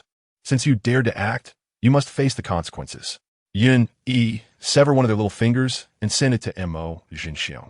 Understood, Master Shao. Inform Mo Jinxiong to come and collect his people. Yes, Master Shao. It seems that Mo Jinxiong wishes for him to meet with an accident alongside Song Beitang, ultimately leading to his demise. Chapter 76. Mo Jinxiong dares not approach. Mo Jinxiong's malice towards Mo Hanshao is indeed profound. His disdain for his own son is notorious throughout Beitang. In his youth, following the abrupt divorce of his parents, Mo Hanshao often questioned whether he was at fault or lacked merit, relentlessly seeking his father's approval. Yet all he received were haunting memories he wished to forget. With a demeanor as cold as ice, Mo Hanshao understood that the rift between him and Mo Jinxiong was one that could only end in mutual destruction. The transformation of a beloved kin into a bitter adversary is perhaps the greatest irony of all. Outsiders remain oblivious to the tumultuous history between Mo Hanshao and Mo Jinxiong, a mystery even to those within the Mo family. After her divorce, Mo Hanshao's mother, Ing Jinshu, fled abroad, leaving her young son to endure torment during the absence of the elder Mo.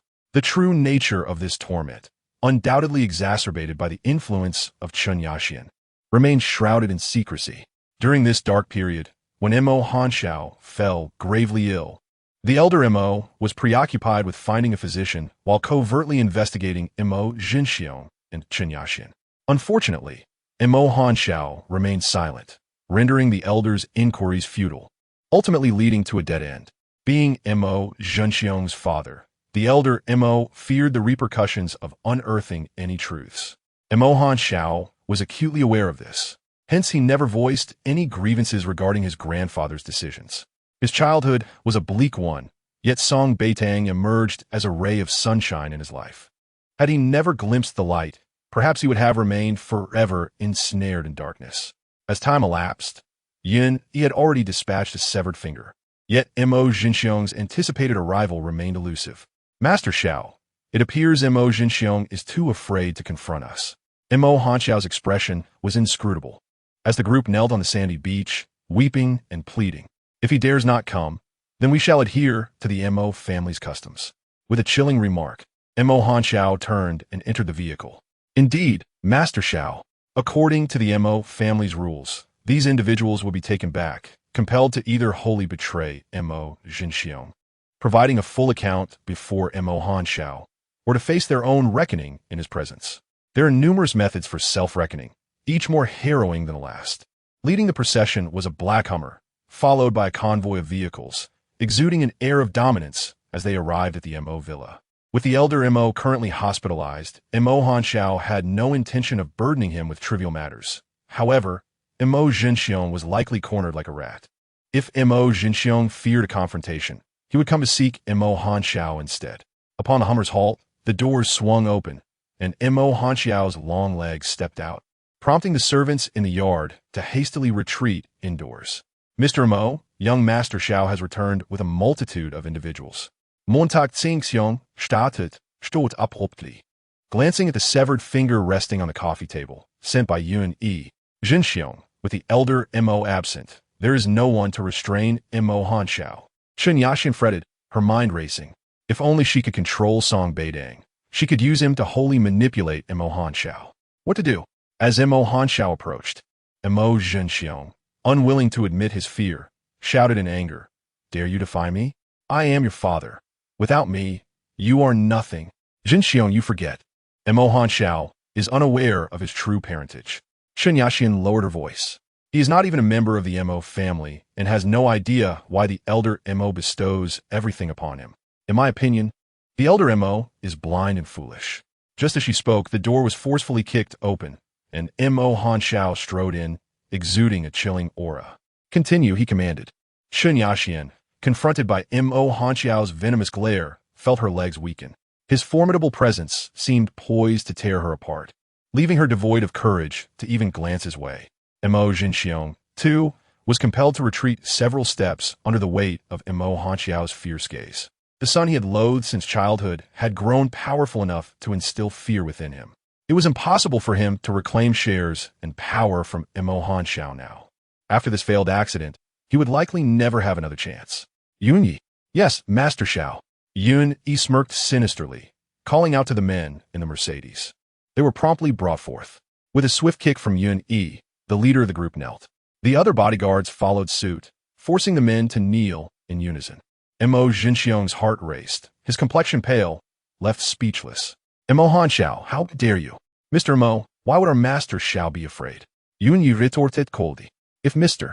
Mo dares, why would we not? Mo Hanxiao, Chen Yaxian stepped forward. Unless you wish for Song Beitang's brother, Song Xingqian, to be imprisoned by us, it will be wise for you to be courteous. Mo Hanxiao narrowed his eyes, while Chen Yaxian smiled slyly, dressed in a Chanel ensemble, striving to maintain the appearance of a wealthy matron. Yet, a mistress is still a mistress, exuding an air of cunning and pettiness no matter how she tries to disguise it. Jingyu, show your brother the documents. Mo Jingyu produced a prepared file and meaningfully handed it to Mo Hanxiao. Brother, I know you care only for Song Beitang, but if Song Xingqian were to be imprisoned, it would surely trouble her as well. Yun Yi stepped forward to take the document from Mo Jingyu, inspecting it thoroughly before presenting it to Mo Hanxiao. Master Xiao. Mo Hanxiao accepted the file, swiftly perusing its contents, yet his stern visage betrayed no hint of emotional fluctuation.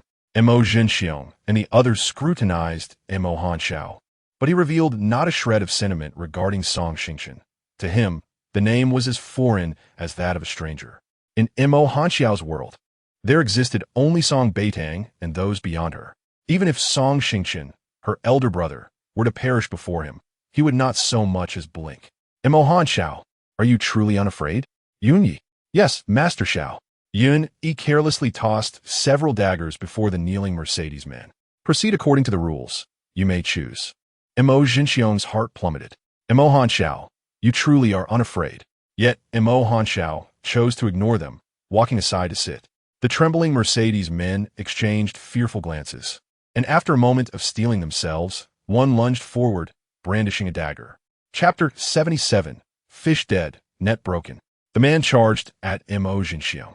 Offending him was preferable to crossing the North City's Master Xiao. The title of Master Xiao was not merely a moniker, it was a legend, albeit one fraught with peril. Before Mo Jinxiong could fully comprehend the situation, he felt a blade plunge into his abdomen. One had shown resolve, and the others soon followed suit, rising to attack. The shrieks of Chen Yaxian and Mo Jingyu echoed as Mo Jinxiong endured multiple stabbings. He was caught off guard, his body pierced several times. After the first assault, he discarded the dagger and fell to his knees before Mo Hanxiao. Master Xiao, I beg you, grant me mercy. Thud, thud. The remaining daggers clattered to the ground as the group knelt in unison, pleading, Master Xiao, please spare us. Jinxiong, father. Chen Yaxian and Mo Jingyu rushed forward to support Mo Jinxiong, their voices piercing the air. The servants of the Mo family had long since vanished, as it was wise for them to not witness the turmoil between the masters. Mother, we must hurry and take father to the hospital, Chen Yaxian shouted at Mo Hanxiao. Her eyes filled with fury. Mo Hanxiao, are you not afraid of retribution? In response, Mo Hanxiao, accompanied by Yun Yi, turned and departed. At Julongbai, Song Beitang paced anxiously, standing at the entrance while Zhu Zhu trailed behind her, having lost count of how many times they circled. The bodyguards remained resolutely at their posts, indifferent to her threats and entreaties, showing no intention of letting her leave. Zhu Zhu, I am worried about Xiao. Zhu merely stuck out her tongue in response. Miss Song, Ah Xiang, and another steward approached. Yun's cousin has come to deliver something from young Master Xiao. Yunyi's cousin? Song Beitang recalled a figure from her past life. Yun Ling, who managed affairs at Jiulong Bay in Yunyi's absence. All right, I shall come at once. Taking Zhu's hand, she followed Ah Xiang to the reception room, where Yun Ling stood upright, bearing a resemblance to Yun Yi as he intently focused on a particular spot. Yun Ling? Song Beitang called hesitantly, having only heard of him in her previous life. Hello, Miss Song, I am Yun Ling, Yun Yi's cousin. Yun Ling bowed respectfully, presenting a document envelope. Miss Song, this is from young Master Xiao. Song Beitang found it odd. If a Xiao wished to send her something, why not deliver it personally?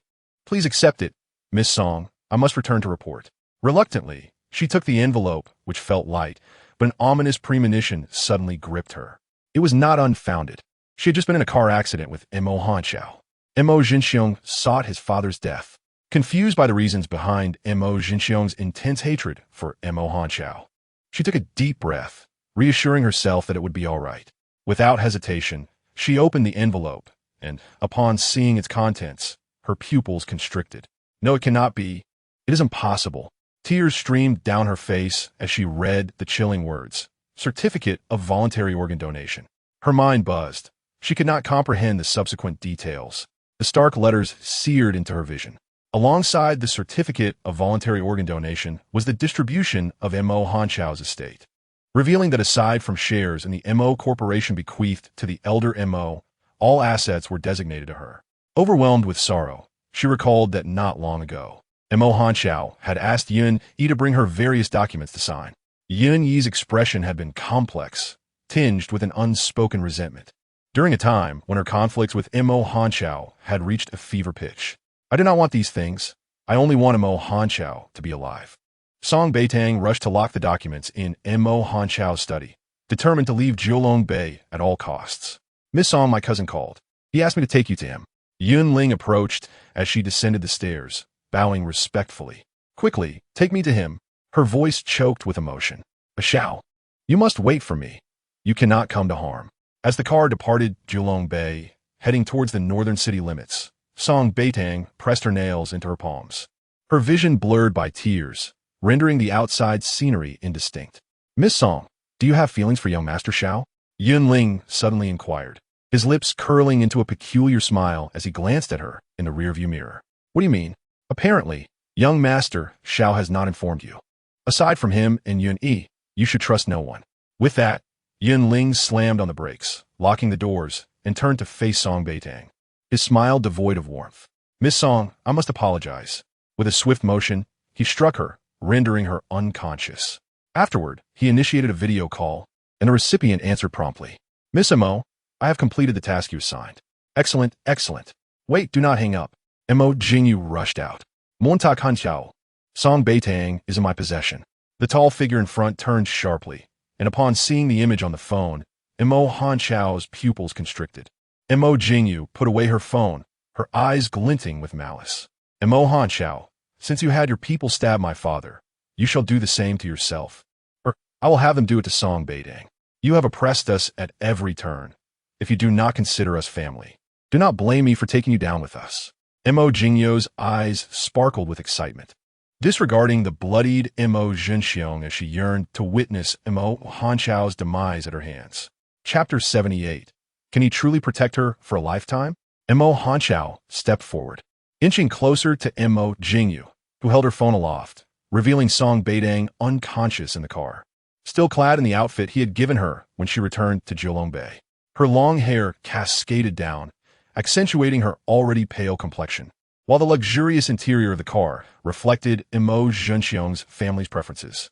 My dear brother, do you know who took Song Beitang away? It was Yun Ling, that beloved cousin of Yun Yi. Ha ha! Mo Jingyu's laughter echoed, reveling in the betrayal of Yun Yi's loyal assistant. Yun Ling, I wonder how Jiulong Bei handles those who betray young Master Xiao. Mo Hanxiao clenched his teeth, forcing himself to remain calm. He could not act recklessly, as it could jeopardize the young girl. She had previously mentioned wanting to learn self-defense, but he had not allowed it, unwilling to subject her to hardship. But now, he found himself unable to protect her. Perhaps his grandfather's past words held more truth than he had realized. Mo Hanchao, take one more step, and I will have Yunling violate Song Beitang. Mo Jingyu threatened, her demeanor reminiscent of Chun Yaxian, proud and domineering. She waved the phone, relishing the thought of Song Beitang's plight, fantasizing about a public spectacle that could draw attention and rewards for her performance as the Song family's daughter.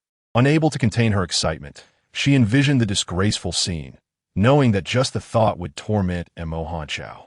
Mo Hanchao, kneel. Mo Jingyu commanded, her voice sharp. If you do not want anything to happen to Song Beitang, you will obey me.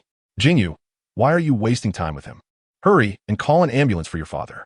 Chun Yaxian rushed out to contact the Mo family's hospital. Her scandal as a mistress was still trending online, and the people were mercilessly criticizing her.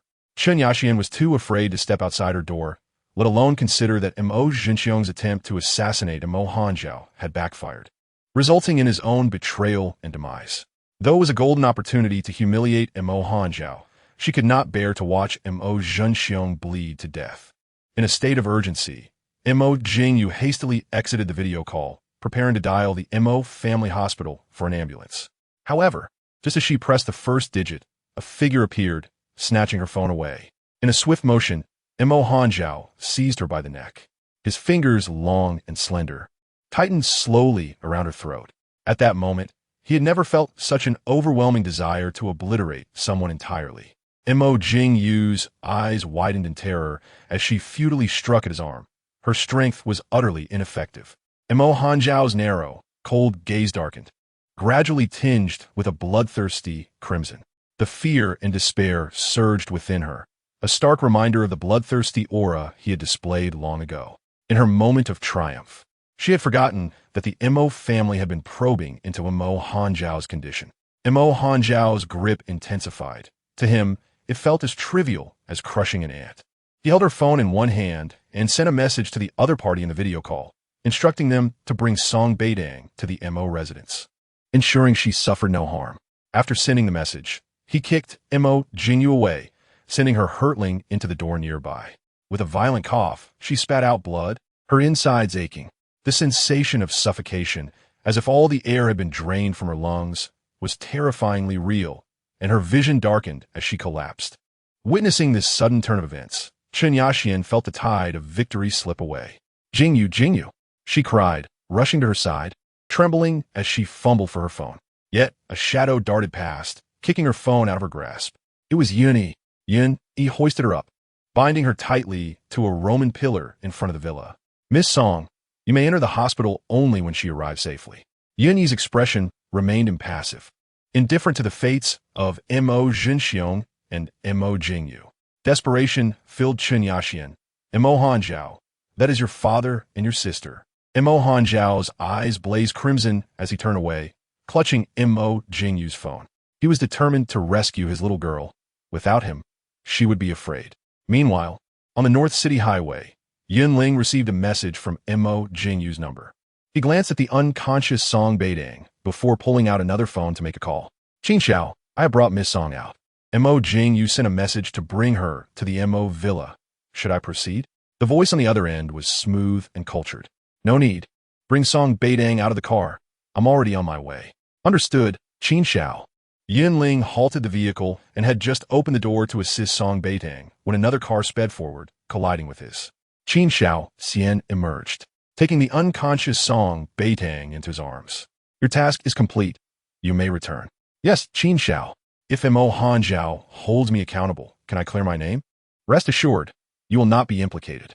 Dressed in a crisp white suit, Qin Xiao Xian gently cradled the unconscious girl, a tender smile gracing his lips. I have arranged everything for you. After you leave here, you will go abroad.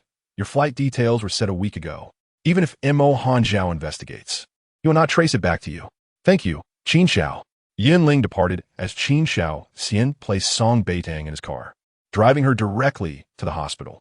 Half an hour later, Mo Hanzhao arrived at the hospital room where Song Beitang lay. He strode purposefully to the bedside, his heart finally easing upon confirming that the girl on the bed was indeed his little one. The Song brothers had gathered, aside from Song Xingmo, who was filming. Both Song Xinghe and Song Xingchen were present. They had expressed their gratitude to Qin Shao Xian countless times, but upon seeing Mo Hanjiao, Song Xinghe delivered a punch to his face. Mo Hanjiao, is this your promise to protect Beitang for a lifetime? Song Beitang lay quietly on the bed, and drip in her slender, pale hand, her long black hair spread out like a sleeping beauty. Mo Hanjiao, having been struck by Song Xinghe, was about to retaliate when Yun Yi intervened. Let go, young master. How dare he lay a hand on you? Mo Hanjiao cast a glance at Yun Yi, who reluctantly stepped back. Song Xinghe's ire was palpable as he glared at Mo Hanjiao. If it weren't for your negligence, Beitang Wu and Ti have been in danger. You are a harbinger of misfortune. Even your father disowns you. Why must you drag Beitang into this treacherous life? Song Xinghe's frustration was evident. But no matter how much he berated Mo Hanjiao, the latter remained silent, holding Song Beitang's hand. Xiao Xian, was Beitang still unconscious when you rescued her? Song Xingchen's expression darkened, his anger toward Mo Hanjiao intensifying. Qin Xiao Xian glanced at Mo Hanjiao, who wore black, his eyes cold and piercing, yet betraying no hint of distress. Brother, Beitang is here. A cheerful voice broke the tension as a lively girl bounced into the room. With short hair and a round face, she stood about 5 feet tall, dressed in overalls and a white t-shirt, carrying a small blue floral bag. She was Qin Xiao Xian's younger sister, Qin Huan. Come here, Huan Huan. Qin Xiao Xian's demeanor softened as he regarded his sister. Beitang is still asleep. Please do not disturb her. Accompany Xingchen to the doctor for a checkup. Xingchen, let Huan Huan help you to the doctor. Having visited the Qin household several times, Song Xingchen was familiar with the warmth and kindness of the family, especially towards Qin Huan, the sole girl in the expansive Qin family, showered with affection since childhood. If Qin Huan's words were to be rejected, it was feared that the Qin family's overindulgent guardians would collectively descend upon the Song group to seek retribution. Moreover, with Qin Huan's cheerful and lively disposition, coupled with her kind and endearing nature, Song Xingchen found it genuinely difficult to harbor any ill feelings toward her. This indeed posed a dilemma for Huan Huan. Brother Xingchen, you are too kind, Qin Huan said, her cheeks flushing. She admired Song Xingchen not solely for his striking appearance, but also for his prowess as a wedding dress designer. Each gown he crafted was a breathtaking work of art, and he had once proclaimed that he would design a one-of-a-kind wedding dress for his future bride. Upon viewing that interview, Qin Huan was instantly captivated by his romanticism and unwavering devotion to love, planting the seeds of admiration that gradually blossomed into a secret infatuation. Qin Huan confided in her brother, Qin Shaoxian, about her feelings for Song Xingchen. Consequently, Qin Shaoxian seized the opportunity to get acquainted with Song Xingchen, leading to a budding friendship between the two. Following their friendship's inception, Song Xingchen expanded his creative endeavors beyond wedding dresses to include high-end evening gowns, ultimately designing all the formal attire for the women of the Qin family. It was inconceivable that the illustrious Qin family of North City could not find an exceptional designer. Yet Song Xingchen remained blissfully unaware of this. After Qin Huan gently urged Song Xingchen out of the hospital room, Song Xinghe turned to Qin Shaoxian, expressing his heartfelt gratitude for saving Xiao Tang. Mr. Song, you are too humble. Xingchen and I are good friends. Xiao Tang is just like Huan Huan to me. Besides, she used to call me Brother Shaoxian when we were children. Though she may have forgotten, I cherish those joyful moments. Qin Shaoxian smiled faintly, since Lord Xiao has arrived. I shall take my leave. Wait, Mo Hanjiao's voice, raspy and strained, interrupted. Since you saved her, state your conditions. Qin Shaoxian paused momentarily before responding with a calm smile. Lord Xiao, my intention in saving Xiao Tang was not for any ulterior motive, especially since my ties to the Song family are closer. Implicitly, he conveyed that even without Mo Hanjiao, he would have rescued Song Beitang. Having said this, Qin Shaoxian bid farewell to Song Xinghe. Mr. Song, I shall check on Xingchen's leg first. I will visit Xiao Tang when she awakens. Thank you, Qin Xiao. Allow me to escort you, Song Xinghe replied, leading Qin Shaoxian out. Meanwhile, Mo Hanjiao grasped Song Beitang's hand with increasing pressure, eliciting a frown from her. After a soft moan, she slowly opened her eyes, feeling discomfort in her neck from Yun Ling's earlier strike. Ah, Hanjiao, Song Beitang exclaimed, and upon recognizing the man before her, she disregarded the 4-needle in her hand and embraced Mo Hanjiao tightly. Hanjiao, I was so scared that I might never see you again. Tears streamed down her face, Why did you sign that organ donation consent? I don't want your possessions. If you die, I will marry someone else. As she spoke, she began to sob uncontrollably. Did you know? I was terrified when I saw the things Yin Ling brought. I lost all rational thought, only wanting to see you. Han Chao, how could you do this? I despise you. Mo Han Chao held her tightly as she wept into his chest. In the past, she had never cried for him, nor had she cared about his well-being. Indeed, she had even wished for his demise. Now, holding the girl he thought he had lost, Mo Han Chao's heart raced violently. It was mere fortune that Qin Shaoxian had rescued her. What would happen the next time he was not by her side? Chapter 80. Han Chao, why this sudden change? Song Beitang clung to Mo Han Chao, soon sensing something amiss. His body was rigid, and his grip on her tightened to the point where she struggled to breathe. Han Chao, what's wrong? She gently caressed his face, but Mo Han Chao clenched his teeth and abruptly pushed her away, striding out of the hospital room. What do you mean by this? Montak Han Chao, how dare you mistreat Xiao Tang? Song Xinghe shouted angrily, while Yun Yi hurriedly followed Mo Han Chao's footsteps. Song Beitang, momentarily stunned, threw off the covers and leaped from the bed, rushing out without even putting on her shoes. Xiao Tang, wait! Song Xinghe cried, distressed that his sister cared so little for her own well-being for the sake of a man with such a bad temper. Han Chao, wait for me! Song Beitang called, barefoot as she pursued him. Qin Shaoxian, not far away, turned back upon hearing the commotion. Spotting Song Xinghe carrying her shoes, he approached and grasped Song Beitang's wrist. You are barefoot. In her haste, she paid no mind to her lack of shoes, and Mo Han Chao was moving too swiftly, his long legs easily outpacing her. If she did not chase after him now, she might lose him again. Let go of me. Song Beitang struggled, but Qin Shaoxian held her firmly, his grip calibrated to neither cause pain nor allow her to escape. What are you doing? Let me go now, or I will scream, she urged, her eyes turning red like a frightened rabbit. You are without shoes, Qin Shaoxian replied in his usual calm and gentle tone. Put them on, and I will release you. Song Xinghe squatted before Song Beitang, holding out the shoes. Please, Xiao Tang, wear your shoes. Qin Xiao is looking out for your well-being. Grateful for Qin Shaoxian's assistance in saving her, Song Xinghe felt a growing resentment toward Mo Han Chao for allowing his sister to chase after him barefoot. It was not that they were biased against Mo Han Chao. Rather, his surly demeanor and perpetually icy presence made him intimidating, and it was difficult to regard him as a gentleman. Unable to break free, Song Beitang reluctantly donned her shoes.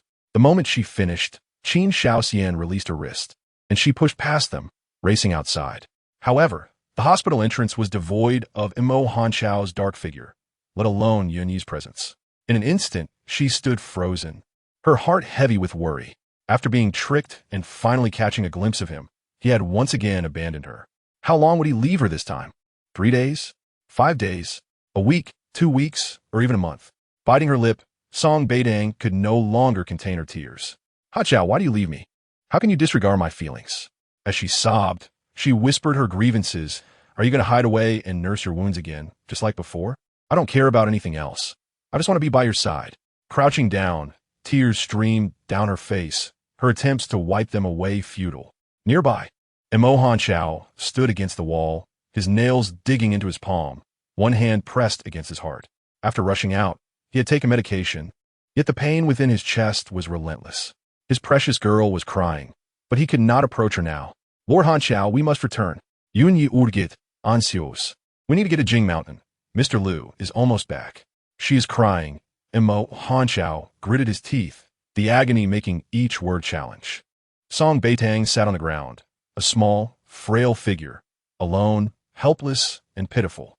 Mo Han Chao yearned to rush to her side, but his body was on the verge of collapse. Forcing himself to endure would only exacerbate his condition, outwardly appearing fine while internally deteriorating further. Over time, it is certain that Mo Han Chao will not reach a natural death. Master Xiao, Yun Yi anxiously called out again, or shall I fetch Miss Song? No, Mo Han Chao replied hastily, spitting out a mouthful of blood. Yun Yi go. Supporting him, Yun Yi helped him into the car, but as soon as Mo Han Chao settled in, he lost consciousness. Meanwhile, at the hospital entrance, Qin Shaoxian approached Song Beitang, extending his hand toward her. Mo Han Chao might be in urgent need. Wiping away her tears, Song Beitang avoided looking at Qin Shaoxian's hand, instead rising to walk towards the sidewalk. Ah Xiao would never abandon me. Whether in this life or the past, she believed he was in pain again, simply not wanting her to see or worry. Continuously reassuring herself, she still felt distressed. Shouting, "Let me give you a ride." Qin Shaoxian's car suddenly pulled up beside her, the window sliding down to reveal his refined and handsome face. With a gentle smile, he looked at her with warmth, evoking a sensation akin to a gentle spring breeze. Song Xinghe, sitting in the passenger seat, urged, shouting, "Get in, brother will take you home." "I don't want to go home. I want to return to Julongbei." "All right, then I shall take you back to Julongbei." Qin Shaoxian was remarkably accommodating. Hesitating, Song Beitang thought about how Mo Hanxiao would be upset if he found her in another man's car. His possessiveness was so strong that she preferred not to provoke his displeasure. "No need, I'll have the driver from Julongbei come pick me up." "Miss Song, I will drive you." Suddenly, a black Bentley pulled up behind Qin Shaoxian's white Bentley. Yuni stepped out and approached, saying, "Miss Song, Master Xiao instructed me to take you back to Julongbei." "All right." Without hesitation, Song Beitang got into Yunyi's car, shouting, before Song Xinghe could speak again. Yun Yi started the engine and drove away. "Yun Yi, tell me what happened to Ah Xiao." "Miss, Master Xiao said he doesn't wish to see you for the time being. You only bring him trouble and worry. You do nothing well." Yun Yi's expression was devoid of emotion, and he dared not meet Song Beitang's gaze.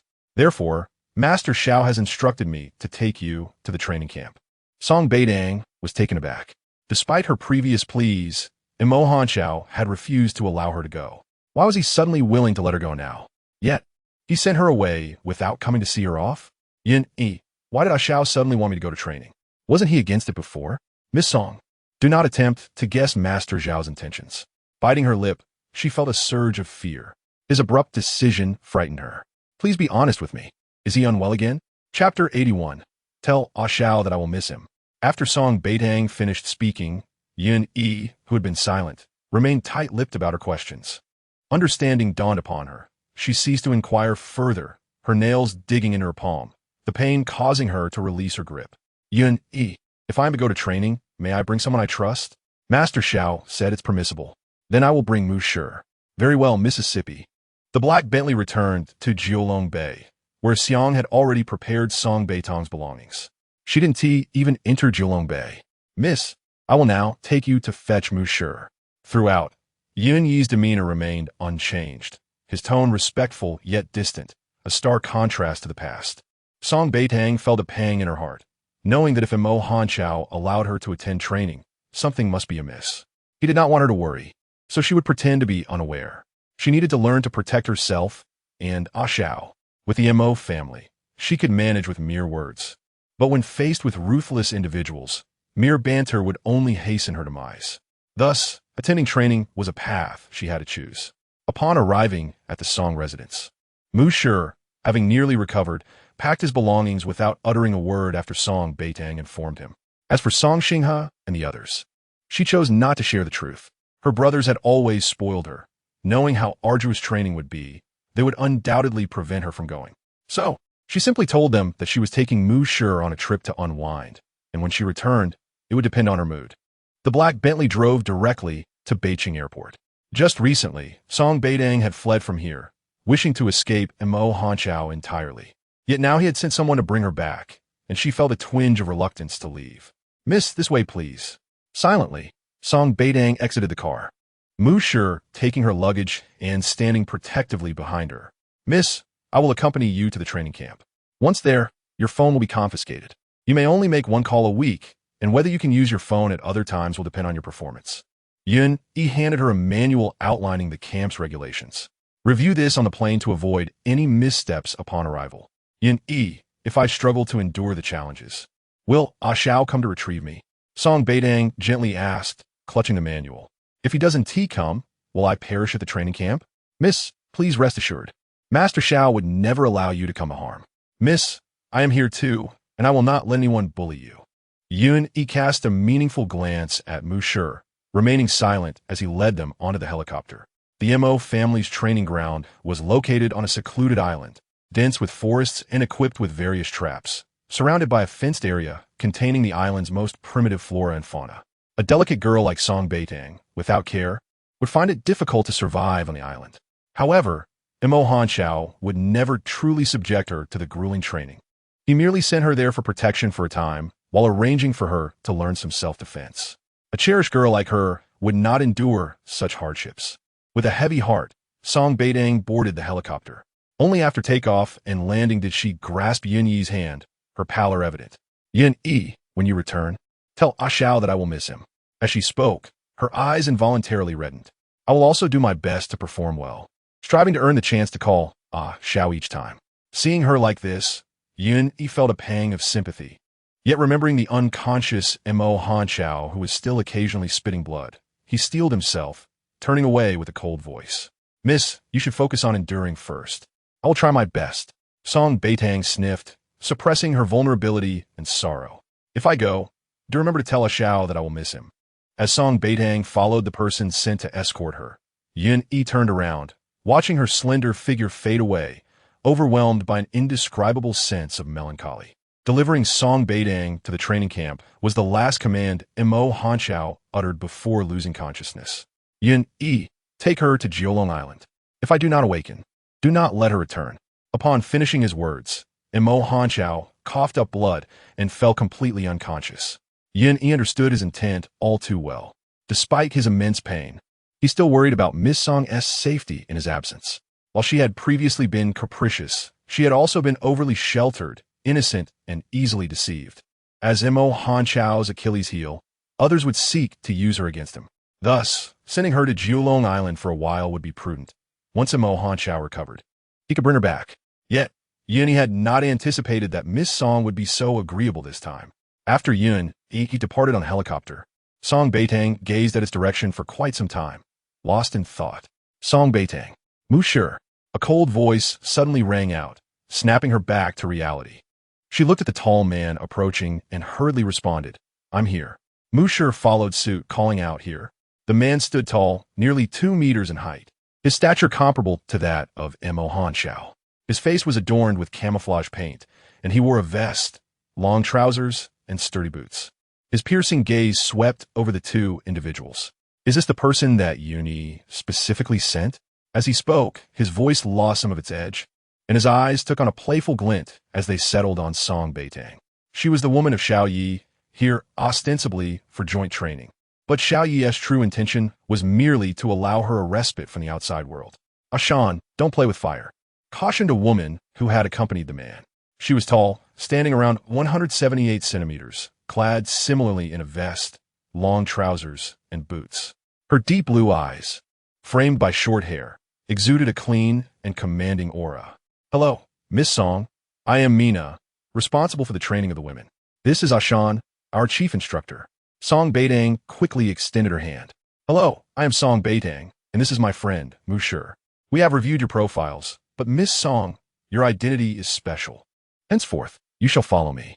As for Mr. Monsieur, you must accompany Ashan to the men's group, Mina stated, casting a warning glance at Ashan to avoid trouble. A smirk played on Ashan's lips. Mo Hanshao met me on the first day. Ahsan, Mina fronet. Mind your language. All right, Ashan replied, his meaningful glance sweeping over Song Beitang, making her uncomfortable enough to instinctively step back. Chapter 82. Deceived by whom? Mina stepped forward to block Ashan's scrutinizing gaze. Ashan, take Monsieur with you. Miss Song, follow me. Thank you. Only after Ashan departed did Song Beitang feel some tension ease from her body. Mina appeared amiable, yet the separation from Monsieur stirred a sense of trepidation within her.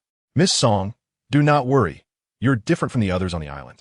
Sensing Song Beitang's anxiety, Mina kindly reassured her.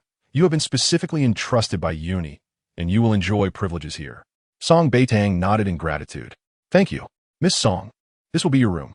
The island's conditions were rudimentary, yet Mina had provided Song Beitang with the best available accommodation. The structure was propped up by wooden stilts, with bamboo woven overhead, surrounded by towering trees that blocked the scorching sun. To the east, the foliage was sparse, allowing sunlight to filter through, casting dappled shadows on the ground and within the room. Following Mina up the bamboo staircase, Song Beitang opened the door to be greeted by the fresh scent of bamboo. The room contained a bed and basic kitchen utensils, but lacked any electrical appliances or furniture, the only advantage being a private bathing area, as per Uni's instructions. Miss Song, this is your room. Please let me know if you need anything. I will procure if possible. Song Beitang pulled her suitcase from beneath the bed, noting the freshly made bedding in her favorite colors. Thank you. I would like to rest first. If I need anything, I will find you. Miss Song, although you were sent by Uni, according to the rules, you must surrender your phone. Taken aback, Song Beitang hesitated before reluctantly retrieving her phone from her pocket and placing it on the table. The unique terrain of Jiulong Island had been kept secret since its establishment by Mo Hanshao, and the family of Mo Jinxiong had long sought this place in vain. Every newcomer's first task was to surrender their phone. Mina felt that the reason was self-evident. After turning in her phone, Mina departed, leaving Song Beitang alone in the bamboo hut. The sudden silence enveloped her, and an overwhelming sense of loneliness and fear began to creep into her heart. She longed for Ah Shao. It was only the first day, yet she missed him terribly. Song Beitang could not fathom where she had found the courage to propose joining the training in the first place. She wished to grow stronger, to protect herself and Ah Shao, yet she could hardly withstand the solitude of her first day. Biting her lip, she fought back tears, forbidding herself from crying. If she failed on the first day, how could she ever face Ah Shao again? He was waiting for her, enduring pain no less than her own. After several deep breaths, she managed to suppress the impulse to weep. Mina had taken her watch, cosmetics, and skincare products, leaving her unaware of the time. After tidying her belongings, Song Beitang felt restless. She rose and stepped out of the bamboo hut, surveying her surroundings. The trees were tall and dense. Nearby stood a row of small wooden cottages surrounded by barbed wire, yet the area was eerily quiet. Song Beitang wished to find Musher. With Mina absent and no one assigned to guide her, she ventured forward, following a worn path. Suddenly, a sharp gust of wind swept through, and a powerful force seized her, dragging her into the nearby woods. Before she could scream, a hand covered her mouth, and her heart raced as a cold dagger pressed against her neck. "Don't scream, or I will kill you," a chilling female voice whispered in her ear. Song Beitang, her mouth covered, could not cry out. A wave of cold sweat washed over her back as she struggled to remain calm until the knife was withdrawn. "You are not from Jiulong Island." The woman behind her still covered her mouth, her low, icy voice devoid of warmth or emotion. Song Beitang nodded, wanting to assure her that she would not scream if released, but the stranger clearly did not trust her. "Take me out." Song Beitang nodded, and the woman commanded her to stand and walk in a specific direction. The open area ahead was easily visible, and beyond that line lay numerous hidden cameras. After leading Song Beitang to a remote spot, the woman finally released her grip. Turning to face her captor, Song Beitang was astonished. "Shun Chushi, is that you?" Shun Chushi, the esteemed daughter of the Shun family, had recently entered the entertainment industry with a blockbuster film before abruptly retiring. After her departure, news of her faded from both Beitang and the entertainment scene, with rumors swirling that she had been taken abroad by a powerful figure to give birth, while others speculated she had succumbed to depression and committed suicide, though the Shun family had suppressed such news. "Song Beitang, what are you doing here?" Both women were renowned heiresses from Beitang and recognized each other. Shun Chushi sheathed her dagger and inquired, "Tell me, who deceived you into coming here?" Song Beitang hesitated for a moment. Since they knew each other, her fear dissipated. She found a clean spot to sit. "I was not deceived. I came willingly. I want to become stronger." Shun Chushi scoffed disdainfully. "You think you can return home safely and healthily after becoming strong on this island? To be honest, I've been trapped on this island for 3 years. Song Beitang stared at her, noting the grime on Shun Chushi's once radiant face, save for her pure, clear eyes. It was hard to believe that she had been confined for 3 years. If it were an ordinary person, they would have likely gone mad by now. Yet Shun Chushi appeared unbroken, even showcasing impressive skills. She was indeed formidable. Song Beitang reached out and grasped her hand. "Otherwise, let us form a group. That man will kill me if he catches me." Shun Chushi pulled her hand away. "You should go back. Since we are acquainted, I will not trouble you. Today marked my first day on the island. I knew no one and had no idea where to seek assistance. To think this was my first night away from home. Away from Jiulong Bay, living independently." Song Beitang looked up at the sky and said, "Miss Shun, I am truly delighted to have met you." Chapter 83. The first night on the island, Shinchushi lay upon the grass, which was relatively flat, not far from the beach, where the sea's waves crashed against the rocks, creating a rhythmic sound through the night. Her encounter with Song Beitang on the island came as a surprise. Yet Beitang appeared remarkably different from her past self. Previously, she had been doted upon by her 3 older brothers and later taken away by Mo Hanjiao, who indulged her whims. She had accompanied him to several events, none of which concluded favorably. On occasion, the host nearly resorted to posting signs forbidding her entry, had it not been for Mo Hanjiao's influence. Now, seeing Song Beitang's obedient and gentle demeanor was hard to reconcile with the once proud and tempestuous young lady she had been. Miss Shun, this is my first night away from home, away from Xiao. Song Beitang's voice was soft. You mentioned you were trapped on the island for 3 years, correct? Shen Chushi nodded. Yes, surrounded by the sea. Even without the ferocious sharks, I couldn't swim back. Even if I had a yacht or a ship, I would know how to navigate it. What do you eat? Shin Chushi fell silent, her brows furrowing as she recalled unpleasant memories. Let us not discuss me. Tell me about you. How could Mo Hanjiao allow you to come to this place? Song Beitang was reluctant to delve into that topic as well, resulting in a shared silence. As the night deepened, the temperature gradually dropped, and Beitang, dressed lightly, began to shiver. She couldn't fathom how Shun Chushi had survived 3 years on the island, but given her current state, she feared she might develop a fever by morning. Song Beitang, you should not sleep like that. You will surely fall ill by morning. Shin Chushi approached and pulled her up. I will take you back. Having wandered the area for 3 years, she was well acquainted with her surroundings. The man had toyed with her like a cat with a mouse, allowing her brief moments to steal food and sleep, but it was her own unwillingness that led to her current plight. She wished to leave, but knew she must plead with him, which she resolutely refused to do. Why don't you come back with me? We can train together.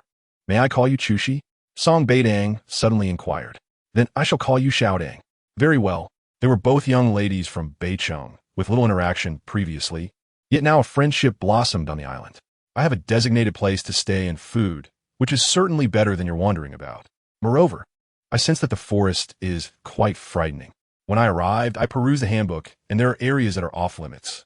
What if you accidentally wander in and cannot find your way back? Shin Chushi felt a tug of temptation.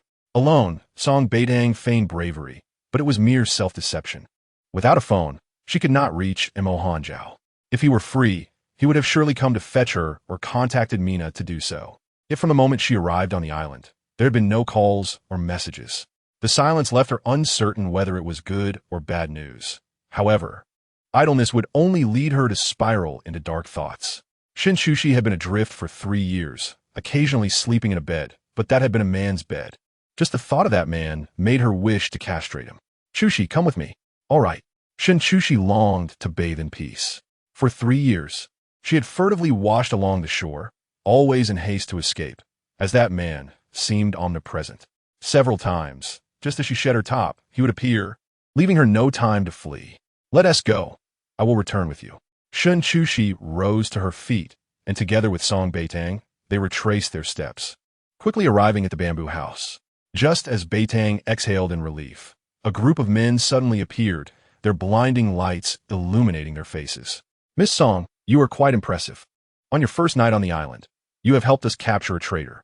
A tall man approached, his expression oscillating between a smirk and a sneer as it fell upon Shun Chushi. Miss Song, would you kindly share how you managed to apprehend this woman? Song Beitang's eyes widened in disbelief, and she hurried to explain to Shun Chushi, Chushi, do not believe him. Shun Chushi's face remained impassive. I understand. There is no need for you to explain. Ashan, Mina entered, pulling Song Beitang behind her. Miss Song, you have violated the rules of the island. Miss Song, did you hear? You have breached the regulations, and Mina must now hand you over to me. Ashan's gaze was predatory as he scrutinized Song Beitang. I care not for the others, but you, Song Beitang, are off limits. Mina's expression turned cold. Ashan, Miss Song is under Mr. Zhao's protection. As long as she remains on this island, she must comply with his authority. Very well. As per Lady Mina's decree, I shall take this woman. You cannot take her. She is my friend. Song Beitang stepped forward, placing herself protectively in front of Shun Chushi. She is my friend. You cannot harm her. Should I spare her, then I shall take you instead. How does that sound? Ashan stepped closer, his eyes narrowing as he surveyed Song Beitang. Spoiled by Mo Hanjiao, was indeed delicate and tender. You would be best served as sashimi. Song Beitang shuddered at his words. Did Mo Hanjiao not inform you that coming here for training is perilous and grueling? Did you think this was a mere sightseeing tour? Ashan's lips curled into a smirk. When he turned to Shen Chushi, his mocking demeanor faded. He strode forward and effortlessly hoisted her away. Put me down, you beast. You scoundrel. May you suffer 1,000 deaths. Shen Chushi screamed, striking at Ashan's back, but he merely swatted her backside with a heavy hand. Embarrassment and humiliation overwhelmed her. You wretched man, I will make you pay for this. Song Beitang attempted to chase after them, but the men blocked her path. Miss Song, please adhere to the rules. Mina, please save Chushi. Miss Song, if you continue this ruckus, I will no longer protect you. Mina's expression darkened. I command you to return to your quarters and rest. You must be up at 5 tomorrow morning for training. Song Beitang was taken aback. She scanned the group of men, failing to spot Musher among them. Mina's sudden change in demeanor made Song Beitang grasp the reality of her situation. This was not Jiulong Bei, and these individuals were not her doting servants or bodyguards. They were Mo Hanjiao's men, and without Mina's protection, they could do anything. Chapter 84. What happened to Song Beitang? Mina dismissed the group of men, leaving Song Beitang no choice but to return swiftly to the bamboo house. She secured all doors and windows, forcing herself to sleep, yet slumber eluded her. Each time she closed her eyes, visions of Mo Hanjiao, his visage and the affection he bestowed upon her, flooded her thoughts. The agony of being burned alive in a past life suddenly surged through Song Beitang's entire body, leaving her pale and curled up on a bed made of bamboo. It felt as though an invisible flame encased her, and the intense burning pain caused her to grit her teeth and roll about on the bed. This sensation was entirely foreign to her. Was it a side effect of her rebirth? With a loud crash, Song Beitang tumbled heavily to the ground. The pain and heat within her had no outlet for release. In the next moment, she hurled herself against the window, producing a resounding noise. Before she could comprehend the situation, she had instinctively grabbed hold of someone and executed a shoulder throw, slamming them to the ground. A number of others rushed forward, but Song Beitang was oblivious to what was occurring. Her actions were purely instinctual. Amidst a throng of men, she felt an unprecedented strength coursing through her. As she vented her fury through violent blows, the burning sensation gradually subsided, and the pain began to fade. As her senses returned, the strength in her body diminished little by little. She stared blankly at the men she had just felled, unable to believe that this was her handiwork. Miss, came a voice, and then Musher pulled her aside. Shortly after, Ashan and Mina appeared simultaneously. Ashan kicked one of the men lying on the ground and glanced at the broken window, a mysterious smile curling at the corners of his mouth. It seems the little rabbit isn't so simple after all. Musher, are you all right? Song Beitang whispered to Musher, who was hiding behind the bamboo house. I'm fine, but be wary of Shan. He is on the island, but he is not one of Mo Hanjiao's people. Not one of Mo Hanjiao's people? This explained why he didn't show the same respect and fear as others towards Mo Hanjiao. However, I have learned that he seems to be searching for something on this island, and has been at it for quite some time. There appears to be some kind of agreement between him and Mo Hanjiao. Song Beitang observed as the men began to kick those she had suddenly attacked, directing them to search the area. Aside from the broken window of the bamboo house, everything else appeared normal. Everyone should return to rest. We will have training at 5 o'clock tomorrow morning. Yes, replied Mina, her brow furrowed. She rushed into the bamboo house, only to find Song Beitang was not there. If something happened to Song Beitang on Jiulong Island, she had no way to explain it to Master Xiao at Jingshan in the hillside villa. Yun remained vigilant over Mo Hanjiao, who had been unconscious for a day and a night. This time, the duration of his unconsciousness was longer than before. Previously, he had awakened partway through, but now there was no telling when he would regain consciousness. Suddenly, the phone rang urgently. Yun hurriedly covered the phone and stepped out onto the balcony. Hello, Mina. Yun, it's bad. Miss Song has suddenly vanished. Mina's voice was cold yet frantic, sending a jolt of anxiety through Yun. He turned to look at the grand bed where Master Xiao lay in deep slumber. If something truly happened to Miss Song, how could he explain it to Master Xiao? What are you doing? Wasn't it your job to keep an eye on Miss Song? Master Xiao sent her to the island not to engage in training or complete those twisted tasks. But you can't even keep track of one person. What else can you do? Mina bristled at Yun Yi's scolding, but she couldn't help but feel frustrated. Song Beitang was a living person. Yet, Jiulong Island was never a vacation destination for wealthy young ladies.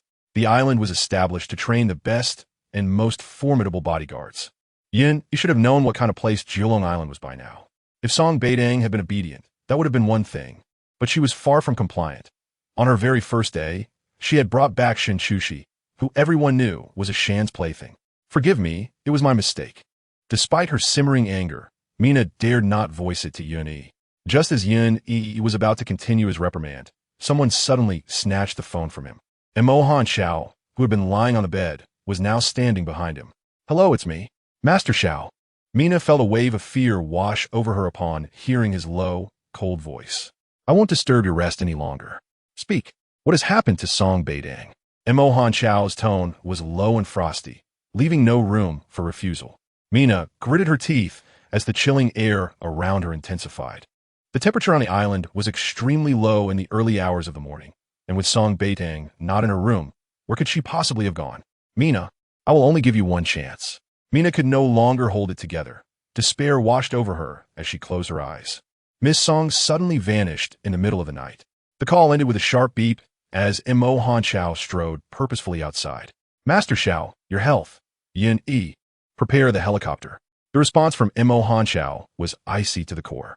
Prepare the helicopter. We are heading to Jiulong Island tonight. But Master Xiao, get lost. Mo Han Xiao had already stepped around the back of the villa, where a larger space awaited, and a helicopter was stationed there. Yun Yi hurried after him. But Mo Han Xiao boarded the helicopter without waiting for him, piloting it into the night sky. Master Xiao! Master Xiao! Yun Yi shouted below, but all he received in response was the roar of the helicopter and the diminishing silhouette of Mo Han Xiao. On the island, Mina clenched her phone, seething with hatred towards Song Beitang, who had caused such significant trouble on her very first day. If Master Xiao arrived, and she hadn't located Miss Song, she couldn't fathom what punishment might await her. Meanwhile, Song Beitang had already been led by Mu Shi to the men's quarters, where there were 20 men and she was the only woman. This training session had not been arranged for females. Mu Shi pointed to a brightly lit room. Miss Shun is inside. However, that was a Shan's room. On the island, everyone addressed each other by name. Even newcomers could call a Shan and Mina directly by name. But to replace them, one had to defeat them in strength. The 20 men had arrived in the morning, while Song Beitang and Mu Shi had come in the afternoon. So they lacked true power. Their starting point was akin to that of Mu Shi and Song Beitang, and they were even less capable than Shen Chushi, who had been hiding on the island for 3 years. Mu Shi thought simply. Shen Chushi knew his lady, and, as they were both girls, they could look out for one another. Besides, he noted that Shen Chushi had considerable skill and could protect the lady if necessary. We need to rescue her, Song Beitang said quietly. Mu Shi, cover me. I will go in. Chapter 85. Instant change of expression, miss. It's dangerous. Now that a Shan is absent. Song Beitang was resolute in her decision. She cautiously climbed up from the side. The door was even left ajar. A Shan was confident that Shen Chushi wouldn't dare to escape. Song Beitang pushed the door open, revealing a chaotic room with clothes strewn everywhere. Not far away was a bamboo bed, and a bare arm hung limply from it, hair cascading down, barely revealing a figure. Chushi, Shen Chushi, Song Beitang whispered urgently as she rushed to the bedside. Upon seeing Shen Chushi's condition, she was taken aback, her teeth gritting in anger. Beast! Monster! Shen Chushi lay draped in a man's white shirt, a stark contrast to the disarray of the room. Yet it draped over her unclothed body in an oddly enchanting manner. Her eyes were closed, and there were tear stains at the corners, her entire being on the verge of collapse, appearing as though only a breath remained. No wonder the man hadn't even bothered to close the door. Shen Chushi was in no state to flee. Chushi, wake up. Shen Chushi struggled to open her eyes. Upon recognizing Song Beitang, she whispered urgently, What are you doing here? You need to leave quickly. I have come to rescue you. Song Beitang hurriedly picked up the clothes from the floor and began to dress Shen Chushi. I have no strength left. I can't escape. She had been worn to the bone, now feeling as though she had been run over by a truck. She could barely lift her hands. let alone muster the strength to flee. I will carry you, Song Beitang said, squatting before Shun Chushi and without hesitation lifting her onto her back. Having never engaged in any strenuous labor, her strength was limited. She could hardly manage to lift something weighing 10 pounds. The moment she hoisted Shun Chushi, they both tumbled to the ground. Miss, allow me to assist you, Mu Shi said, rushing in from outside. Without a moment's pause, he took Shin Chushi onto his back, and the trio exited Ah Shan's room. Just a short distance away, a beam of light illuminated their path as 5 men, led by Ah Shan, approached. Miss Song, how naughty you are. One man squinted, his gaze falling upon Shun Chushi on Mu Shi's back. Come here. Shin Chushi lifted her eyelids to glance at him, then closed her eyes again, clearly expressing her disdain. Miss Song, do you presume that because Mo Hanchao dotes on you, this place is your playground, and we are merely your servants and bodyguards? I have never thought such a thing. Song Beitang stepped forward, standing at 168 meters, her pale, snow-white face illuminated by the light. Her amber-hued peach blossom eyes widened, innocent yet eager to reveal her claws to protect Shun Chushi. I simply do not wish for you to bully her. Am I bullying her? Ask her if she enjoyed herself just now in bed. Beast! Song Beitang shouted, directly interrupting Ah Shan's vile words. Song Beitang, leave me out of this. Shun Chushi suddenly spoke softly. He was never a good person.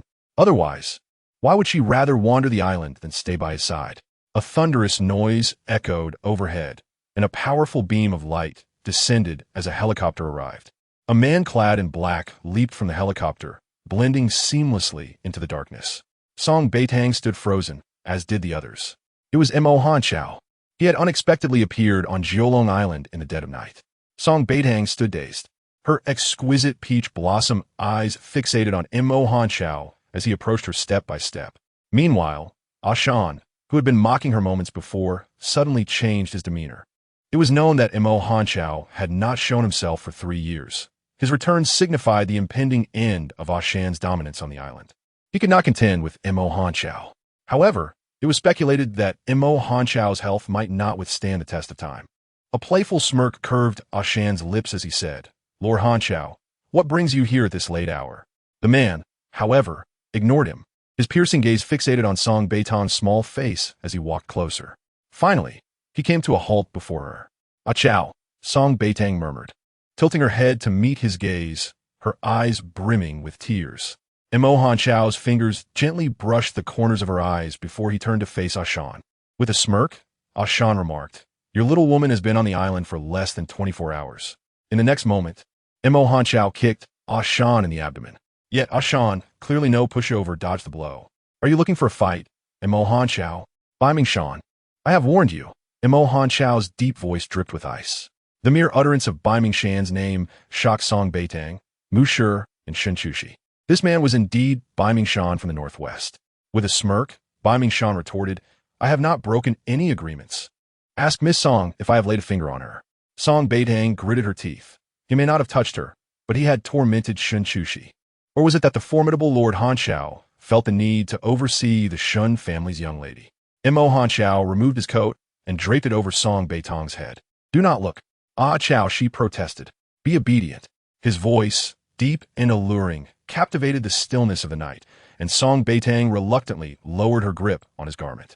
The sounds of combat erupted around her as Mo Hanchao and Biming Shan clashed, both men of similar stature, one clad in a suit with a stern demeanor, the other in a casual tank top and camouflage. Their movements were swift and fierce, each strike aimed to incapacitate the other. In this relentless struggle, only exhaustion would determine the victor. Song Beitang could only listen, her heart aching as the one she longed for stood before her, yet she remained rooted in place. Gradually, her nails dug into her palms, a futile attempt to suppress the urge to rush forward and embrace Mo Hanchao. In the span of their separation, she had yearned for him intensely. Tears streamed down her cheeks as she never imagined she could long for someone so deeply. The sounds of battle eventually subsided, and familiar footsteps approached, bringing her a sense of comfort.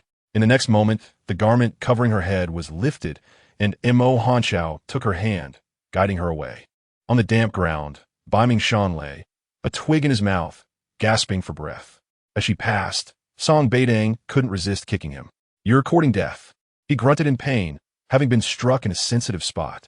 With a sudden motion, Mo Hanchao hurled a stone at Bai Mingshan's midsection.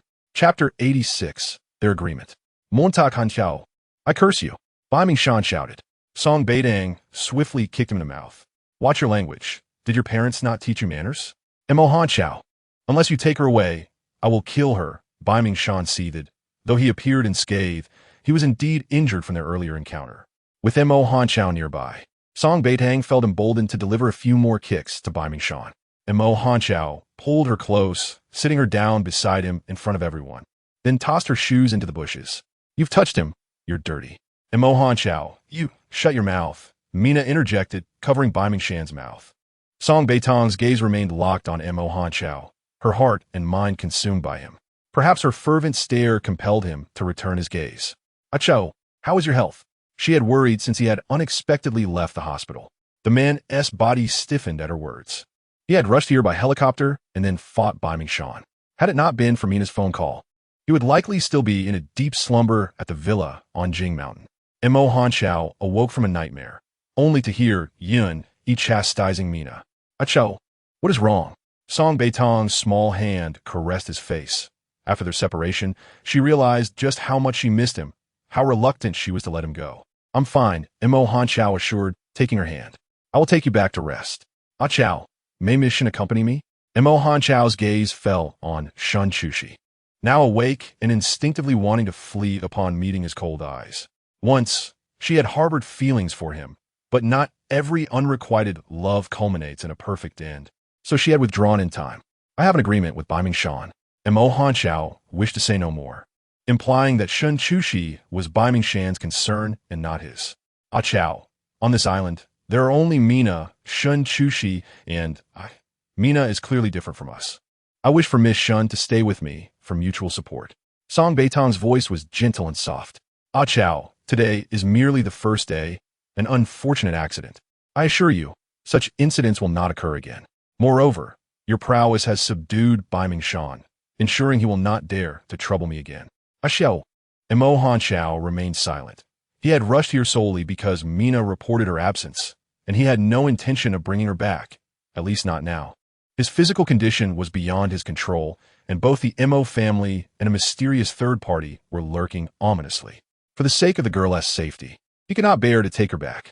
The series of misfortunes that befell Song Beitang had thoroughly alarmed him. Achao, can you truly not assist Miss Shin? She has been trapped on the island for 3 years, and the Shun family must be quite anxious. Some matters are beyond your jurisdiction, Mo Hanchao interjected, interrupting Song Beitang. She is under Bai Mingshan's protection. He will not harm her. Shun Chushi lowered her gaze. Indeed, that man would not treat her poorly. He merely toyed with her, and when boredom struck, he would cast her aside. Not everyone possesses the fortitude of Mo Hanchao, nor is everyone endowed with the fortuitous circumstances of Song Beitang. Mo Hanchao's late-night appearance was an anomaly on Jiulong Island. He escorted Song Beitang back to the bamboo house and summoned Mina outside to converse. Song Beitang watched his tall, imposing figure, yet she refrained from disclosing the sudden ailment that had befallen her. Mo Hanchao remained tight-lipped about his own condition, leaving many uncertainties ahead of her. Having been reborn, some things remained unchanged, while many others were entirely different. In her past life, she had perished too soon, leaving her unaware of Mo Hanchao's frail health. Consequently, she was oblivious to his other secrets, including the mysterious disappearance of Shun Chushi and Bai Mingshan in her previous life. A dull ache throbbed in Song Beitang's head, yet she patiently awaited the conclusion of Mo Hanchao's conversation with Mina. Outside the bamboo house, Mina bowed her head respectfully, though Mo Hanchao spoke little. His formidable and frigid aura nearly overwhelmed her. Have you found Bai Mingshan's belongings? Mina hastily responded, not yet. Should we locate them? The Bai Ming family will promptly send someone to retrieve him. Jiulong Island had been passed down through the Mo lineage, traditionally entrusted only to the family head. The previous master was the elder Mo, and after Mo Jinxiong's infidelity and divorce from Ming Jinxia, the elder bequeathed Jiulong Island directly to Mo Hanchao. The island was responsible for training bodyguards and assassins, but under Mo Hanchao's stewardship, the cultivated forces gradually diminished. Initially, a fortuitous encounter had led to Bai Mingshan rescuing him, after which they forged an agreement allowing him to search for something on Jiulong Island. Naturally, Bai Mingshan would not disclose the nature of his pursuit to Mo Hanqiao. For 5 years, Bai Mingshan had remained on the island, training bodyguards. While Shen Chushi had been deceived and brought to the island 3 years prior by Bai Mingshan's aunt, Cheng Lihua. Cheng Lihua, like Shen Chushi, was a renowned star. The reasons behind their discord remained unknown to outsiders. However, Shen Chushi's disappearance went entirely uninvestigated by the Shen family, which was quite intriguing. Xiaoye, do we truly intend to leave that woman, Shen Chushi, on the island? Mo Hanqiao cast a cold glance. I do not know if Shen Chushi remains on the island. Do you believe you can still stay here? Mina stiffened, then suddenly knelt. I apologize, Xiao Yi. It is my failing for not adequately protecting Miss Song. Please punish me. Go to the Black Forest. Return only after your penance. The Black Forest on the island was designated a forbidden zone in the manual, teeming with venomous snakes, fierce beasts, and perilous insects. Whether those who entered could emerge was entirely left to fate. To be punished to the Black Forest was the most severe reprimand on the island. Mina gritted her teeth, yearning to plead for mercy, but Mo Hanqiao had already turned and entered the bamboo house. All of this was due to Song Beitang. She was the reason for Mina's punishment. A soft, melodious voice emerged from within. Just as Mina stood, a flicker of resentment crossed her eyes as she glanced toward the bamboo house, where the cold, stern man instantly shed his icy demeanor, enveloping the delicate figure in his arms. Chapter 87. The more she spoke, the less he wanted to leave. Song Beitang leapt into Mo Hanqiao's embrace, her arms tightly encircling his waist. Xiao, I miss you so much. Mo Hanqiao allowed her to hold him, realizing this little girl increasingly captivated him. She obediently followed Uni to Jiulong Island, with the training merely a pretext. He was reluctant to let her endure hardships, as the island's environment was incomparable to the comforts of the Song family in Jiulong Bay. Despite being such a delicate girl, she resolutely chose to reside here. Xiao, do you miss me? Song Beitang's voice brimmed with anticipation, her amber eyes sparkling as they gazed at him. I missed you so much since you left the hospital. The more she expressed her feelings, the more he found it difficult to leave her. Xiao, I have given Uni my health recovery plan, and I handed the medicine I obtained from the hospital to Xiang. Once you return to Jiulong Bay, you must diligently take your medicine, eat well, and rest properly. Do you understand? You're not coming back with me? And Mo Hanqiao held her tightly, wishing to meld her into his very being, so he could carry her wherever he went. Xiao, since I am here, I should learn something before returning. I promise, I just need a little time to adjust. By tomorrow, I will be accustomed to it. And Mo Hanqiao fell silent. The two remained locked in an embrace for quite some time before he led her to the bed to rest. It must be dawn soon. Song Beitang had no means to track time here. She had just glimpsed at Mo Hanqiao's watch, which indicated it was already 6:30. Indeed, Mo Hanqiao prepared the bed for Song Beitang, gently pulling her down. Sleep well. I will watch over you. As Song Beitang gazed at Mo Hanqiao's handsome yet cold visage, a man who was typically frigid and sparse in conversation, she found him consistently gentle and patient when addressing her. With Mo Hanqiao by her side, she grasped his hand and finally closed her eyes in peace. Meanwhile, Uni arrived at dawn. Upon learning that Xiao Yi had arrived at Jiulong Island overnight, engaged in a confrontation with Bai Mingshan and punished Mina to the Black Forest. He remained silent, standing guard outside Song Beitang's bamboo house. Xiao Yi's sudden awakening and unhesitating departure from Jing Mountain had left Uni anxious throughout the journey. No one could predict Mo Hanqiao's physical condition. He dared not contemplate the possibility of an accident en route. The ink-black sky was split open and light poured forth, gradually revealing the morning sun filtering through the dense branches. Inside the bamboo house, Song Beitang slept soundly, while Mo Hanqiao sat before her, fixated on her fair, unblemished face. This little girl had never shown him such trust before. In that moment, the discomfort and fatigue plaguing Mo Hanqiao seemed to vanish entirely. His heart bathed in a sweetness akin to honey. Outside the bamboo house, designated personnel had begun training new recruits. Mu Shi was instructed to return Shen Chushi to Bai Mingshan and was compelled to join the training. Meanwhile, Shen Chushi, observing Bai Mingshan lying on the bed, approached and delivered a kick, but the man swiftly grasped her ankle. Little wildcat, so you enjoy this, do you? Bai Mingshan smirked, playfully regarding Shen Chushi. Then he yanked her, causing her to tumble onto him. Ah! Bai Mingshan inhaled sharply. Are you attempting to murder your husband? Bai Mingshan, go to hell. Shen Chushi gritted her teeth and sank her teeth into his shoulder fiercely. The man remained unmoved, allowing her to bite him with a ferocity that soon made her taste blood, yet he maintained that devil-may-care smile. It seems last night did not satisfy you, did it? Bai Mingshan, will you let me go? Shen Chushi suddenly burst into tears. What do you want from me? You have toyed with me for 3 years. How much longer do you intend to keep me trapped? Is it truly that unjust? Shen Chushi remained silent, her teeth clenched. Very well. You find a way to keep Mo Hanchao on Jiulong Island for 3 days, and then I will have him take you back to Beitang. Are you genuinely this kind-hearted? There is only one opportunity. Seizing it is up to you. Or perhaps you have become addicted to my bed and cannot bear to leave? Slap. Bai Mingshan received a resounding blow to the face. He licked his lips, the smile deepening at the corners. You still have strength. It seems I truly let you off easy last night. Bai Mingshan, if you wish to kill me, here, take this knife. Bai Mingshan handed a dagger to Shen Chushi, pointing at his chest. Aim for here while I am injured. The chance is rare. You madman. After this, there may not be such an opportunity again. With a swift motion, Shen Chushi plunged the dagger into Bai Mingshan's chest. Beast. Damn it. Bai Mingshan cursed, realizing the depth of her hatred. Shen Chushi stood up and fled the wooden hut, heading straight for Song Beitang's bamboo house. Beitang, Song Beitang. Miss Shen, stop. Yin Yi caught the flustered Shen Chushi. Miss Song has just fallen asleep. Master Xiao is inside. Please keep your voice down. Shen Chushi looked at Yin Yi with an expressionless face.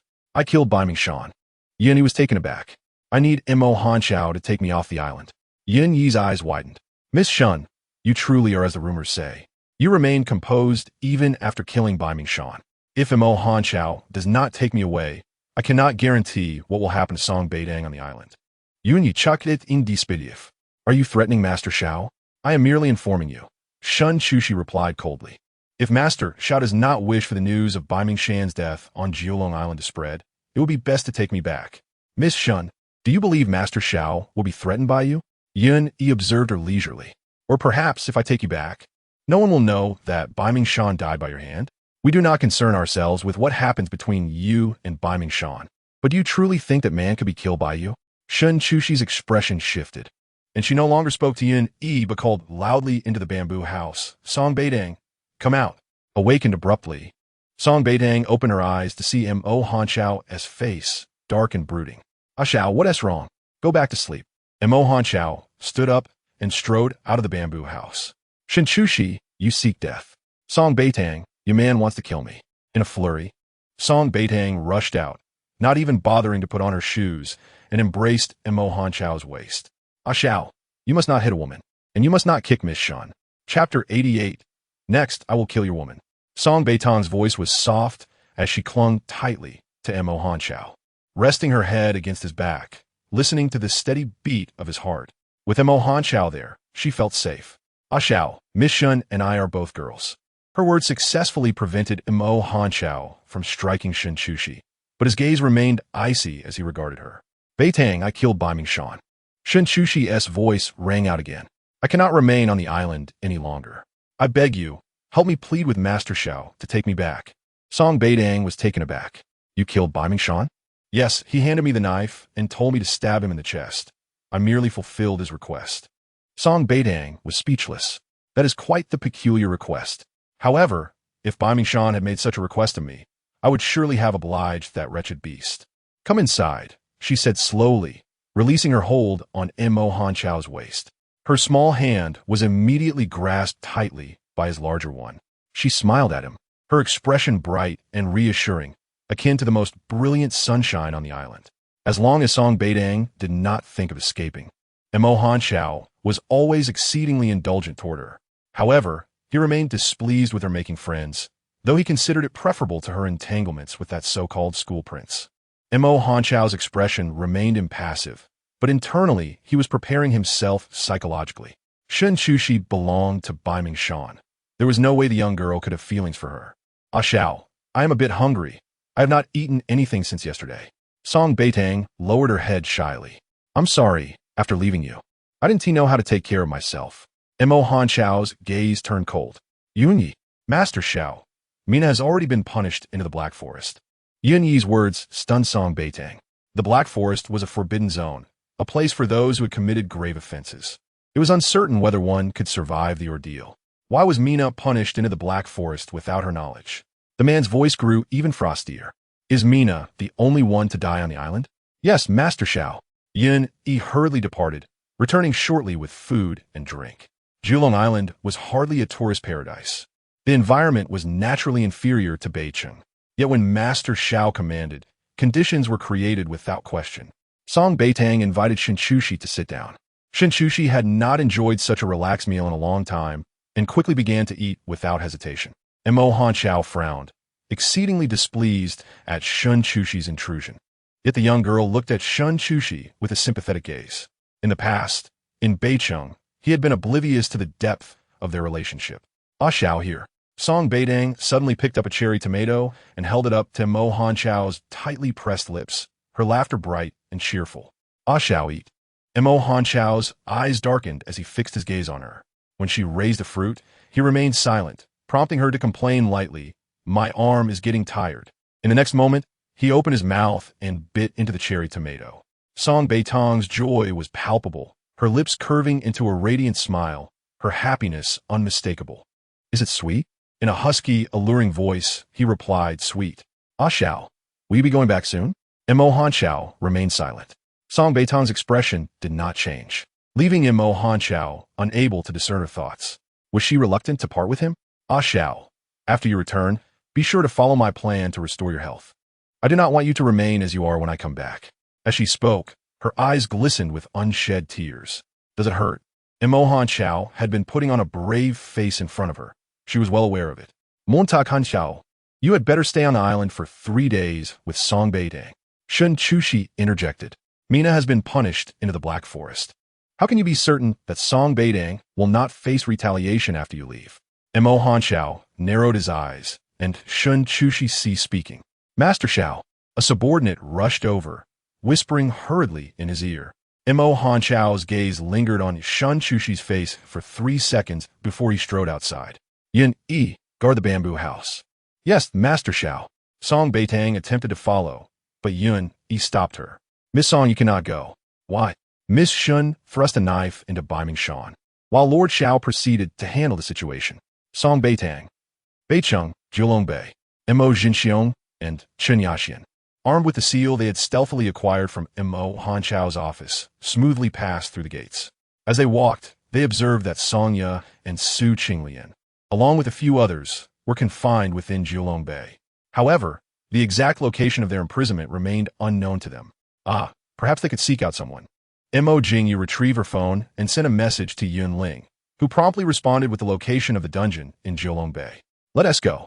The trio, holding the seal, made their way without obstruction to the dungeon, flashlight in hand, descending into a realm filled with a chilling atmosphere that made Mo Jingyu tremble. After what felt like an eternity, they reached the bottom, and the light of the flashlight revealed Su Qinglian and several defeated subordinates lying on the ground, barely clinging to life. Further inside, they discovered Song Ya trapped in a water prison. Song Ya, Su Qinglian, Mo Jingyu stepped forward. The disoriented Song Ya looked up, questioning her own senses. It had been several days since Mo Hanchao had come to torment them. In their solitude, they yearned for someone to come, yet if that someone was Mo Hanchao, they would rather wish for death. Song Ya, I'm here to rescue you, but from now on, your life will belong to me. Are you willing? Mo Jingyu fixed her gaze intently on Song Ya, who nodded without hesitation. Hurry, get me out of here, please. Very well, we shall rescue you now. Mo Jingyu stepped forward to unlock her bracelet, granting Song Ya her freedom. However, the next moment, Song Ya collapsed, and Mo Jingyu begrudgingly supported her. Were it not for the potential value of Song Ya and Su Qinglian, she would not have come to their aid. Despite Song Ya's previous failure, the Mo family had not given up on them. Soon, Song Ya and her companions were taken away from Julong Bei. Xiang quietly called Yun-Yi, but his phone was unreachable. Meanwhile, Yun-Yi was on Julong Island, dealing with matters concerning Beiming Shan. On Julong Island, Beiming Shan had just received medical attention for his wounds. A sardonic smile played at the corners of his mouth as he regarded Mo Hanchao. If you dare take Shun Chushi away, I will make your woman my next target. Chapter 89. Accompany her for 3 days, then I shall eliminate you now. Mo Hanchao's expression remained impassive as he delivered a swift kick to Bai Mingshan's freshly bandaged chest, causing his features to contort in agony. He was human, with flesh and blood, not a mere machine. Mo Hanchao, you better pray you can protect Song Beitang for the rest of your life, or I will truly kill her. Bai Mingshan gasped sharply, still intent on issuing threats. Bai Mingshan, you should focus on surviving Jiulong Island first. Song Beitang coldly interjected, her small face set with determination as she linked her arm with Mo Hanchao's. You, beastly scoundrel, deserve to be fed to the sharks. Yun Yi. Yes, Lord Xiao. Yun Yi called forth a few men, his expression blank as he ordered, throw Mr. Bai Mingshan into the sea to feed the sharks. Mo Hanchao, damn you. Mo Hanchao smirked slightly, an infrequent display of dark humor. Go ahead. Mo Zhenxiong is at the Mo family in Beitang, but your taste is rather peculiar. Song Beitang chuckled softly. Indeed, your taste is quite peculiar. To say damn Qinyaxian is one thing, but it's still better than Mo Zhenxiong. Do not use such language. Mo Hanchao covered Song Beitang's mouth with his hand, reminding her that such words were inappropriate for a lady in the presence of other men. Understood. I'm sorry, Lord Xiao. I was wrong. Song Beitang obediently apologized, her eyes sparkling with mirth and her delicate face fair and luminous, adorned with a braid of lustrous black hair. Dressed in long sleeves and pants, with white sneakers on her feet, she appeared less like a trainee and more like someone enjoying a leisurely outing with Mo Hanchao, perhaps even engaged in a romantic escapade. Bai Mingshan harbored 1,000 curses within him. Not only was he being tormented by Mo Hanchao and his woman, but he was also being forced to witness their affection. Most importantly, his current predicament was attributable to his little woman. Shen Shushi was truly remarkable. I will stay on the island with you for 3 days.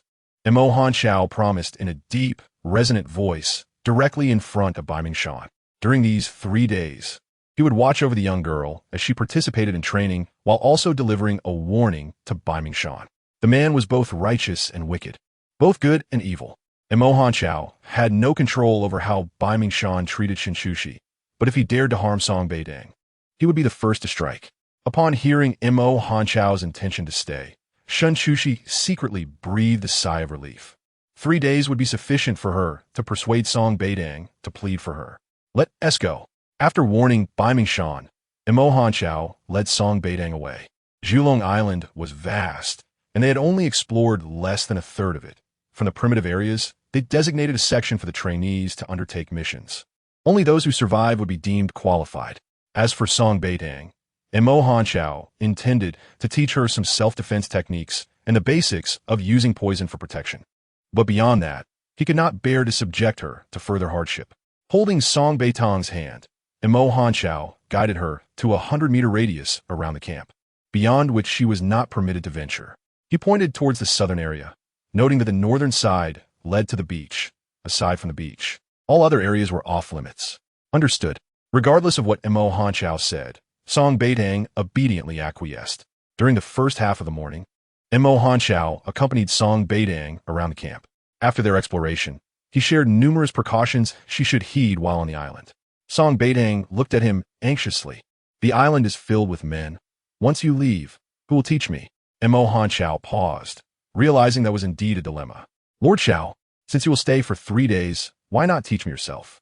Song Beitang's eyes sparkled with hope. She simply wished to be with Mo Hanchao at all times. Regardless of the activity, Mo Hanchao's gaze locked onto her, and he ultimately embraced her in his arms. There was another person on the island who could teach the young girl, but he wondered if she would be willing. After much hesitation, he chose not to express his thoughts. Time passed swiftly. On the first day, Mo Hanchao accompanied Song Beitang, exploring the camp and collecting numerous shells on the beach. Yin Yi went to inspect the training conditions. Aside from the 20 newcomers this time, there were another 10 elites in a different training area. Among those elites, only those who passed the final round of testing would advance to Mo Hanchao's level, and upon passing Yin Yi's tests, they might gain entry into Jiulong Bay or perhaps the Mo group, with the best candidates potentially becoming Lord Zhao's personal protectors. With Mo Hanchao by her side, Song Beitang felt the day flew by. She did nothing but enjoy her time with him. By the second day, however, she reluctantly prepared for her first round of training. The newcomers underwent physical tests, and Song Beitang was eliminated in the first round. Yet she was undeterred, gritting her teeth and pushing herself to keep up with the rigorous training alongside the men. And Mo Hanshao watched from the sidelines, observing his young girl endure the scorching sun as she maintained her stance, beads of sweat cascading down her small face, which was flushed from the heat. Yet she remained silent, determined. Beiming Shan was assisted over to the scene and whistled at Song Beitang. She shot him a fierce glare, her disdain and contempt unmistakable. TSK. TSK. TSK. Who would have thought that the pampered younger sister of the Song family would endure such hardships as Lord Zhao's woman? And Mo Hanshao ignored him, his focus unwaveringly on his young girl. This was merely the beginning. Her displayed resilience exceeded his expectations. And Mo Hanshao maintained his usual demeanor. Yet throughout the day and night spent with Song Beitang, his internal organs writhed in agony, a tumultuous pain that nearly overwhelmed him. Nevertheless, he concealed his suffering entirely. He understood the true intentions behind Beiming Shan's desire to keep him close. Every move he made in Beitang was under the watchful eyes of the Beiming family. The information relayed directly to Beiming Shan. The Beiming family had been in search of a particular object for years, and Beiming Shan, having obtained some intelligence, claimed that this object was located on Jiulong Island.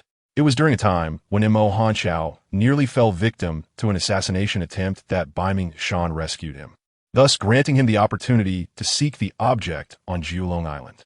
An agreement was established. Beiming Shan forbade Mo Hanshao from associating with any women, and, at critical moments, he must protect Song Beitang. However, taking verbal advantage of Mo Hanshao was a source of delight for Beiming Shan, much to Mo Hanshao's chagrin. It was not just the Mo family that had eyes on him. Many in Beitang were watching and testing the waters, eager to seize a piece of the pie should Mo Jinxiong falter. Furthermore, Song Beitang, the cherished younger sister of the Song family, held nearly half of the Song Group's shares in her name. 3 days was sufficient to dispel Beiming Shan's suspicions regarding Mo Hanshao's health. Therefore, even if Shun Chushi did not beseech Song Beitang to stay, Mo Hanshao would have chosen to remain voluntarily. The first day passed swiftly. Throughout the day, Song Beitang trained alongside a group of men. Initially, her movements were less than precise, her stamina lacking, yet gradually her breathing steadied, and with repeated practice, her motions became fluid.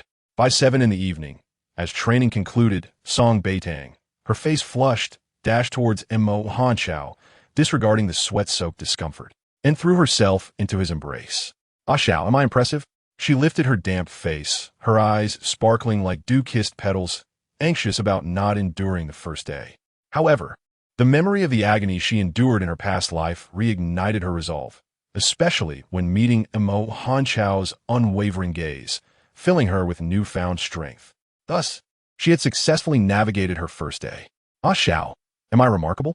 "Indeed, quite remarkable," he replied, lowering his head to capture her lips. His little girl had truly exceeded his expectations. The once delicate child, now steadfast in her determination, embodied an indomitable spirit within her petite frame, radiating boundless energy. To Mo Hanshao, even with her body glistening with sweat, she remained a figure of brilliance. Mo Hanshao kissed Song Beitang for a considerable time before guiding her back to their bamboo dwelling. "Ah Shao, please wait a moment.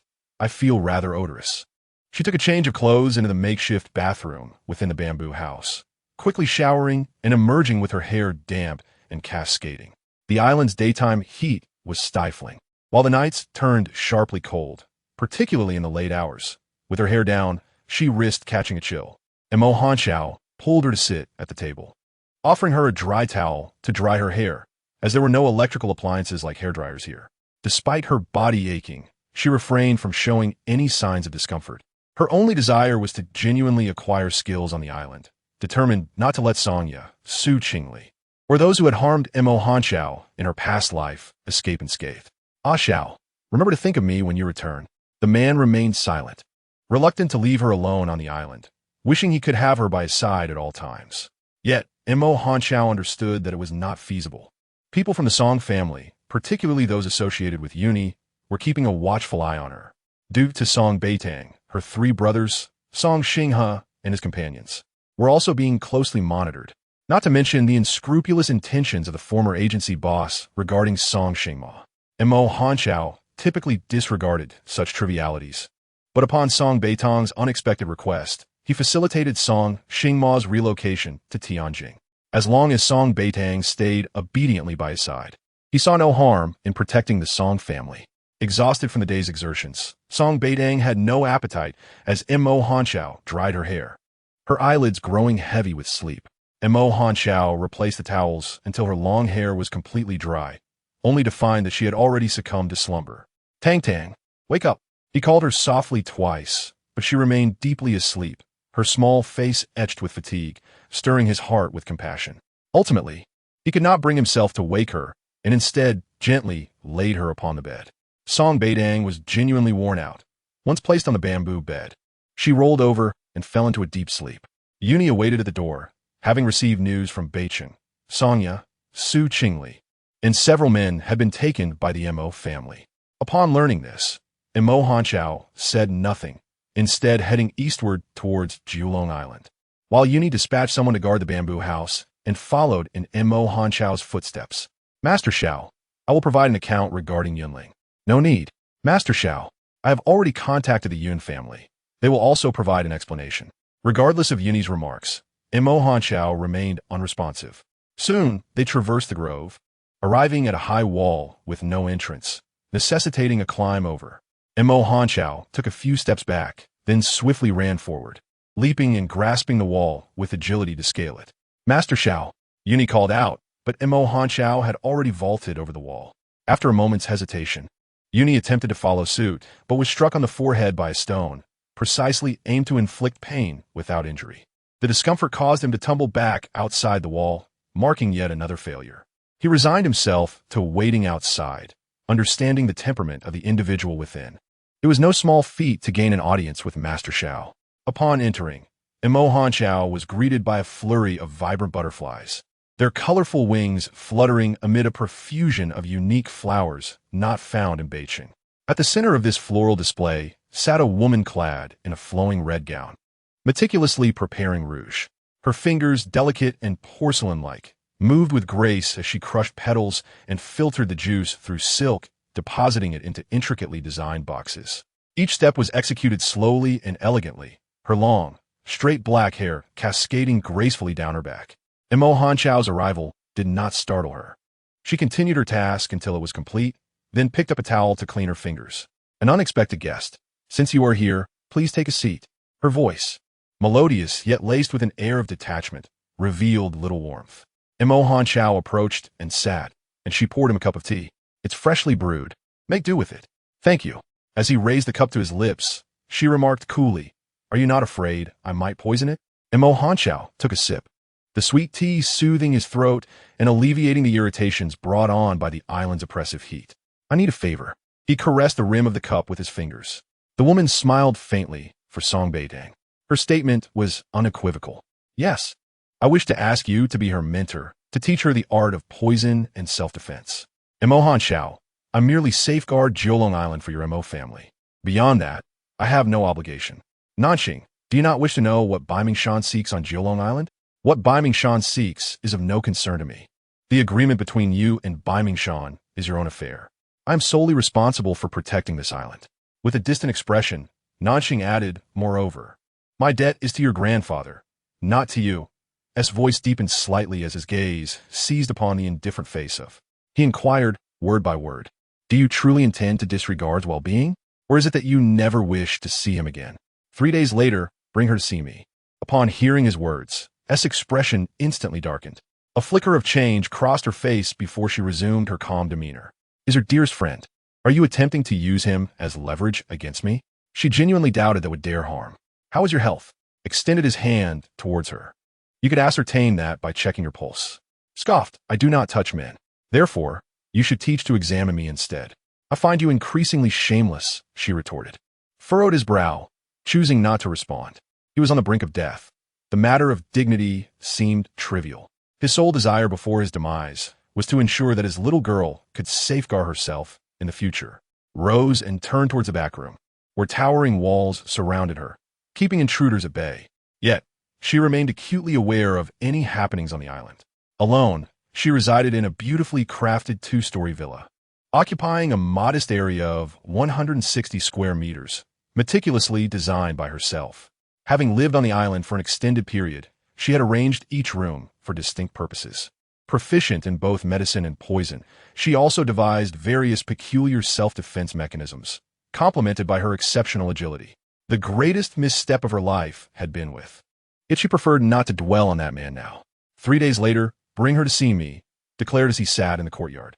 A cold, clear voice echoed, followed by the abrupt extinguishing of all lights in the courtyard.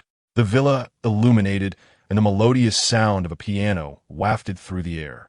Sat before the piano, her fingers dancing gracefully across the keys. As she played, her agitation began to surface. With a heavy note, she approached the window, gazing outside to see scaling the wall, disappearing into the moonlight. Had decided to remain on the island for 3 days. She had requested he bring after the 3rd day, allowing an additional day for training and giving a reason to linger. She hoped that, for the sake of this extra day, he would permit her to learn of circumstances over the years. Upon returning to the bamboo house, was greeted by a bow from the sentinel at the entrance. He strode inside, where lay in a deep slumber, completely unaware of the arrangements he had made for her future on the island. With an unexpected extra day to stay, gently caressed silky hair, unable to conceal the depths of his affection and adoration. Closing his eyes, he allowed his yearning emotions to surge. He wished to possess her wholly. Yet, he feared her reluctance, especially given the uncertainty of his health. If he were to claim her, yet could not accompany her through life, it would be profoundly unfair to the young girl. Suddenly, a series of sharp whistles pierced the night, signaling an emergency assembly for training. Jolted awake, hastily throwing on her clothes. She had learned the rules on her first day. The initial training adhered to a military structure. Being late would serve her no good. Intended to stop her, to inform her that she need not attend, but recalling his words, he remained silent, unaware of his presence in her bamboo house, rushed out after preparing herself. At the training ground, she stood alone, while 20 other new recruits lined up. Approached, assisted by someone else, a smirk gracing his lips as his gaze fell upon.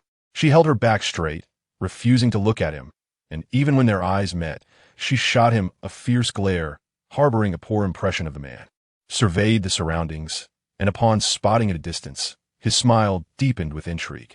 Some individuals appeared commendable at first glance, yet one could only wonder how hollow their insides truly were. That evening, the training focused on weight-bearing runs, as legs bore the weight of sandbags as she kept pace with the men, running 5 kilometers. Her slender frame had not been conditioned for such exertion. After just 100 meters, her legs began to tremble. Nevertheless, she was determined. This was merely the beginning. And should she falter now, how would she confront those who might threaten her and hold at ransom? Thus, watched intently as his little girl, albeit slowly, persevered to the end. After completing the weight-bearing run, collapsed onto the ground, gasping for breath. Hardly 5 minutes had passed when the whistle sounded again, compelling her to follow through with the next physical training session. Felt a pang of sympathy. Had quietly approached him, feigning concern. Such a delicate little girl should be cherished in. Yet, I hear that a traitor has emerged from, causing your dungeons to be discovered. Disregard its comments. Smirked, whether it's sore. You seem indifferent. However, without power, one cannot afford to indulge in women. Find the item, and you may leave. Don't. I must admit, I have developed an attachment to this island. Narrowed his eyes. I genuinely doubt whether that item is even on. Turned to leave. Chuckled. This man is perpetually cold and unyielding, never uttering a word more than necessary, leaving all the talking to. Now, he converses on the island. Yet it is all for a woman. Is truly that remarkable? To me, she lacks both curves and allure, while possesses a similar grace. Thus, in his eyes was blind, fixated on one tree, while countless more beautiful and capable women existed. It was inevitable that he would find his weakness exposed, as followed the men in their rigorous training. Traversing muddy pits and scaling obstacles, she even had to submerge herself underwater. The early morning hours slipped away in training. At noon, everyone gathered at the cafeteria for a meal. His eyes remained fixed on that small, stubborn figure. Like the others, collected her food and sat down, only to be approached by 2 men across from her. Little sister, eating alone? Taking a glance at the 2 men, The malicious and lewd grins on their faces were utterly repulsive. She sought to avoid trouble, but feared it not. Spotting's taunting expression nearby, she realized that these men had been summoned by him. Without hesitation, picked up her tray and moved to a different table, but the men followed her, sitting across again. Little sister, dining alone must be lonely. How about letting your older brothers keep you company? As one of the men reached out to touch her face, swiftly raised her tray and smashed it against his head. Her expression tightened as she stabbed his hand with her chopsticks. A scream echoed through the cafeteria, causing to stride over, only to be intercepted by, "Your little woman has quite the temper. You are so protective of her. Are you not afraid that after you leave, these big men might do something to her?" The lingering sound of whom was drawn out by Beitang Shan. Mo Hanxiao would eventually depart from the island, and if Song Beitang, being a girl, could not reach Nanxing, she would undoubtedly suffer. The current situation, however, serves to reveal whether his little girl is truly someone who would be at a disadvantage. The steps that were meant to advance came to an abrupt halt. Song Beitang plunged her chopsticks fiercely into the back of a man's hand, inciting the fury of another man, who slammed the table and lunged at her. She barely managed to step back, grabbing a stick and engaging in a fierce struggle with the two men. Her exquisite, shimmering peach blossom eyes radiated a fierce determination. Every first encounter necessitated a prevention of a second. All of them were men, and she, a woman, was undeniably at a disadvantage. Thus, she could only be more ruthless and cold-blooded than they were. A Xiao could not accompany her indefinitely, so she had to learn how to protect herself and maintain her purity for him. You scoundrel! Song Beitang shouted in anger, swinging the stick mercilessly towards a man's head. Those who wore shoes feared the barefoot, and those who were barefoot feared the reckless. In this moment, Song Beitang embodied that recklessness. She disregarded the rules of the island. As long as these men sought to lay a hand on her, she would not spare any of them. Although her body ached and fatigued her, at that moment she felt an unusual surge of strength, as if the sudden pain she had experienced earlier ignited a hidden power within her.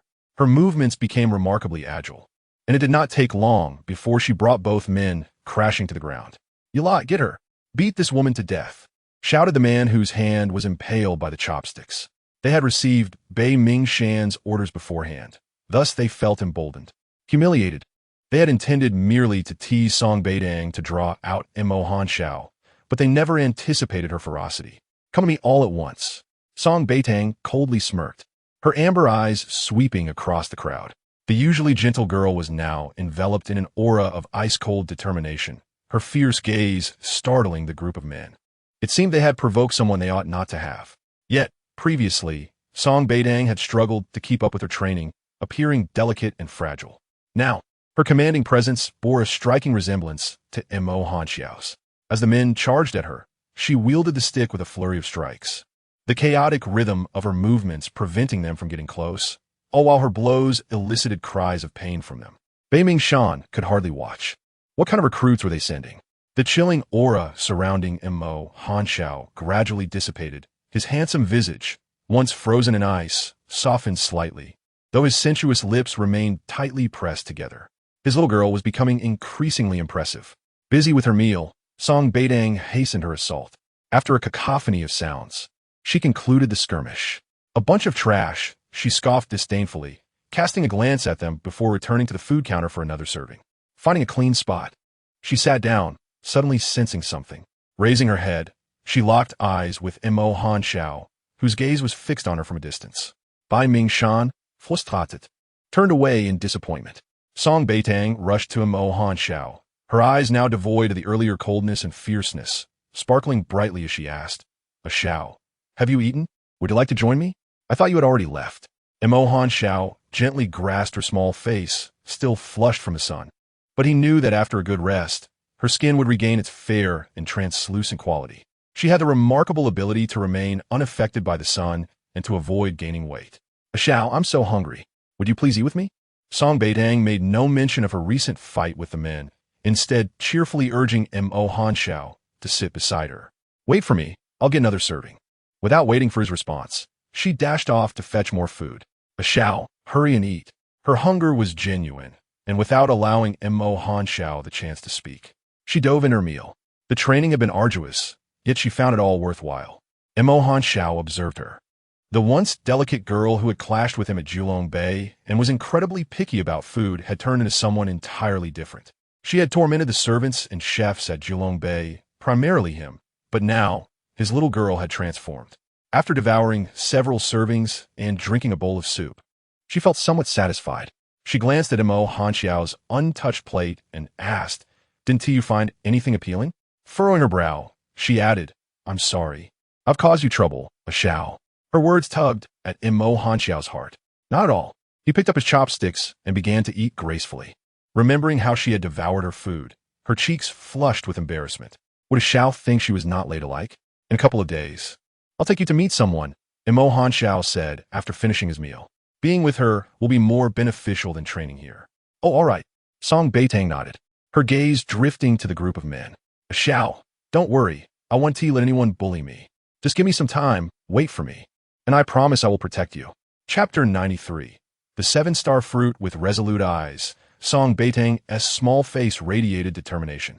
She may not be the most exceptional or powerful now, but she was certain that her heart was filled with love for Mo Hanxiao. Though she had been reborn, her past life had been fraught with failures, with only Songya and Su Qinglian leading to her family's demise, ultimately causing Mo Hanxiao's death. Now aware that there were forces behind Songya and Su Qinglian, she vowed to unearth the mastermind behind those events and take revenge alongside addressing Songya and Su Qinglian. She must ensure Mo Hanxiao was well protected, nurturing his health so he would not endure the same suffering as in her past life. Xiao, I will keep my word.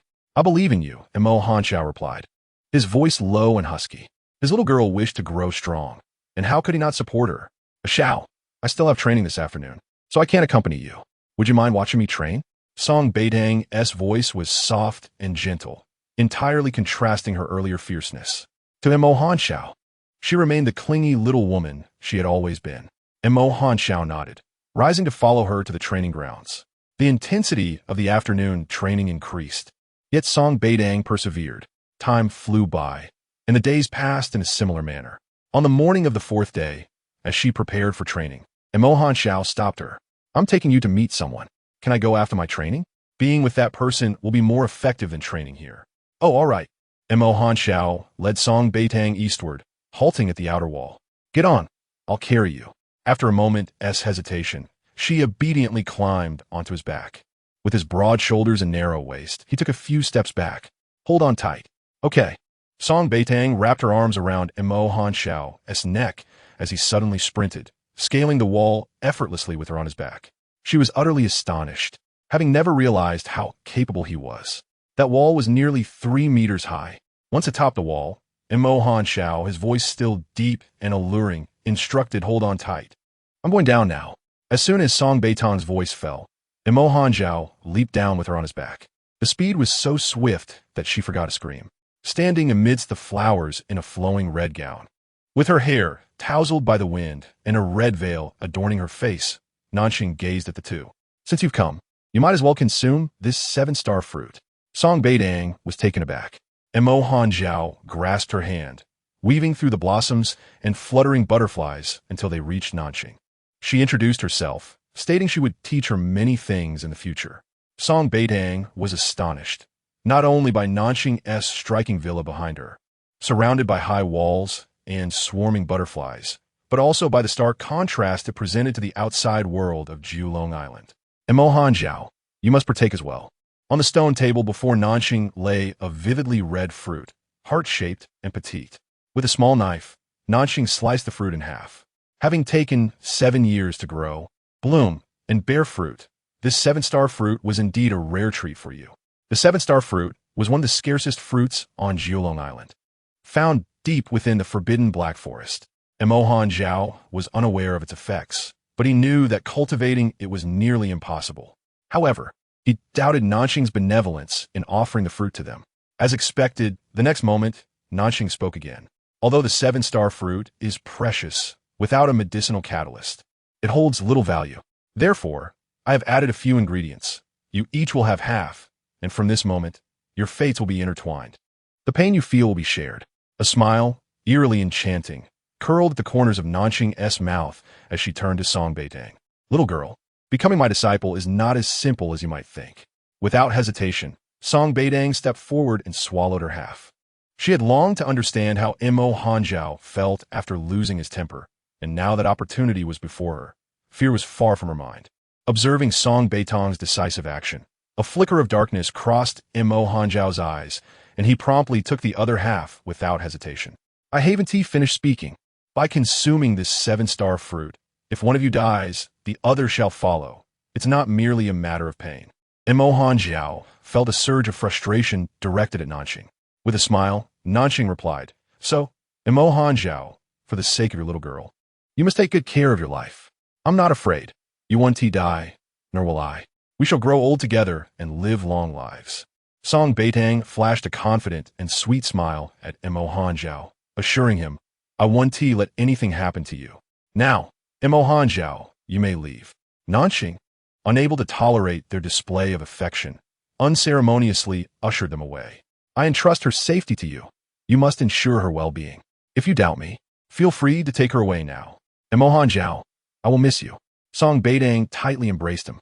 "You should go. When we meet again, I shall astonish you." Reluctantly, Mo Hanjiao released her. 3 months from now, I will come to fetch you. All right, Mo Hanjiao, I will await your return. With that, he departed. Mo Hanjiao, you must be cautious. The Mo family can be treacherous, so watch out for them. Understood. And remember to eat well, take your medication, and avoid anger. Do not lose your temper in my absence. Song Beitang fussed over him like a doting caregiver, though their separation would not be long. Yet, she couldn't help but relay her concerns. Enough. Nanxing could no longer bear it and dragged Song Beitang inside, slamming the door shut behind them. She tossed her a stack of books. "You must finish reading them before dinner, or you shall not eat." Song Beitang. After Nanxing ascended the stairs, Song Beitang approached the window with a stack of books. At that moment, Mo Hanjiao glanced back at her, prompting her to quickly drop the books and form a heart shape with her hands above her head. She then witnessed a faint smile gracing Mo Hanjiao's lips before he swiftly climbed the wall and vanished from sight. A pang of disappointment surged within her. She stared outside for a while before bending down to collect the books scattered on the floor. The covers lacked any markings, but they were numbered. She opened the first book and found a quiet spot to read.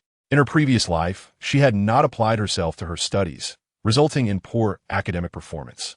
However, she felt no trepidation, for her memory was impeccable. Chapter 94. The Traitor Within Jiulong Bay. Song Beitang commenced her diligent studies within Nanxing's high walls. Meanwhile, after Mo Hanjiao left, he lingered at the base of the walls for a considerable time, until dawn broke and Yuni came searching for him, prompting his departure. Upon returning to the hillside villa at Jing Mountain via helicopter, Mo Hanjiao disembarked and immediately coughed up a mouthful of blood. He pressed his fingers against his heart, desperately suppressing the tumultuous anger and pain rising within him. He and the little girl shared a bond. If he felt pain, so too would she. That wretched woman, Nanxing, he vowed to eliminate her upon their next encounter. Suppressing his discomfort, Mo Hanjiao swiftly entered the villa, striding towards the drawer to retrieve his medication, swallowing it down. After calming himself for a while, he gradually returned to a semblance of normalcy. "Are you all right, young master?" Yuni queried with concern. "Perhaps we should refrain from visiting the Mo residence for now." The Mo family, taking advantage of their absence, had bribed an insider to steal Mo Hanjiao's seal. There were also traitors within Jiulong Bay. Without insiders, simply possessing the seal would not grant access to the basement. Given that the Mo family dared to steal Mo Hanjiao's seal, they must be prepared for the consequences. "Your health." "It's nothing." Mo Hanjiao exhaled a breath of frustration, preparing to return to Jiulong Bay. "Understood, young master." The Black Rolls-Royce Phantom departed Jing Mountain, swiftly making its way back to Jiulong Bay. Upon arrival at the main gate, the dog, Zhu, wagged its tail furiously. Yet Mo Hanjiao didn't spare a glance. The entire staff of Jiulong Bay was aware of young master's return and hurriedly assembled in the designated area, trembling in fear. It had been several days since Miss Song was deceived by Yunling, and now that young master had returned alone, Miss Song's absence was foreboding. Mo Hanjiao first went to the dungeon, which was empty. The individuals had been taken away days ago. Yuni followed closely behind him, acknowledging his own negligence.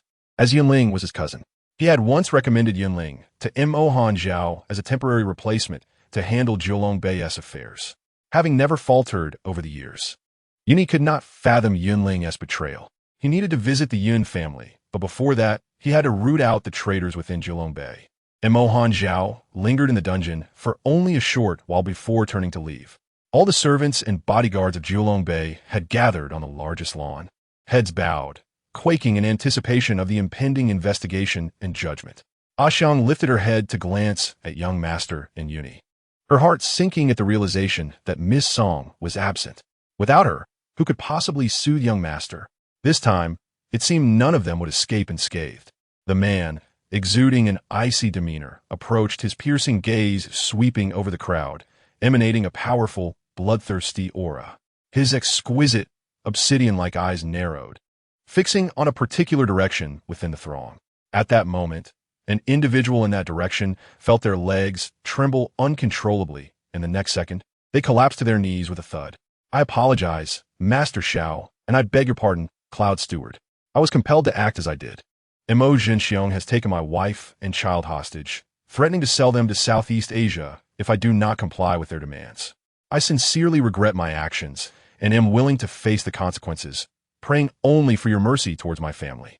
The crowd was taken aback, for none had anticipated that the traitor within Zhuolong Bei would be the gardener recently praised by Miss Song. It is likely that the fruits and vegetables he cultivated would no longer be accepted by Zhuolong Bei, as one could never know if he had poisoned them. "Who else? Step forward," Yin Yi commanded, surveying everyone present. It was clear that a mere gardener could not act alone. A traitor of such magnitude would require at least one higher-ranking bodyguard or servant. "Uncle Li, Zhuolong Bei has treated you well, and Master Xiao has shown you kindness. Why do you fear the Mo family, but not him?" Yun Yi stepped closer, dragging the gardener, referred to as Uncle Li, into the light. "When Miss Song was here, you sought her praise and were rewarded with a raise. Is this how you repay her and Master Xiao?" A chilling tension filled the air as Uncle Li repeatedly bowed his head in desperation, but it was too late. Mo Hanzhao's expression darkened, his voice devoid of warmth. "Yun Yi." "Yes, Master Xiao." With a sharp whistle, Yun Yi summoned a white spider-like creature that rushed in, followed by Uncle Li's agonizing screams. The creature, having fulfilled its task, retreated towards the northern section of Zhuolong Bei, the site of Su Qinglian's tragic accident. The screams echoed throughout Zhuolong Bei until silence finally descended. Such was the fate of those who betrayed Master Xiao. Despite his cold demeanor, Mo Hanzhao astonishingly refrained from further rage, standing there exuding an icy aura. "Will you step forward, or shall I expose you?" His voice was low and frigid as he fixed his gaze on a woman beside Xiang, who held a position equal to hers, but lacked the trust and favor of Song Beitang.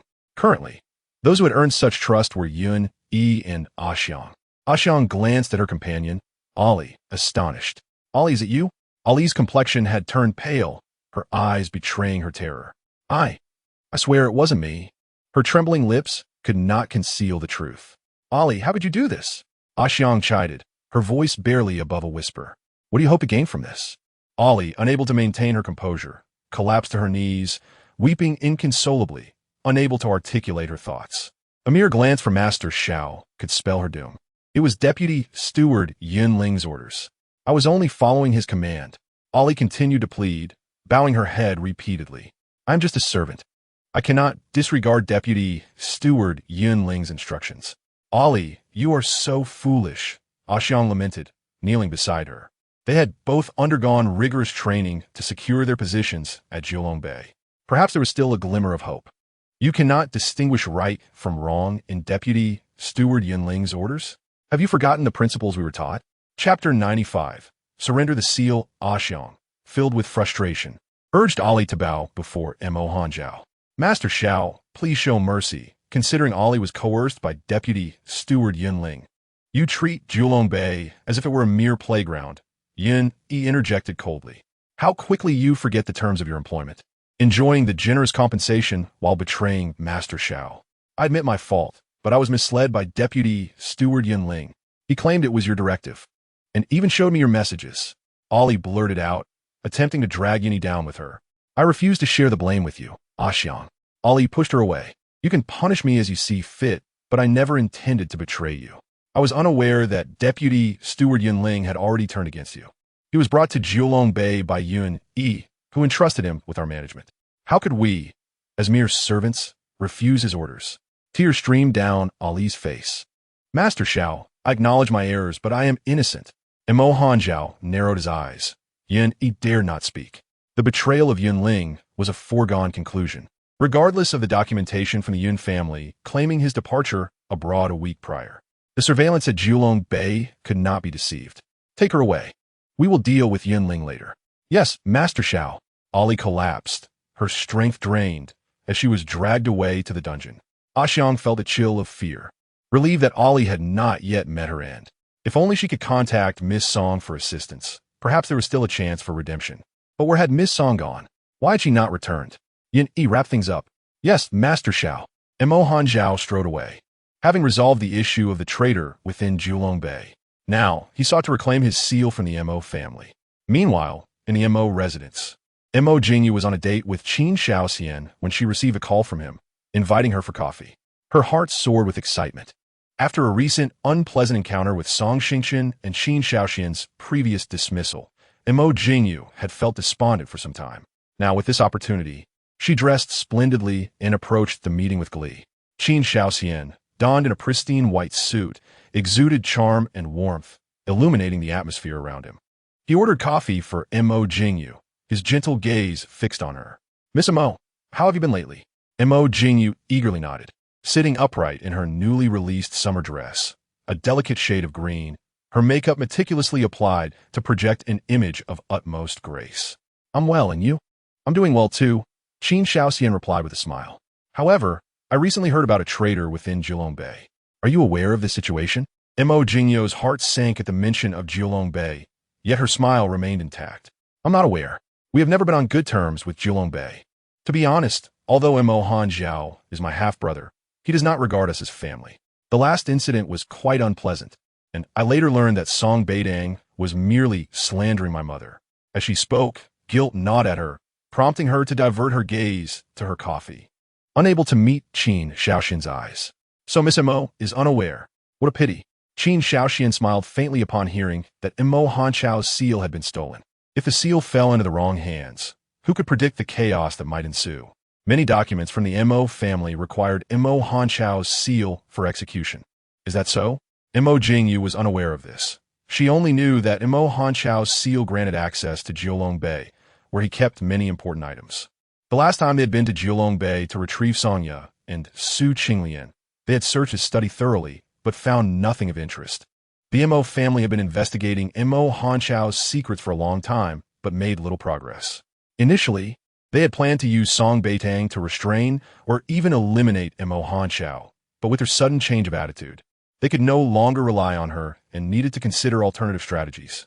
Mo Jingyu held a fondness for Qin Shaoxian and wished to impress him, yet she hesitated to disclose what she knew. Fortunately, Qin Shaoxian chose not to press her further and instead invited her to enjoy coffee together. Halfway through their coffee, Mo Jingyu received a call from Qin Yaxian. Hello, Jingyu, hurry back. Mo Hanchao is at our door demanding the seal. You need to return quickly and take the seal with you. Okay, I'm on my way. Mo Jingyu hung up, quickly rising from her seat. I'm sorry, Qin Shaoxian, but I must leave urgently. Allow me to escort you. No, it's fine. Without further ado, Mo Jingyu hurriedly departed the CAF, disregarding any impression of ladylike composure she might have wished to leave behind. At that moment, the Mo family villa was in disarray as Mo Hanchao's men turned it upside down. Mo Jinxiong and Qin Yaxian refused to surrender the seal, so he sought it out himself. The old master Mo was comfortably residing in the hospital, under the watchful eye of Song Zhe and a personal bodyguard, ensuring that the previous incident would not recur. Mo Jinxiong trembled with rage, pointing an accusatory finger at Mo Hanchao, hurling curses. You wretch, you should have died back then, just like your mother. With a swift motion, Mo Hanchao delivered a sharp slap, retorting that while insults toward him were permissible, those directed at his mother were not. The blow left Mo Jinxiong's ears ringing, and he saw stars before him, spitting blood in anger. Montak Hanchao! He screamed, only to be met with a kick to the chest from Mo Hanchao that sent him reeling. I'll say it once more. Hand over the seal. Mo Hanchao loomed over Mo Jinxiong, his voice low and menacing like that of a creature from the depths of hell. Chapter 96. The Trap. The seal is poisoned. Mo Zhenxiong clutched his abdomen in pain, feeling the oppressive weight of Mo Hanchao's towering presence. He could not bring himself to submit, for to do so would tarnish his reputation as the Mo family's eldest son. The embarrassment of being coerced and humiliated by his own son was intolerable. Montag Hanchao, I am your father. Such a father is better off without. The chilling voice resonated above, as Mo Hanchao placed his foot on Mo Zhenxiong's back, gradually applying pressure. Mo Zhenxiong's face turned increasingly pale, prompting Chen Yaxian to rush forward, swinging a stick at Mo Hanchao's leg. He deftly caught it and yanked, sending her sprawling to the ground. Enough! A sharp command rang out as Mo Jingyu entered behind Chen Yin, who had brought several others with him, including many of the Mo family's uncles and brothers. Mo Hanchao, now the head of the Mo family, had a reputation for his ruthless and unyielding methods, instilling fear in others, yet they dared not provoke him. His public assault on his father and stepmother was undoubtedly a significant leverage point. Chen Yin, barely younger than Mo Hanchao, had long been associated with Chen Yaxian to evade the evidence of Mo Zhenxiong's infidelity. Chen Yaxian had once boasted to Ying Jinxia that Mo Zhenxiong loved her so much that he allowed their son to take her surname. Ying Jinxia's cold gaze had been withering, as if viewing a mere clown, leaving Chen Yaxian with a lasting sense of humiliation. Fueled by her resentment towards Ying Jinxia, she had relentlessly abused the young Mo Hanchao after marrying into the family, even attempting to suffocate him on several occasions. Had it not been for a young girl who thwarted her plans, Mo Hanchao would not have been in a position to assert himself now. Chen Yin assisted Chen Yaxian and then turned to help Mo Zhenxiong, his expression icy despite his modest height. Even with raised shoes, he stood shorter than the imposing Mo Hanchao, whose mere presence signified defeat. A third-rate cripple thinks to command me? What a joke! Mo Hanchao's gaze was as frigid as ice, sweeping disdainfully over the assembly, causing them to instinctively back away. They were all too aware of his formidable reputation. Chen Yin, puffing out his chest, took a step forward. Mo Hanchao, you are still my father's son. Do you not fear divine retribution for your actions? Hand over the seal, and I shall spare your lives. You. Chen Yin's anger caused his chest to rise and fall rapidly. Mo Jingyu stepped forward, tugging at his sleeve. Brother, let it go. It's not worth getting angry over him. If he wants the seal, we could just give it to him. With that, Mo Jingyu retrieved the seal from her bag. Mo Hanchao, here it is. Mo Hanchao's cold gaze scrutinized the seal as Yun stepped forward to receive it, examining it before respectfully handing it back. Young master, it is your seal. With the seal returned, it was time to settle the score for their intrusion into Jiulong Bay. Hanchao, since you have retrieved the seal, let this matter be resolved. An elder from the Mo family, younger than the old master, stepped forward, appearing relatively spry. Your father and stepmother have wronged you. You have struck and scolded them. I shall have Chen Yin and Jingyu apologize on behalf of your parents. Let's conclude this matter amiably, shall we? Mo Hanchao narrowed his eyes, surveying Chen Yin and Mo Jingyu. The elder pressed on. Chen Yin, Jingyu, do not hesitate to apologize to your elder brother. The two exchanged reluctant glances before muttering, we are sorry, we were wrong. Hanchao, please show some consideration for your second uncle. Such a public spectacle will be detrimental to the Mo family's reputation. Mo Hanchao took the seal and strode toward the exit. Yin quickly followed suit. Once Mo Hanchao's figure had vanished, the elder's expression darkened. Chen Yin, have you handled the seal appropriately? In response to second uncle, it was dealt with perfectly. Yin did not detect any issues earlier, did he? Chen Yin, shedding his earlier indifference, helped Mo Zhenxiong and Chen Yaxian into chairs. Jingyu, call for the family doctor. Ensure someone is watching Jiulong Bay and have eyes on the Mo family as well. I refuse to believe that Mo Hanchao will not fall into a trap this time. The elder's face was devoid of the previous kindness, burdened by resentment from a lifetime of being overshadowed by the old master. And now Mo Hanchao was exerting control over his descendants. The Mo family's affairs remained under Mo Hanchao's dominion, making it nearly impossible for his heirs to gain access. He relished the prospect of watching the conflict unfold between Mo Zhenxiong's family and Mo Hanchao. When Chen Yin approached him, he readily agreed, eager to see Mo Hanchao ensnared, revealing the true state of his health. Has the individual responsible for the theft of the seal been dealt with? Chun Yin nodded hurriedly, assuring that everything had been handled. Even if Imo Hanchao were to investigate, there would be no evidence against them. During Imo Hanchao's few days on Julong Island, they were granted an opportunity to act. The person who had stolen the seal had already fallen into the river 3 days prior. Whether they could find him now depended on Imo Hanchao's capabilities. Their people had been unable to infiltrate Julong Island.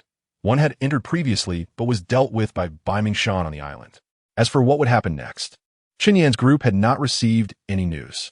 However, the absence of news implied that there would be no further updates. Mo Jinxiong took several deep breaths before speaking slowly. Is the poison within the seal reliable? Qin Yan responded with a sinister smile. Father, rest assured, even if Mo Hanchao survives this time, he will certainly be left in a sorry state. At Julong Bay, Mo Hanchao returned to his study, the seal in hand. It was entirely crimson, appearing unchanged from when it had gone missing, yet for some reason, it felt warm in his palm. Upon closer inspection, he detected a faint scent that was almost imperceptible. He placed the seal on the desk and gently tapped the surface with his fingers. Suddenly, the seal transformed, enveloped in swirling red smoke, revealing the figure of Song Beitang. With a loud crash, Mo Hanchao stumbled out of the study. Realizing he had fallen into a trap, the seal was indeed poisoned. Chapter 97, Darling, give me. Mo Hanchao dashed out of the study, a figure brushing past him. A loud slamming sound echoed from upstairs, followed closely by Yun Yi. Sir, what happened? He called anxiously, but there was no response from within. Mo Hanchao had already rushed into the bathroom, submerging himself in cold water, allowing it to envelop him entirely. The poison from the seal had likely seeped into him as he had examined it along the way. This toxin induced hallucinations, causing whoever appeared before him to morph into the person he yearned for the most. Mo Hanchao gritted his teeth, recalling only hearing about this poison from Nanxing. She had mentioned that the toxin, known as illusory smoke, was colorless and odorless, with an extremely faint scent that was nearly negligible. Yet once inhaled, it would trigger a rapid reaction within the body, compelling one to see the person they desired most. Nanxing had also warned that it was impossible to resist the urge to possess that person completely.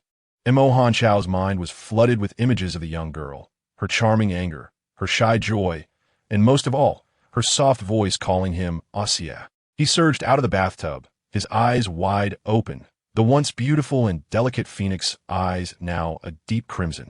The love within him roared like a beast yearning to break free from its cage, overwhelming him with an insatiable desire to claim the girl. He exhaled several breaths of murky air and submerged himself again in the cold water, forgetting that he and the girl shared a connection. His pain mirrored hers. On Jiolong Island, Song Beitang suddenly felt her heart constrict, followed by an indescribable pain coursing through her body. Her previously warm form turned icy. Unable to bear the sudden and intense pain, she collapsed to the ground. Nanxing descended the stairs in a red dress, casting a glance at Song Beitang before retreating to the pharmacy. Moments latte. She returned with a cup of vibrant green liquid. Drink this. Song Beitang's gaze was unfocused, and Nanxing gradually morphed into Mo Hanchao's likeness in her mind. Aoziam. Her voice was soft and dreamy as she reached out to embrace Nanxing, who stepped back, furrowing her brow and grasping Song Beitang's wrist. In the next moment, her pupils dilated. Song Beitang's pulse was erratic, her blood raging like an angry beast. Mo Hanchao was in trouble. Nanxing's eyes narrowed. She couldn't transport Song Beitang back to Beitang. What to do? There was still one person who could help. Without a second thought, Nanxing called Yun Yi. Hello. Yun Yi. Immediately contact Lu Jingsheng and have him come to Jiolong Island to bring Song Beitang back or bring her sir here. Time is of the essence. Otherwise, both Mo Hanchao and Song Beitang may lose their lives. The illusory smoke toxin was almost non-existent in Beijing, which explained why Mo Hanchao was unprepared. After finishing the call, she hurried downstairs, guiding Song Beitang into the bathroom and filling a tub with cold water. Just endure it for now. Asia Song Beitang clung to Nanxing's neck, seeing only Mo Hanchao in that moment. Calm down. I'm Nanxing, not Mo Hanchao, she said, emotionless, pushing her away. But the next second, Song Beitang lunged at her again. This was indeed a difficult situation. Without hesitation, Nanxing administered an injection, causing Song Beitang to faint in the bathtub. Meanwhile, Yun Yi promptly contacted Lu Ving. Upon hearing the situation, Lu Jingcheng wasted no time and headed straight for Jiulong Island. It had been a while since he had last seen Nanxing. As time ticked away, Mo Hanqiao suffered in the bathtub. The cold water no longer alleviated his discomfort. He felt as though he could perish at any moment. Little girl, he cried inwardly, for she was his first ray of sunshine in life. With a loud bang, the bedroom door burst open. Lu Jingcheng strode in, carrying the drenched and unconscious Song Beitang. Mo Hanqiao, Song Beitang is here. Lu Jingcheng scanned the room before kicking open the bathroom door and placing Song Beitang into Mo Hanqiao's arms. I can only assist you to this extent. With that, he turned and left the bedroom. Mo Hanqiao's crimson eyes snapped open. The world around him was shrouded in mist, yet the warmth in his embrace felt undeniably real. He instinctively tightened his grip, causing Song Beitang to whimper and slowly open her eyes. She had been brought here unconscious by Nanxing. Their gazes locked, and Song Beitang instinctively clung to Mo Hanqiao. "Xia, I missed you so much." The moment the words left her lips, he silenced her with a fierce kiss, obliterating any semblance of rationality. All he wanted was to possess her completely. He would forsake everything in the world for her alone. Xia. Song Beitang's voice was like a mewling kitten, further igniting the man's desire to claim her. As the passion intensified, Song Beitang curled up in pain. "Aozium, darling, give me." Mo Hanqiao's voice was hoarse, succumbing to the drug's control. He could no longer restrain himself. The water in the bathtub spilled over, and the temperature in the room soared, as if they were engulfed in a volcano. After a while, tranquility returned to the bathroom. Mo Hanqiao's senses returned, and he gazed deeply at the girl resting on his chest, a tumult of unexpressed emotions churning within him. Xia. Song Beitang slowly lifted her head to meet his gaze, her hair tousled, her eyes misty, her voice softer and more alluring than before. Xia, she called his name repeatedly, as though it were never enough. "Be good. I'm here," Mo Hanqiao replied, his voice gravelly. Song Beitang closed her eyes contentedly. She was finally his, unreservedly and openly. Mo Hanqiao shut his eyes briefly, his once crimson irises returning to their usual dark hue. He lifted Song Beitang from the bathtub and wrapped them both in a towel, carrying her to the large bed. "I'm sorry." Song Beitang opened her eyes, looking at him incredulously. "Are you expecting a free meal? Or will you deny it after we're done?" As she spoke, Song Beitang's eyes turned red. Her eyes, already exceptionally beautiful, resembled typical peach blossom eyes. They curved delightfully when she smiled, and when she cried, they could shatter hearts. "Mo Hanqiao, you were not like this just now in the bathtub." Chapter 98. Be good, you are still young. At this moment, Song Beitang's body no longer ached. She was merely fatigued, her entire form limp and devoid of strength. However, both her body and spirit had experienced immense satisfaction. If only Mo Hanqiao would say "I'm sorry," it would have been even more perfect. She looked at him with her misty peach blossom eyes, her amber gaze more enchanting and alluring than ever. "Acho, did I not perform well just now?" Mo Hanqiao swallowed hard, his gaze unwilling to linger on the delicate, flushed face of the young girl. He feared that if he looked too long, he would lose control once more. "Achao, or is it that you no longer like me?" Song Beitang blinked, suppressing the discomfort in her heart. "I know I have committed many wrongs in the past. It is only natural for you to dislike me." Mo Hanqiao abruptly silenced her chattering lips, desperately proving through action that he did not harbor any disdain for her.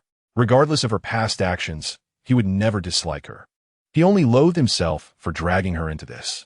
Song Beitang wrapped her arms around Mo Hanqiao's neck, obediently responding to him. After a long while, the man finally released her, panting heavily. "There is no dislike. No dislike at all. You are my favorite." "Then why did you behave like that just now?" Mo Hanqiao's emotions were complex. He was not one to speak much, nor was he one to openly express feelings. Today's events had spiraled out of control for him. "Let us rest first. I want you to stay with me." Song Beitang grasped his hand, playfully refusing to let go. "I'm already yours. Do not think of abandoning me." The atmosphere fell silent for 3 seconds before Mo Hanqiao lay back on the large bed, pulling her into his embrace with a satisfied sigh. "Rest well. All right." Song Beitang was genuinely fatigued. She listened to Mo Hanqiao's heartbeat and soon fell into a deep slumber. Downstairs, Lu Jingcheng sat on the sofa, slowly sipping red wine. It had been 3 hours since he brought Song Beitang here. and it seemed unlikely that the two would come down anytime soon. Yun-E, go prepare emergency contraception.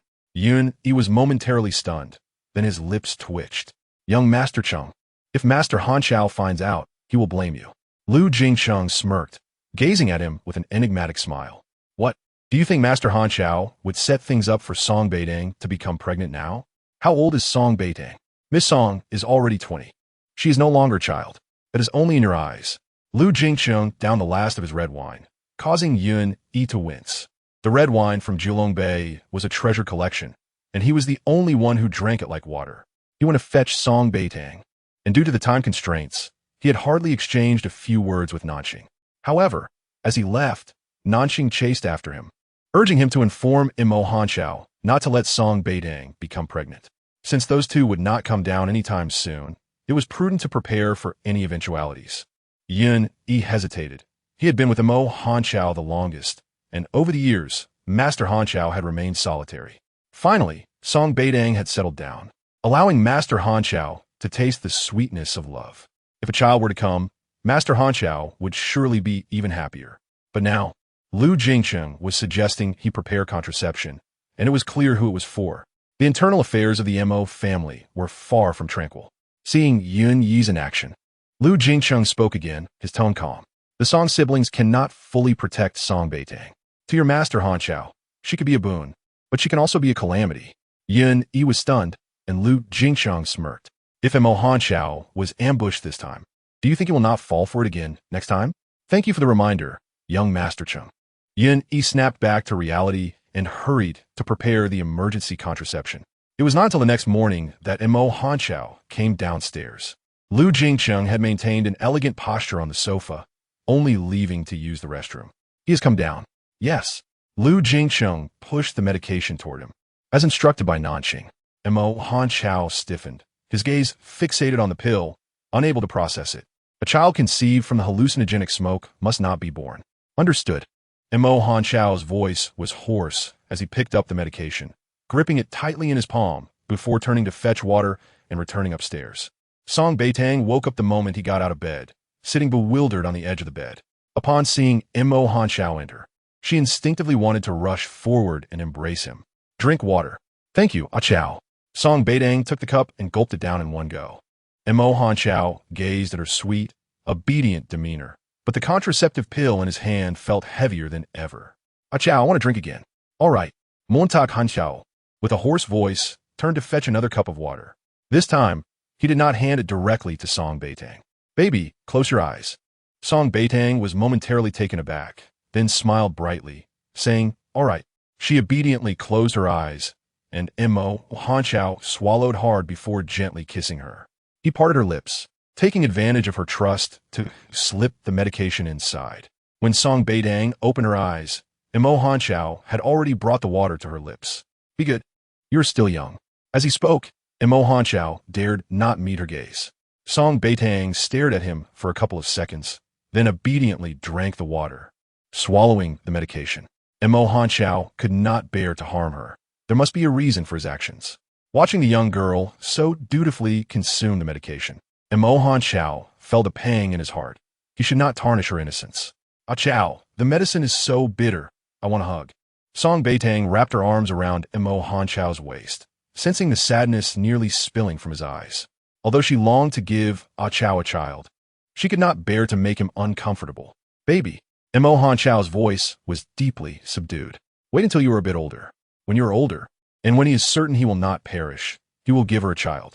From now on, he would not easily let her take medication again. Song Beitang nodded. I understand. I have not graduated from school yet, and I have not learned the skills from Master Nanqing.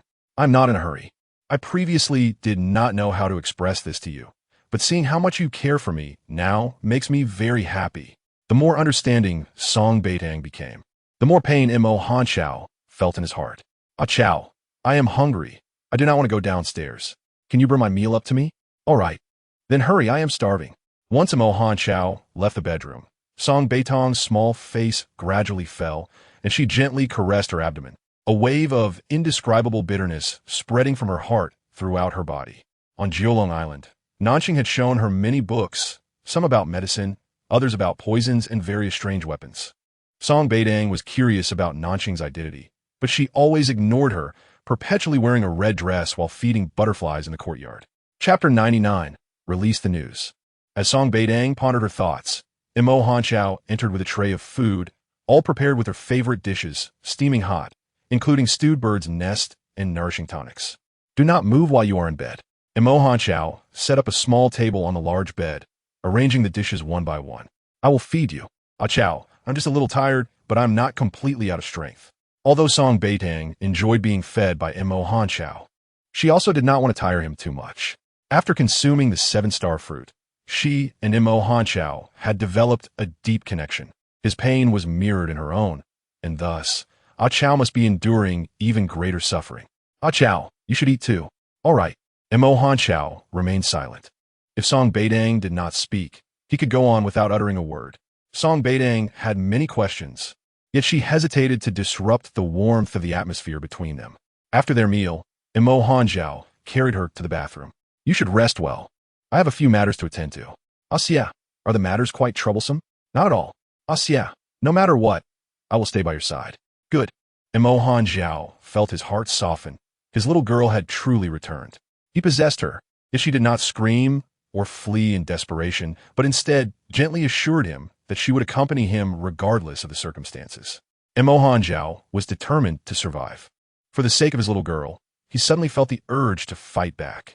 The Mo family desired his demise, but he would defy their wishes. After finishing her meal, Song Beitang, feeling sore and fatigued, lay back down to sleep. Mo Hanqiao descended the stairs, already reverting to his cold and aloof demeanor. He sat across from Lu Jingcheng, extending his hand. Lu Jingcheng placed his hand on Mo Hanqiao's pulse, examining it carefully before withdrawing. You seem to be in better shape than 2 years ago. I heard Song Beitang is helping you recuperate. Is that true? Mo Hanqiao remained silent. Lu Jingcheng chuckled. Let me see Song Beitang's health regimen. Uni. Yes. Uni respectfully presented the regimen, and Lu Jingcheng scrutinized it thoroughly. She even has you taking traditional Chinese medicine. Indeed. How considerate. Lu Jingcheng returned the regimen to Mo Hanqiao. Aren't you afraid she might take advantage of this opportunity? She wouldn't. While the previous Song Beitang was unpredictable, Mo Hanqiao was certain that the current version of her would not resort to any underhanded tactics against him. Spread the word. Declare that Song Beitang is missing and that Lord Xie is critically ill. Then offer a reward of 1 million for anyone who can cure him. Lu Jingcheng stood up. I've been waiting here for a while. I'm quite tired. What are your plans with Nanqing? Lu Jingcheng smiled, observing Mo Hanqiao's handsome yet expressionless face. You don't seem like someone who meddles in others' affairs. 3 months. What? Mo Hanqiao leaned back into the sofa. I agreed with Nanqing that she will teach Song Beitang for 3 months. Lu Jingcheng, you bastard. Mo Hanqiao calmly shot him a glance. Uni, see him out. You're burning bridges, you know. Lu Jingcheng, usually restrained his language, was provoked into cursing twice. Mo Hanqiao stood up. Uni, follow Mr. Lu's instructions to disseminate the news. Yes, Lord Xie. Mo Hanqiao returned upstairs, while Lu Jingcheng, frustrated, left in a huff. Uni promptly released the news. At the Song group, Song Xinghe was still in a meeting when his phone chimed. He glanced at it, and his expression changed drastically. We're done here. He hurriedly left. He rushed home, where Song Xingchen and Song Xingma arrived simultaneously. Is it true that my sister is missing and that Mo Hanqiao is gravely ill? Absolutely. I heard it from someone in the Qin family. Their information is never wrong. Song Xingchen grasped his phone. Xingma, have you heard anything from Aset? The boss behind the Tianjing project is Mo Hanqiao, which means that Mo Hanqiao is essentially Xingma's employer. If something were amiss with the big boss, the higher-ups would surely have news. Song Xingma shook his head. I've been filming on set and haven't heard anything. The lack of news from Xingma indicated that Mo Hanqiao's company likely remained unaware of the situation. Now, this news could have profound implications for both the Mo family and Mo Hanqiao himself. The primary concern was the disappearance of his sister. Song Xinghe paced. We must go to Jilong Bay. Agreed. With his sister missing, they needed to ascertain the situation. As for Mo Hanqiao's critical illness, they would offer help if possible. If not, they would at least convey their good intentions. The 3 Song brothers immediately drove toward Jilong Bay. Upon their arrival, The Song family's vehicle was met with several others parked at the entrance, all belonging to those who had come in response to the news, hoping to treat Mo Hanjiao. Among them were individuals sent by Mo Zhenxiong to gather information. Bodyguards stood at the entrance, checking each car meticulously before allowing entry. The Song brothers approached, and upon recognizing them, the bodyguards let them pass without further scrutiny.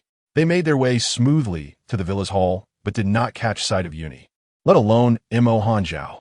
On the third floor, Mo Hanjiao and Lu Jingcheng stood before a large screen, observing the happenings in the first floor hall. Song Beitang had taken contraceptive pills, and Lu Jingcheng had instructed Yuni to add a sleep aid to her meal, ensuring she would remain unconscious for a while. Lu Jingcheng pointed at Song Xingqian. Be wary of him. I know. Lu Jingcheng smirked. Recently, Qin Shaoxian has been quite close to Mo Jingyu. I doubt that the Mo Zhenxiong family is clever enough to obtain any illusory substances. I have people keeping an eye on Qin Shaoxian. His relationship with Mo Jingyu is rather ordinary. Mo Hanjiao's dark eyes fixed on Song Xingqian. Song Xingqian has recovered from his leg injury and has been getting close to the Qin family's eldest daughter, Qin Huan. The person who stole the stamp had an accident, but he met with Song Xingqian before falling into the river. Some events may appear coincidental, but they could be the result of a long-standing conspiracy. During your days on Jiulong Island, you intentionally allowed Jiulong Bay's defenses to weaken, didn't you? Indeed. Mo Hanjiao pointed at the three Song brothers. None of them are to be trusted. What sort of place is Mo Hanjiao's office, and what is Jiulong Bay? Did they truly think it was so easy to steal his seal? The day Song Beitang left with Yuni, only the three Song brothers and Qin Shaoxian were aware. How many were probing Mo Hanjiao's condition from behind the scenes, and how could he remain ignorant? On the day Song Beitang was taken away by Yuni, a car had followed them. It was neither a member of the Song family nor Qin Shaoxian. But would Qin Shaoxian collaborate with the Mo family? Nan Hanjiao and Bei Shaoxian, Dong Jingsheng and Shi Beiming. These four individuals appeared amicable on the surface, yet their true intentions remained a mystery. Chapter 100. A shocking sight. Lu Jingsheng and Mo Hanjiao watched the large screen. As more and more physicians arrived, Mo Hanjiao's brow furrowed deeper. For among the newcomers were members of the Yun family. Yin Ling had betrayed them, yet the Yun family dared to appear at Jiulong Bay. What audacity did they possess? Mo Hanjiao remained silent. Lu Jingcheng smirked. With Yun Ling's betrayal, did you never suspect Yuni? Silence. Lu Jingcheng turned and poured himself another glass of red wine, narrowing his eyes as he scrutinized one of the men. This man, fair and refined-looking, had a composed demeanor, not glancing around but remaining where he was placed. He was slender, dressed in a white shirt and black trousers, holding a briefcase that suggested he was more of a businessman than a physician. Do you recognize him? Lu Jingcheng pointed his infrared pen at the man. He seemed somewhat familiar. Mo Hanjiao merely glanced at him. Chun Yan's boyfriend. Lu Jingcheng's smile turned meaningful. Well, he certainly is quite generous. Isn't he afraid of the consequences? Just right. Nanqing provided me with some illusory substances. Mo Hanjiao shot Lu Jingcheng a glance, understanding his intentions with just one look. Since Mo Zhenxiong's family dared to plot against him, he should reciprocate in kind. They might genuinely believe he was on the brink of death. Lu Jingcheng smirked, his lips beautifully shaped, contrasting his usual serious demeanor. When he smiled, there was a hint of mischief about him. Having been close friends with Mo Hanjiao for many years, their bond had formed through shared experiences, especially when he once saved Song Beitang from a near calamity. To rescue Song Beitang, he was pursued by a group of trained bodyguards for quite a distance, sustaining several wounds in the process. Yet he gritted his teeth and delivered her back to Mo Hanjiao. It was at that moment that Mo Hanjiao's heart truly opened to him. Mo Hanjiao, a man of great coldness, had few friends, and even Lu Jingcheng had to work hard to get close to him.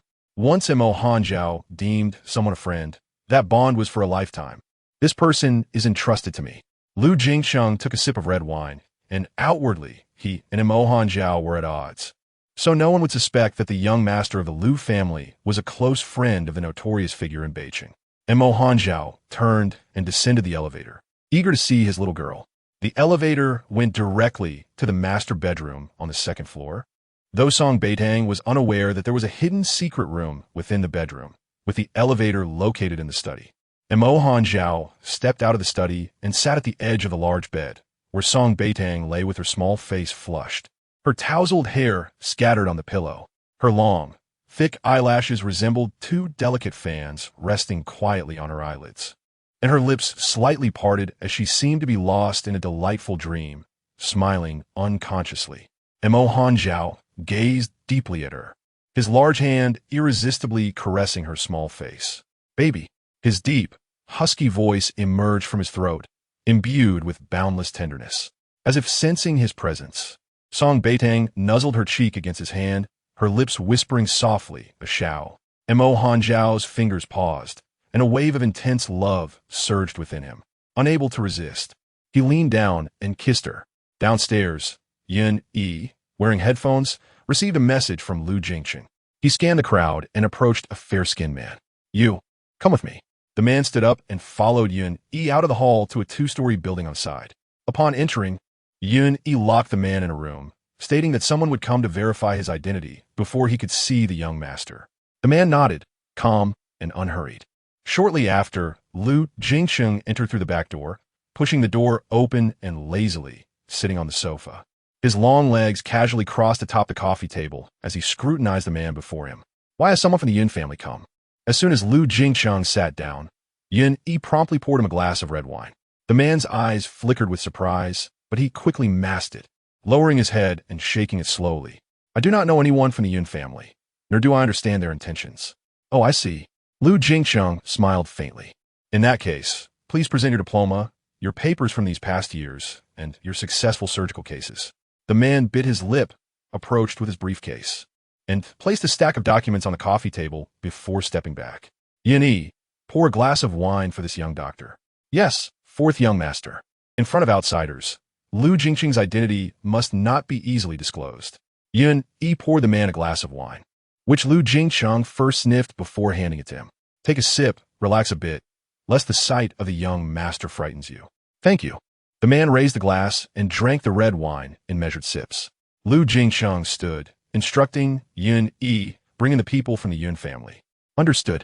Moments later, Yun Yi returned with the members of the Yun family. This time, they were not direct descendants of Yun Ling and Yun Yi, but rather from a collateral branch. The Yun family had relied on Mo Hanjiao for survival in Beitang over the years and had gradually gained notoriety, making them targets for others in the Mo family seeking to recruit or buy them off. Yun Yi, loyal and meticulous, had assessed many members of the Yun family before ultimately selecting Yun Ling, only to find that Yun Ling was the first to betray the young master. "Bring them in." "All right, check their identities and then take them to see the young master." Lu Jingqing finished his glass of red wine and walked toward the exit. Yun Yi silently checked the two individuals and led them to follow Lu Jingqing. By the time they arrived, Lu Jingqing had already informed Mo Hanjiao, who was waiting for them. Yun Ling surveyed the terrain of Julong Bay along the way and was momentarily speechless upon seeing the small vegetable seedlings in the flower beds. When did Julong Bay turn into a vegetable garden? "Xiao Mu, keep up." The fair-skinned young man, named Xiao Mu, was 22 years old. Under the sunlight, his complexion appeared somewhat pale, an unusual pallor. The two followed Lu Jingqing into a two-story villa, where they quickly met Mo Hanjiao, who lay on a hospital bed, his face marred with wounds. Lu Jingqing lifted the blanket, revealing Mo Hanjiao's bare upper body, covered with scars identical to those on his face, deep, knife-like gashes. A sight both shocking and unbearable to behold. Chapter 101. Savoring this experience, Xiao Mu's complexion paled further, while Yun Ling's eyes flickered, his fingers eagerly poised in his pocket. His purpose for being here was twofold: to investigate Mo Hanjiao's condition and to ascertain whether Song Beitang was still in Julong Bay. The third reason was to shift the blame for Yun Ling's actions onto Yun Yi. Lu Jingqing stepped back. "Let us begin." Xiao Mu, suppressing the urge to flee, accepted the medical kit from Yun Yi. He slowly opened it, pulling out alcohol wipes and some pain relief and anti-inflammatory medication. Fully aware that he lacked medical knowledge, he was only here to take photographs. Chen Yin had sent him, and he had no choice. As for Yun Ling, he possessed some knowledge of first aid, but with so many qualified doctors present, it was unlikely they would be needed.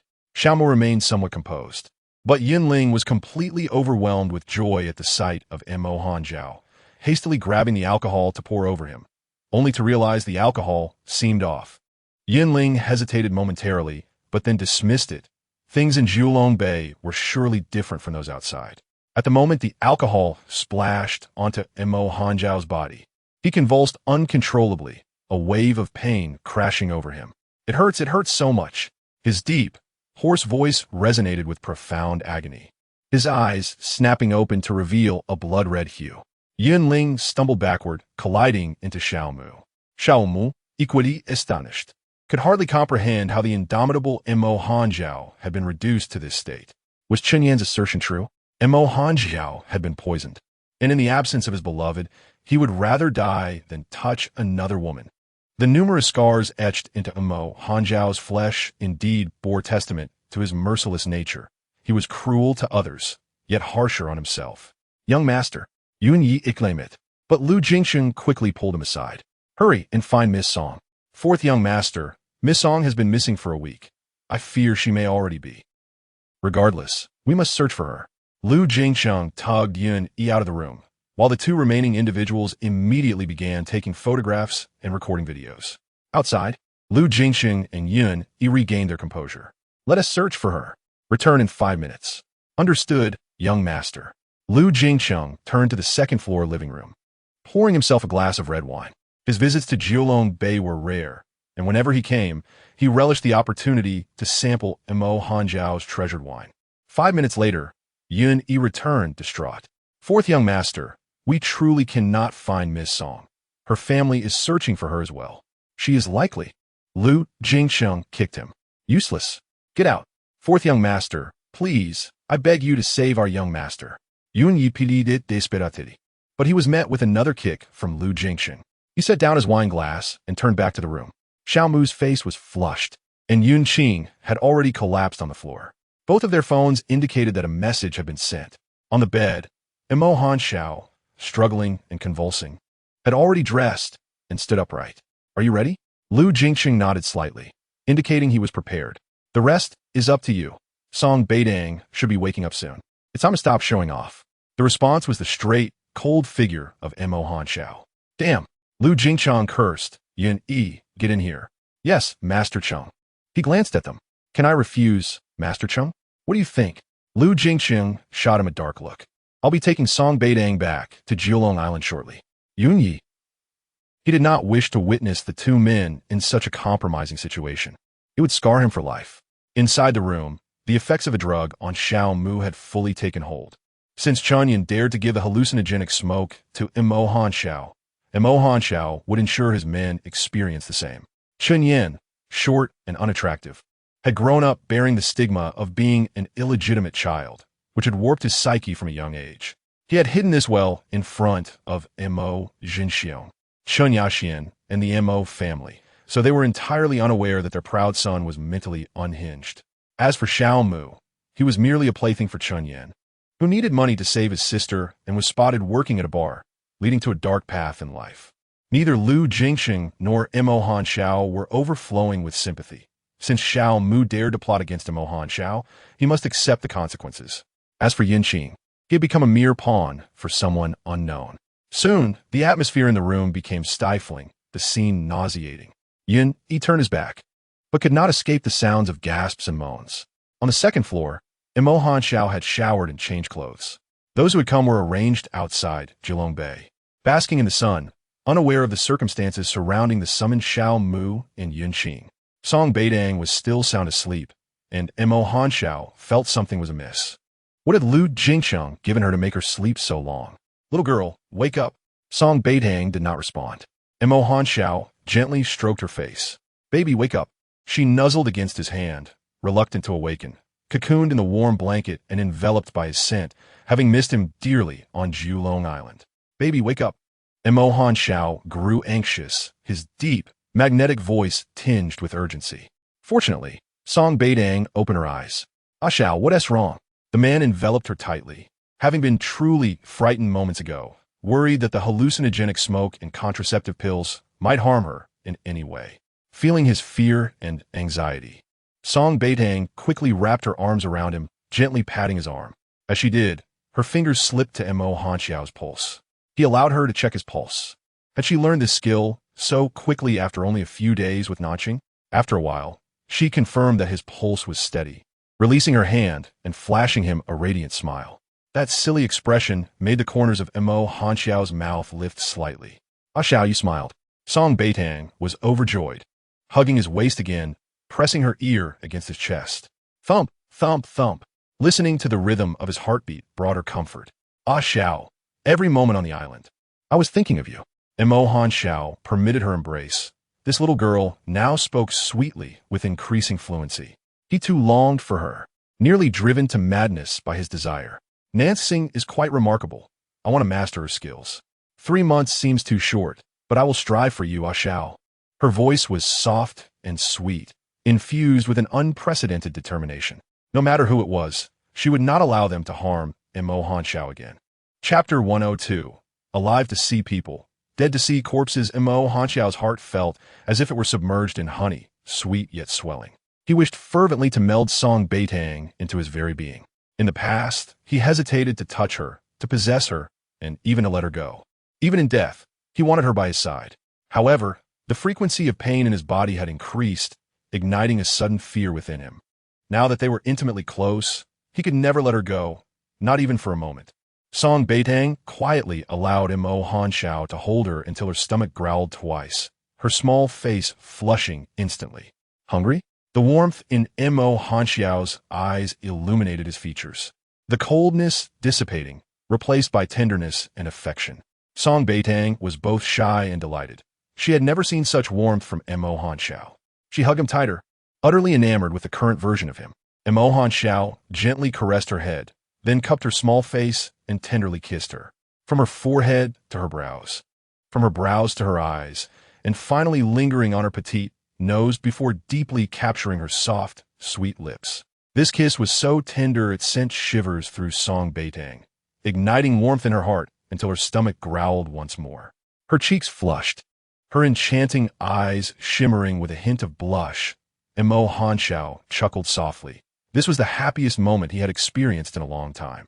"Wait for me." Song Beitang nodded, blushing. "I want to wash up and change clothes. Is that okay?"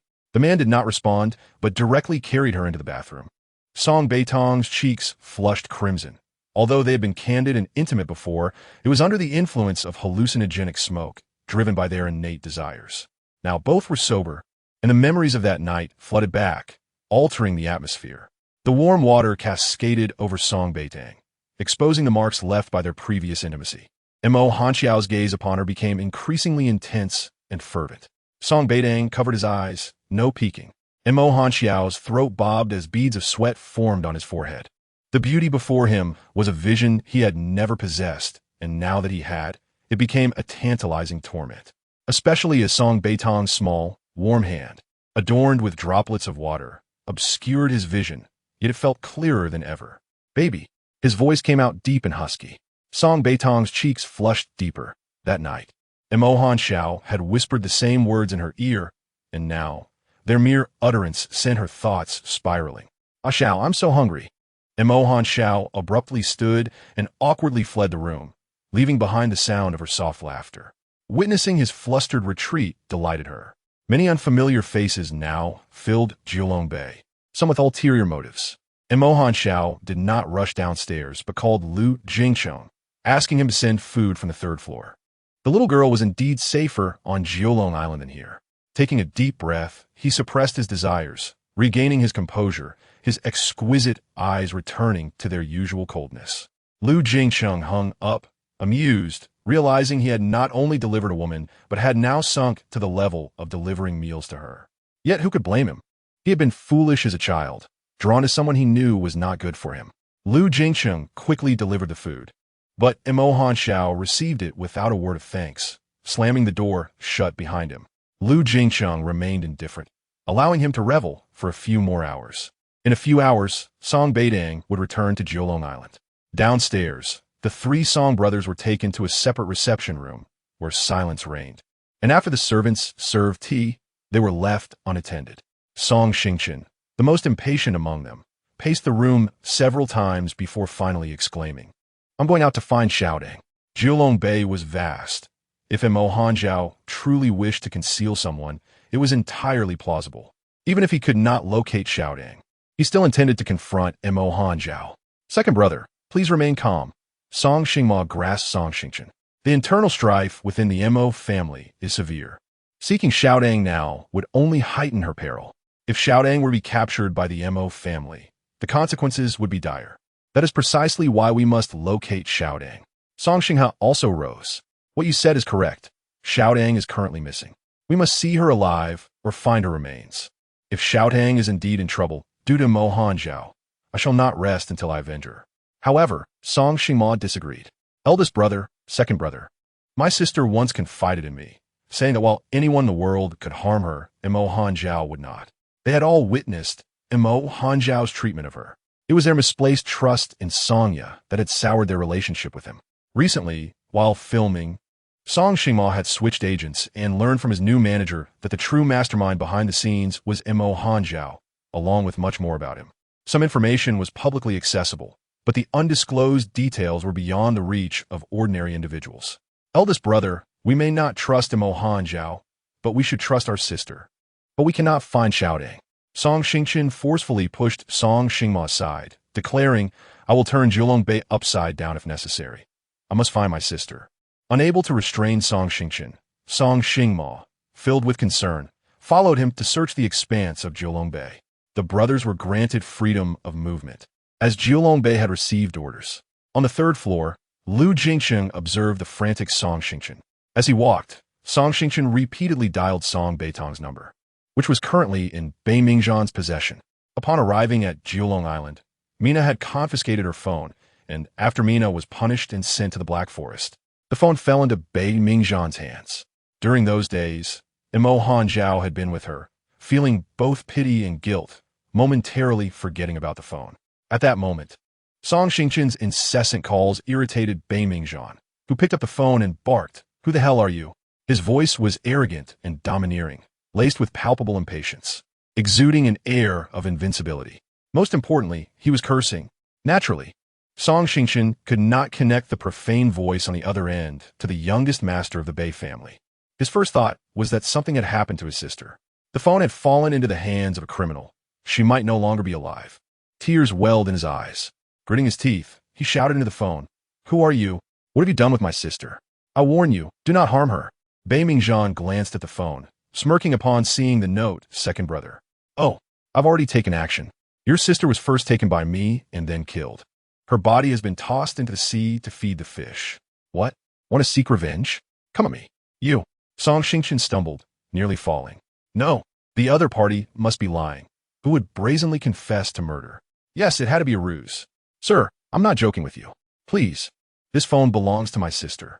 If you know where she is, I implore you to let her contact me. I have money. I will pay whatever you ask." Trembling, Song Xingchen managed to convince himself within a second to adopt a different mindset. He could not accept the words spewing from the man's mouth. So he sought solace in this plea. Bei Mingzhan stretched his long legs over the low wooden table, pulling Shun Chushi closer and planting a loud, suggestive kiss on her cheek. "Your sister's in bed with me. Don't worry, I'm hanging up now." He ended the call and tossed the phone onto the table, dismissing it as trivial. Shun Chushi frowned, pushing him away. "Let go of me. Mo Hanzhao will one tea take you away. You should beg me. If I'm in a good mood, perhaps I'll let you leave. Please." Shun Chushi's expression was devoid of emotion. "Mr. Bei, I beg you. Please let me go." Bai Mingtan chuckled in amusement. "Is this how you plead?" He pinched her chin, observing how her skin had darkened under the sun during her 3 years of confinement on the island. Yet, she remained fairer than most women, with the exception of Song Beitang, whose luminescence was unrivaled. "Do you know why you've been missing for 3 years? Why hasn't the Shin family looked for you?" Shun Chushi's face stiffened. This was a question she dreaded contemplating. Yet the man clearly intended to press on. "You were brought here as a gift for me by Chang Lila, and your dear brother has long been entangled with her. Now, the Shin family is under Shun Chuchen's control. Your parents only care for their own interests. I need not remind you, right?" Shun Chushi's heart sank. So it was like this. Chang Lila, a major star, had her resources supplied by the Bei family. And the Shun family was not even in the same league as the 4 prominent families in Beitang. Shun Chuchan, ambitious as he was, would not hesitate to exploit his own sister for his gain. Her complexion turned ashen, more painful than the first time Bei Mingzhan had taken advantage of her. He gripped her delicate chin, watching as the spark in her eyes gradually extinguished, causing him to feel an inexplicable sense of panic. Is it truly so agonizing to be with me? Shun Chushi remained silent, motionless, appearing to submit to his whims. I am not Song Beitang, and you're not Imohan Zhao. Suddenly, she spoke softly. She lacked 3 brothers who cherished her dearly and a possessive, domineering boyfriend. She had always known that Beiming Zhan was not a good person, yet she had not realized that the man who had toyed with her from the beginning was infust by Mingtan. Tears streamed silently down her cheeks as she wept without a sound. Beiming Zhan released her and walked to the window. If you despise Chang Lila so much, then you should cling to me. If I'm in a good mood, I might just do something to make you happy. Something Imohan Zhao would do. He harbored such intentions, but it was evident that Shun Chushi did not desire them. She rose without a word, bent down to retrieve Song Beitang's phone from the ground, and silently dialed Song Xingchen's number upon exiting the wooden cabin. The call connected immediately. Hello. Do not harm my sister. Whatever demands you have, I will comply. I will pay any sum. Song Xingchen's voice was frantic, while Song Xinghe and Song Xingma stood by, equally anxious. They had scoured Beitang for Imohan Zhao, but still found no trace of Song Beitang. In moments like these, they were painfully reminded of their own insignificance and helplessness before Imohan Zhao. Eldest brother, I beg you, whatever you want, just don't hurt our sister. Shen Chushi took a deep breath, slowly replying, Song Beitang is unharmed. Imohan Zhao is protecting her well, so you need not worry. Who are you? Why does my sister's phone reside with you?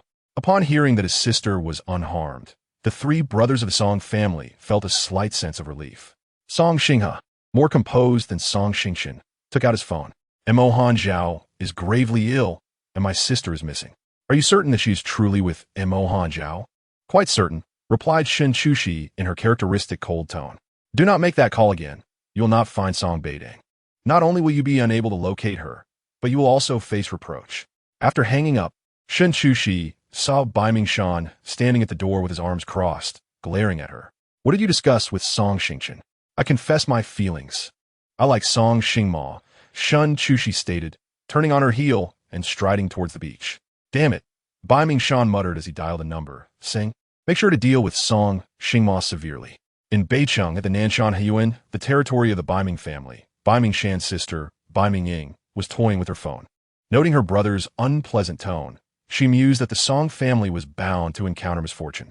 Beiming Ying rose from the villa and drove her red Ferrari towards Jiulong Bay. Halfway there, her phone rang. She answered, and a respectful voice emanated from the Bluetooth speaker. Miss, the matter has been taken care of. All right, understood. Beiming Ying hung up and turned on the radio to catch the latest news. This station brings you a breaking news update. Tianjin entertainment artist Song Xingma was involved in a car accident 5 minutes ago and is currently in the hospital with an uncertain fate. A slight smile graced Beiming Ying's lips, her flawless face betraying no emotion. Indeed, it had been quite some time since she last visited Jiulong Bay.